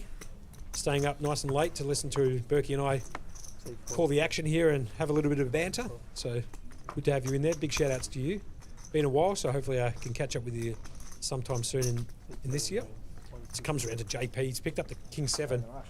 He's in the hijack. He's going to raise it up, make it 160 to go. Fold Lachlan Crilly just picks up the Ace King suited. On the button too. Just getting hit with the deck a little bit here, Lachlan Crilly. He did suck out against the jacks just before. The thing is, he played such a patient game to get here. No doubts. That, like, it was about time that cards started turning around his way. Because he went... You remember when he first sat down and he couldn't get a hand for about an hour? He sit there, it's no wild. doubts.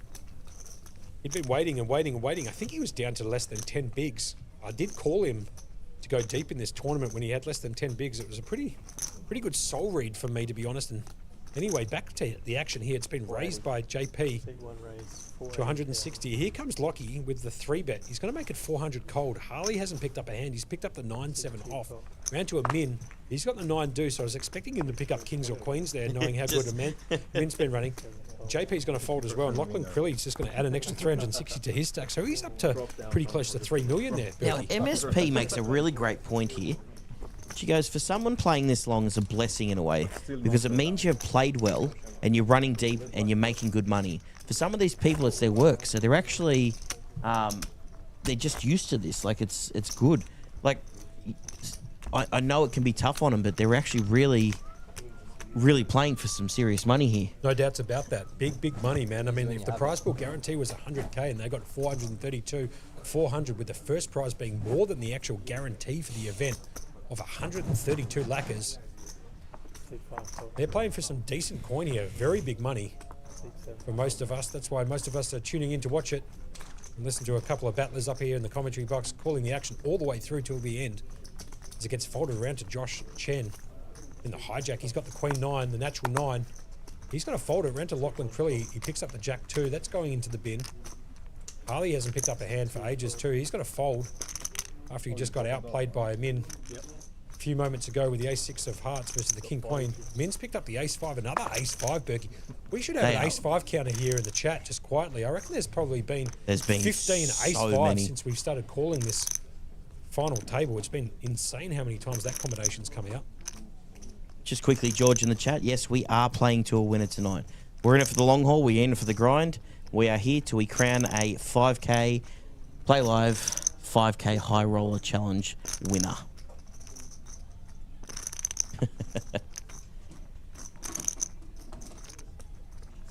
Spiritual Tradie Podcast, straight back in there in the chat too, by the way, in the YouTube, making a pretty funny call. Min should change his name to A5. It's actually a pretty good read by him. Anyway, Amin has decided to call It was called check. It was called out a small blind and checked back by Samuel Higgs in the big. Flop comes down king 4-7, two spades. No help to either. Min out in front with his ace high at the moment. He's going to lead straight into Sam, and Sam's going to get rid of it. It's anyone's game at this point, Berkey. What do you reckon? Oh, man. Just the way Amin's playing and running. It's hard, but once again, I like to take out the favourite and pick someone below. I'm gonna seriously throw the commentator's curse on this. Love the bloke to death. Harley, I'm gonna pick you. 17 bigs. Blinds 40, 80, 80. I can tell you one thing from my angle here, Berkey. I've been bending forward with my neck. My C2, C3, C4 in the neck, absolutely gone. So I'll be getting a massage tomorrow, guaranteed. If you like massages, they do have the massages here at the Playlive. Best Hands. Brought to you by Best Hands. Those guys are doing a Mel and the great girls are job. out. There's Jeff's in the chat too, the LFG Crilly. He was my pick. And I found out that his favourite hand was Jack 10 of diamonds. That's my favourite hand, so I had to go straight with him. He's actually good friends with my daughter too, Lachlan Crilly. He's the guy that you can see right there on the left-hand side of the screen. Glasses on, the perfectly manicured hair. The male model hair looking at. How do you have good hair like that at 1 in the morning? We're all looking like garbage, like run down, and you got Crilly sitting there with just perfectly looking hair. Must be nice. Yeah, got the absolute GQ look too, Lachlan Crilly. Front page stuff.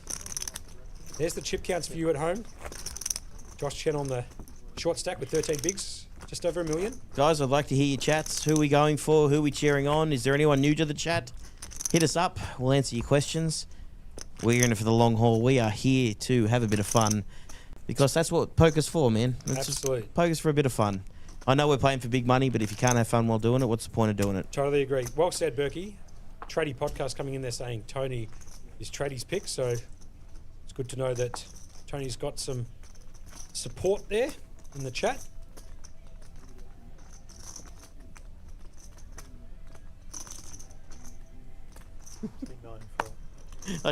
I just got sent a picture by OK Matt. He's been in the chat all day, and he says Ben French stack in the wild card is sitting at over 2 million. You can't make that up. As He's just sent me a photo of it. As Lachlan. Sorry, sorry, I'm so sorry, geez, Berkey. no, We ace can king, straight man. Got to get back to it. Under the gun +1, picks up the ace king again. This time unsuited. It's still an absolute monster. He's going to raise it up to 150. I apologise for cutting you off, Berkey, Mate, but we have been calling the action all night. You see a hand, you got to call a hand. No doubt. It's back round to Samuel Higgs on the button. He's got a re-raise here, Samuel Higgs, with the ace-6 suited. 420? He's going to make it 420. JP with the king 10, unsuited. I think Sam Higgs is going to get some unfortunate news here soon. He's going to fold it round to Lachlan Crilly. Now you've got to remember they're relatively deep here. 37 bigs effective. Oh, I don't think there's a jam, but I definitely think there's a 4-bet on the cards here. I totally agree. Lachlan Crilly, a really elite, top-level poker player. And I really think it's going to be a small 4-bet.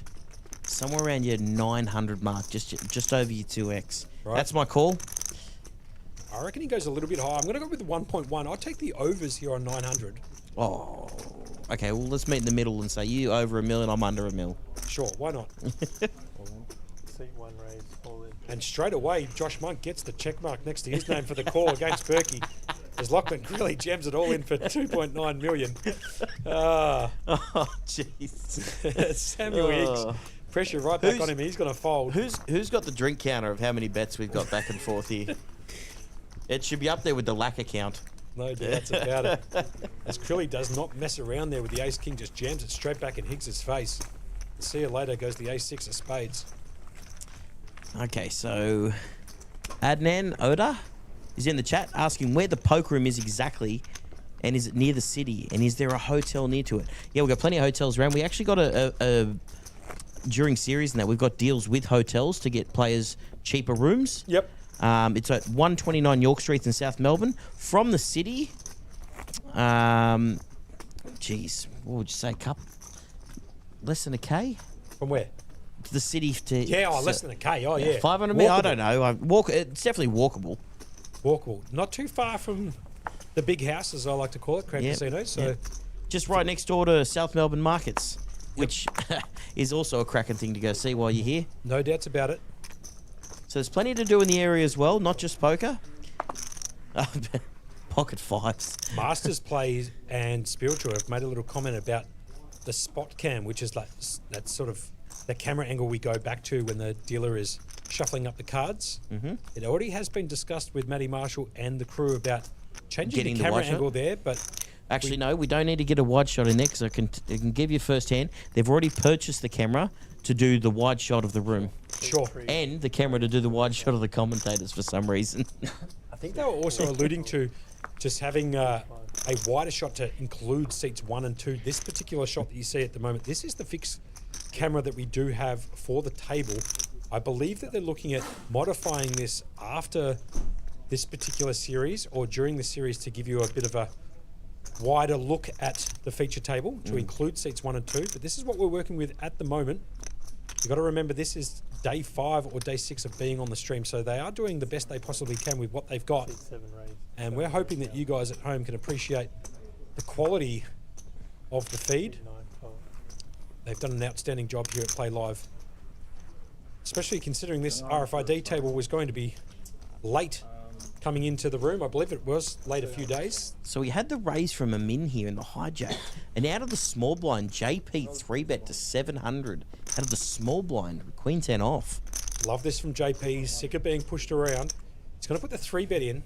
And the men's picked up the Berkeys. They've come out like wildfire all night. Pocket 5s again. It's got to be the most pocket paired hand shown on stream. Oh, by far. By a mile. And the most non-pocket paired hand would be Ace 5. Ace 5's come out an absolute, I don't want to say shat load, but you know what I mean. No doubts about that. Anyway, action's back, pardon me, on a min in the hijack. He's picked up the pocket 5s. He's going to limp in. So here we go. No, he hasn't limped in yet. He's still I thought he thinking. threw a chip out. Oh, Did he dropped a chip. Oh, he accidentally. dropped the It was, chip. Okay. it was the accidental drop of a chip. Oh, yeah. Going for the angle shot. Anyway, back round to a min here. He's got 500k to call here with pocket 5s. He's got the Berkey hand. He's going to just lay it down. JP's going to take one down. JP really hasn't played many hands, and when he has, he's played them excellently. He's going to take down those much-needed chips. As you can see, JP coming third at the moment. 40 bigs now, 3.23 million.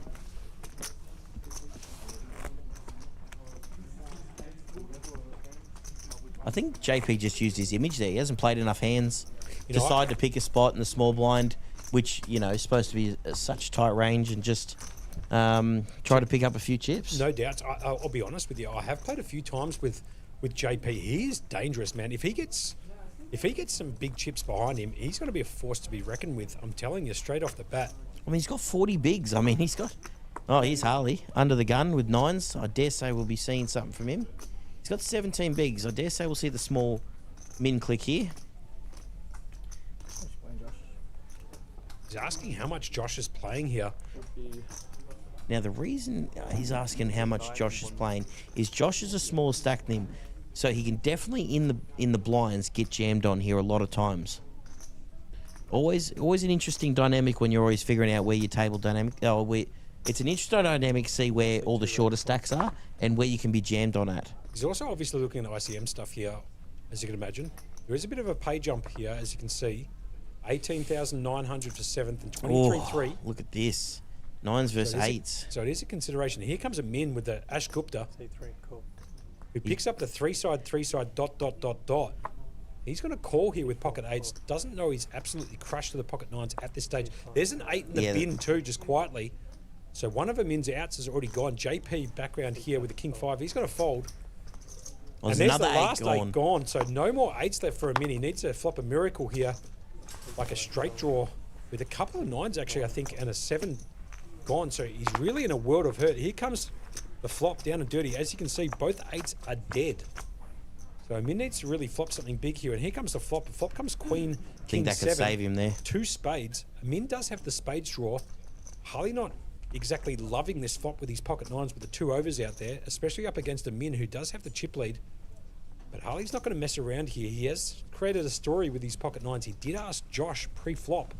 Sorry, not pre-flop, but pre-flop, I should say. Yep. With his pocket 9s, how much he's playing. He's going to check it here. Back to a min with his pocket 8s. Let's see how a min plays this. This is really fascinating poker for someone like myself. I don't know about you, Berkey, but I always find it very interesting to see how these elite players play this. Goes check, check. The 3 of clubs on the turn. As you know, Amin cannot win this hand. He does not have any outs left. Unless he bets. Unless he bets, of course. Yeah, spot on, of course. Good call by you, Berkey. But he can't catch an 8 because they're both dead, hence the no outs in the top right-hand corner. Not being shown. Harley with the check mark next to his name. He's got 15 bigs.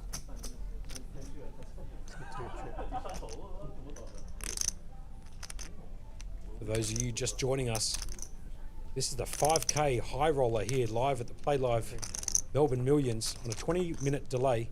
River card brings in another club, so backdoor clubs does hit, and a backdoor straight as well. Harley's basically gone raise pre-flop, got called by Min. It's gone check, check, check, check, both on the flop and the turn. Here comes the river. What the action's going to be here? Does Harley just check it here and a Min check behind?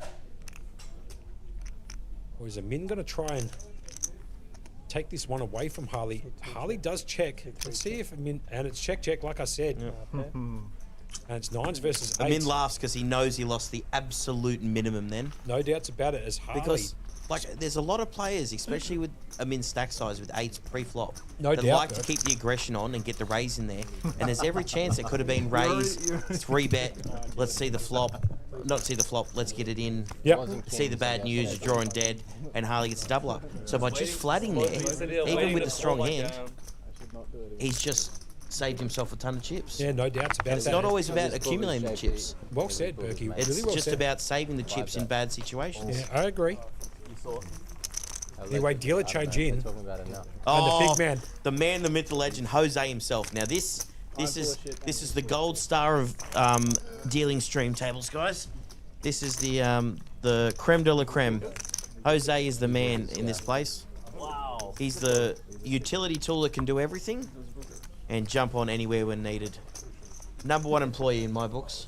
No doubts about it. With the perfectly manicured beard too, you can't make that up. As the cards come out, they are a little bit sticky. It is a little bit humid downstairs just because the door's been going open and closed all day, but they've done a phenomenal job, the dealers and all the staff here. So shout outs to everybody who's been part of this project today and for the previous days and the future days. Now that's not taken away from all the other dealers. No doubts about it. I've just got a bias towards Jose because he's really helped me out in the past in a lot of things. So it's a very biased thing, this one. I tried that once. No doubts about it. As Samuel Higgs picks up the pocket jacks, the jiggity jags, it's going to raise it up and make it 160k, I believe it looks like. Yep. Font's a little bit here we small go. from where we are. And That is Lachlan Crilly's 160K. picked up the ace king again. The guy's got ace king suited, ace king off into ace king off. He's picking up a few hands, Crilly. Hence the reason for why he's got 3.4 million or 42 bigs in play. It's 120k to call. He is in the small blind with one player to act behind him. That being that of Harley. Almost certainly you're going to be able to see a 3-bet here. So let's see what Lachlan Crilly decides to do. 480, I'm going to say. He's going to jam it. Yeah, sure. Just once again, I've got that absolutely butchered. Harley's got their queen 2 off, and the action's back round to Samuel He's Higgs. just playing big ball poker now. He's just putting max pressure on these guys, isn't This he? is max pressure for Sam. He picks up the jacks. Because this is 35 bigs he's calling off here with jacks. No doubts. That's a huge call. Just huge quietly, pot. anybody who wins this, be it Samuel Higgs or Lachlan Crilly, will be the chip leader will if be he the gets chip calls. leader. This is a monster pot. And it's It been does. called. Here Here we we go. go. This Standard is a race-off monster situation. pot here, guys. Ace King versus Jacks. I don't know what the guys at home are rooting for, but it's Ace King versus Jacks. This is monster. This is a monster pot. Tournament director has been called over here for this all-in. Here comes the flop. You can call the action here, Berkey. Okay, flop's going to come out. 984, favouring the jacks. Lachlan Crilly and that's just got him dead, isn't it? That's correct. The jack on the turn just dead. Crilly absolutely dead on the turn when the Jack hits. Massive pot for Sam. And Sam Higgs straight up to the top now, 76 big blinds. Wow. Just over 6 million. Lachlan Crilly absolutely crippled there with the Ace King's deck. Back down to 5.6 big blinds. Now, I'm not going to say what I think here, but you got to remember, Berkey, that Lachlan Crilly had somewhere in the vicinity of 5 or 6 big blinds when I started calling the action, so I'm not going to count him out. Oh, just he's not yet. out. As long as Lachlan Crilly's got a chip, he's got a chair, he is ready to go. And that's an old adage, and there's a reason it keeps coming around. Lachlan Crilly in the chat goes, I was rooting for Ace King. Absolutely no doubts you're rooting for Ace King as he's jumped in. He's jumped in. He's obviously watching it now on the 20-minute delay, so he was rooting for himself. Unfortunately, he gets absolutely crippled there. Down to 5.6 bigs. Did pick up the ace-king for the 3rd time on this stream. As the dealer here, Jose, just making sure stacks are correct. Lots of poker left in the chat. Master Play says, lots of poker left, but I didn't see Semi losing those chips anytime soon. So, got a Semi fan in there? Love hearts in the chat. Thank you. Poor Lachlan Crilly, who, in my opinion, has played outstanding here on the featured table. He has played phenomenal poker. He's just walked straight into the jacks. Jack on the turn. Party's over. But how critical winning flips like this? There's no bigger incentive for winning flips than this, because you got someone who's got 5.6 big blinds now and chip leader. That's the difference in it. Absolutely. 76 bigs now, 6 million in chips for Sammy Higgins. That is a huge chance to go on to win this thing now. Sam Higgs, like you said, Berkey, over the 6 million mark. And when he's got chips, man, he's dangerous too. So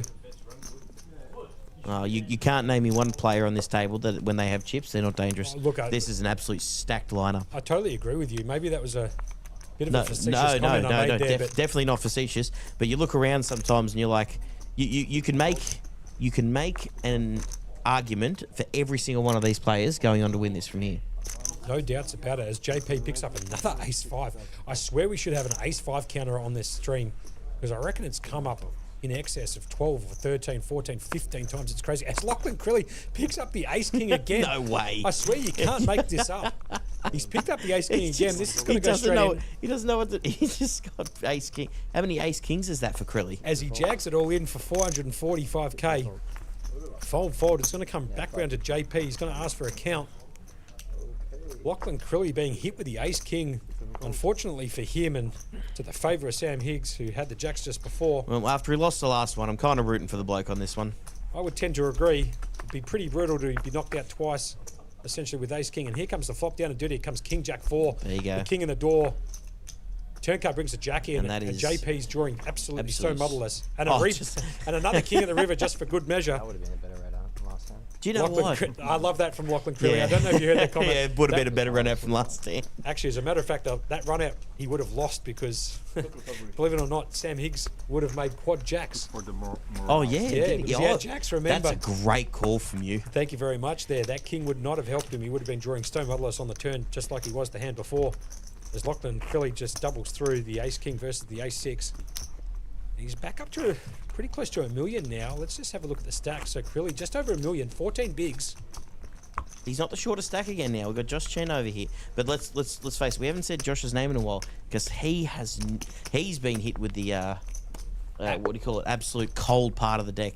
He hasn't picked up a hand since Jesus wore sandals. It's good to see Jose's come to the table with a fresh deck of straight out of the freezer. Lee Warren in the chat, yeah, no doubt, straight out of the freezer. Totally agree with you there, Berkey. Lee Warren in the chat goes, let's go Higgsy. He does have the chip lead and he's a powerhouse with some chips, so he could do some real damage here, Samuel Higgs, now. As we get back to Tony. Berkey, no way, ace-5 again. Ace-5 again. It's absolutely uncanny how many times that card's come out. Well, that combo of cards has come out. Unreal. This doesn't exist. Round to a min who picks up the pocket 7s. I'd imagine he's going to apply max pressure here. I would expect nothing less from a min than to apply max pressure. Great spot to do it. He's going to be able to pick up some chips, or he might even just elect to just call here, which he does. So it's 7s versus ace-5. Heads up poker again. Samuel Higgs is going to fold. He can't find a hand after he just doubled through. Twice. I should say twice. Very good. Here comes the flop. Here comes ace-5-4. And the min gets outdrawn. Ace-5. Min's got to check it here out of the small blind, straight to the under the gun razor. Tony, he's picked up 2 pairs, top 2 on this board. 150,000 call. Bet's 150. Now here's the thing. I'd like to say Amin's going to continue, but he's made, I swear, every right decision so far, Amin. You know what? I'm gonna make a read here that Amin's going to obviously peel one off. He's going to see a turn. The turn brings in the deuce, the 4-liner to the wheel draw. Check. He's going to check it. Amin could chop this up with a 3, which would be very unfortunate for Tony. Here comes the river card. It brings in the 9 of diamonds. The diamonds do hit. So that might slow the action a little bit for Tony, who does have the top 2 pair on the flop. Well, you got 4 to the straight and the flush gets there, so... No doubts about it. Is Amin going to represent, or is he happy checking down? Bit of a wet board here, so it might just go check. Or can Tony find one more bet? I can't imagine a min here coming out with a bet out of position in the small blind. I think he's happy to just take his equity here and hope that he might win at showdown. Although we do know that Tony has got the check mark next to his name. What would I know? Here comes a min. He's just jams it. Oh, that is a puts spot. Tony in the absolute grinder here. Tony looking at top 2 pair on the flop. This is an now top and unreal third jam pair. here. A min just absolutely whacking it in his face. And it's all in to call for Tony. Tournament life on the line. As we can see in the com box here, Tony does have the best of it with the ace-5. But a min applying absolutely maximum pressure. I love this jam. I absolutely love this jam. Totally Everything agree. gets there. He's applying max pressure to a guy who's got 17 bigs for his entire tournament life. This is real tournament poker here. This is where you put people to the sword, put people to the test. Can Tony sniff this one out? Facing an all-in bet by a min. This is his tournament life on the line. Top and third pair on this particular board. Deuce board in the wheel. Nine 4-liner boarding. to the straight, and the 9 of diamonds at the river does bring in the diamonds too. Aminda's deciding to just jam it straight in his face. And Tony in a world of pain. We might take a couple of minutes here to get this one done. And I wouldn't blame him at all for taking his time Absolutely on this one. not. Difference in money here is 18,900 and 23,000 for 6th. So about roughly a 5k pay jump between 7th and 6th. But obviously they're playing for the top prize here of 132,700. Not much for you, Monkey. Yeah. But for the battlers out here. For the battlers at home, we're just ticking over 1:15 in the morning, local time here in Melbourne, Victoria. You are watching the Playlive 5K Highroller, final 7, 94 entries at 129 York Street, South Melbourne. Min's jammed it straight in his face at the river when the diamond hit Tony in a world of hurt. Tournament life on the line. That's the look of a man in pain right there. Wow. And he lays it down. A Min gets that one through. Unbelievable by a Min. Absolutely playing. And look, just no emotion. Just let me scoop this pot again. Playing power poker. This is unreal. This is such great. This is so great to watch. That's outstanding poker by a Min. As you see from Master Plays 6554, love this jam. I totally agree. Gets the job done. Makes Tony fold the best hand. Terrific run out for Tony just quietly, who flops 2 pair. 4-liner straight on the turn, and then the diamonds also hit at the river. So very dangerous for him to have to call there for his tournament life. But Amin gets the bluff through with the pocket 7s. Anyway, off to the next hand. JP, half price on 6, 4-2 off. Josh Chen picks up the ace-3 off. You mean Josh Wick? Yeah, Josh Wick with the hairstyle. Good call by you, Berkey. He's got 10 bigs. He's got 835k. He has not seen an ace for at least the last part of Jeez, it's couple been a of good hours. while. A very long time. I don't think he's fair the hand since he's been on stream. Dead set serious. Since he's come to this final table at least. He's going to raise it up here to 160k. Fold, fold. Round to a min. He's got the queen 6 off. He's going to put that in the bing. Biggsy's out with the ace-9. That's kind of interesting. Yeah, that one does surprise me, that one. Tony's going to fold the Motown. Anyway, he gets it through. Picks up a couple of bigs, which is very much needed for him. To be fair, he probably gets that one through because he hasn't picked up a hand, like I said, for 2 hours, so his image is pretty tight. He's found enough to be able to put in a raise there, and Sam Higgs with the ace-9, and obviously the chip lead decides he doesn't want to take on anybody. He's sitting cool, calm, and collected. Lucy in the chat's asking if in this spot for the last hand, would you put him in on the flush? Man, I'll tell you what, you can put him in on anything. This man can play any 2 cards and he can play them right. Which, to be fair, is exactly what he did. He had pocket 7s there. He didn't have the flush nor the straight. I reckon. Nor had ace-5 beaten, and he's just jammed it straight in his face. I reckon you could give Tony 100 guesses at what he had, and he wouldn't be able to tell you pocket 7s. Totally agree. Hence the reason for why he folded. Not much action going around. It's been folded all the way around to the button. Sam Higgs with the natural. He's going to fold. We should get a walk here for JP, is it? Yeah, JP with the 4. He actually had 4 deuce off last hand. Back to back. Back to back, and shows it just quietly. How poor that hand was. 4 deuce. He had the exact same 2 cards, I believe, the hand before. So we're down to the final 7 here at the Playlive Melbourne Millions. 7 remaining. It's the 5k high roller. Huge cheese up top, 132.7. Shout out to the guys at Playlive. This Bit of is an cheddar. unbelievable tournament. Yeet Machine in the chat's calling out our half price 6, calling us DGens. And you know what? If you know, you know. It's no doubts about it. YK. If you know, you know. You'll hear a lot of Baccarat terms around here. We have been known to dabble in the Baccarat side of things. Bit of a fold fest going all the way around here. Nobody's dealt anything except for JP, who picks up the ace king in the small blind. He's got 35 bigs, 40k to call. He's actually asked Josh for a little bit of a count to see how much Josh is playing. JP knows almost exactly how much Josh is playing, I should say. He's got the big slick here. I'd like the min here. We should call the big slick the ace king here, the Lachlan Crilly. He picked it up 4 times in about 10 hands. JP this time he's got it. He's going to jam it up against the big blind. Let's see if Josh can find a handy card. I don't like jamming here against Josh with 11 bigs. He can get away with a lot of hands here. Josh looking up at the sky. I prefer in this spot just the min raise. Hopefully they wake up with something and jam you or see a flop, but you got to try and get value out of your good hands. Josh Chen puts it in the bin. JP's going to pick it up. Both ends. He's going to show the ace king too. The Lachlan Crilly, as I like to call it.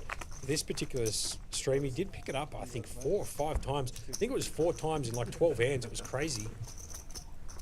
One of them, unfortunately for him, got chopped a leg out. Yeah, absolutely. Or more than a leg, I think. And then I believe he picked it up the next hand. Yep. And doubled through. So hasn't really been working for Lockie all that much. He's still in here. We're down to 7 players. There might be a short break coming up, or we might ask the studio when that's occurring. Players have been here for a little bit. 9-4 off. Martinelli, as we're calling it. Johnny in the chat's asking Jose to create some action. I'll tell you what, usually these dealers, they're creating themselves, but he hasn't been putting very much out here, Jose. Really letting the team down here. With, folded all the way around to JP here with the jack 8 of diamonds. Putting some stock standard hands out here. We need some... Bring Tuna in the chair and this will be over in half an hour. I can tell you that much for free. As JP decides to move it all in on the button with jack 8, it's going to go fold. Crilly can't pick up a hand. So he's going to fold in the big blind. JP picking up back-to-back hands there. Yeah, Johnny joining us in the chat. Welcome, Johnny. One of the lovely dealers here at Playlive. Johnny, actually, funnily enough, recently went on to win back-to-back tournaments here. Really? Yeah, Johnny, which ones were they again? It was... Shout out to Johnny for back-to-backs, sure. He actually hit 2 pretty decent tournaments in a row in a really rare form of air that you... Like, how often have you gone on to win them back-to-back tournaments? Never happened before in my life. Been playing the game for 40 years, yeah? Just thought I'd ask. As JP picks up kings here in the cutoff. This could go for 3 in a row. He could be going for the trifecta. He did win the last 2 hands.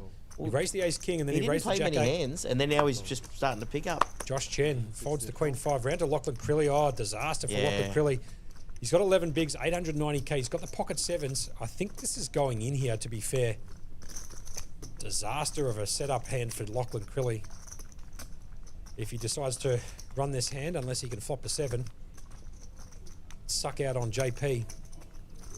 But I can't see Crilly folding here out of the small blind. Here it comes, all in. Harley's going to fold the 9-6. I don't believe a 7 was folded, so I believe he does have 2 live outs. It's kings versus 7. See the bad news. And Crilly needs a lot of help here. He needs to find one of the 2 remaining 7s in the deck. If none were folded, and I don't believe there was. Here we go, off to the flop, and the flop comes down. 8, jack 3, no help for Crilly. 7 and 7 only. Turn card brings the 7, 9. So brings in the 9 for the straight draw, and the river's the deuce. Absolutely. GG's for Lachlan Crilly. Well played, Lockie. And he's going to come 7th there for, I think it was 15,000 or a bit more. Yeah, he had the max late reg, and he really took advantage of it there. No, he's well played. 18-9. 18-9. So GG's in the chat for Lachlan Crilly as he goes to collect his phone, walking out with a water bottle. Brings us down to 6. So the next player is already locked up. These guys have already locked up 23,300. And as I was saying, Johnny in the chat, he ended up going on to win the Hydra, that 10 flight thing they had. Right, sure, and then 2 days later, jumps in the 600 Sunday and scoops that as well. There you go. Well done, Johnny. So GG's to Lachlan Crilly, hitting the showers in 7th. Picks up 18,000 and change. Almost 4x his buy-in, assuming, of course, he only bought in once. Oh, do you know who he beat heads up in the Hydra? Is that Luke Martinelli. Luke Martinelli? Sure. Got it done somehow. Why not? Thank you so much to everybody in the chat and the people who are watching it at home on their devices or on a boat like Matt was doing earlier. It is approaching 1:30 in the morning, so we really do appreciate you guys sticking around. It's amazing how the viewership has stuck around. Like, you guys are really sticking here with us, enjoying it. I mean, don't get me wrong, it's not us just sitting here joining. You're obviously watching the poker, but we're trying to help it along as good as possible, keeping everyone as entertained as possible. Because we are running on, what, 9.5 hours of doing this? And I'm telling you, it's not slowing up anytime soon. These final 6 are going to be battling till the final end to get that 134 lacquer up top. Josh Chen here raising it to 800k, leaving 35 behind. Harley's picked up the King Jack. Could see some fireworks here. It's King Jack versus King Queen. Let's see what Harley decides to do. He hasn't picked up a hand for a while either. It's 760 for him to call. He is in the small blind. I don't mind the flat calling here. When you've got little...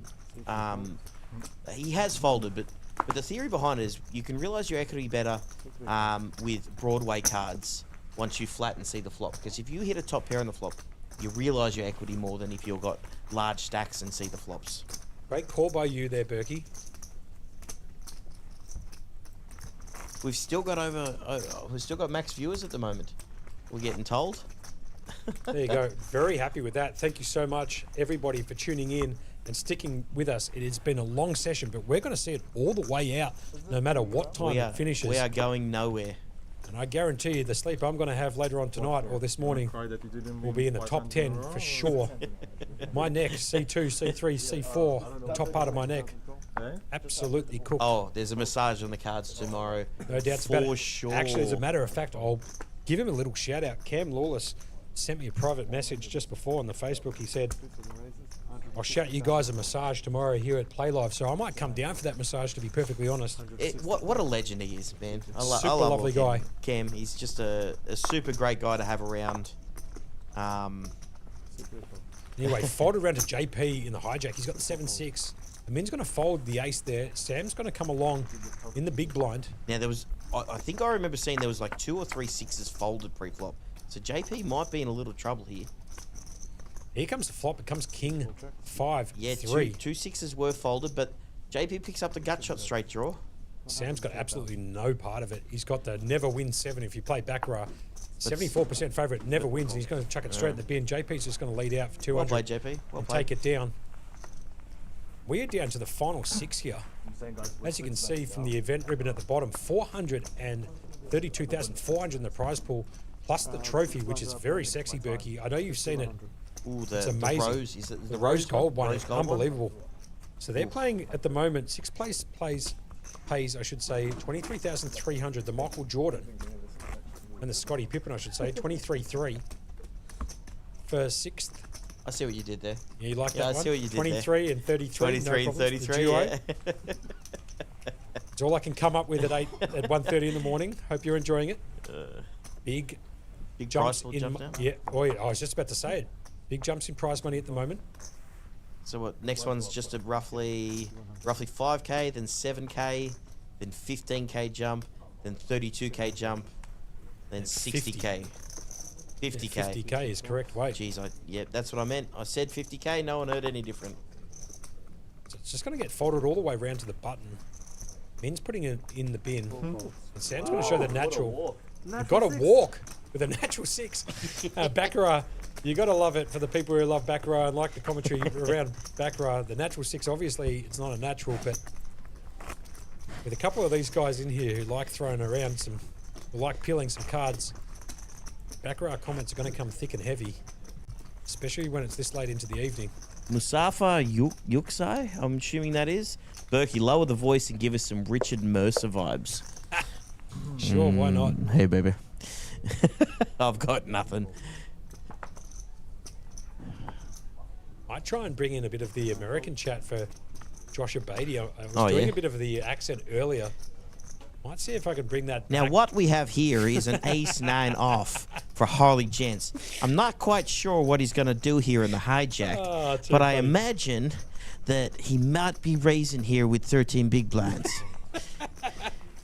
Oh, you're going to love it. I'm in here picking up the ace-queen. That's hilarious. Well played, sir. In the cutoff.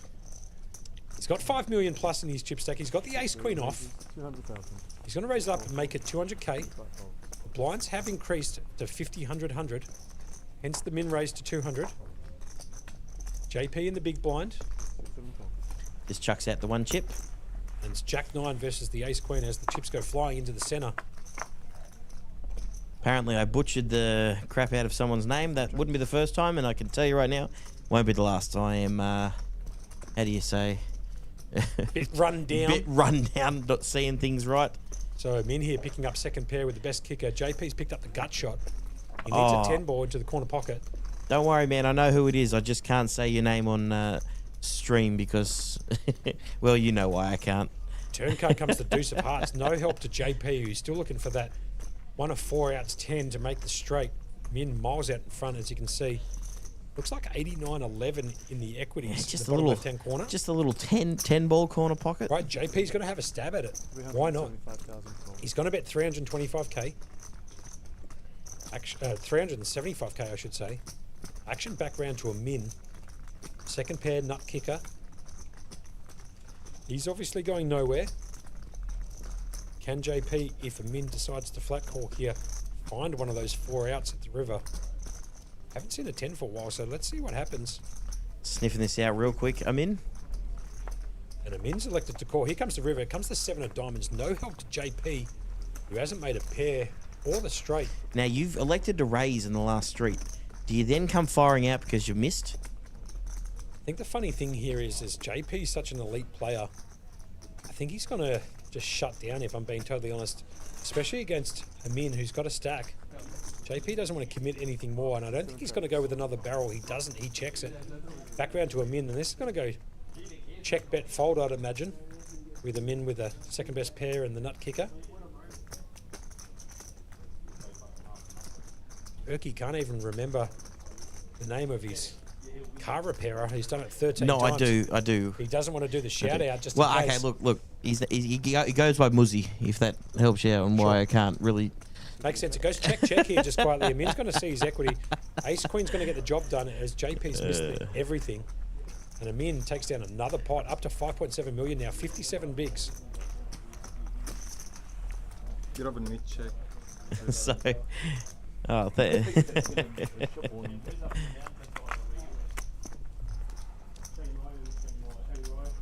shout out to the car repairer who's taken care of my car a few times. Oh, the 130 shout outs to the car repairers. Yeah, sure. He's jumped in the chat here, and we're on here at Playlive Melbourne down in 129 York Street in South Melbourne. Now, if you guys are enjoying the commentary, Berkey and I do have a podcast. It's a perfect time to plug it. It's called the You Can't Make It Up podcast. We are on YouTube and on Spotify. It's got a speech bubble that says You Can't Make It Up. You might have seen Berkey, if you've been in Playlive, wearing the merchandise around the room. So if you like that and you like our little commentary and a bit of the bickering back and forth, we do have special guests that come in. We try to drop an episode every Monday. Berkey and I probably a week behind it at the moment on that podcast, just for the sheer fact that Playlive Melbourne Millions is on. Yeah, we spent a bit of time in here, haven't we? But if you like the banter, then please help us out there and like and subscribe to that channel. That is You Can't Make It Up on YouTube and You Can't Make It Up on Spotify. And our handle on Instagram is You Can't Make It Up Podcast. Getting back to the action here before that shameless plug of our podcast. You can see I feel shameless. a raise to 250k by Samuel Higgs with a natural Jack 8 suited. Comes round to Josh in the big blind. He's got 10-4 suited as well. He's got 8.4 bigs. He's in a world of hurt. Hasn't picked up a hand for a while. He has been absolutely dead. Card dead.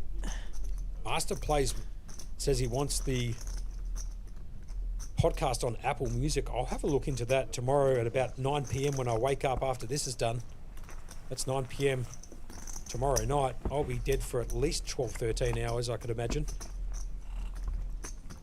Look at this. Okay, Matt. Shout out again, guys. My cruise was meant to leave at 3 p.m. It's still in dock. It's 1:30 in the morning, so he's just been sitting in his room watching the stream, which is great. Thanks for keeping with us, Matt. You've actually been with us the whole day. So anyway, let's get back to the action here. Berkey here with Monkey in the commentary box. We have gone pretty deep here. We are somewhere in the vicinity of 9 hours into this, so we're really lucky to have you guys join us and Tony. continue this commentary. Sorry to Tony cut you picks off up- there. No, not at all, Berkey. Call the action, please. We got Thank pocket aces, 12 bigs from Tony in the cutoff. Now with 12 bigs, I like the min raise here. Entice some action. You need to get some action with 12 bigs. And he's jammed it. Yep. I'll just go call the action somewhere else. Unfortunately for Tony at this stage, it doesn't look like he's going to get a caller. Nobody's picked up a hand. He just picks up the blinds. A bit disgusting when you pick up aces and you're on the short stack. The problem is, I know you've only got 12 bigs, but you've got to try and entice some action out of these guys. And if you open jamming and they haven't got a bar of anything, you're not going to get much. You're only picking up blinds and you're wasting a hand like aces. But what do I know? Chips are chips though, Berkey. Oh no, I'm not knocking down chips at No all. doubt. Not knocking chips at all. But you've picked up the premiums. You want to get at least some value out of them, if you can. Right. Look, if you min raise and everyone folds around you, then hey, you know, there's nothing much you can do about that. But you still got to try and get some value out of these bad boys, especially when you're trying to get a double up this late in the tournament. No doubts about it. Action goes all the way round to JP. This is hand number 68 of this particular session. Josh Wick just cannot pick up a hand. Josh Wick, we're calling him because of the hairstyle. He's picked up the 8-3, still can't get anything. Harley hasn't picked up anything for a while either. He's in the small He's blind, just shows looking it to him in. disgusted. He goes, for Christ's sake, Hey, give me a hand. Another 4-do half price 6. Yeah, that's it. And actually, as a matter of fact, Amin had the Jack 6 of hearts as Anthony Hashem leaves the building. I believe he was playing the wild. He was playing the wild card? Wild card, which I think might have bagged. I think it might have bagged now. I think 1:30 is the bagging time for the. Give me a second. I wild got card. to So a get little back shout over and out have a to look. Anthony Hashem, who just walked out the door. Well, look. Also, he walked out with a smile on his face, so I'm gonna say. Yeah, great read by you. usually, if you get knocked out this late, especially right before bagging, it's usually a disgusted look. But he looked pretty happy with himself. Oh my God, that is an obliteration of the field in this thing. So hold on a second. Let me just call the action. We go back to Please the wild do. card in just 1 second as Anthony Hashem leaves the building. JP's going to raise it up to 200k in the hijack with 7-3. I'll tell you what, the irony is he can't make it up. He's got the Joe Hashem hand, Anthony's dad, with a 7-3. As Hash walks past. You can't make that up. Goes around to Harley, who's actually finally picked up a hand on the button. He's picked up Ace Queen. And here we go. So Anthony Hashem out the door. JP raising with the Joe Hashem winning hand for the 2005 World Series main event. Raised up to 200. Harley's got a jam and leave a little bit behind. Yeah, I think he's left just over one big blind behind. Interesting play here by Harley. He's just putting enough in to leave himself with basically nothing behind. 1,025,000. Not sure how much he's left behind. I'm going to say it's Hasn't quite come up yet. 120,000. That's my guess. Good read by you, Berkey. Going to go fold by Amin. He's picked up some chips. In the small blind. Sam's picked up his pocket sixes. He put that straight in the bin. Didn't even think about it for half a second. And JP, who got his hands caught in the cookie jar, is going to throw the 7-3 All out. right, just in between hands, I'm going to get a few things in. Go, bang. Okay, so we've got the wild card, day 1C. 222 runners. They only bagged 35 today. What?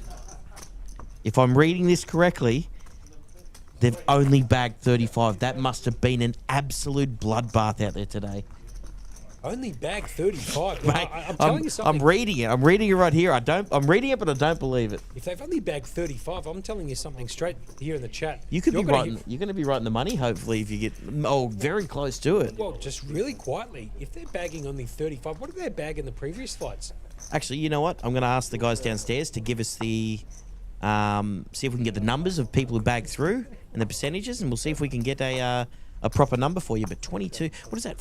That's less than 15%, isn't it? It's pretty low. You're going to see some pretty big stacks Wow. coming into that day two just quietly. That If is there's only wild. 35 that bagged tonight. That is As wild. Harley picks up the Michael Jordan 3-2 off. Amin with the 9-2. Pardon me. Amin with the 9-2. Got the hiccups, the late night hiccups. He's got 6.4 million, 64 bigs. As we've mentioned before, the blinds have gone up 50, 100, 100. C3 read. Don't worry about it. Amin on the button's going to raise the 9-2. Look at the guys in the chat with me. Tell me if you get any action other than ace 5. Someone goes, if only you could, Berkey, if only you could play poker the way you commentate. And someone says, tell me about it.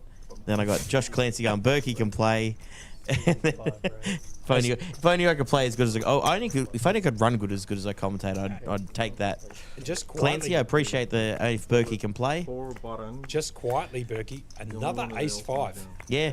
Yeah. Yep. Absolutely nailed that. David Angus in the stream. Hey guys, what a great stream. He goes, I have to go to sleep, but I can't turn the stream off. Oh, that's what we like to hear. Thank you Yes. so much, David. That's a great comment. We really do appreciate you sticking around for the conclusion here of the 5K high roller. We are down to 6 players, 94 total entries, a colossal size prize pool. Samuel Higgs just takes a seat. You went down to shake the legs out a little bit.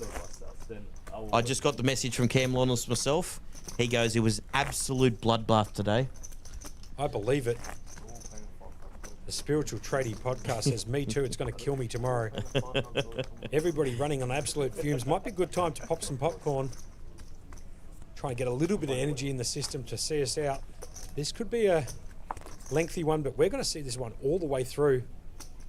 Hopefully, Berkey, you've got a car to drive me home because I'm going to be a coma after the finish of this. Monkey, I know you've forgotten, but you got in the car for me to drive you here. Completely forgot all about it. That's correct. You did drive me here. So suck out on the car to drive me home. As the cards get folded around, Tony here's picked up the ace 7 in the small blind. He's got 16 bigs. He's going to move it all in. JP's picked up the king 10. This could be a competing hand. So let's see what JP decides to do. It's going to cost him 1.6 million. Half of his stack essentially to call. Any king here is a very defensible hand to play, facing an all-in jam from the small blind. JP has been around the game for a while. Up go the glasses. Going to try and analyse this one a little bit. Sniff this out if you can. So what's it? It's going to be roughly half his stack. Yeah, he's just been told 1.655 mil. It's going to cost him 1,595 chips. Like you said, Berkey. Roughly half his stack, probably about 40%. Does have 3.4 million or 34 bigs.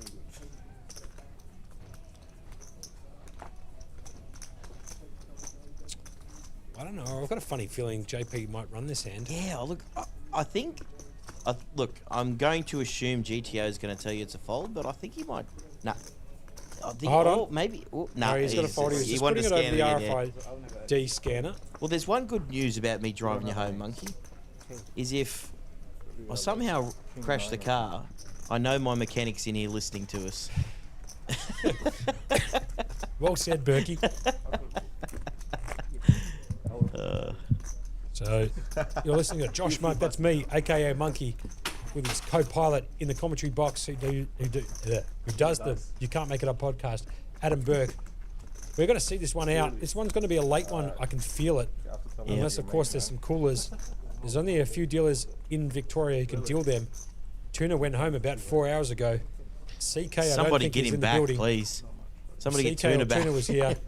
I guarantee you this event would have finished an hour and a half ago. But we're going to kick on all the way through. We're down to 6 players here in the 5K High Roller at 129 York Street, South Melbourne, the Playlive headquarters. This is the Playlive Melbourne Millions. High Roller, 432,400 in the prize pool, 132.7 up top, 82.2 for second, 50,800 for third, fourth gets 35,600, fifth is 28.8, and whoever finishes next pick up 23.3 for their efforts. Josh Wiki sitting there with 5.9 big blinds, got the 7-8 suited. Decides to JP, hold put on it a in. second, sorry. JP's decided to jam this in the small blind with a 10-5, and Josh has found a call with the 8-7 suited. Apologies for cutting you off there, Berkey, but it's an all-in call, small blind battle here. Josh all in at risk, and the board comes Oh my God! 10-9. Opening a straight draw with middle pair. The turn card brings the 5, gives Needs him 2 the pair. 6 or the jack. And the river brings the 7, and that's showers for Josh, who gets eliminated in 6 for 23,300. Says good luck, everybody. Fist pumps all round. Legitimately, I think that was the best hand he's picked up in ages. No doubt. That must have looked like aces to him, I reckon. 100%. As JP spikes 2 pair on the turn. The up and down draw does not get there. Like he said, a 6 or a jack would have helped him. Did not come. Ran out pure for JP, who's now kicked himself up an extra 5,000 in money. 5,500 to be exact. Spiritual Podcast is given the not like that. Not like that. We are down to 5. As you can see, there's the payouts on your screen. Just short of 29,000 for the next. 5 players remaining. But the grand prize, the grand Pumba, 132.7. Yep.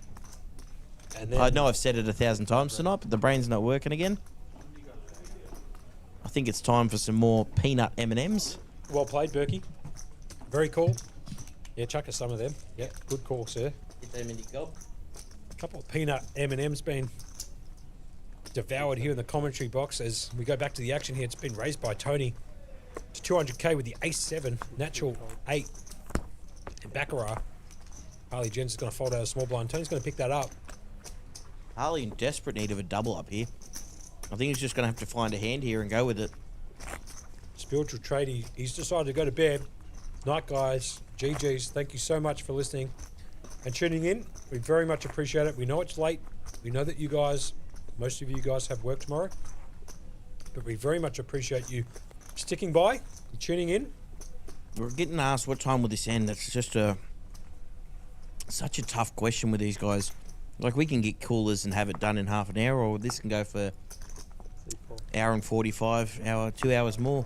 I think given the blinds that are left in play, so if we're having looking just straight up at the blinds, we're looking at 63, we're looking at 110, give or take, 180. We're looking at approximately 200 bigs. Blinds are going up. So if I was to take a guess, factoring in just regular play, I reckon we probably have a good part of, geez, I don't want to say it, but maybe 2 hours worth of play until we get to conclusion. So it's going to be a late one for those people watching at home. I know it is 1:45 in the morning, but if you can stick around, we very much appreciate it. We'll be calling the action until we find the winner. But at the moment, it looks like it might be a late one, just given the natural action and the amount of money at stake here. Obviously, there could be a decision to chop up the payout if nobody decides to continue playing on. Now, Berkey, that's a very good question that I've actually posed to myself. What happens if they decide to just chop it up? You mean ICM chop and stuff like that? Yeah. They are more within their right to continue playing on for the trophy. They can end it there. I've seen people say, look, at the end of the day, it's the players' money. How they want to chop it and play it and accept, it's up to them. Yep. It's 1 second. I'll get back to the ICM chops after this. We've just had a raise and a 3-bet from a min. So a raise from JP, a 3-bet from a min with Ace Jack in the big blind. Coming back around to JP. 1:45 in the morning, but JP doesn't mind wearing the sunglasses all the way through. No problem at all. It's not overly bright. It's bright enough on the feature table, but it's, I don't know if it's he just likes playing in a pair of sunglasses. But here comes JP. Like you said, Berkey raised it, gets 3-betted, I should say, by a min. Action back on JP, who is counting down some chips here. So JP, not afraid to tackle on a min. Wait, is that that's a 4-bet? Let's have a quick look here. 1.5 million. And he has 4-betted. 4-bet to 1.5 million. 1.5 mil back onto a min. So pressure applied straight back onto a min as he coughs straight into a serviette. Min, can he sniff this one out and do what he did earlier and put in a 5-bet? We saw it earlier with the King Queen versus the Ace Jack where he found a 5-bet. Can he find another 5-bet here late into the evening or the early morning? He does have Ace Jack. It's a very premium holding 5-handed. He also knows that JP is capable of making a play back here, a 4-bet. So let's see if a min can You also find gotta- the 5-bet here. You also got to remember we're 5. Yeah. Hold on a second. He does too. He jams it. I was going to say 5-handed. The ranges really open up, and that's the second time he's thrown in a 5-bet and got the fold. That is And Amin just incredible. absolutely soul reading this table. That's a 5-bet jam, and JP puts the king 6 of hearts straight in the bin. It was a great play by JP because Now, just in outplayed between by hands, Amin, I should say. Just in between hands, I'm just going to come up with some stats that I'm getting from Mr. Seth downstairs, who, by the way, quick shout out, is doing a phenomenal job on this. He's doing the stream. He's also down here to get me all my information I need. So, shout out to Seth. Great stuff. But so far in the wild card, there's been 599 runners, Monkey. Mm-hmm. 599 runners, 93 have gotten through so far. So what's that, just under 20%? Yep. Yep, I'd say, what, 18%? And tonight's one bagged way lower than that. So the percentage is still up there, but apparently from what I'm hearing from people in the chat and who were out there on the floor, it was an absolute bloodbath out there today. There's some huge stacks that were swinging around. Now, just quietly for another stat, I was just reading this very quickly. Don't know if you know, Berkey, but today officially was the hottest day ever in Victoria since records began in 1855. With two towns reaching a new mark. Orion, I've never been there, and Hopeton, in the state's northwest, recording a whopping 48.9 degrees Celsius. That's almost ridiculous. 50 degrees. That's ridiculous. Out of control. All right, we've got blind versus blind action here with the big stacks. It's like we said, an absolute scorcher, but forget about the weather. The weather is right here. 5 left to play in the 5K high roll. Well, what a day, though, for us to be coming in here and sitting in the aircon up here in the nice little the booth up here. No doubts. The city got to 43 degrees, and in the western suburbs, it got up to 45.6 degrees. I swear, you walked outside, it was an absolute punch in the face with heat. Yeah, it was a furnace as you got out there, a kiln, some people might call it. As Tony there, hand on head. He's been waiting for a hand for a little bit. He did pick up the aces earlier, but since then, been basically card dead and got no action for his aces as well. A little bit disappointing for Tony, so feel for you there as JP decides to fold that. Oh, here we are. Round to Harley. Good luck, Harley. 6 bigs. Basically only one decision to make. And I almost guarantee he's going to get called from one of the two big stacks behind. I think they have to call almost with any two. Yep, that's what Here I'm it thinking. comes. He's going to do what he did before, leave a little bit behind. Just in case. Now, this is... People always ask why they do this now. This is the perfect example right here. You got two big stacks behind you. If for some reason they go silly and that goes jam behind him, he can fold and hopefully get a pay jump there. Amin, I can see from 5-bet bluff there. I think that's Troy in the chat. He says, Amin can take my screen name now. He's earned it as he's done 3 5-bet bluffs. I wouldn't exactly call them bluffs, but he's done 3 5-bets. One was a stone cold. Yeah, the King Queen was phenomenal, but he did 5-bet all in JP just before with the best of it, with the Ace Jack versus the King 6. Is that Alan? Here's a different camera angle here. They've changed it up here. The guys down in the studio have changed it up. Here's a slightly different angle for the spot camera, so they're using a different camera to get a different angle here with Playlive Melbourne in the background, seeing all players sitting at the table. I don't mind this from the guys down in the studio. A little bit different as it comes around under the gun to Harley, who picks up King 5, who took down the last pot. He's only got 8.5 big blinds. He's going to elect to fold round to a min. He's got the Queen 4 off. 79 bigs. Sam had him dominated with the King 9 off here. 53 bigs. He's got 5.3. Blinds obviously 50, 100, 100. 225 there. He's going to raise it up and make it 225 to go, Sam Higgs with King 9. Sorry, I feel like I'm seeing ghosts out here, man. Tony's going to fold the Jack 3 in a round to JP. He's picked up the Queen 9 of hearts. He's going to come along for sure here, which is exactly what he does. Good hand to defend in the big blind, the Queen 9 of hearts. Off to the flop we go. And the flop comes Jack 10 deuce, 1 heart. JP picks up the up and down. Backdoor flush draw as well. Backdoor flush draw, correct weight. And Samuel Higgs is out in front with the King 9 and also has the gut shot. Might see a little bit With of a action on straight. this. It's going to go check, check. Here comes the turn down and dirty. It brings in the 8. And JP just spikes JP, the nuts yep. on the turn. He's going to be loving that. But not only that, that gives Sam the open-ended straight draw as well. As you can see, Samuel Higgs down to 2 outs. You need to hit one of the 2 remaining queens to make a bigger straight. It'd be a sickening card if That'd be a sickening offsuit card to queen come like out. the Queen of Clubs hits at the river. But JP well in front at the moment. He's obviously spiked at gin on the turn, making the nut straight. He's going to come out and bet. 425. Yeah. It's bet 425 here, Berkey. Yep. To Samuel. Is that a 60, 70% pop bet? Sam's got the one overcut and a gut shot to the second nut straight if the queen comes out. But as you can see in the top right-hand corner, there's only 2 queens left. And the Queen of Spades, also a pretty ugly card if he does hit it, because it does bring in the Do you know what backdoor else would be ugly? Spades. A 7 as well. No doubts about it. 7 would be a very ugly card. Good shout by you, Berkey. Even though it's late, he's going to call. He is up and down. Let's see what the river brings. And the river brings a repeat deuce, an absolute brick. It's not going to shut down the action, especially not heads up here.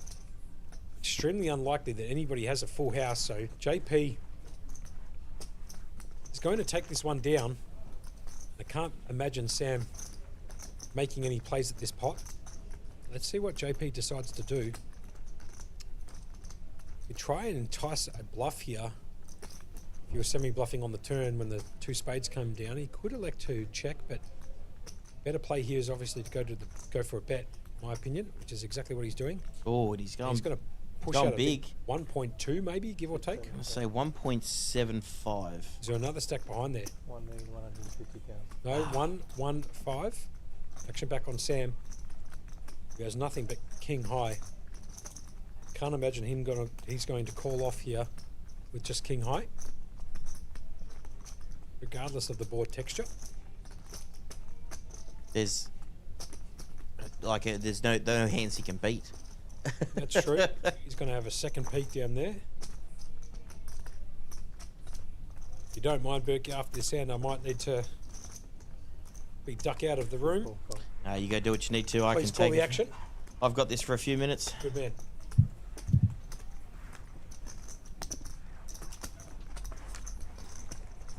Monkey walking like a troll on his way to the bathroom. I think he's done his back. He definitely needs that massage. It's been a long day here for us, but we're here till the end. We've got 5 players left. I feel like the break time is getting further and further away. That's what I felt as well. Like 2 hours something before. Yeah, it was 2 2 hours, hours, 40, I 15 think. minutes. Just going to hear a little of the table talk here. I think it was 240. They added an extra level.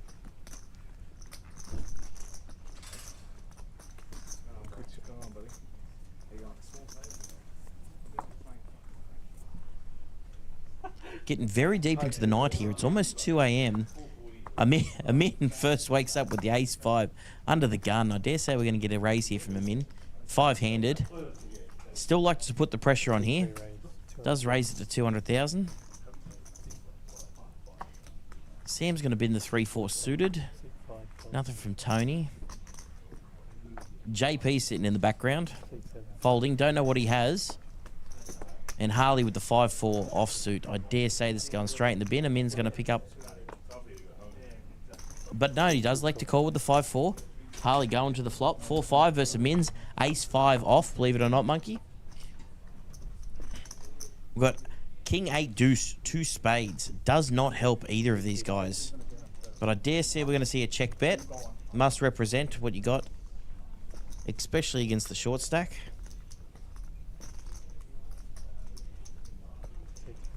Check, check. Jack on the turn. Absolutely irrelevant to either of their hands.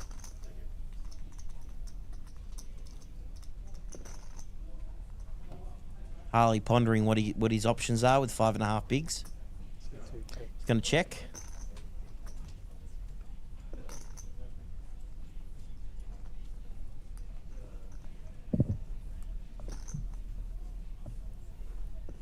Another ace-5 here, Berkey. Yeah, I know. It's crazy, isn't it? That's it. Can't make it up. I haven't really seen the action here. I can call it out. Nah, I can. I'll let you do it. It was under the gun raised by Amin. It was flattered by Harley with the 4-5. Sure. Then it went check, check, check, bet, fold. Nice and simple. Yeah, nice and simple. Now, since you've come back, I'm going to have you take it for a few seconds.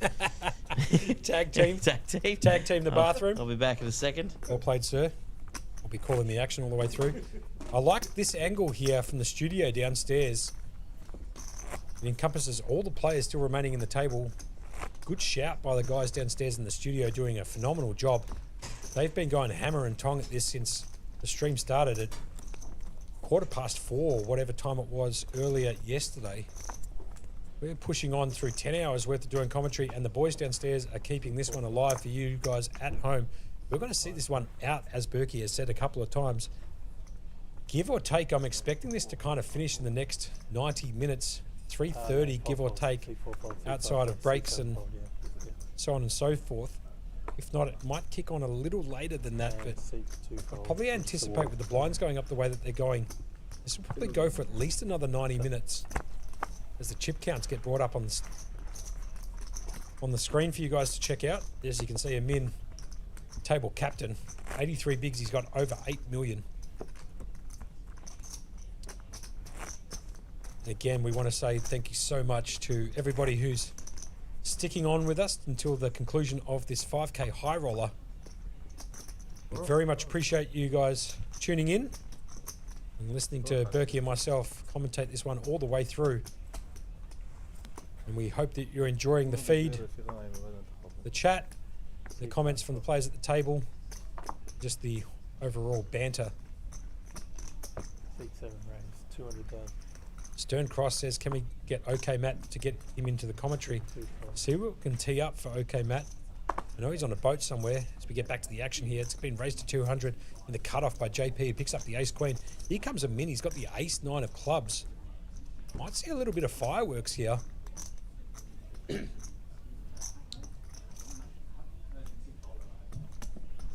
call. Min got a call, and Sam here picks up the queens. What a spot for his ham. Samuel Higgs picks up the queens. 45 bigs. He's in the big blind. The hand is absolutely camouflaged to buggery as he picks up the queens. Got both of them absolutely dominated in this hand. 67% equity. And Sam is not going to mess around here. Just jams it. And JP with the ace queen facing an all-in bet. It's going to cost him the rest of his stack. So they are playing for elimination right here.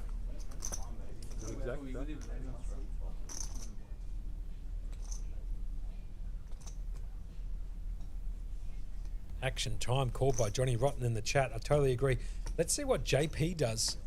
So JP has got 3.2 millions, 32 bigs. He's got the ace queen. It's a premium holding when we're playing five-handed poker, I should say, not even 5-card.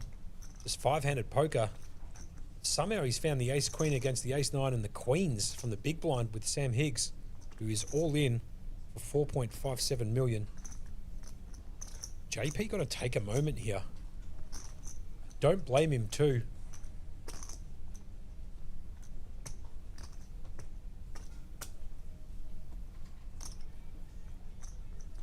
JP did have a quick look around his shoulder to have a look at the payouts that are on the screen behind him.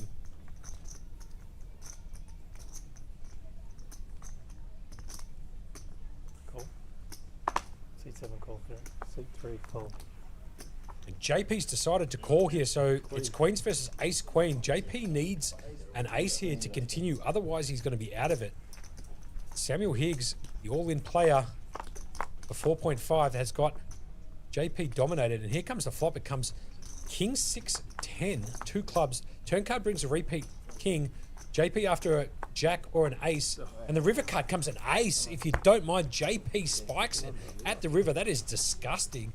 For those for those watching at home, the ace of spades, the Barry Greenstein on the river, outdrawing the queens. That is a disgusting run out for the queen. For the queens, unfortunately, the ace queen will get it done. JP's got to double through, and he's up to 70 big blinds. Berkey's going to be absolutely in a coma when he comes back from his toilet break to find out that ace queen has just taken down pocket queens. Perfectly played by Higgs. And unfortunately for him, the ace of spades, the Barry Greenstein, right on the river, gets the double through for JP. Called with not much equity. He did pick up the gut shot on the flop. The repeat king on the turn, and then bang, whooshka. The ace of spades at the river. Devastating card for Samuel Higgs, who gets crippled in that hand. He's down to 1.2 and 12 bigs.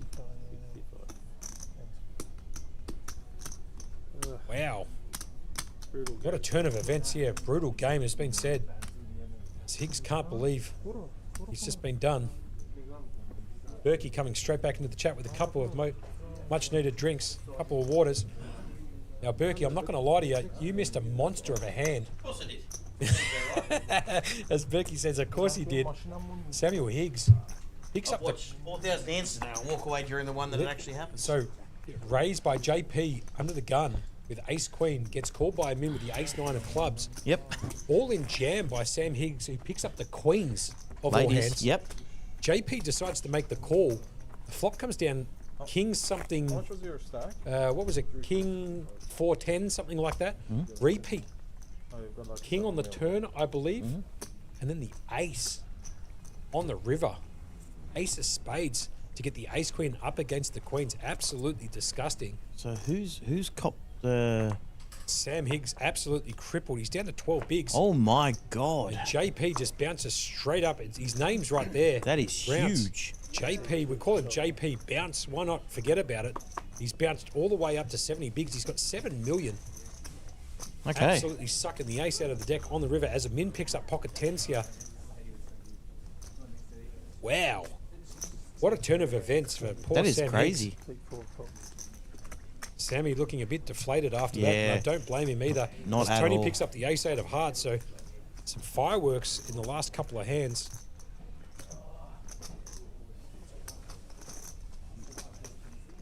Tony here with 16 bigs, got the ace eight suited. He's going to limp in. So it's ace eight, the natural suited versus the pocket tens of Amin. Here comes the flop. It comes Ooh, all yeah. spades. Not one of the players has a spade here. Comes queen jack six, all spades. Tony's going to check it. Action back on Amin, who has the best hand. He's going to check it behind two with his pocket tens. Turn card down and dirty. Brings the ace. Sorry, pardon me. Brings the eight of spades in. Which does actually pair Tony, but it brings the four flush in. Also brings the straight in. Let's see what Tony decides to do. He's going to bet out here. 145,000. He's going to bet 145k. Action back on Amin. In position on the button and has the best hand. There's no way you can be sitting here with them in thinking your pocket tens are 80% to win this hand with that bet. Totally agree with you. It's much. Oh, just or you just do. Min's not going to go anywhere. Or with his you pocket just tens. know. The river card, the deuce of diamonds. What a dream river card for Amin, who's decided to call the turn. Let's see what Tony decides to do. Can he apply some pressure on Amin? I think put in a I big think bet alarm here at the river. bells. I think alarm bells will be clicking here. Right, so Tony's going to keep firing the line. He's taking the line. He's continuing on Bet with it. 240,000. I don't think that's going to be enough to get him in out of it, to be honest. If he had decided to go a bit larger, I think he might have been able to get it through him in, but 345k, probably not going to get it done if Amin's called on the turn. So let's see if Amin can sniff this one out too. Thank you so much for the water too, Berkey. I Yeah, appreciate no worries, it. man. Getting a bit Parched. bit parched, bit hoarse. Bit dry in the throat. Dry in the throat. As Amin weighing up his options here.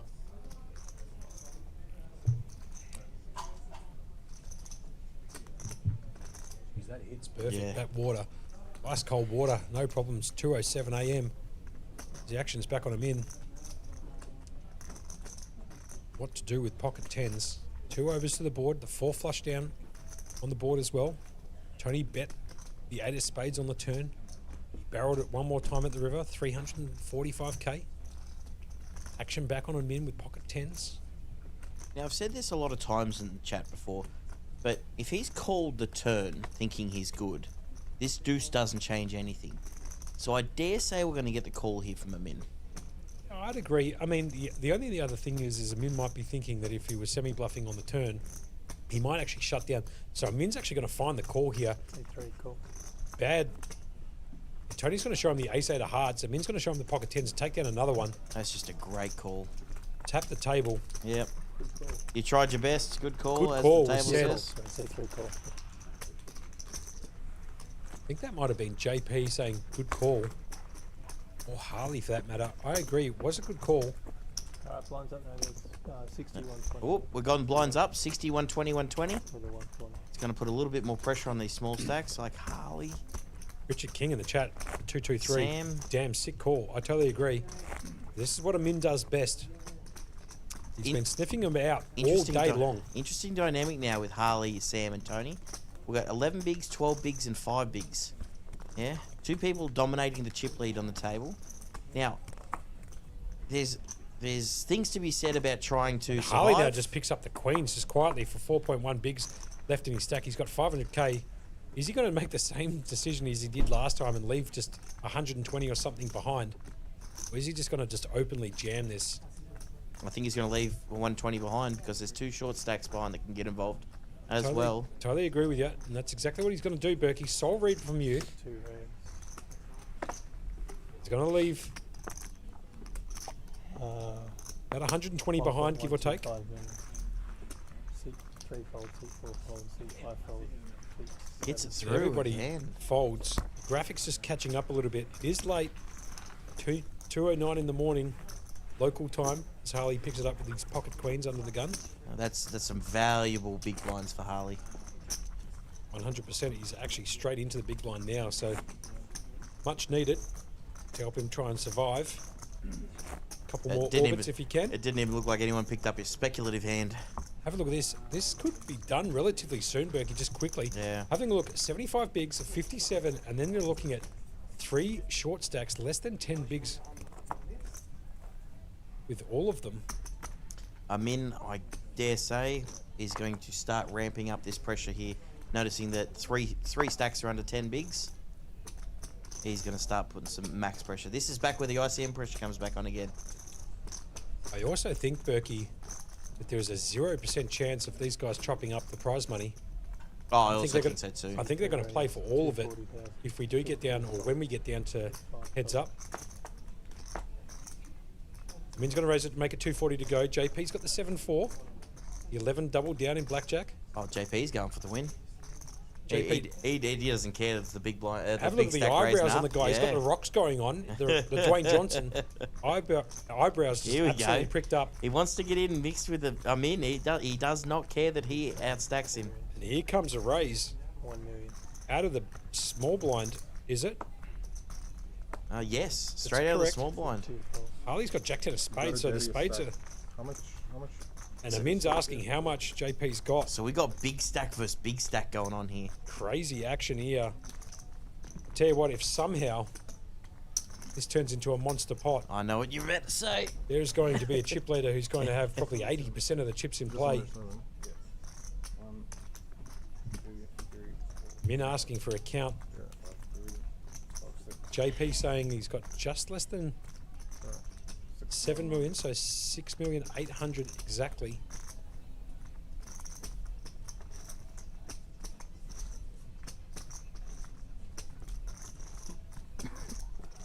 In deciding what to do with his ace-8 of hearts.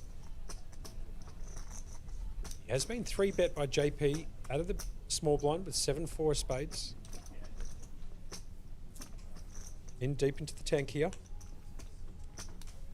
Have to remember we are playing 5-handed poker, so ace-8 is a very strong hand. A very strong hand. Mind you, out of the small blind, JP shouldn't really be 3-betting here light, even though he is in this particular spot. He's going to get him in to fold. He gets him in to fold. JP gets that one through, picks up a few extra chips from him in. He wants to win, I'm telling you. Great play by JP.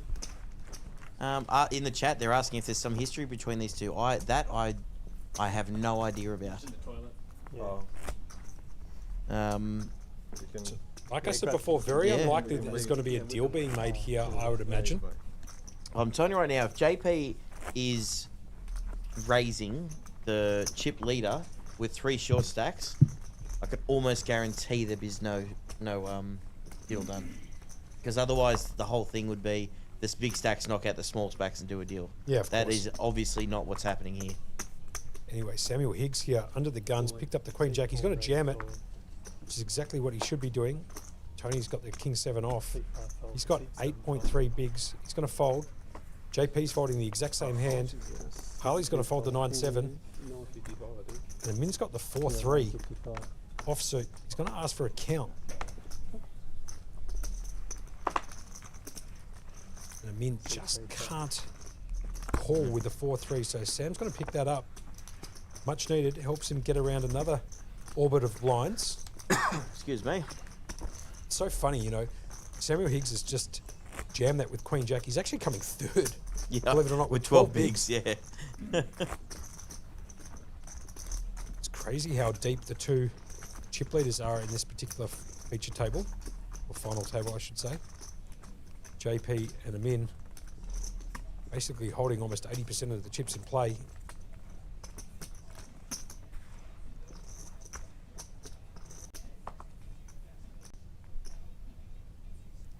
Tony, short stack, 8.3 bigs. Look, he's a lot of these guys are doing this now with leaving the chip behind. Well, this is all in except for the one chip, as you can see, just behind Tony. So he's going to raise it with the exception of one chip. I've seen this play being made a few times. 6, 7, JP folded. 2 fold. King 8 off. Ali's going to fold round to a min. He's picked up the Queen 10. Now, he could defend here. He could actually call, but he doesn't. He decides to fold. Sam Higgs doesn't have a hand either. He's got the Nintendo 64. He's going to fold. So we're probably going to see a little bit of this type of action from the short stacks. Harley in a world of trouble at the moment with 4.1 bigs. He really needs to pick up a hand. He did raise under the gun earlier with pocket queens and did pick up the blinds, which enabled him to get through potentially one more orbit. Really needs to find a hand here. He's only got 4.1 big, so let's see how Harley decides to play this. Basically needs to pick up a hand and go with it. Can't really afford to go through the blinds again. As JP folds, Harley picks up the second worst hand in poker, the 8-3, shakes his head a little bit, and I'm in for something different, just picks up the Rockets, aces. On the button too, if you don't mind, with $132,000 up top, picks up the aces. Yep. Bit typical for him, that's how good he runs. Mind you, it is a 5-handed game, so C3 raise. bit unlikely that he's going to come across anybody who's got it. He goes, he can't believe it. He's got the aces. He's going to show them. No action. Picks up the blinds. Hand He's on like, head. this was the one. This was the one. He was really hoping for a jam, for a jam, obviously. From the small blind, big blind, but they picked up junk. 3, 4 off. King deuce. 3, 4 off, and King deuce. Red king deuce. Some people just got an AJP. I told you at the start of the tournament, buddy. I know you did. I witnessed best hand, best bet, man. This is me. No, me. JP, best bet. For spare, like jump early. I sat down and I said I'd rather be lucky than good. Hey? I sat down and I said I'd rather be lucky than good. Yeah. I got luck box for this bit. C2 fold. Well, good for him in. He's lucky and good. Like 3 hours. And why not? And why not? Aces straight into queens. Why not? Yeah. So just for good measure, he's going to pick up the third best starting hand in poker with the pocket queens. Just do the same thing, raise.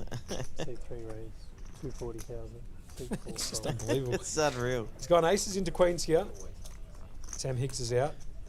Tony with 8.3 bigs left and in the small blind. He's going to let it go. Can JP pick up a hand? He's gonna do the noise again. And Min's going to have a bit of a laugh here. He might show this one. Back to back. Back to back with the Aces accent. and queens. Aces and queens, and shows it. Talk about getting absolutely smacked in the ass with the deck. Min going aces into queens. No action. Any chance you can pick up another pocket pair here, Berkey? Kings, maybe? Nah. I'm gonna say They tens. don't have any full equity there, so. I'm throwing out the tens. Oh, maybe the If fives. you think you're beating my range, then that's good.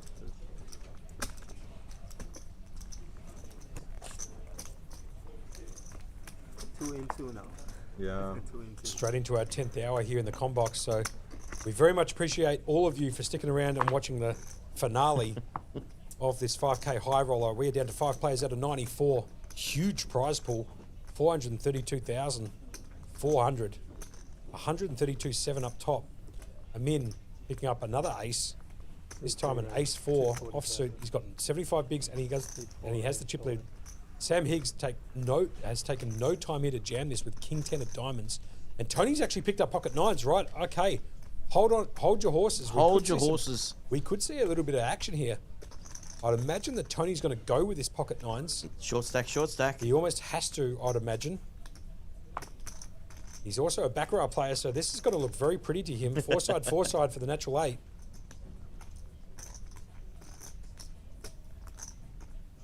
At one stage or another, Tony's going to have to make a run at it.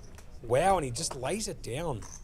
Interesting. And JP actually had pocket 2s. No way. Yeah, I swear to God. Harley's got the 5-2 off. I know that you're handling a couple of late night text messages. And Amin's got a fold, and Sam Higgs gets that one through. A little bit interested as to why Tony folded there. Maybe got to do with the ICM, maybe got to do with the pay jumps. It's probably a hand that I would go with. I'm going to have to leave you for another 2 seconds here, my friend. No problem, Berkey. I'm going to call the action here solo. Monkey just needs to jump out for a second. I don't know, but I want some of it, man. Michael in the chat saying easy fold. Maybe so. I saw you had no folding equity. I find it pretty hard to fold a pair but I'm still folding. 5 ways, but Surprisingly. obviously these guys are much more experienced hold'em players than I am. So, 6-5 fold. fair shout. Tony's going to fold back into JP. He's picked up the Jack 3 off. Harley still can't pick up, and he's got 1.6 bigs. He's absolutely disgusted with the hand distribution. Hasn't picked up a hand for ages. Amin has the Queen 10. He's going to take that down.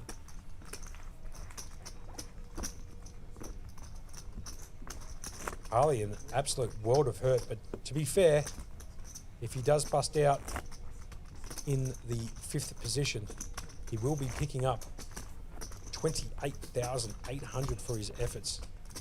Not a bad payday, to be fair. Berkey coming in clutch. Right, he's coming clutch. The late night Macca's has arrived here up in the combox with a couple of iced coffees or something. Sure, as JP picks up the pocket 10s in the cutoff. Gonna raise it up. Coming second in chips at the moment. Harley still can't pick up a hand. He's picked up Queen 3. Amin now with the Ace-8. He had a very similar hand just before with the Ace-8 of hearts. Actually, exactly this hand, Ace-8 of hearts. When JP decided to make a play at him. Amin's got to come along. Can Sam Higgs pick up a hand? He can't. 8-6 off.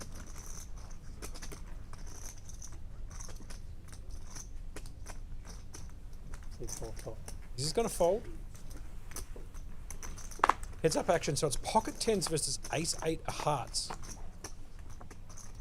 Big stack versus short stack, and geez, disaster at the moment. Min's picked up the nut flush draw with an overcard, and JP's got the pocket 10s. This is the battle of the big stacks Big stacks too. So I can't imagine any of them really getting the turn out of control. You know the turn. 10 of hearts would be an absolute disaster. You can see it now. If the 10 of hearts hits on the turn, which is what Bergie is suggesting could be the absolute nut low card for JP, the nut card for him in. The two big stacks battling it out at it right now.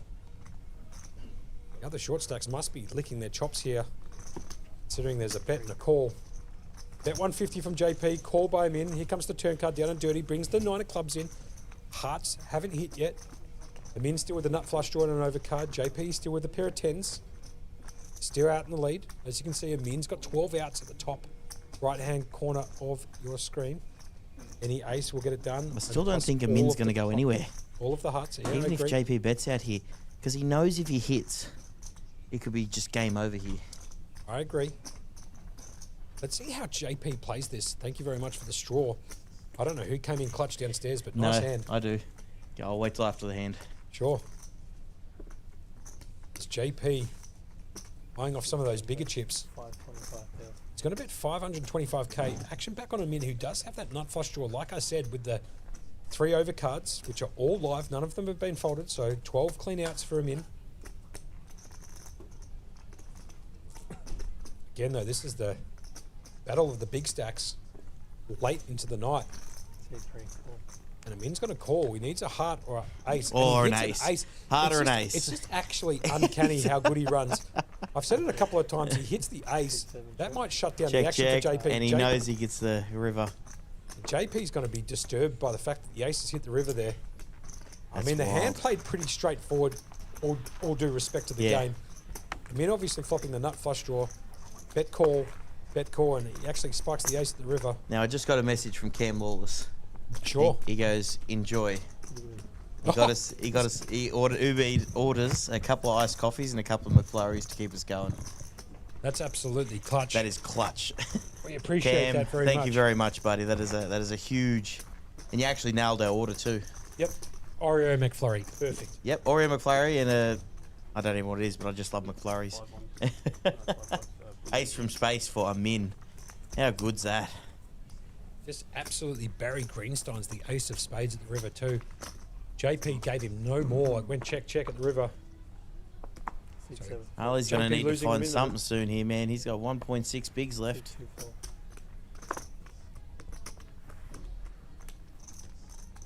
I think he's just trying to hang on here. Hasn't really seen much, but still trying to hang on.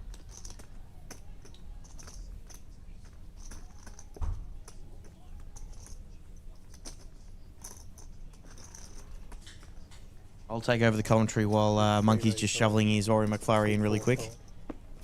Amin's just going to do the jam. Oh, and Tony's woken up with kings. 7-8. Here we go. Well, I mean, if you're Harley in this prop, you are praying for the 7-8 for that jump with 6 big blinds left. Oh, there's a 7 and the 7-8 and the win. The 7-8 flop. And Amin just running absolutely pure again. He's got to fade a king, pair. queen, or 6. And the 6 gets there. And Tony gets a much needed double, kings and 6s. Oh. Amin goes down. Somehow, he flopped 2 pair. That was the pay jump Harley needed, man. River card comes to repeat 6 kings and 6s. Tony gets the double through. Min loses not many chips there, but I can guarantee you that Harley would have absolutely adored Amin to take that down. Would have jumped up an extra 10k or so in prize money, especially considering he's sitting on, what is it, 1 big, 1.6 bigs. But that's great for Tony, who gets the much needed double through him in. So party on as the Oreo McFlurries hit right into the com box here. Party on, Wayne.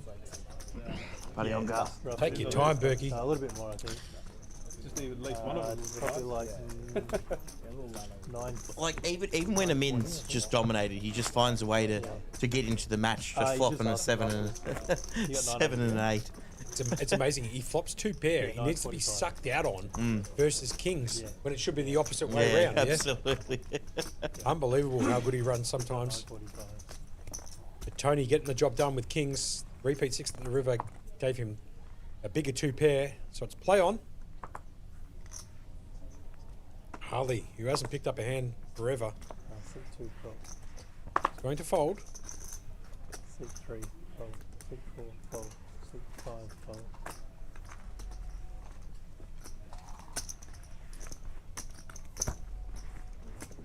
Pardon me, it looks like there might have been a slight discrepancy with the big blinds for Harley. We've just got an update there. He actually has 7.9 bigs.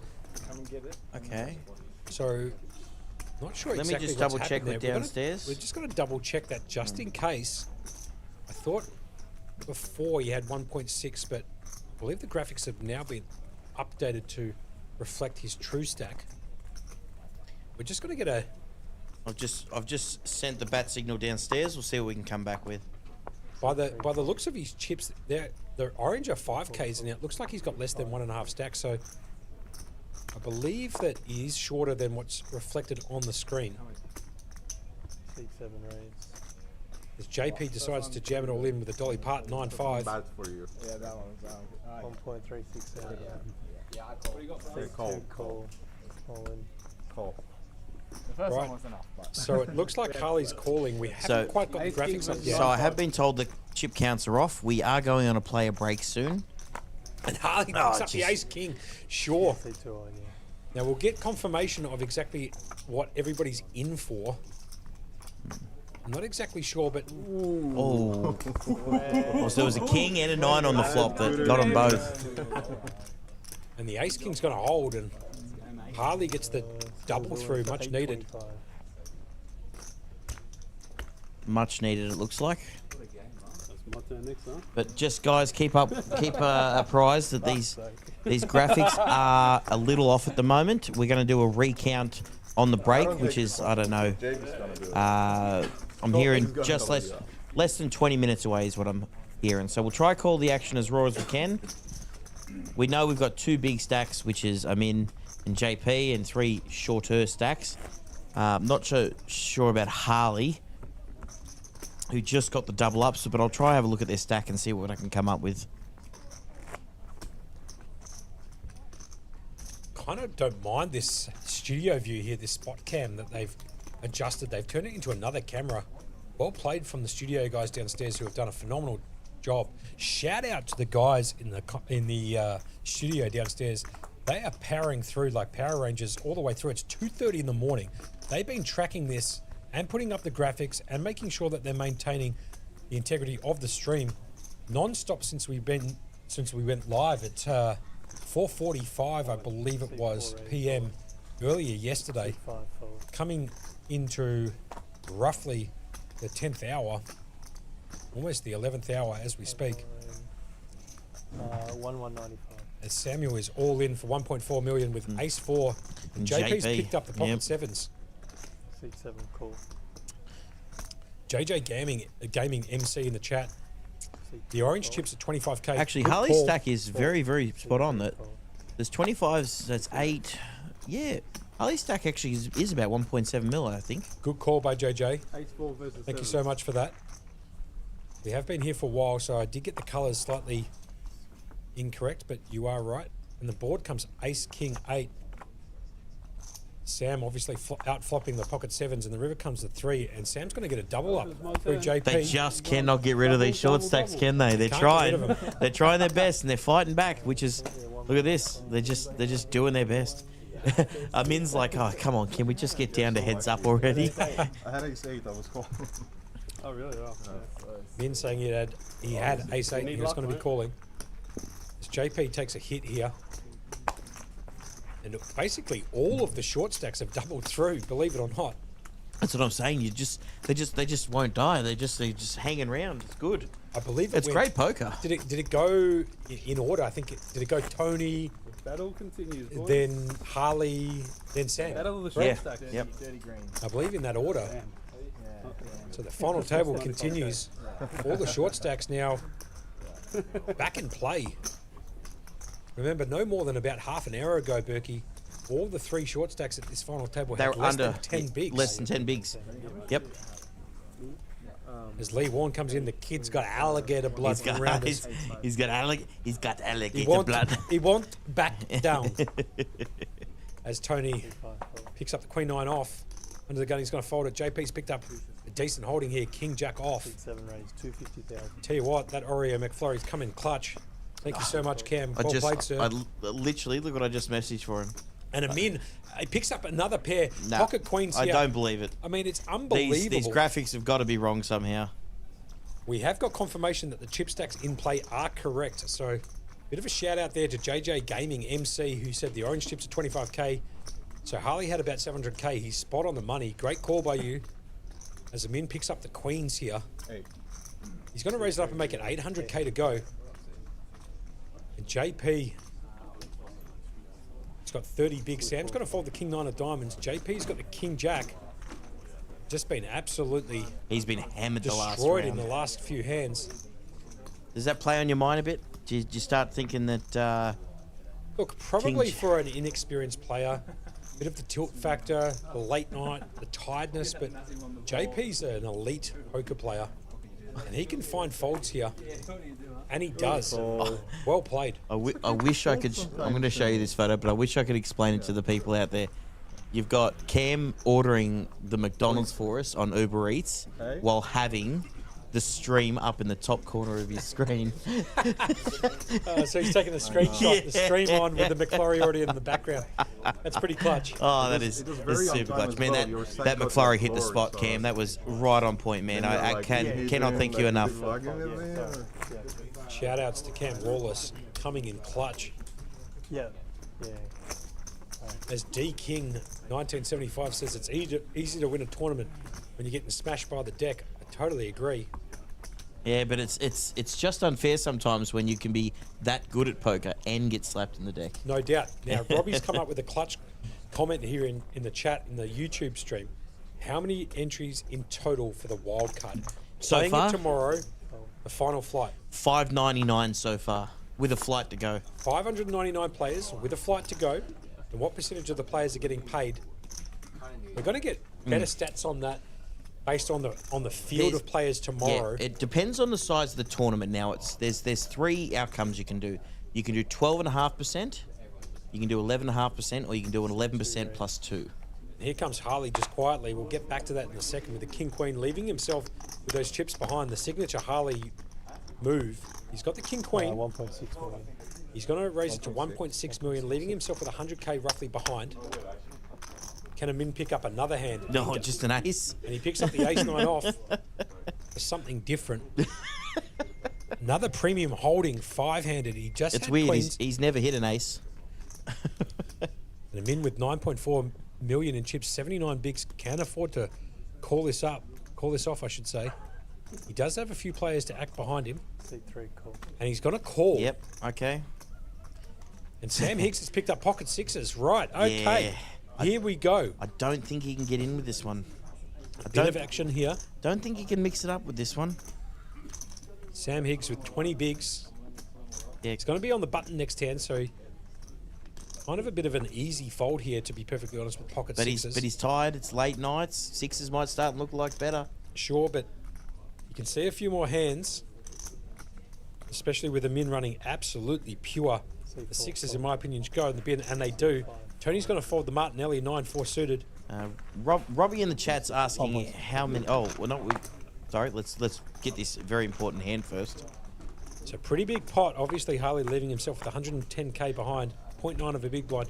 Flop comes ace 9-4. Oh, jeez. If you don't mind. And Amin just flopping top 2 pair. Harley basically drawing dead. Needs running He's down to kings 2%. or queens or a jack 10 run out.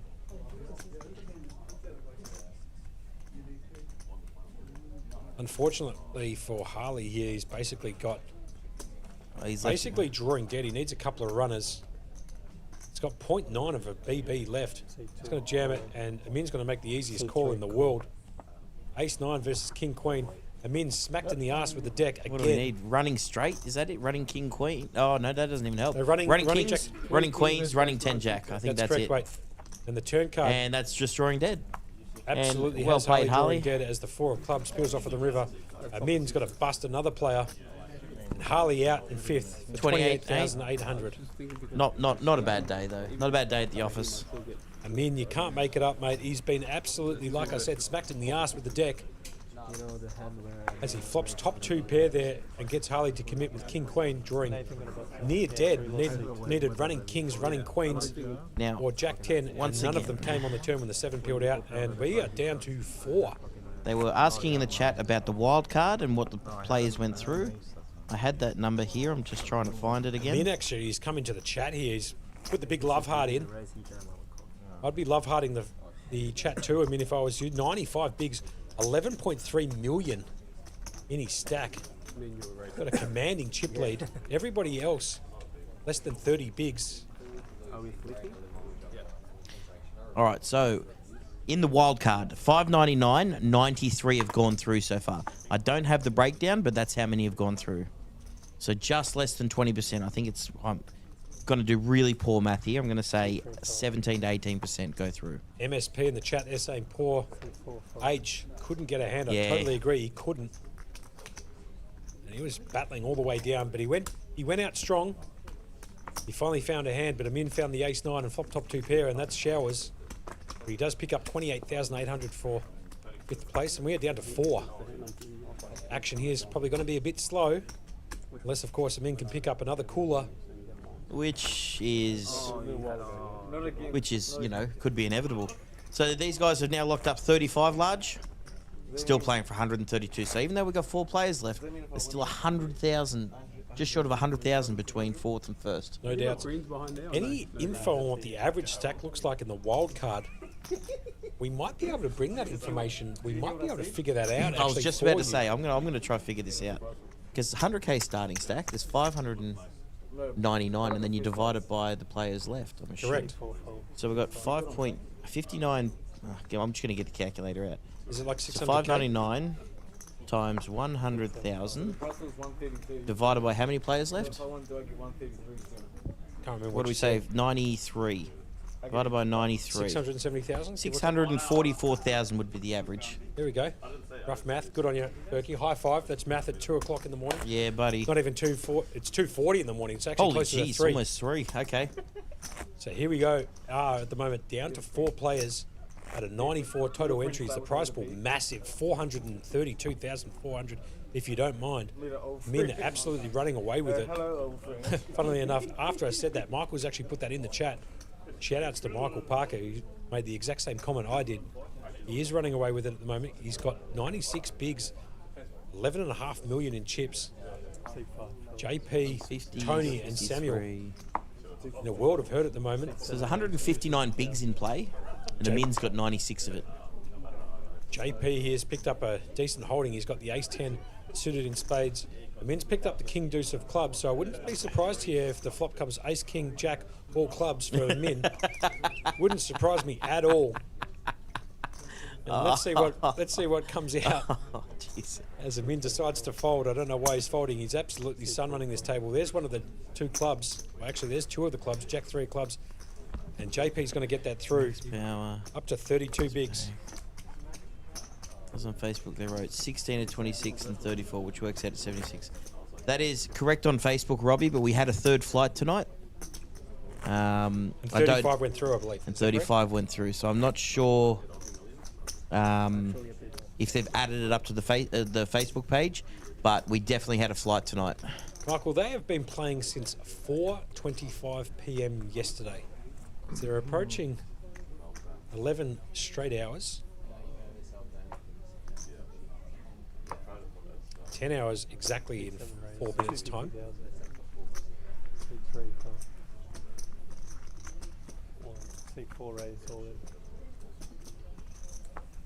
All in from seat 4, which is Samuel Higgs. He picks up the king-queen suited. JP this time's got the ace-9 suited. JP's probably going to ask for a count as he puts the lollipop straight in the mouth. A late-night chop-chop. It's an expert play. 2,150. 2,150. So it's a small blind, big blind battle. JP very likely to call here, I'd imagine. Very likely his ace-9 is in front, which does indicate in the bottom left-hand corner. Let's see what JP decides to do here. Does he decide to gamble with the ace-9 of diamonds against the king-queen? Is it as much of a gamble four-handed, though? Well, you got to remember, any ace four-handed is just a monster. Just a monster card. Yeah. And it's suited, it's a high card, it's not quite yet. Correct. Your Broadway stuff, but look, even if he jams it. And also the ranges in the small blind against the big blind, considering the blind levels, are going to be a bit wider. He does elect to fold, and Sam's going to pick that up. Yeah, Robbie in the chat, look, I'm trying my best here, man. I don't have... I thought I got the information, if that's what the Facebook's saying. I don't want to argue against it. But the information that I got written to me was there was 93 players remaining out of 599. If that's incorrect, I apologise. Might be able to get the exact number for you, Robbie, but we are here in the commentary box. I can't do much up here. We have to call the action here, so the only information we can get is whatever the studio downstairs can help us out with. We don't have access to casino. We're at the, up here in the commentary box to be able to give you the exact numbers. So just bear with us as we try to get the studio to help us out there, or maybe somebody downstairs who's listening in, part of the registration team, can help us give you accurate numbers. Min under the gun. I expect always a raise here, four-handed from him with this chip stack.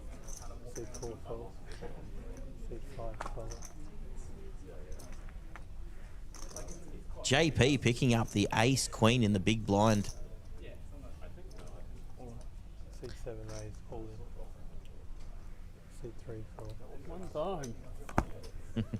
He's calling the one time already. I'll tell you what, Robbie, just for you, I'm going to duck out of the commentary box. I'm going to leave Max Power in here calling it through with 4 left. I'm going to go down and check myself. Actually, just hold up there, Monkey. Yep. We are 5 minutes till the player break. Sure. And Robbie, we will go down ourselves. I'll get you some accurate information, and I'll come back and because I believe myself, I'm also firing that flight tomorrow. So it's good information for you too. So it's good information for me to have. So I will go down, I will double check with the registration desk, and I'll get you some accurate information for when we come back from break here. How's that sound? Excellent. Good on you, Robbie.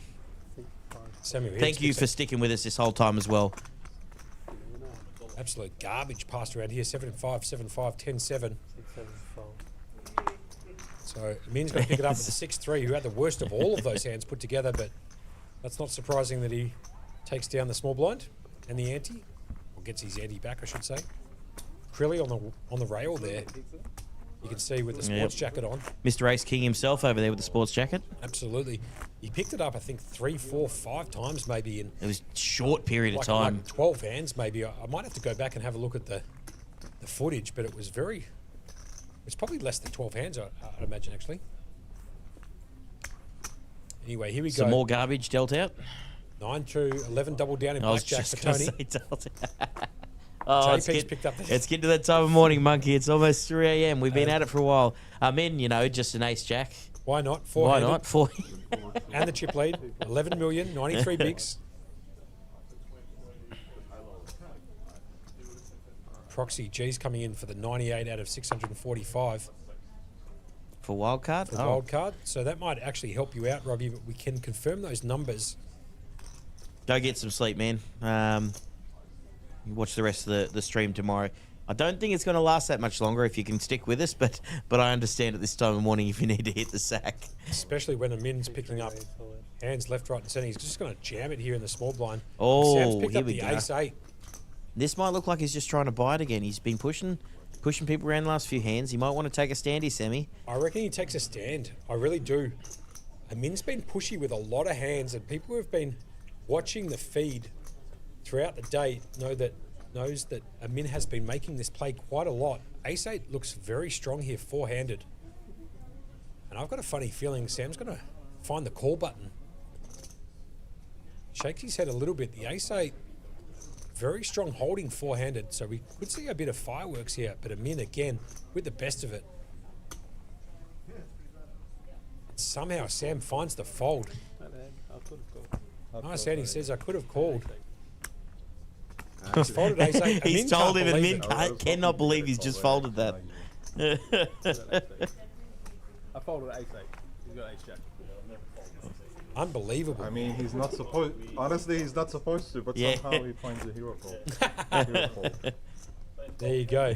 As Amin basically tells him I like how he's talking about other people doing hero stuff when he's just... Have a look at the studio here. They've gone to another camera angle, if you've noticed. They've gone from back left to top right to I think he's having a little play around down there with the new angles he can get into. Really like this from the studio downstairs. Good on you, boys, sticking it out. It's 2:45 in the morning, if you don't mind. We are 4-handed. Said this could be a late one, and it is. We're calling the action all the way through. Thank you so much to everybody who's watching the stream. We do appreciate you seeing the conclusion of this event. As Amin picks up the 6-2 off on the button. And here comes Amin.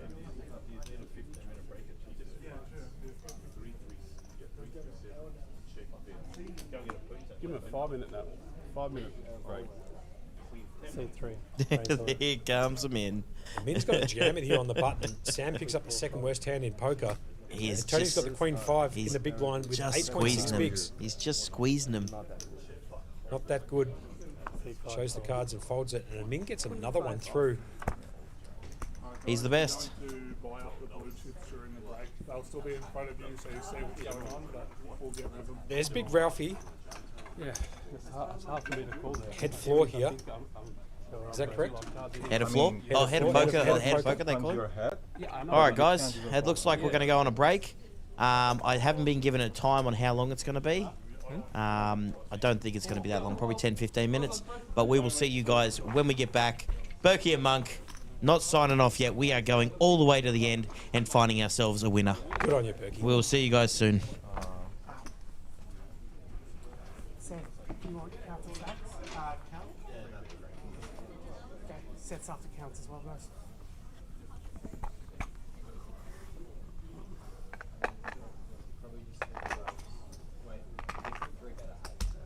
Shall we back in 10 or?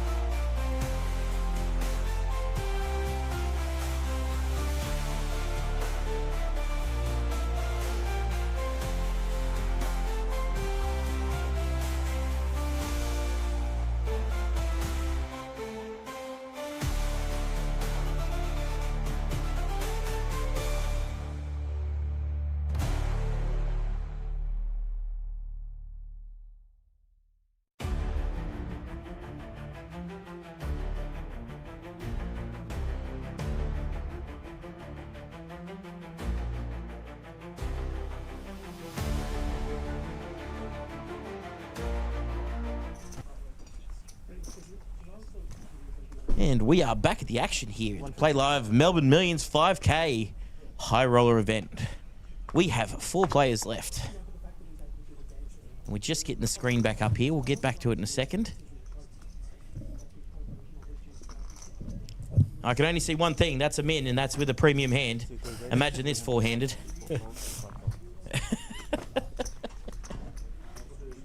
Look, I mean, I know you're probably going to listen back and we're giving you a bit of stick, man, but we love having you around. 100%. Great having you on screen. Pleasure having talked to you. Yep. But you know the Aussie culture. We like to give a bit of stick to the people who are doing well. And that's just how we roll. No doubts about it. Anyway, we are back down to the final 4. Here we go. A min at the top there. 95 bigs. JP with 34. Sam Higgs is in there as well. And Tony, who's been sitting as patiently as a garden gnome, has been waiting around for a hand. Now, I saw this in the stream from Brian Seck. He goes, Krilly ego jamming ace king off was a fumble, going to be kicking himself. We were actually just having a chat with Krilly down there, and he goes, it's a 90% jam there. Did say that. And I'm like, look, I'm not the one to argue, but what a, like, I'm not going to say he doesn't know his stuff. Yeah, yeah, who are we to contest him? Who am I to contest that? So, like, I mean, there you go. No doubts about it. He goes a very small 3-bet range. He goes, it's a pure jam there a lot of the time. So, Michael predicting heads up in 6 hands. That's a huge call, Mike. All right, let's see if we can come home. Anyway, there's been a raise and a call. And here we go. Ace from space. No sweat about it. JP taking the lead here. JP. Well, sorry, JP had the lead. Yeah, and he's actually continued it. And he's continued the lead. Against the min, so... a min's late night power might... Well, it might be a small turnaround, but I know I'm going to choke on my words shortly. So as long as Min has a percentage next to his name, he's always a chance. No, ain't that the truth? Back to the action here. Unless that thing says 0, man, I'm not counting him out. I totally agree with you. And even if it is a 0, he's still got bluffing potential, yeah? So he's actually never out of it. He's never out of it. 9 of clubs on the turn. Absolutely does nothing for Min. He's got 0 outs now. He's been drawn dead, but as we were just saying before, he can always get this one through. No doubts. As JP got the check mark next to his name, 3.8 million, 31 big blinds.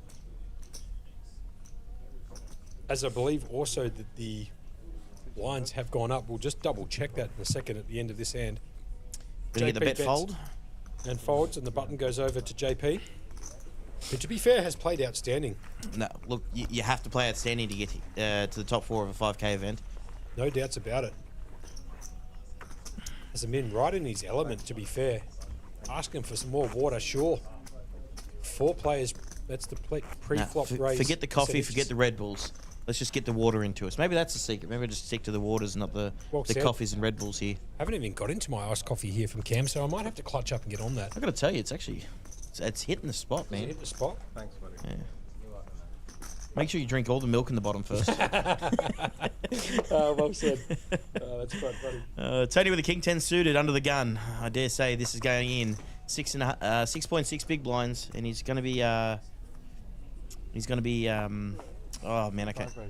He's going to be in the big blind next, so this is definitely going to be a jam, which I dare say we have seen. Decent iced coffee there from Cam Lawless. Appreciate that. As Tony jams it all in under the gun, like Berkey said, with the King 10 suited. JP has folded his hand, but we didn't get to see what it was. That's okay. Min We're just can't going call, to assume and it's Sam's got to pick up the Queen 9 of Hearts. Devastating hand to pick up when you're facing an all-in bet, and you've got the hearts covered. And Tony's got the hearts covered, I should say.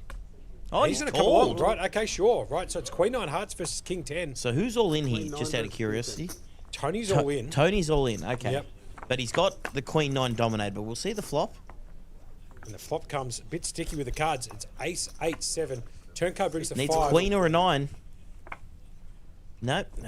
Short stack is going to get it through again. He actually could have hit a 6-2 just quietly. Oh, missed that one. Straight. No problems. We're calling the action live on a 20-minute delay. It's 3 o'clock in the morning, so we do apologise if we do miss a couple of the outs there, but forget about it. The King 10 holds up. Tony gets a double throw up to 15 bigs.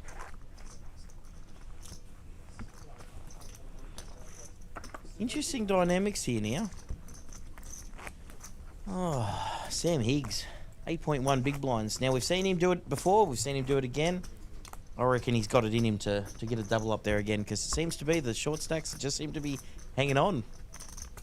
No doubts about it. Tony picking up some much needed chips there.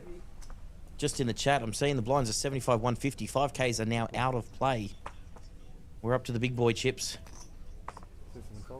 Sticking to the 25K, 100Ks. I don't know if they've got the bigger chips in play, but it looks like we're just sticking with the 5K, 100K chips, which are orange and your greens.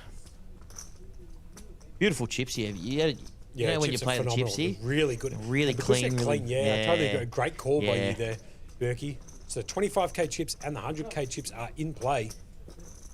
They're beautiful to riffle. Absolutely beautiful. Well said, as Amin has dealt Jack 5. Motown on the button. We're going to try and jazz this up a little bit in the commentary up here. Maybe get a little bit of that Bill and Tony thing going on. That's okay, Bill. You talk wrong. Yep. As Amin decides to jam it, Jack 5, Motown. Sam's got a fold out of the small blind. Background of Tony. He picked up King 10 of diamonds. He actually just doubled through with King 10 of hearts last hand. Now, if he calls this and doubles up, this is going to be...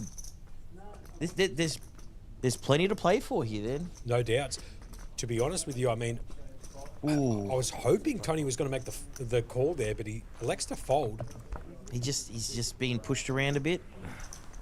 I don't know about that one. CK Once in the again, chat. it's easy for me to sit up here and go, man, I call that, when you know exactly what Amin is holding.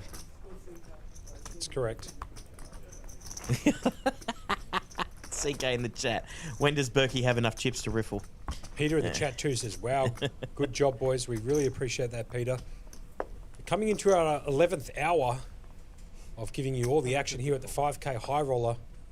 Don't worry about what hour it is. We're going to see this one all the way through, as Berkey has alluded to 1,000,000 times over. We are four-handed. It's 3 o'clock in the morning. We're going to absolutely power this one out, regardless of what time it finishes. Sleep is for the weak.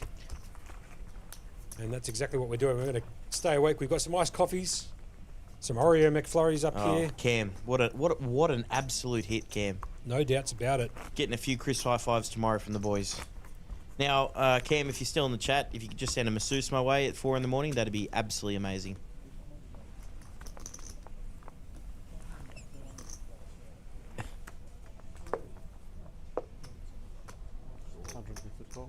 Oh my God. Now, Robbie, I know you're in the chat. I thought you said you were going to sleep, so I completely forgot about checking the numbers. Why don't you duck downstairs? Yeah, look, I'm just going to go down and check them out. Yeah, now. go check it out. You call the action. You get this. I got to go get Robbie's answer. Robbie's stayed awake, man. So just duck downstairs, go get the answer for him. Good man.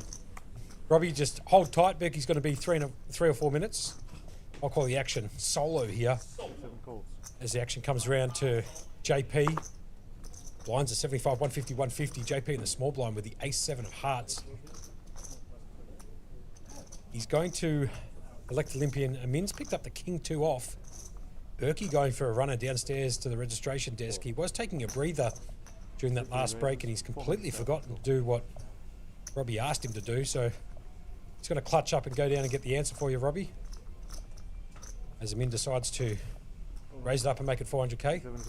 And JP's decided just to jam it straight back in his face for 4.5 million. And Amin's going to fold. Well played from JP. Picks up a few extra chips there. Amin, as you can see, 72 bigs, 10.7 million. JP around that $5 million chip mark. And Tony and Sam at the rag end, just over $1 million each. CK coming up clutch in the chat there. It says 91 bagged. So that'll give you an indication there, Robbie. We'll confirm that number exactly when Berkey waddles in his way back up the stairs into the com box. But I believe that's 91 total bagged. Confirm those numbers in a fraction. JP here has picked up the king-queen suited. He's on the button. 7 raises. He's going to raise it up. 75,000 call. He's going to raise it to 375k, and Amin just picks up a pocket pair. Just why not? Pocket pair of 10s. Let's see what Amin decides to do here. Picks up another premium holding. against the other chip leader too, so devastating spot for JP. As I'd imagine Amin here is going to most likely put in a 3-bet. 1.1. And here it is, 1.1 mil. 1.1 million. Sam Higgs absolutely wedged in the between. He's going to lay that down. 1.1 million call. We got the Jack 8 of clubs. Tony's already folded, so back round to JP. He's got the King Queen. It's 725 to call. Berkey running up the stairs, got it on a piece of paper. Hot off the press. Hot off the press for Robbie, who's been waiting around for it. And here you go. So JP's elected to call here. Yeah, no problems. Let's call the action. So JP's elected to call. Believe it or not, Amin picked up another hand. JP raised, got 3-bet by Amin. JP called. Flop comes 9-3-8. Blanks all round for JP. Not surprisingly, as Amin's got pocket pair. Not surprisingly, as Amin holding all JP's outs for a straight. No doubt. As Amin's got the overpair to the board. Another beautiful run out thus far for Amin. He's got the overpair to the board with JP absolutely coming up blanks. And I'd imagine that that Amin, sorry, pardon me, is going to bet here into JP and try and take this one down. As D King alludes to the Jack 8 being folded, that would have been a pair and a flush draw. That was Sam Higgs's hand. And here comes the bet from Amin, which was inevitable. Here's Amin. See 3 bets. Riyazadi. 900,000 call. He's going to bet 900. He did raise it pre-flop to 3-bet, raise it to 1.1. So he's going to come out with a $900 continuation bet. And unfortunately, JP's flopped nothing. All right, hot off the press. Right, Robbie, listen up. Now, I've told him that if these are the right numbers, they've got to fix it up on the Facebook. So don't pay attention to Facebook. This is the exact numbers. Flight 1, we had 161 with 30 remaining. Flight 2, 216 with 29 remaining. Flight 3, 222 with 34 remaining, which gives us 93 remaining for 599 runners. That is exact numbers. I will get them to try fix up the socials if they are wrong, but I have alluded them to it. So that is the correct numbers there, and hopefully we'll see you then tomorrow there, Robbie. Ripped straight from Casino Ware. Straight from Jose, the man himself.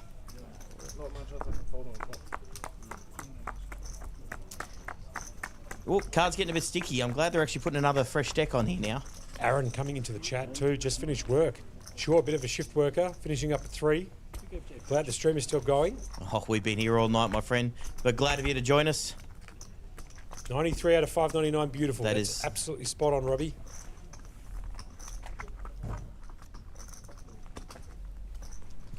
Good on ya.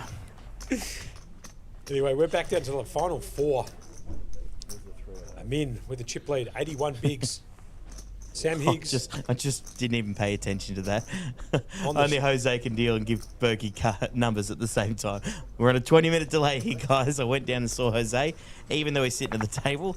I didn't go in and see any information. I just wanted to get those numbers fresh from the front door. So I'm in here with 81 bigs, the chip leader here on the final table. Got a huge commanding chip lead, 12,185,000. Why not? Robbie's going, how many do you reckon we're going to make tomorrow? Well, I think I'm going to play the event, so I'm at least 5 bullets. Yeah, there's 5 cold from Berkey. I'll be asleep, I'd imagine. Look, Monkey, probably not, actually. You legitimately always say this. You sleep for about 2 hours, then you message me in the morning going, what's the plan? And MSP's coming in the chat. The blinds are 75, 150, 150. So, you know, up in the top right-hand corner, it just came up. This is hand 112 of this particular featured table after we came back from the last break, or when the final table actually started. So it's hand 112 of the final table, the final 9. As Amin picks up 9-3 off, that means nothing to Amin. He can play any 2 cards, as it's been proven over and over again. At this point, I just don't even know why he looks. Whatever he gets called with, he knows he's going to hit. No doubts about it. He's going to fold that on the button, however, and Sam Higgs just snap jams it in. The Queen 9. Natural 9. What do we got behind him? Tony's picked up the Queen Jack. He Ooh. actually might find a call here, Tony. This is an interesting one here. Blind versus blind. I think it opens the range four-handed. Yeah, And he's going to do the call. So it's Queen Jack versus Queen 9. Sam at risk here. in a lot of world of hurt too. Going to need a 9. Here comes the flop. The flop comes 2, 4, Dry 3. as the nuns. 9 and 9 only. And here comes the river down and dirty, and the king won't get it we done. are going to lose. We're going to lose Sam Higgs. He actually played really well. Man, wasn't he on a yo-yo today? Absolutely. Up chip lead, down nothing. Up chip lead, down. Do you know what though? He gets eliminated in fourth for 35 lacquer, 7 times his buy-in. It's a 5k buy-in event. Picks up 35,600 for his efforts. And all of a sudden, Tony is now playing for 50,000 for third. He's maybe suggested some sort of a chop, but I doubt that very much between JP and Amin. I can almost guarantee, Robbie, you are not in the money going straight into day 2. There's going to be a gap there. But he was, I'm going to say it's 12.5 or 11% plus 2. It's one of those two. So if 15% are getting through, you will not be in the money going directly into day 2. And Amin just picks up kings. Yeah, sure. Oh, yeah, sure. No worries. Yeah. Yeah, Good, why not? Good job, Amin.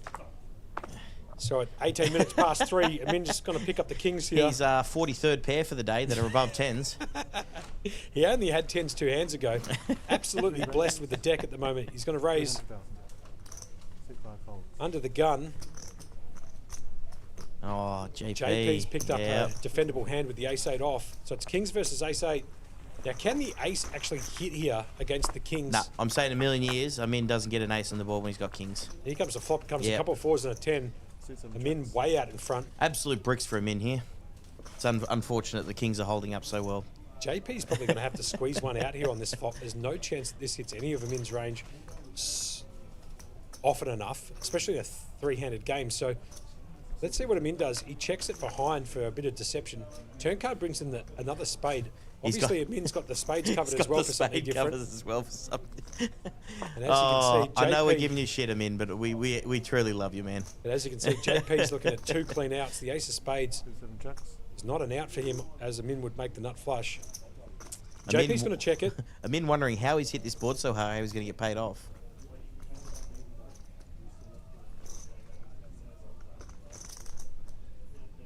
So JP's going to check, goes back round to Amin with his pocket pair of kings in a 3-handed game.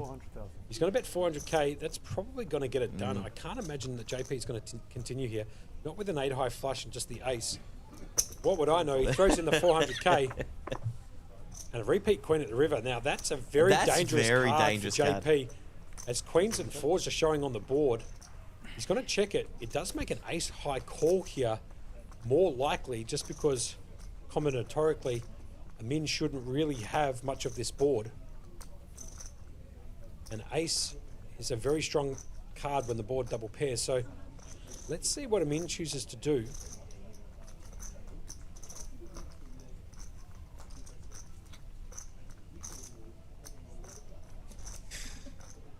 Deep in the tank, trying to figure out how much value you can get out of this. He checks it behind. That's unbelievable by Amin. I wasn't expecting that, to be perfectly honest. And I can guarantee you that JP can't imagine that it would be even possible that Amin could have kings there. Nonetheless, kings get it done. MSP's just wondering what kind of brand of water Amin's drinking, and she can have some of whatever it is. There's got to be something in the water there, doesn't there? Got to be something in the water. I think that's just the straight Playlive water, to be fair.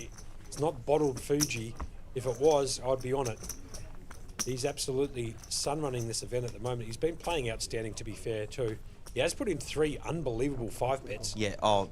So you've got to give him props. Oh, he gets all the props in the world. He's playing phenomenally. Yeah, no doubts about it. As there's a fold round to JP in the small blind with Jack-6. As you can see, the hand ranges have got to widen up quite a lot here, 3-handed. Jack-high is a pretty strong holding, 3-handed. And he's elected just to call. Amin's having a look at the Tony stack. He's got 2.6 mil.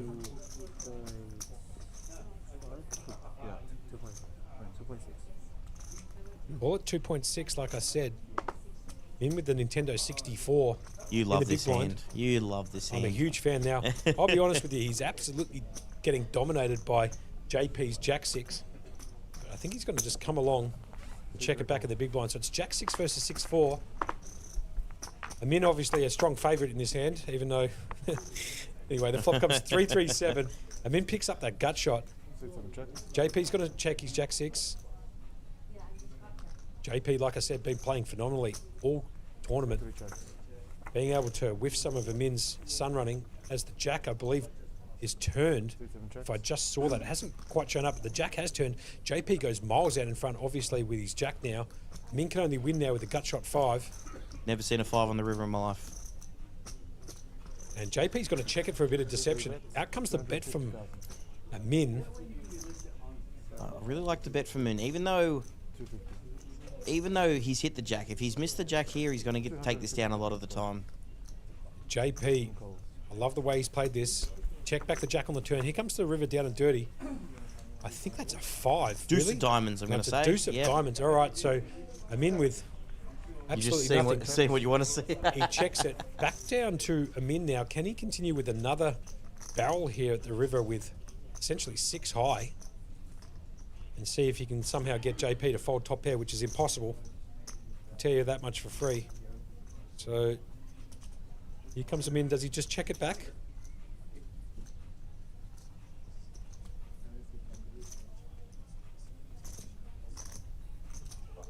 Can he find one more barrel here at the river? He's going to just check it back, and JP's going to show him the Jack 6, which is the winner. Big smile comes out of him in. The first smile I've seen for probably a good part of 4 or 5 hours as he realised that JP... Little Paddy Russell's joined us back in the chat. Yep. Asking us if we've done our small shift today. Yep. MSP, it's absolutely the nickname for Amanda Star Pike, who's in the chat. She's been grinding the rail non-stop all week. I think she's been with us since the start of this as well. I think you might have to clutch up and give her 3 votes. That's best definitely on ground. 3. That's definitely best 3 on votes. Ground. Staying Easily, active in the chat, been there all day. MSP, best on ground. Easily best of the series, no doubts about it. You get my 3 votes, Manda. 7 races, 300,000. JP here on the buttons, just going to raise it up with King 4, around to a min. He's got King 5. Of course he does. He's going to fold. We're going to pocket 5s, right? Okay, so right on cue. Tony picks up the Berkeys. Another pocket pair of 5s. We've seen them coming out fast and heavy all night. He's going to jam it, and King 4 goes straight in the bin as Tony picks up a few more chips to go to his stack. So as you can see, Amin miles out in front at the moment. He's got 4 times as many chips than the next 2, JP and Tony, who are sitting around 22 bigs, 23 bigs roughly.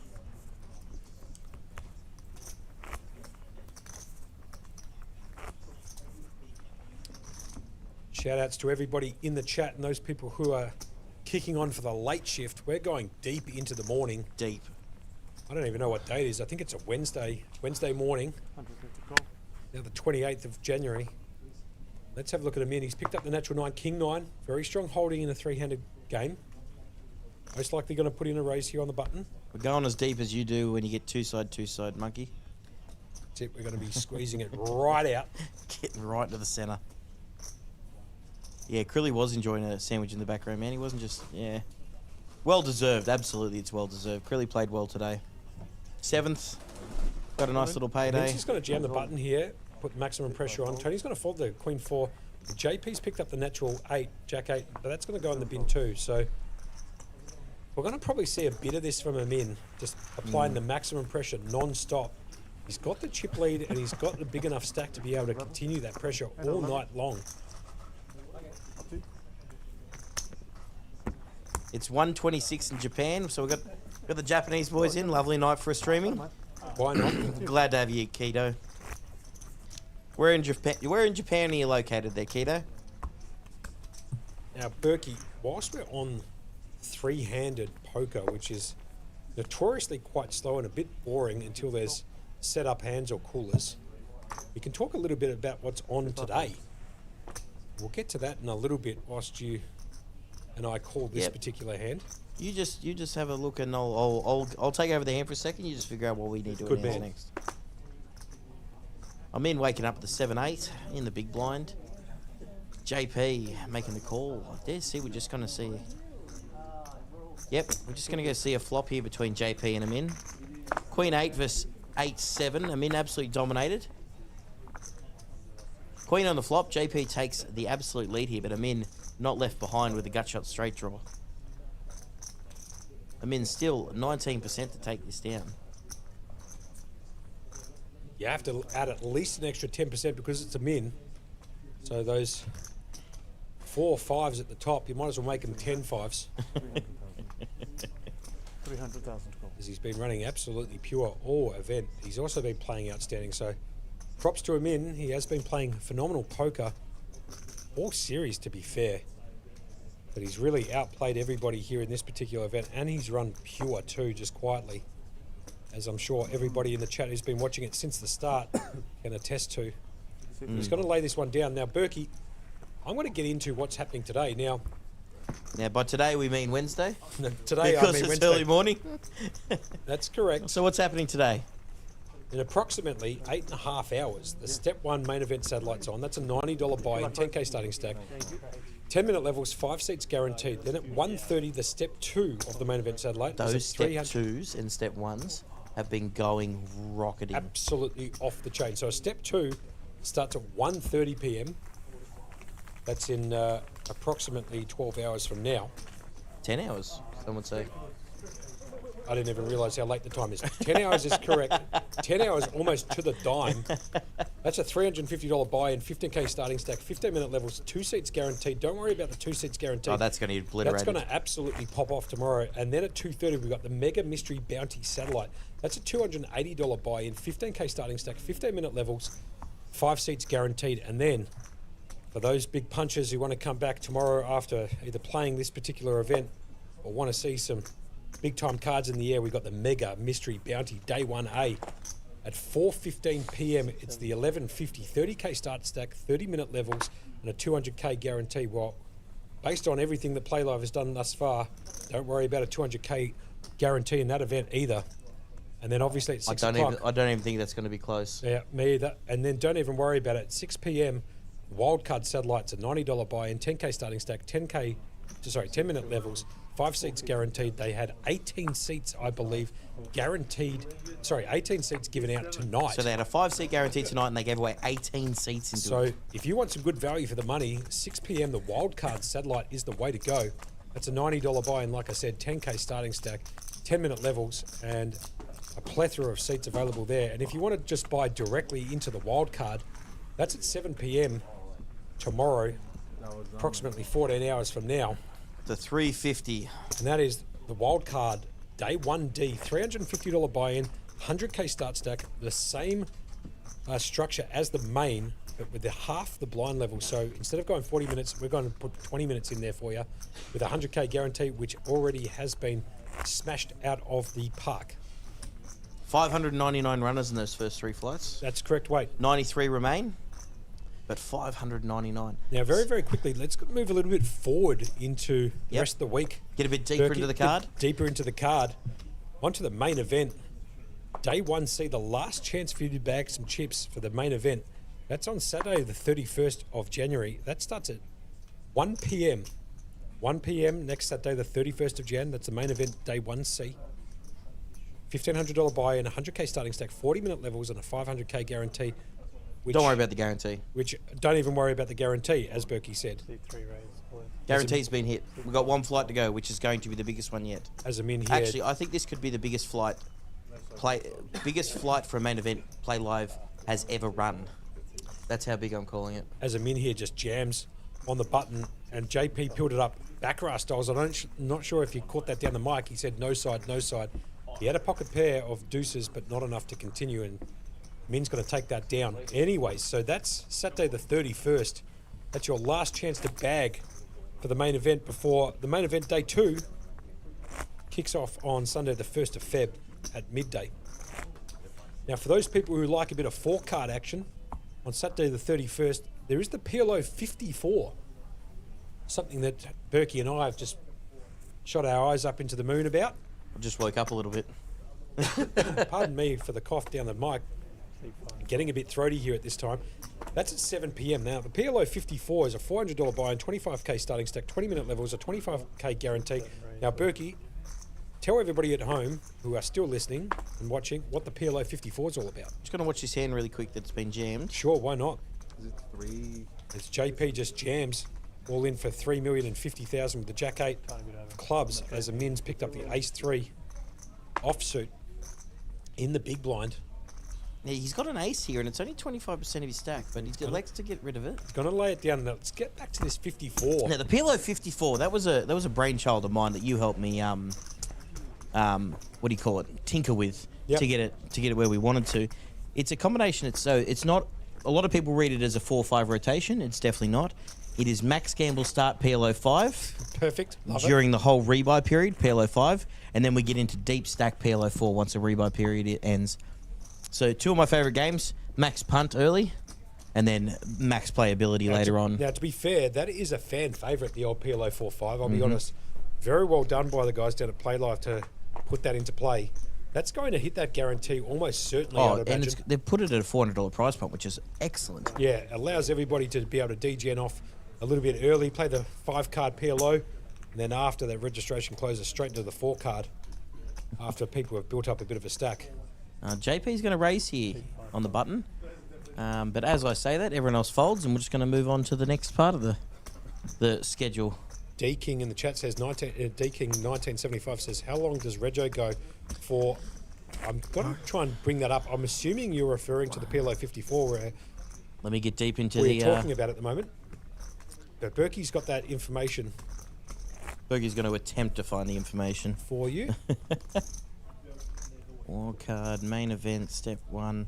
Sorry, I'm working my way down the list of tournaments coming up. There's so many. D King 1975. PLO 54, here we are. The Rego ends at the end of level 6. Now, how many minute levels are there? They're 20-minute levels. So level 6. So what does that give us, 2 hours? Yeah, 2 hours, and most likely 2 hours with a 15-minute break afterwards. So probably close to like 9:15 D King 1975 in the chat. I'm in here with just a suited ace. Probably going to jam on the button here, just put some pressure on. Tony.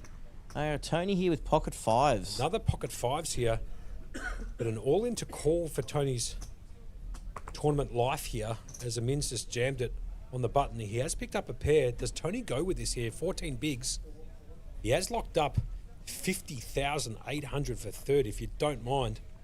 10x is buy-in. Sure, that works. So the action's back on Tony. He elects to lay it down. JP's picked up the 10-8 off, the natural. 4-side, 3-side. He's going to squeeze it up Baccarat styles. I can see. You see him peeling it up there. He's going to put it in the bin. Now, a couple of other things coming up towards the end of next week. On Sunday, the 1st of Feb. I love this event. I'm a huge fan of this. This is after the main event, or on the same day as the main event, day 2. So if you don't bag for the main event on Sunday, the 31st. So what am I playing then?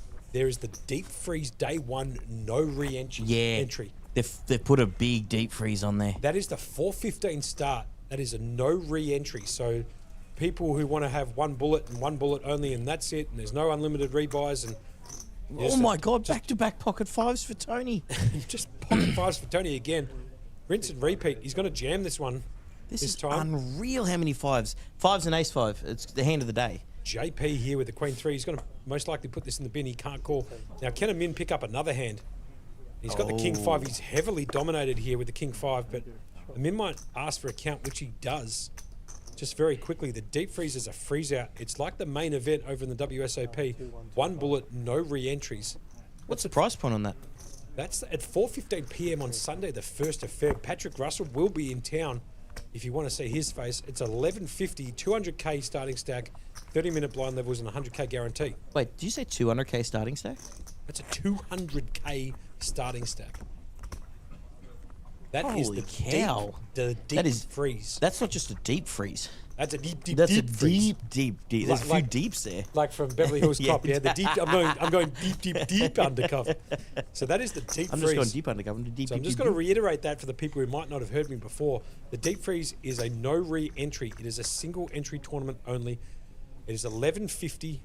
Don't worry about how deep your pockets are because there's no re-entries. It's 11.50. What about guarantee on that? What are we smashing this time? Well, it's 100k. 100k guarantee on a freeze out. Yeah, absolutely going to get that job done too. But the big man Patrick Russell is coming in from town, coming into town, I should say. So if you want to see Paddy Russell, a big fan of him, he's going to be here on Sunday, the 1st of Feb. So I'm in just jamming it in the small blind. No shock there. You're right about the three-handed, though. It seems to be the three-handed that gets a bit bet, fold, fold, bet, fold, fold here, doesn't it? No doubts about it. Because there's a huge jump from third to second. We're talking about 32,000 here. Or big just money, under. Big money, isn't it? 29.6 exactly. Look at this guy. Ollie Wells was watching on my way to work earlier. Now he's going home from work and watching it again, and we're still here. Sure. Nice hand, Ollie. We do appreciate it. We know it's late. We thank everybody who's stayed with us through the duration of this event. Like we've said 100 times over, we are seeing this out no matter what time it finishes. So we've just hit 11 hours. Just hit 11 hours in the combox, so thank you so much for sticking around. We hope that you've enjoyed our commentary throughout this event. We've got a few shout-outs here. Jihu's asking how many Visa Red Bulls are we in. How many V's and Red Bulls are we in, lads? Well, looking at the table... 2 seconds. I'm in with the Queen 4 suited. He's going to jam it. Tony's picked up the Queen 5 of spades and around to JP. He's actually got a calling hand here. He's got 20 bigs. Let's see what happens with JP here. This is almost a squeeze call. He's squeezing up the cards. But he doesn't. He puts it in the bin. I'll tell you what, I wouldn't be happy with JP if I was one of the TDs watching him squeeze these cards. They are not cheap decks. No doubts. I think they're about 140 bucks a pop. 160. 160 cold, yeah. Sure. 160 cold. How many V's and Red Bulls? I'll be honest with you. Although I'm a huge favourite, you know, how much I think we've only had one. No, we've had two. Have we had two? We had one at the start. How many coffees are we in? Oh, forget about the coffees. Yeah. 1,000. Don't worry about the coffees. But we're going to stay up all night. And Good to see you in the chat, Jehu. Unfortunately, we're not seeing you on the final table here, buddy. Now, I'll tell you what I might do whilst the action's still going on here, Berkey. You can follow the action. So I can talk a little bit about some other events that are coming up towards the end of this week, like I alluded to as well. After Sunday, the 1st of Feb, and after that deep freeze, on Monday, the 2nd of Feb, they got the closer. Now, the closer is a $600 buy-in, 30K starting stack, 30-minute levels, a 50K guarantee. That is day one. It's a 2-day event. You have to come back on Tuesday at 6 p.m.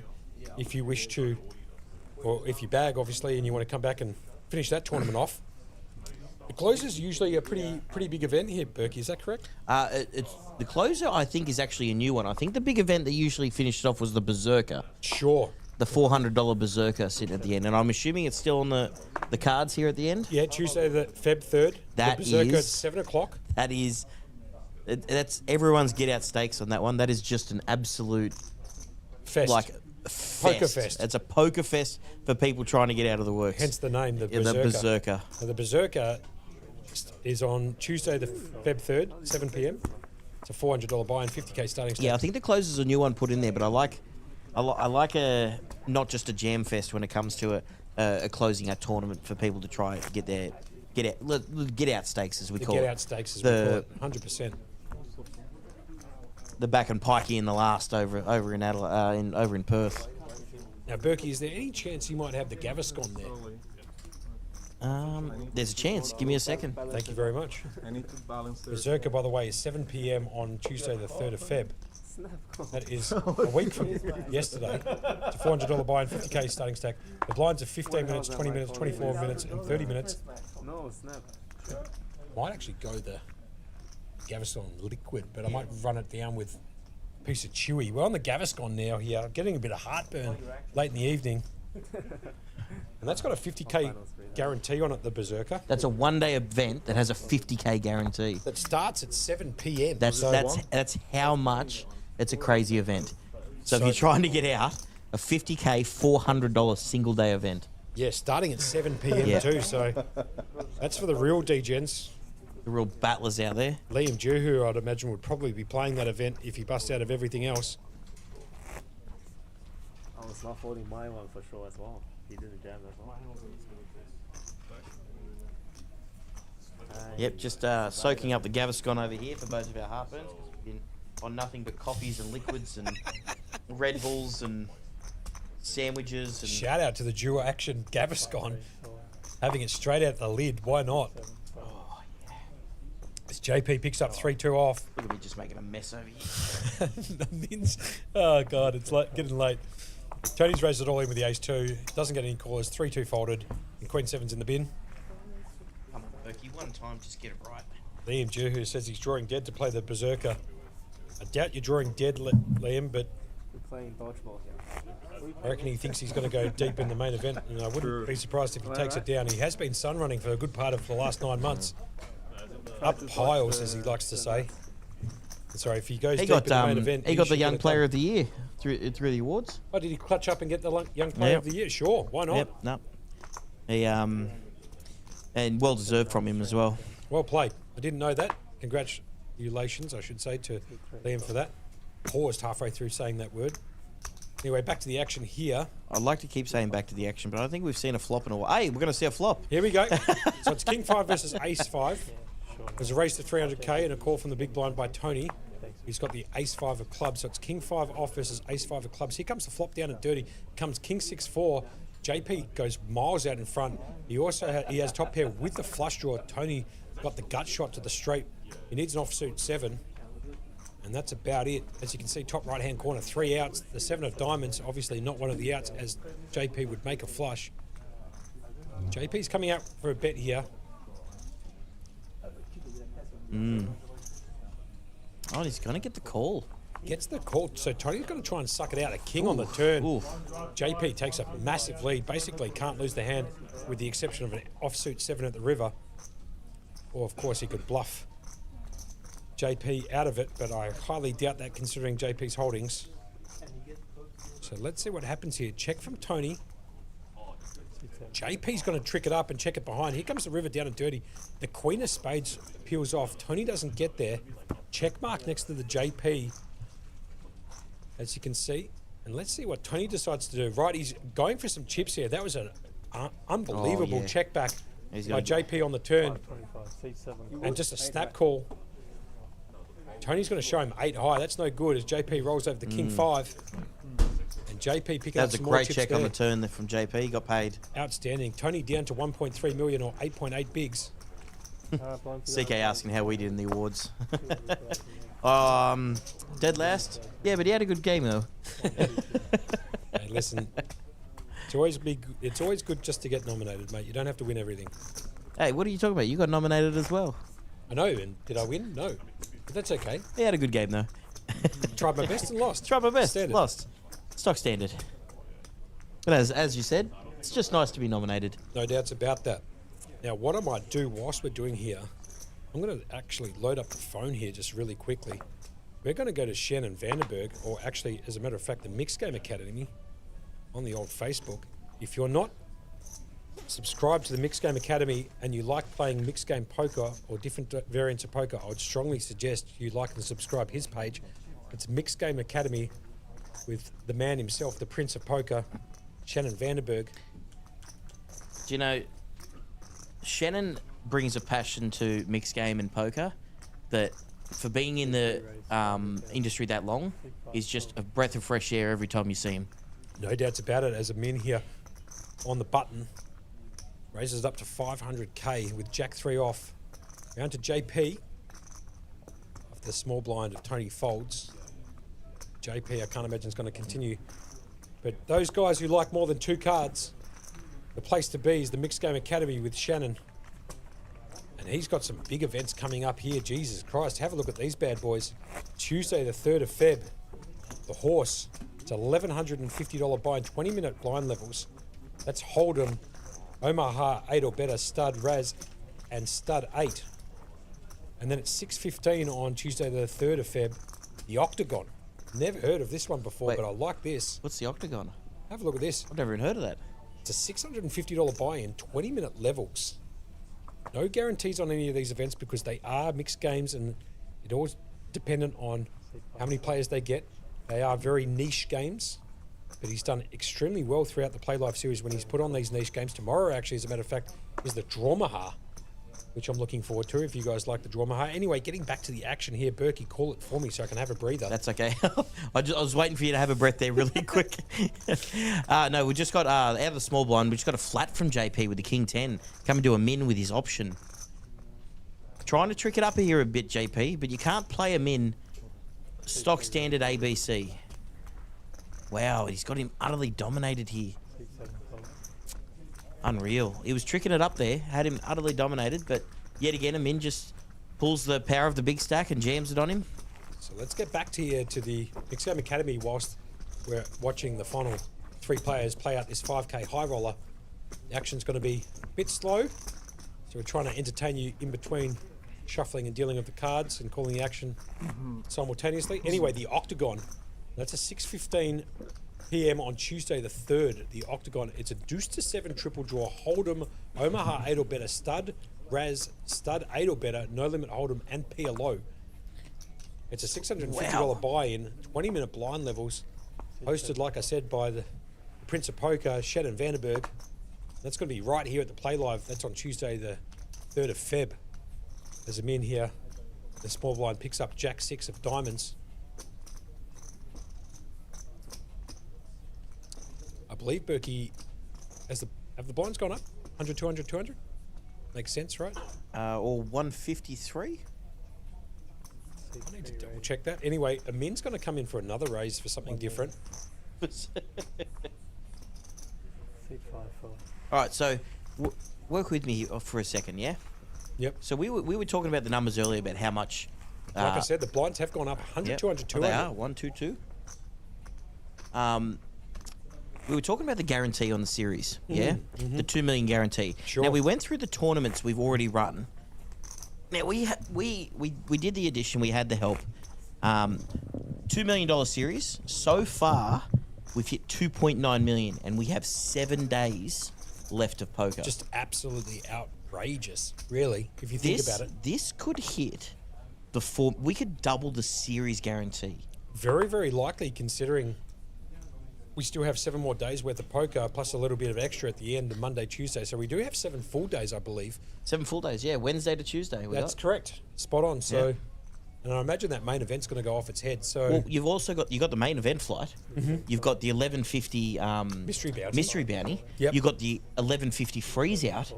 Like, these are all events that could get quite large. Hold on a second. Let's wait go a back to second. the action here. So there's been an all-in by Tony out of the small blind, and JP's decided to call here with the A6 of hearts. So Tony all in at risk. It's Jack 9 versus A6 of hearts. Here comes the flop. Ace in the in window. the door.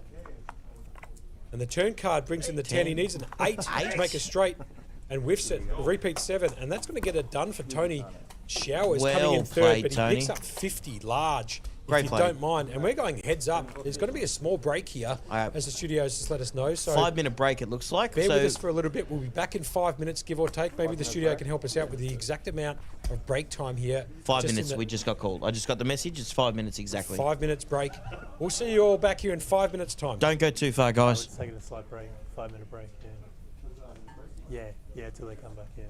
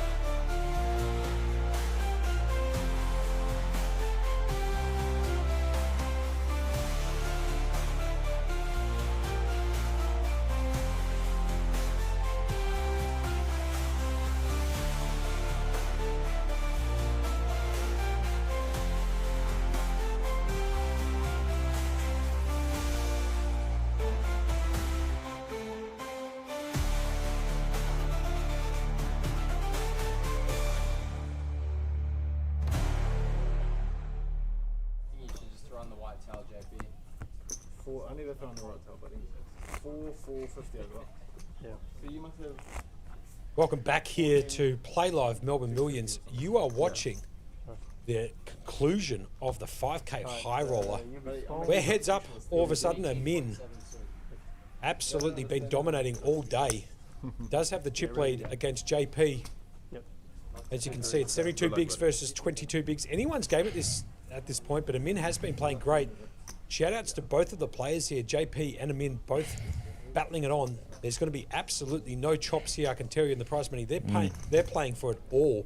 Thank you so much for everybody who stayed up so late. It's 4 o'clock in the morning local time, and we're going to see this one all the way out, like I said, and like Berkey's alluded to, for the last 8 hours or longer. We have been in here now, coming into the 12th hour, as JP picks up a6 of spades on the button and calls. And Amin with the 9-6. Here comes the flop. It comes King, Jack 7. No help to either. JP miles out in front at the moment with the A6. Amin's going to check it. JP here's going to check behind. Turn card brings in the spades draw for JP. He's now picked up the nut flush draw with the overcard. He also has the best hand. 2 outs for Amin. He doesn't get them on the river. The Queen of Hearts completes nothing for no one. JP's just ahead with the ace. Well, let's see what Amin does here. Can he take it away from JP?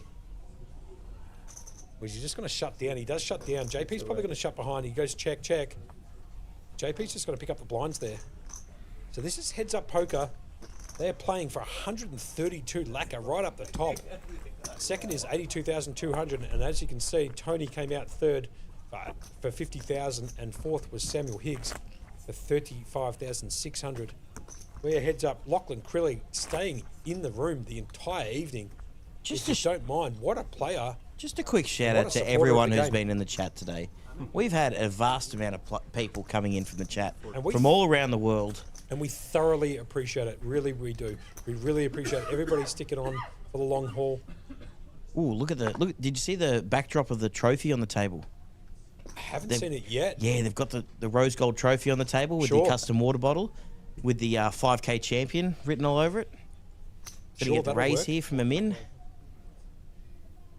Obviously, first person to act when we're playing heads up is the person on the button. So Amin's going to raise it. And then post flop, we're going to get whoever the small blind is. 5-6-6 is a flop, 2 spades. JP getting the gut shot, but Amin out in front with the jack high. Correct, Wade. Well called by Berkey. 12 hours into the stream, roughly speaking. I wish I could do math right now, but I definitely can't, but I reckon you're very close. Well, at 4:45 it would be exactly 12 hours, so... There you go, on the 12th hour. We're 11 hours and 15 minutes in, so thank you so much to everybody for joining us. Big shout-outs and appreciation to everybody in the chat on all of the platforms. YouTube, Twitch, and Facebook, I should say. JP having a stab at this. 600 on the flop. So I must have gone check bet. Sorry, I missed that one. So it's check bet 250,000 from Amin, raised to 600 here from JP. I love this from JP. He's not going to get pushed around, and I won't be pushed around like in the rounders. As the action's back on Amin. Missy Elliott playing in the background. Sure, why not? I was about to say, just get your freak on. 100%. Missy Elliott just coming through on the table audio. They must be doing something downstairs, but don't worry about it. Amin's decided to call. Here comes the turn. It brings in the 9 of spades. Amin picks up the gut shot, straight flush draw, and a straight draw. The 8 of spades would give him the straight flush, but he's also picked up the flush draw to go with his overcard of the jack on the board. Can JP shoot off a couple of bullets here? Barrel again on the turn. It feels like he is too. I love this. I absolutely adore this from JP. He's not going to get pushed around. He's going to come out and bet $1 million. $1 million into this. Min, who does pick up more outs on the turn. Let's see how Amin decides to play this. There is a possibility that Amin might just jam over the top here, not believe JP at all, which would be crushing for JP, who has played outstanding. But Amin just picking up the cards, but also his intuition's been right on point all night. It's just been like he's been picking up the cards. Yes, we can get past that fact that he's been slapped on the deck. But the times he's had decisions to make for big pots, I swear he's 100, 100%. It's been 100%. I think that's spot on. He's batting 100, no doubts about it. As Amin's going to come along here too. Oh, and he just Here we flats. go. This is going to be interesting to And see off this to the one. river, and the river comes the Queen of Hearts. Does not help JP at all, nor does it help Amin. Now, can JP can he find barrel the jam? the third barrel here? This would be huge from JP, as obviously Amin can't call with Jack high. So, can he do it? Kind of hope he does it. No offense, obviously, to Amin. Oh, and absolutely there's no none at bias all. here, but No, but there's some real heart fire in those triple barrels. he's taken the line, and he has did. too. He's Well jammed done. it. This is huge from JP with a stone cold bluff, and Amin just puts it straight in the bin, claps all around. That is some great play Internal from JP. high fives for JP, who's absolutely done him good here. No problems, and JP takes down a monster first hand back from the break. Yeah, I was about to say, how's this for just coming back from break? And Wooshka, Siridan, dead set has not moved. Produces some sort of, and JP produces some sort of iron bar. Crowbar or iron bar of some description. And absolutely takes one away from Amin, who had a ton of outs on the turn, missed it. And JP, forget about the outs. He found the line he was going to take, and he check-raised the flop, and then barreled turn and river. He went all the way. Respect to JP for the play, as he picks up 10-5 off here. Oh. JP making the 6-7 reference, which I can't stand, but I cannot get away. I'll let him off the hook here because he's playing for some big money. He's going to raise it up. I got to tell you, I've barred that in a few places. People aren't allowed to say that anymore. You can get dealt out for things like that. He's going to raise it up to 400k. Again, the button plays first when you're playing heads up. Min with the half price. Min picking up the deuce 4, half price on 6 for those people, or small tiger who like to play baccarat. He's going to let it go. JP's going to pick it up. JP's putting his foot down a little bit. Won't be pushed around. So just wants to pick up some pots. Just for everybody who is still watching, we are heads up, and there's going to be absolutely no deals made between these two. They are playing for all the chocolates and the trophy. And the trophy, as you can see, it's right next to the water bottle there. It's that kind of rose gold Playlive trophy. It's an absolute blinder. Those trophies look so nice. Maybe the guys down in the studio, if there's a possibility, can maybe get a bit of a zoom in on that. If not, you can see it's right next to the dealer on the dealer's right-hand side as Amin picks up ace-queen suited. Heads up, sure, why not? Another premium for it. At some point, it just becomes funny, doesn't it? As he raises it up, he's going to make it 400k, I believe. As JP picks up the queen 6. And is utterly dominated. Utterly dominated, and he's going to come along for the ride, so heads up. Pardon me, obviously heads up because there's only 2 players left, and the flop comes down ace, deuce 6, and they both hit a piece of it. That's tough for JP. I mean, getting top pair and heads up, second pair is like good so much of the time here. As you can see, JP only looking at 2 outs. As Amin I'd flops. hate to see the disaster card on the turn. Top pair. Let's have a look at Amin here. He's going to lead out. He's going to bet 250. It's been snap called. Here comes the turn. It's the 8 of hearts. JP can't possibly imagine he's behind very often here, hence the reason why he snapped back on the flop with the second pair. He's going to check it. Action back on Amin here with the ace-queen of clubs. I dare say with this board texture, he might upsize it, but the question is how much. You could also trick it up a little bit and check back here. We are playing heads-up poker, so Amin could... C3 bet, 650,000. Don't worry about it. He's coming out for a bet. It looks like 650,000, and it is. JP with second pair. Disaster flop for him. Queen 6 versus ace queen, especially when Amin has the queen blocked and has flop top pair. Let's see what he chooses to do. Yeah, He decides to call. He needs to find one of those 2 6s. The river card comes the ace. It's just the absolute dream card for Amin. He's now made like you aces. feel with your JP, if you're ahead there, that you're ahead with the ace coming on. No doubts, and it makes it even harder for JP to fold here, unfortunately for him, as he's just picked up last hand a big pot from Amin, but it looks like it might go the other way here. Good to see. Good to see it's Amin's first ace on the river today. He's hit a few of them, and here's another one. It's a big ace too, playing for all the chocolates. And JP, to be fair, can't possibly put his opponent on an ace very often. It's just combinatorically so rare that Amin does have it this time. He's got the ace-queen of clubs, ace of diamonds at the river. Now, how much can Amin extract from JP? C3 bet, 2.4 million. He bets 2.4, puts JP in the blinder. 2.4, correct. In the binder, I should say, and in the blender for that matter. JP's going to have to make a call for half his stack at least. Just under half. Just under half. About.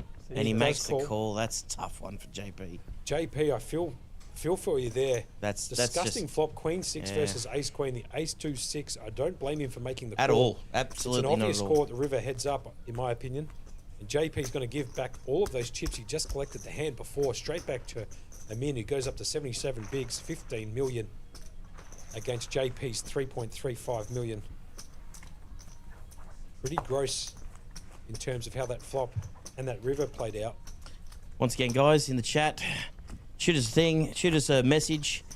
Let us know if you're still up rocking with us at just after 4 in the morning on that 12th hour, going strong. Myself, Adam Burke, Monkey, my man on my side, and it's been a hell of a day, hasn't it, Monk? No doubts about it, but we're going to see this one out. Oh, absolutely. Can't give up now. No. Can't hold anything back now. As JP finally picks up a hand, he picks up Ace King, sure. Beautiful. Absolute monster heads up. One of the best starting hands in poker, and he's picked it up heads up, playing for 132,000 up top, with 80,000 going to the second player. 82 I should say. Pardon me. Include that extra 2,200 in there. He's going to make a race. He's going to make it 400k. Back round to a min now. Can a min pick up a hand? He picks up the Jack 6 off. Obviously playable heads up. He's going to have a look at how much JP has left over. That's 4 or 3, JP? He's looking. 250 behind. 2,950. So start with 350. Yeah. He's counting down the stack here a little bit. So Min asking for a count. Half price on 6. And Min's told him. Okay. And JP's told him it's about 3.5 million or 3.4. And after the flop we go, Jack 6 versus Ace King. And beautiful flop for JP as he picks up top pair, top kicker. Amin's got nothing more than backdoor straight draws or backdoor pair draws. Definitely going to see the continuation bet. And JP's just going to just don't see what Amin's going to do here. Amin, I can't imagine is going to call and peel one off here. Essentially no hand, no draw. But you never know. Man, Amin has been playing outstanding. He's going to let this one go. JP's going to get that done with top pair, top kicker. So Ali in the chat, going man. Back to JP. Ali in the chat. Giving a shout out. We're doing an epic job. We absolutely appreciate it, guys. Love from everyone has been great. People are looking after us, sending us in drinks and food, making sure we're taken care of. It's been a hell of a grind, but we're glad to have everyone on here with us. We're going to see this out. We got heads up play. JP is absolutely not done yet. No, nowhere close to it. This is anyone's battle. Trust me, I've seen JP play a lot of poker. He doesn't mind if he's got 20 bigs. Trust me, he's going to be playing for that trophy and all of the chocolates. And with close to 4 million now, he's just one double up away from pretty close to even stacks. It would be 8 million versus 10 million. So King 4 for him in. Always going to be a raise here. Heads up ranges get real wide. You see a picture card, you're definitely going to be raising it. No doubts about it. 52 cards in the deck. 4 have been dealt out. So King, as you can imagine, is a very strong holding. King anything for that matter. He's going to raise up and make a 400k. JP didn't find the hand. Didn't even put him over the RFID reader. Didn't want a bar of it. Not a bar of it. Straight in the bin. Anyway, a little bit of a conversation on the side here, Berkey. Yep. What do we got? Because it's heads up poker and there's going to be a bit of back and forth, raise, fold, that type of stuff. Might as well continue a little bit on the mixed game stuff for the mixed game academy absolutely. For Prince, if the chat allows me to. I'll tell you what, you keep going. I'll let you know if there's any action on Well the phone. played, sir. Wednesday, the 4th of Feb. Believe it or not, at 12 o'clock, the 10K Horse Championship Day 1 is on. You heard that correctly. $10,500 buy-in. JP's all just in. jammed. 17 bigs. Let's see if Amin's waking up with a hand. Nope, fold. Keep going with the Prince. So just to let you know, Wednesday the 4th of Feb at midday, the Prince of Poker himself, Shannon Vandenberg, is putting on a 10K horse. 10K horse. You heard that correctly. That is a 10K horse. It's $10,500 for the buy-in. It's a single re-entry event with a second re-entry being $10,250. So you're getting a 50% deduction, or reduction I should say, on the food and beverage package for your second entry. That is Hold'em Omaha 8 or better. I'm in A7 suited on the button. Stud and stud 8. That's the horse, which is what it stands for. 40-minute blind levels too. C3 raise. As Amin picks up A7 of hearts here on the button. First to act. Oh, JP here we picks up Ace go. King, sure. Right, well, forget about Mixed Games Academy here for a second. My apologies, Shannon. We got a bit of action going on here. It's Ace King versus A7. Premium holdings for both players. And let's see what JP decides to do here. Is it the click or is it the jam? I think it's getting down to this jam time. No, he's going to click it back for a 3-bet. 1.2? 1.2 mil? He's going to make it 1.2. Puts in a third of his stack. Amin could commit here, honest to God. Honestly, He could commit any here ace, suited to the ace, A7. heads up. It's there's always the shot. There's a lot of hands here that JP could have that don't include an ace. King Jack, King Queen, King 10. A lot of 3-bet ranges that don't include an ace. So Amin could potentially think he's in front here with the A7. But as you can see, he's heavily dominated the A7 versus Ace King. So can Amin use his intuition to get away from this A7? Or is he just going to come along and see a flop and try and play him post-flop? C3 raise all in. And he's going to move all in. Yeah. JP's just going to snap it off. Oh, here It's we Ace go. King versus A7, like we thought it was going to be. So JP, heavily dominating spot here to double through. If Amin can see this, he is our 5K champion. And here we go. It's A7 versus Ace King, and the flop comes. King in Deuce, the window. 10 Oh, of with the all ace of diamonds. And he's got the ace of diamonds. Oh. The ace of Drawing to spades it. on the turn absolutely locks it up. And JP's going to gets double up. Here we go. Ace King. He just absolutely flops the nut pair, nut kicker with a nut draw. Ace of spades on the turn. Party's over for a Now min. we're 56 big blinds to 39. And have a look at this. This is heavily playable now. I know his name is JP Rouse Sue, but forget about the Rouse. We'll call him JP Bounce for the time being. He's bounced back very, He's very bounced well. back extremely well. The Ace King up against the Ace 7. An obvious jam for him in there. And JP's just shown him the goods with the Ace King. Flopped top pair, top kicker with the nut flush draw. The Ace of spades on the turn will get it done. If you don't mind. And have a look at that for JP.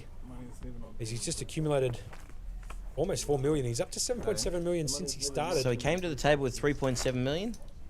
Yeah. And now he's very close. It's close in chips here. It's like 60-40 in terms of chips in play. Very close to it, as you can see, with the big blinds in play. And we are going nowhere, Monkey. We are here till the end of this, and this is a hell of a heads-up battle, isn't it? No doubts about it. Here we go. Heads up poker at its all-time finest. As JP picks up the he's just not Nintendo giving up, 64. man. Just not giving up. Showing the fight. The first to act. JP is going to raise it up. He's going to make it up to 400. Seems like the standard raising amount. So he's going to make it 400k. I think these guys have raised every hand so far when they're on the button. Well, the blinds obviously 100, 200, 200. So they're just structure popping it as Amin calls the big blind. Flop comes down Queen 6-4. JP flops middle pair. This time it's good. Last time it was not. And let's see what JP does here. He's going to bet out 250k. Min with no hand, no draw. Let's see if he's going to float here with 10-8. I think he might, considering the board's come Queen 6-3, and he's got a couple of cards, so he does decide to float and call. Turn card down and dirty brings the 8 in. Yeah. And Amin takes the lead away from JP. Picks up the 8 on the turn. So it's 8s versus 6s. That's rough pair for versus JP. pair. The river card brings the 5 of spades in. Prop card for Adam Burke in the booth. Doesn't help JP, but Amin's got the check mark next to his name. He has picked up an 8 on the turn to make a higher pair than the pair of 6s of JP. So let's see what happens here. As the commentary just... I think we just froze. And the feed is frozen upstairs. I'm not sure what's going on. If I the don't even studio know if you guys guys can downstairs, hear us either. I'm not sure. Give me a second. Let me troubleshoot.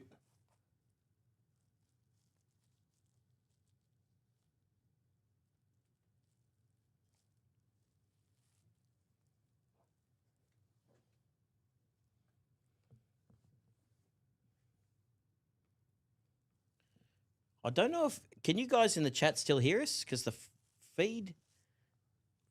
Oh, Daniel Curtis has decided to join in.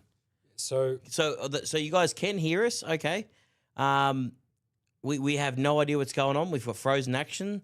We, it looks like we're trying our best here to get a restart, But what a time to go down. Yeah. That's okay. Seth's down there doing his best. He's going to try and get us back up as soon as possible. There is sometimes, Berkey, for those people who can still hear us in the chat, sometimes when you're doing these recordings live, there is a cap on how long the actual stream can go for. Oh, we hit that cap earlier. It was 8 hours. No, well, as you can see in the bottom right-hand corner there of our screen, Berkey, obviously the people at home can't see it, but we've been running non-stop for 11 hours and 44 minutes, 34 seconds and going. And there is a possibility that maybe we've capped out in terms of total run time. So the boys downstairs are going to work on this for you if you guys can still hear us in the chat. We can't see the chat at the moment, so hopefully we're going to give you some more information as it comes along. Very unfortunate situation here, but we've tried our best all night. The boys downstairs have done a phenomenal job. So shout outs to the guys down in the studio. Very unfortunate situation for us, but Seth is doing his best down there, guys. He said he's on it. He's just giving me the thumbs up. Yep, know what's going on. Try my best to work us back in. So we apologise for all of those people who stuck around all night. There was a slight technical difficulty right towards the end of play here. A bit of a cooler for us, to be honest with you, Berkey, and for the people who have been in the chat and watching the stream all day long. But Seth is downstairs and is currently working on it. So hopefully we get the comms back up and going and the feed in conjunction with those chats. I mean, I suppose this is another time for one more shameless plug-in for us. No doubts about it. We're going to talk a little bit about the You Can't Make It Up podcast as we're absolutely frozen here at Playlive. Now, Berkey and I do have a podcast called You Can't Make It Up. We release episodes basically every Monday. So if you like the back and forth banter you've been hearing coming on 12 hours now, we do that every Monday. We try and release every Monday night. We bring in special guests who tell us can't make it up stories about their life or can't make it up stories that they've been part of. And we've had numerous guests. As we come back to the action right here, all of a sudden, it's picked up downstairs. Seth coming in clutch. And I'm not sure what if part we're going to see at. we might. C3 bet 850. No, this might be another hand. No, hold on a second. It looks like a new hand, so it looks like oh no, that's the hand. We might be going back and watching this. So obviously, some technical difficulties here. We might be seeing what we saw the hand before, or we might be seeing a new hand. We'll just wait for Seth to give us an idea. It looks like we have caught up to the live action now. Maybe if those chip counts are somebody wrong. can let us know downstairs if that's accurate. Who was it? I don't know, man. Tony is eliminated, so we are playing heads-up poker. Just bear with us as we iron out a couple of bugs here. We are heads up at the moment. Tony is eliminated. He did come third for 50 grand, so please don't look up at the graphics in the top left-hand corner. We also can't see the chats for the time being, so just bear with us as we work through these late-night problems. Just one? Yep, and then it's up to you. A couple of technical issues here. Looks like we might be back to live play. The blinds here 100, 200, 200. This is hand 144. Min folds the 10-4. Chats, if you can, downstairs would be ideal. If you can put that up on our screen so we can follow what people are saying, that would be perfect. If not, that's perfectly fine. We're just going to call the action regardless. And as you can see, 63 bigs, 12.5 million for a min. JP with 6,300,000. Pretty much like 2-1, isn't it? Oh, like JP with kings. As JP picks up kings, it looks like obviously in that last hand when we saw the 6-4 versus the 8-10, it looked like it went check. That would make sense at the river. Yep. Hence the reason for why the chip stacks are as they are. So that's my best read on the situation. I think it's very accurate. As JP picks up pocket kings, and Min picks up the 9-8 suited. Don't see a Min going anywhere with this one. Hopefully you can all hear us in the chat. Boys downstairs are working on it. Do apologise for any technical So we've got glitches kings here. and 8-9 suited going to the flop. Here we go. The flop comes down. Queen 5-8. Sorry, Queen 5-4, 5-4. I should say. No help to a Min. And the king's miles out in front, as you can see. And he's going to bleed out. And the Min can't continue, I can't imagine. Pardon me. Off's in the chat. But you never know with him in. He might decide to float here. Very similar situation to what he had before with 10-8. And it came Queen 6-4, whatever it was, Queen 6-3. No, sniffed that one out. Sniffed that one out.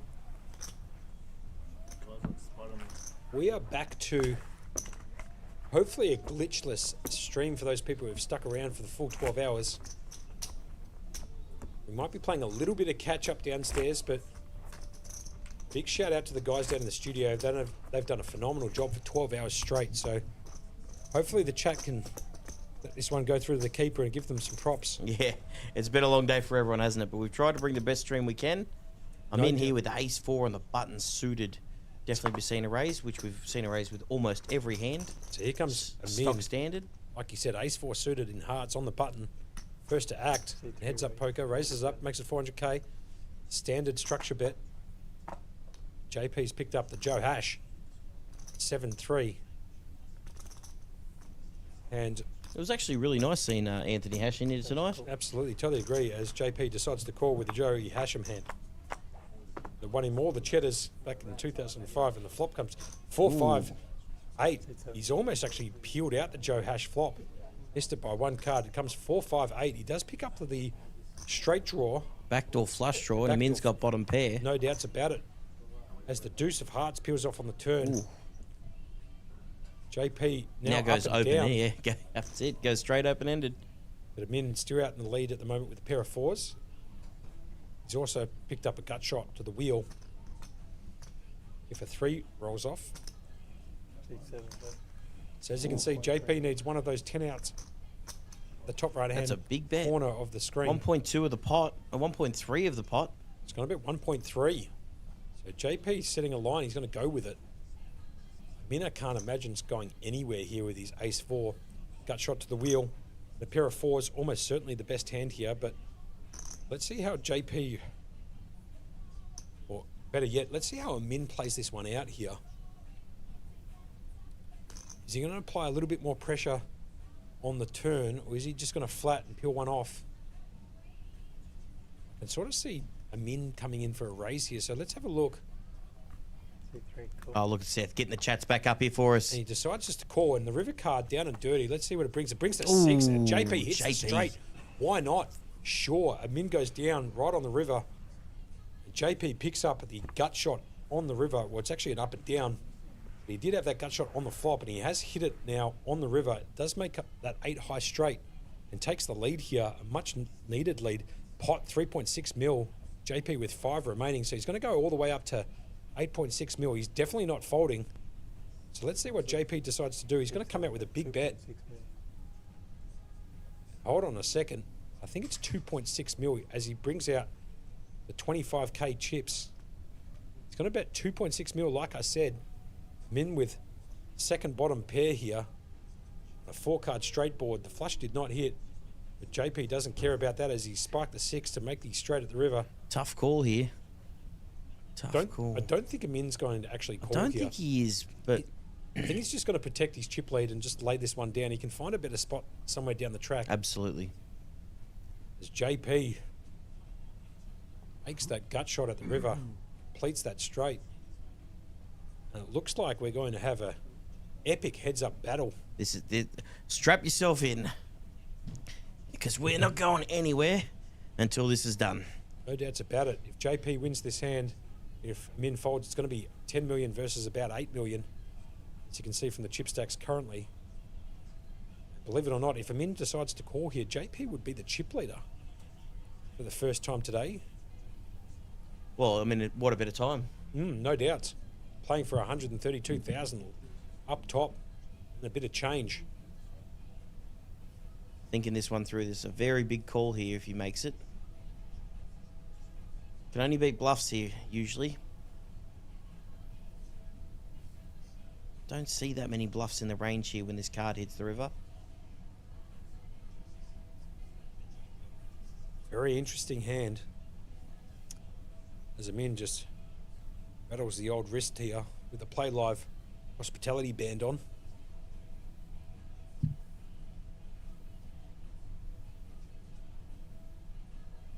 I'd love to know what's going on that head of his.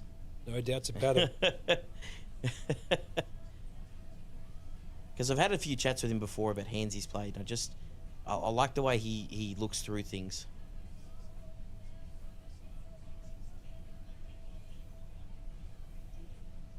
Thank you all for tuning in and watching the stream for going on 12 hours now. 6 minutes away from the 12-hour mark. Do appreciate everybody who's stuck on all the way through. It is 4:30 in the morning, if you don't mind. If you don't mind. And there are still people watching this and watching the conclusion. And there's still We new very much people coming appreciate in. it. No doubts about it. People, the shift workers who finish up at 3 or 4, they're logging straight in to see the conclusion. And we're bringing it to you. And the Min does make the call.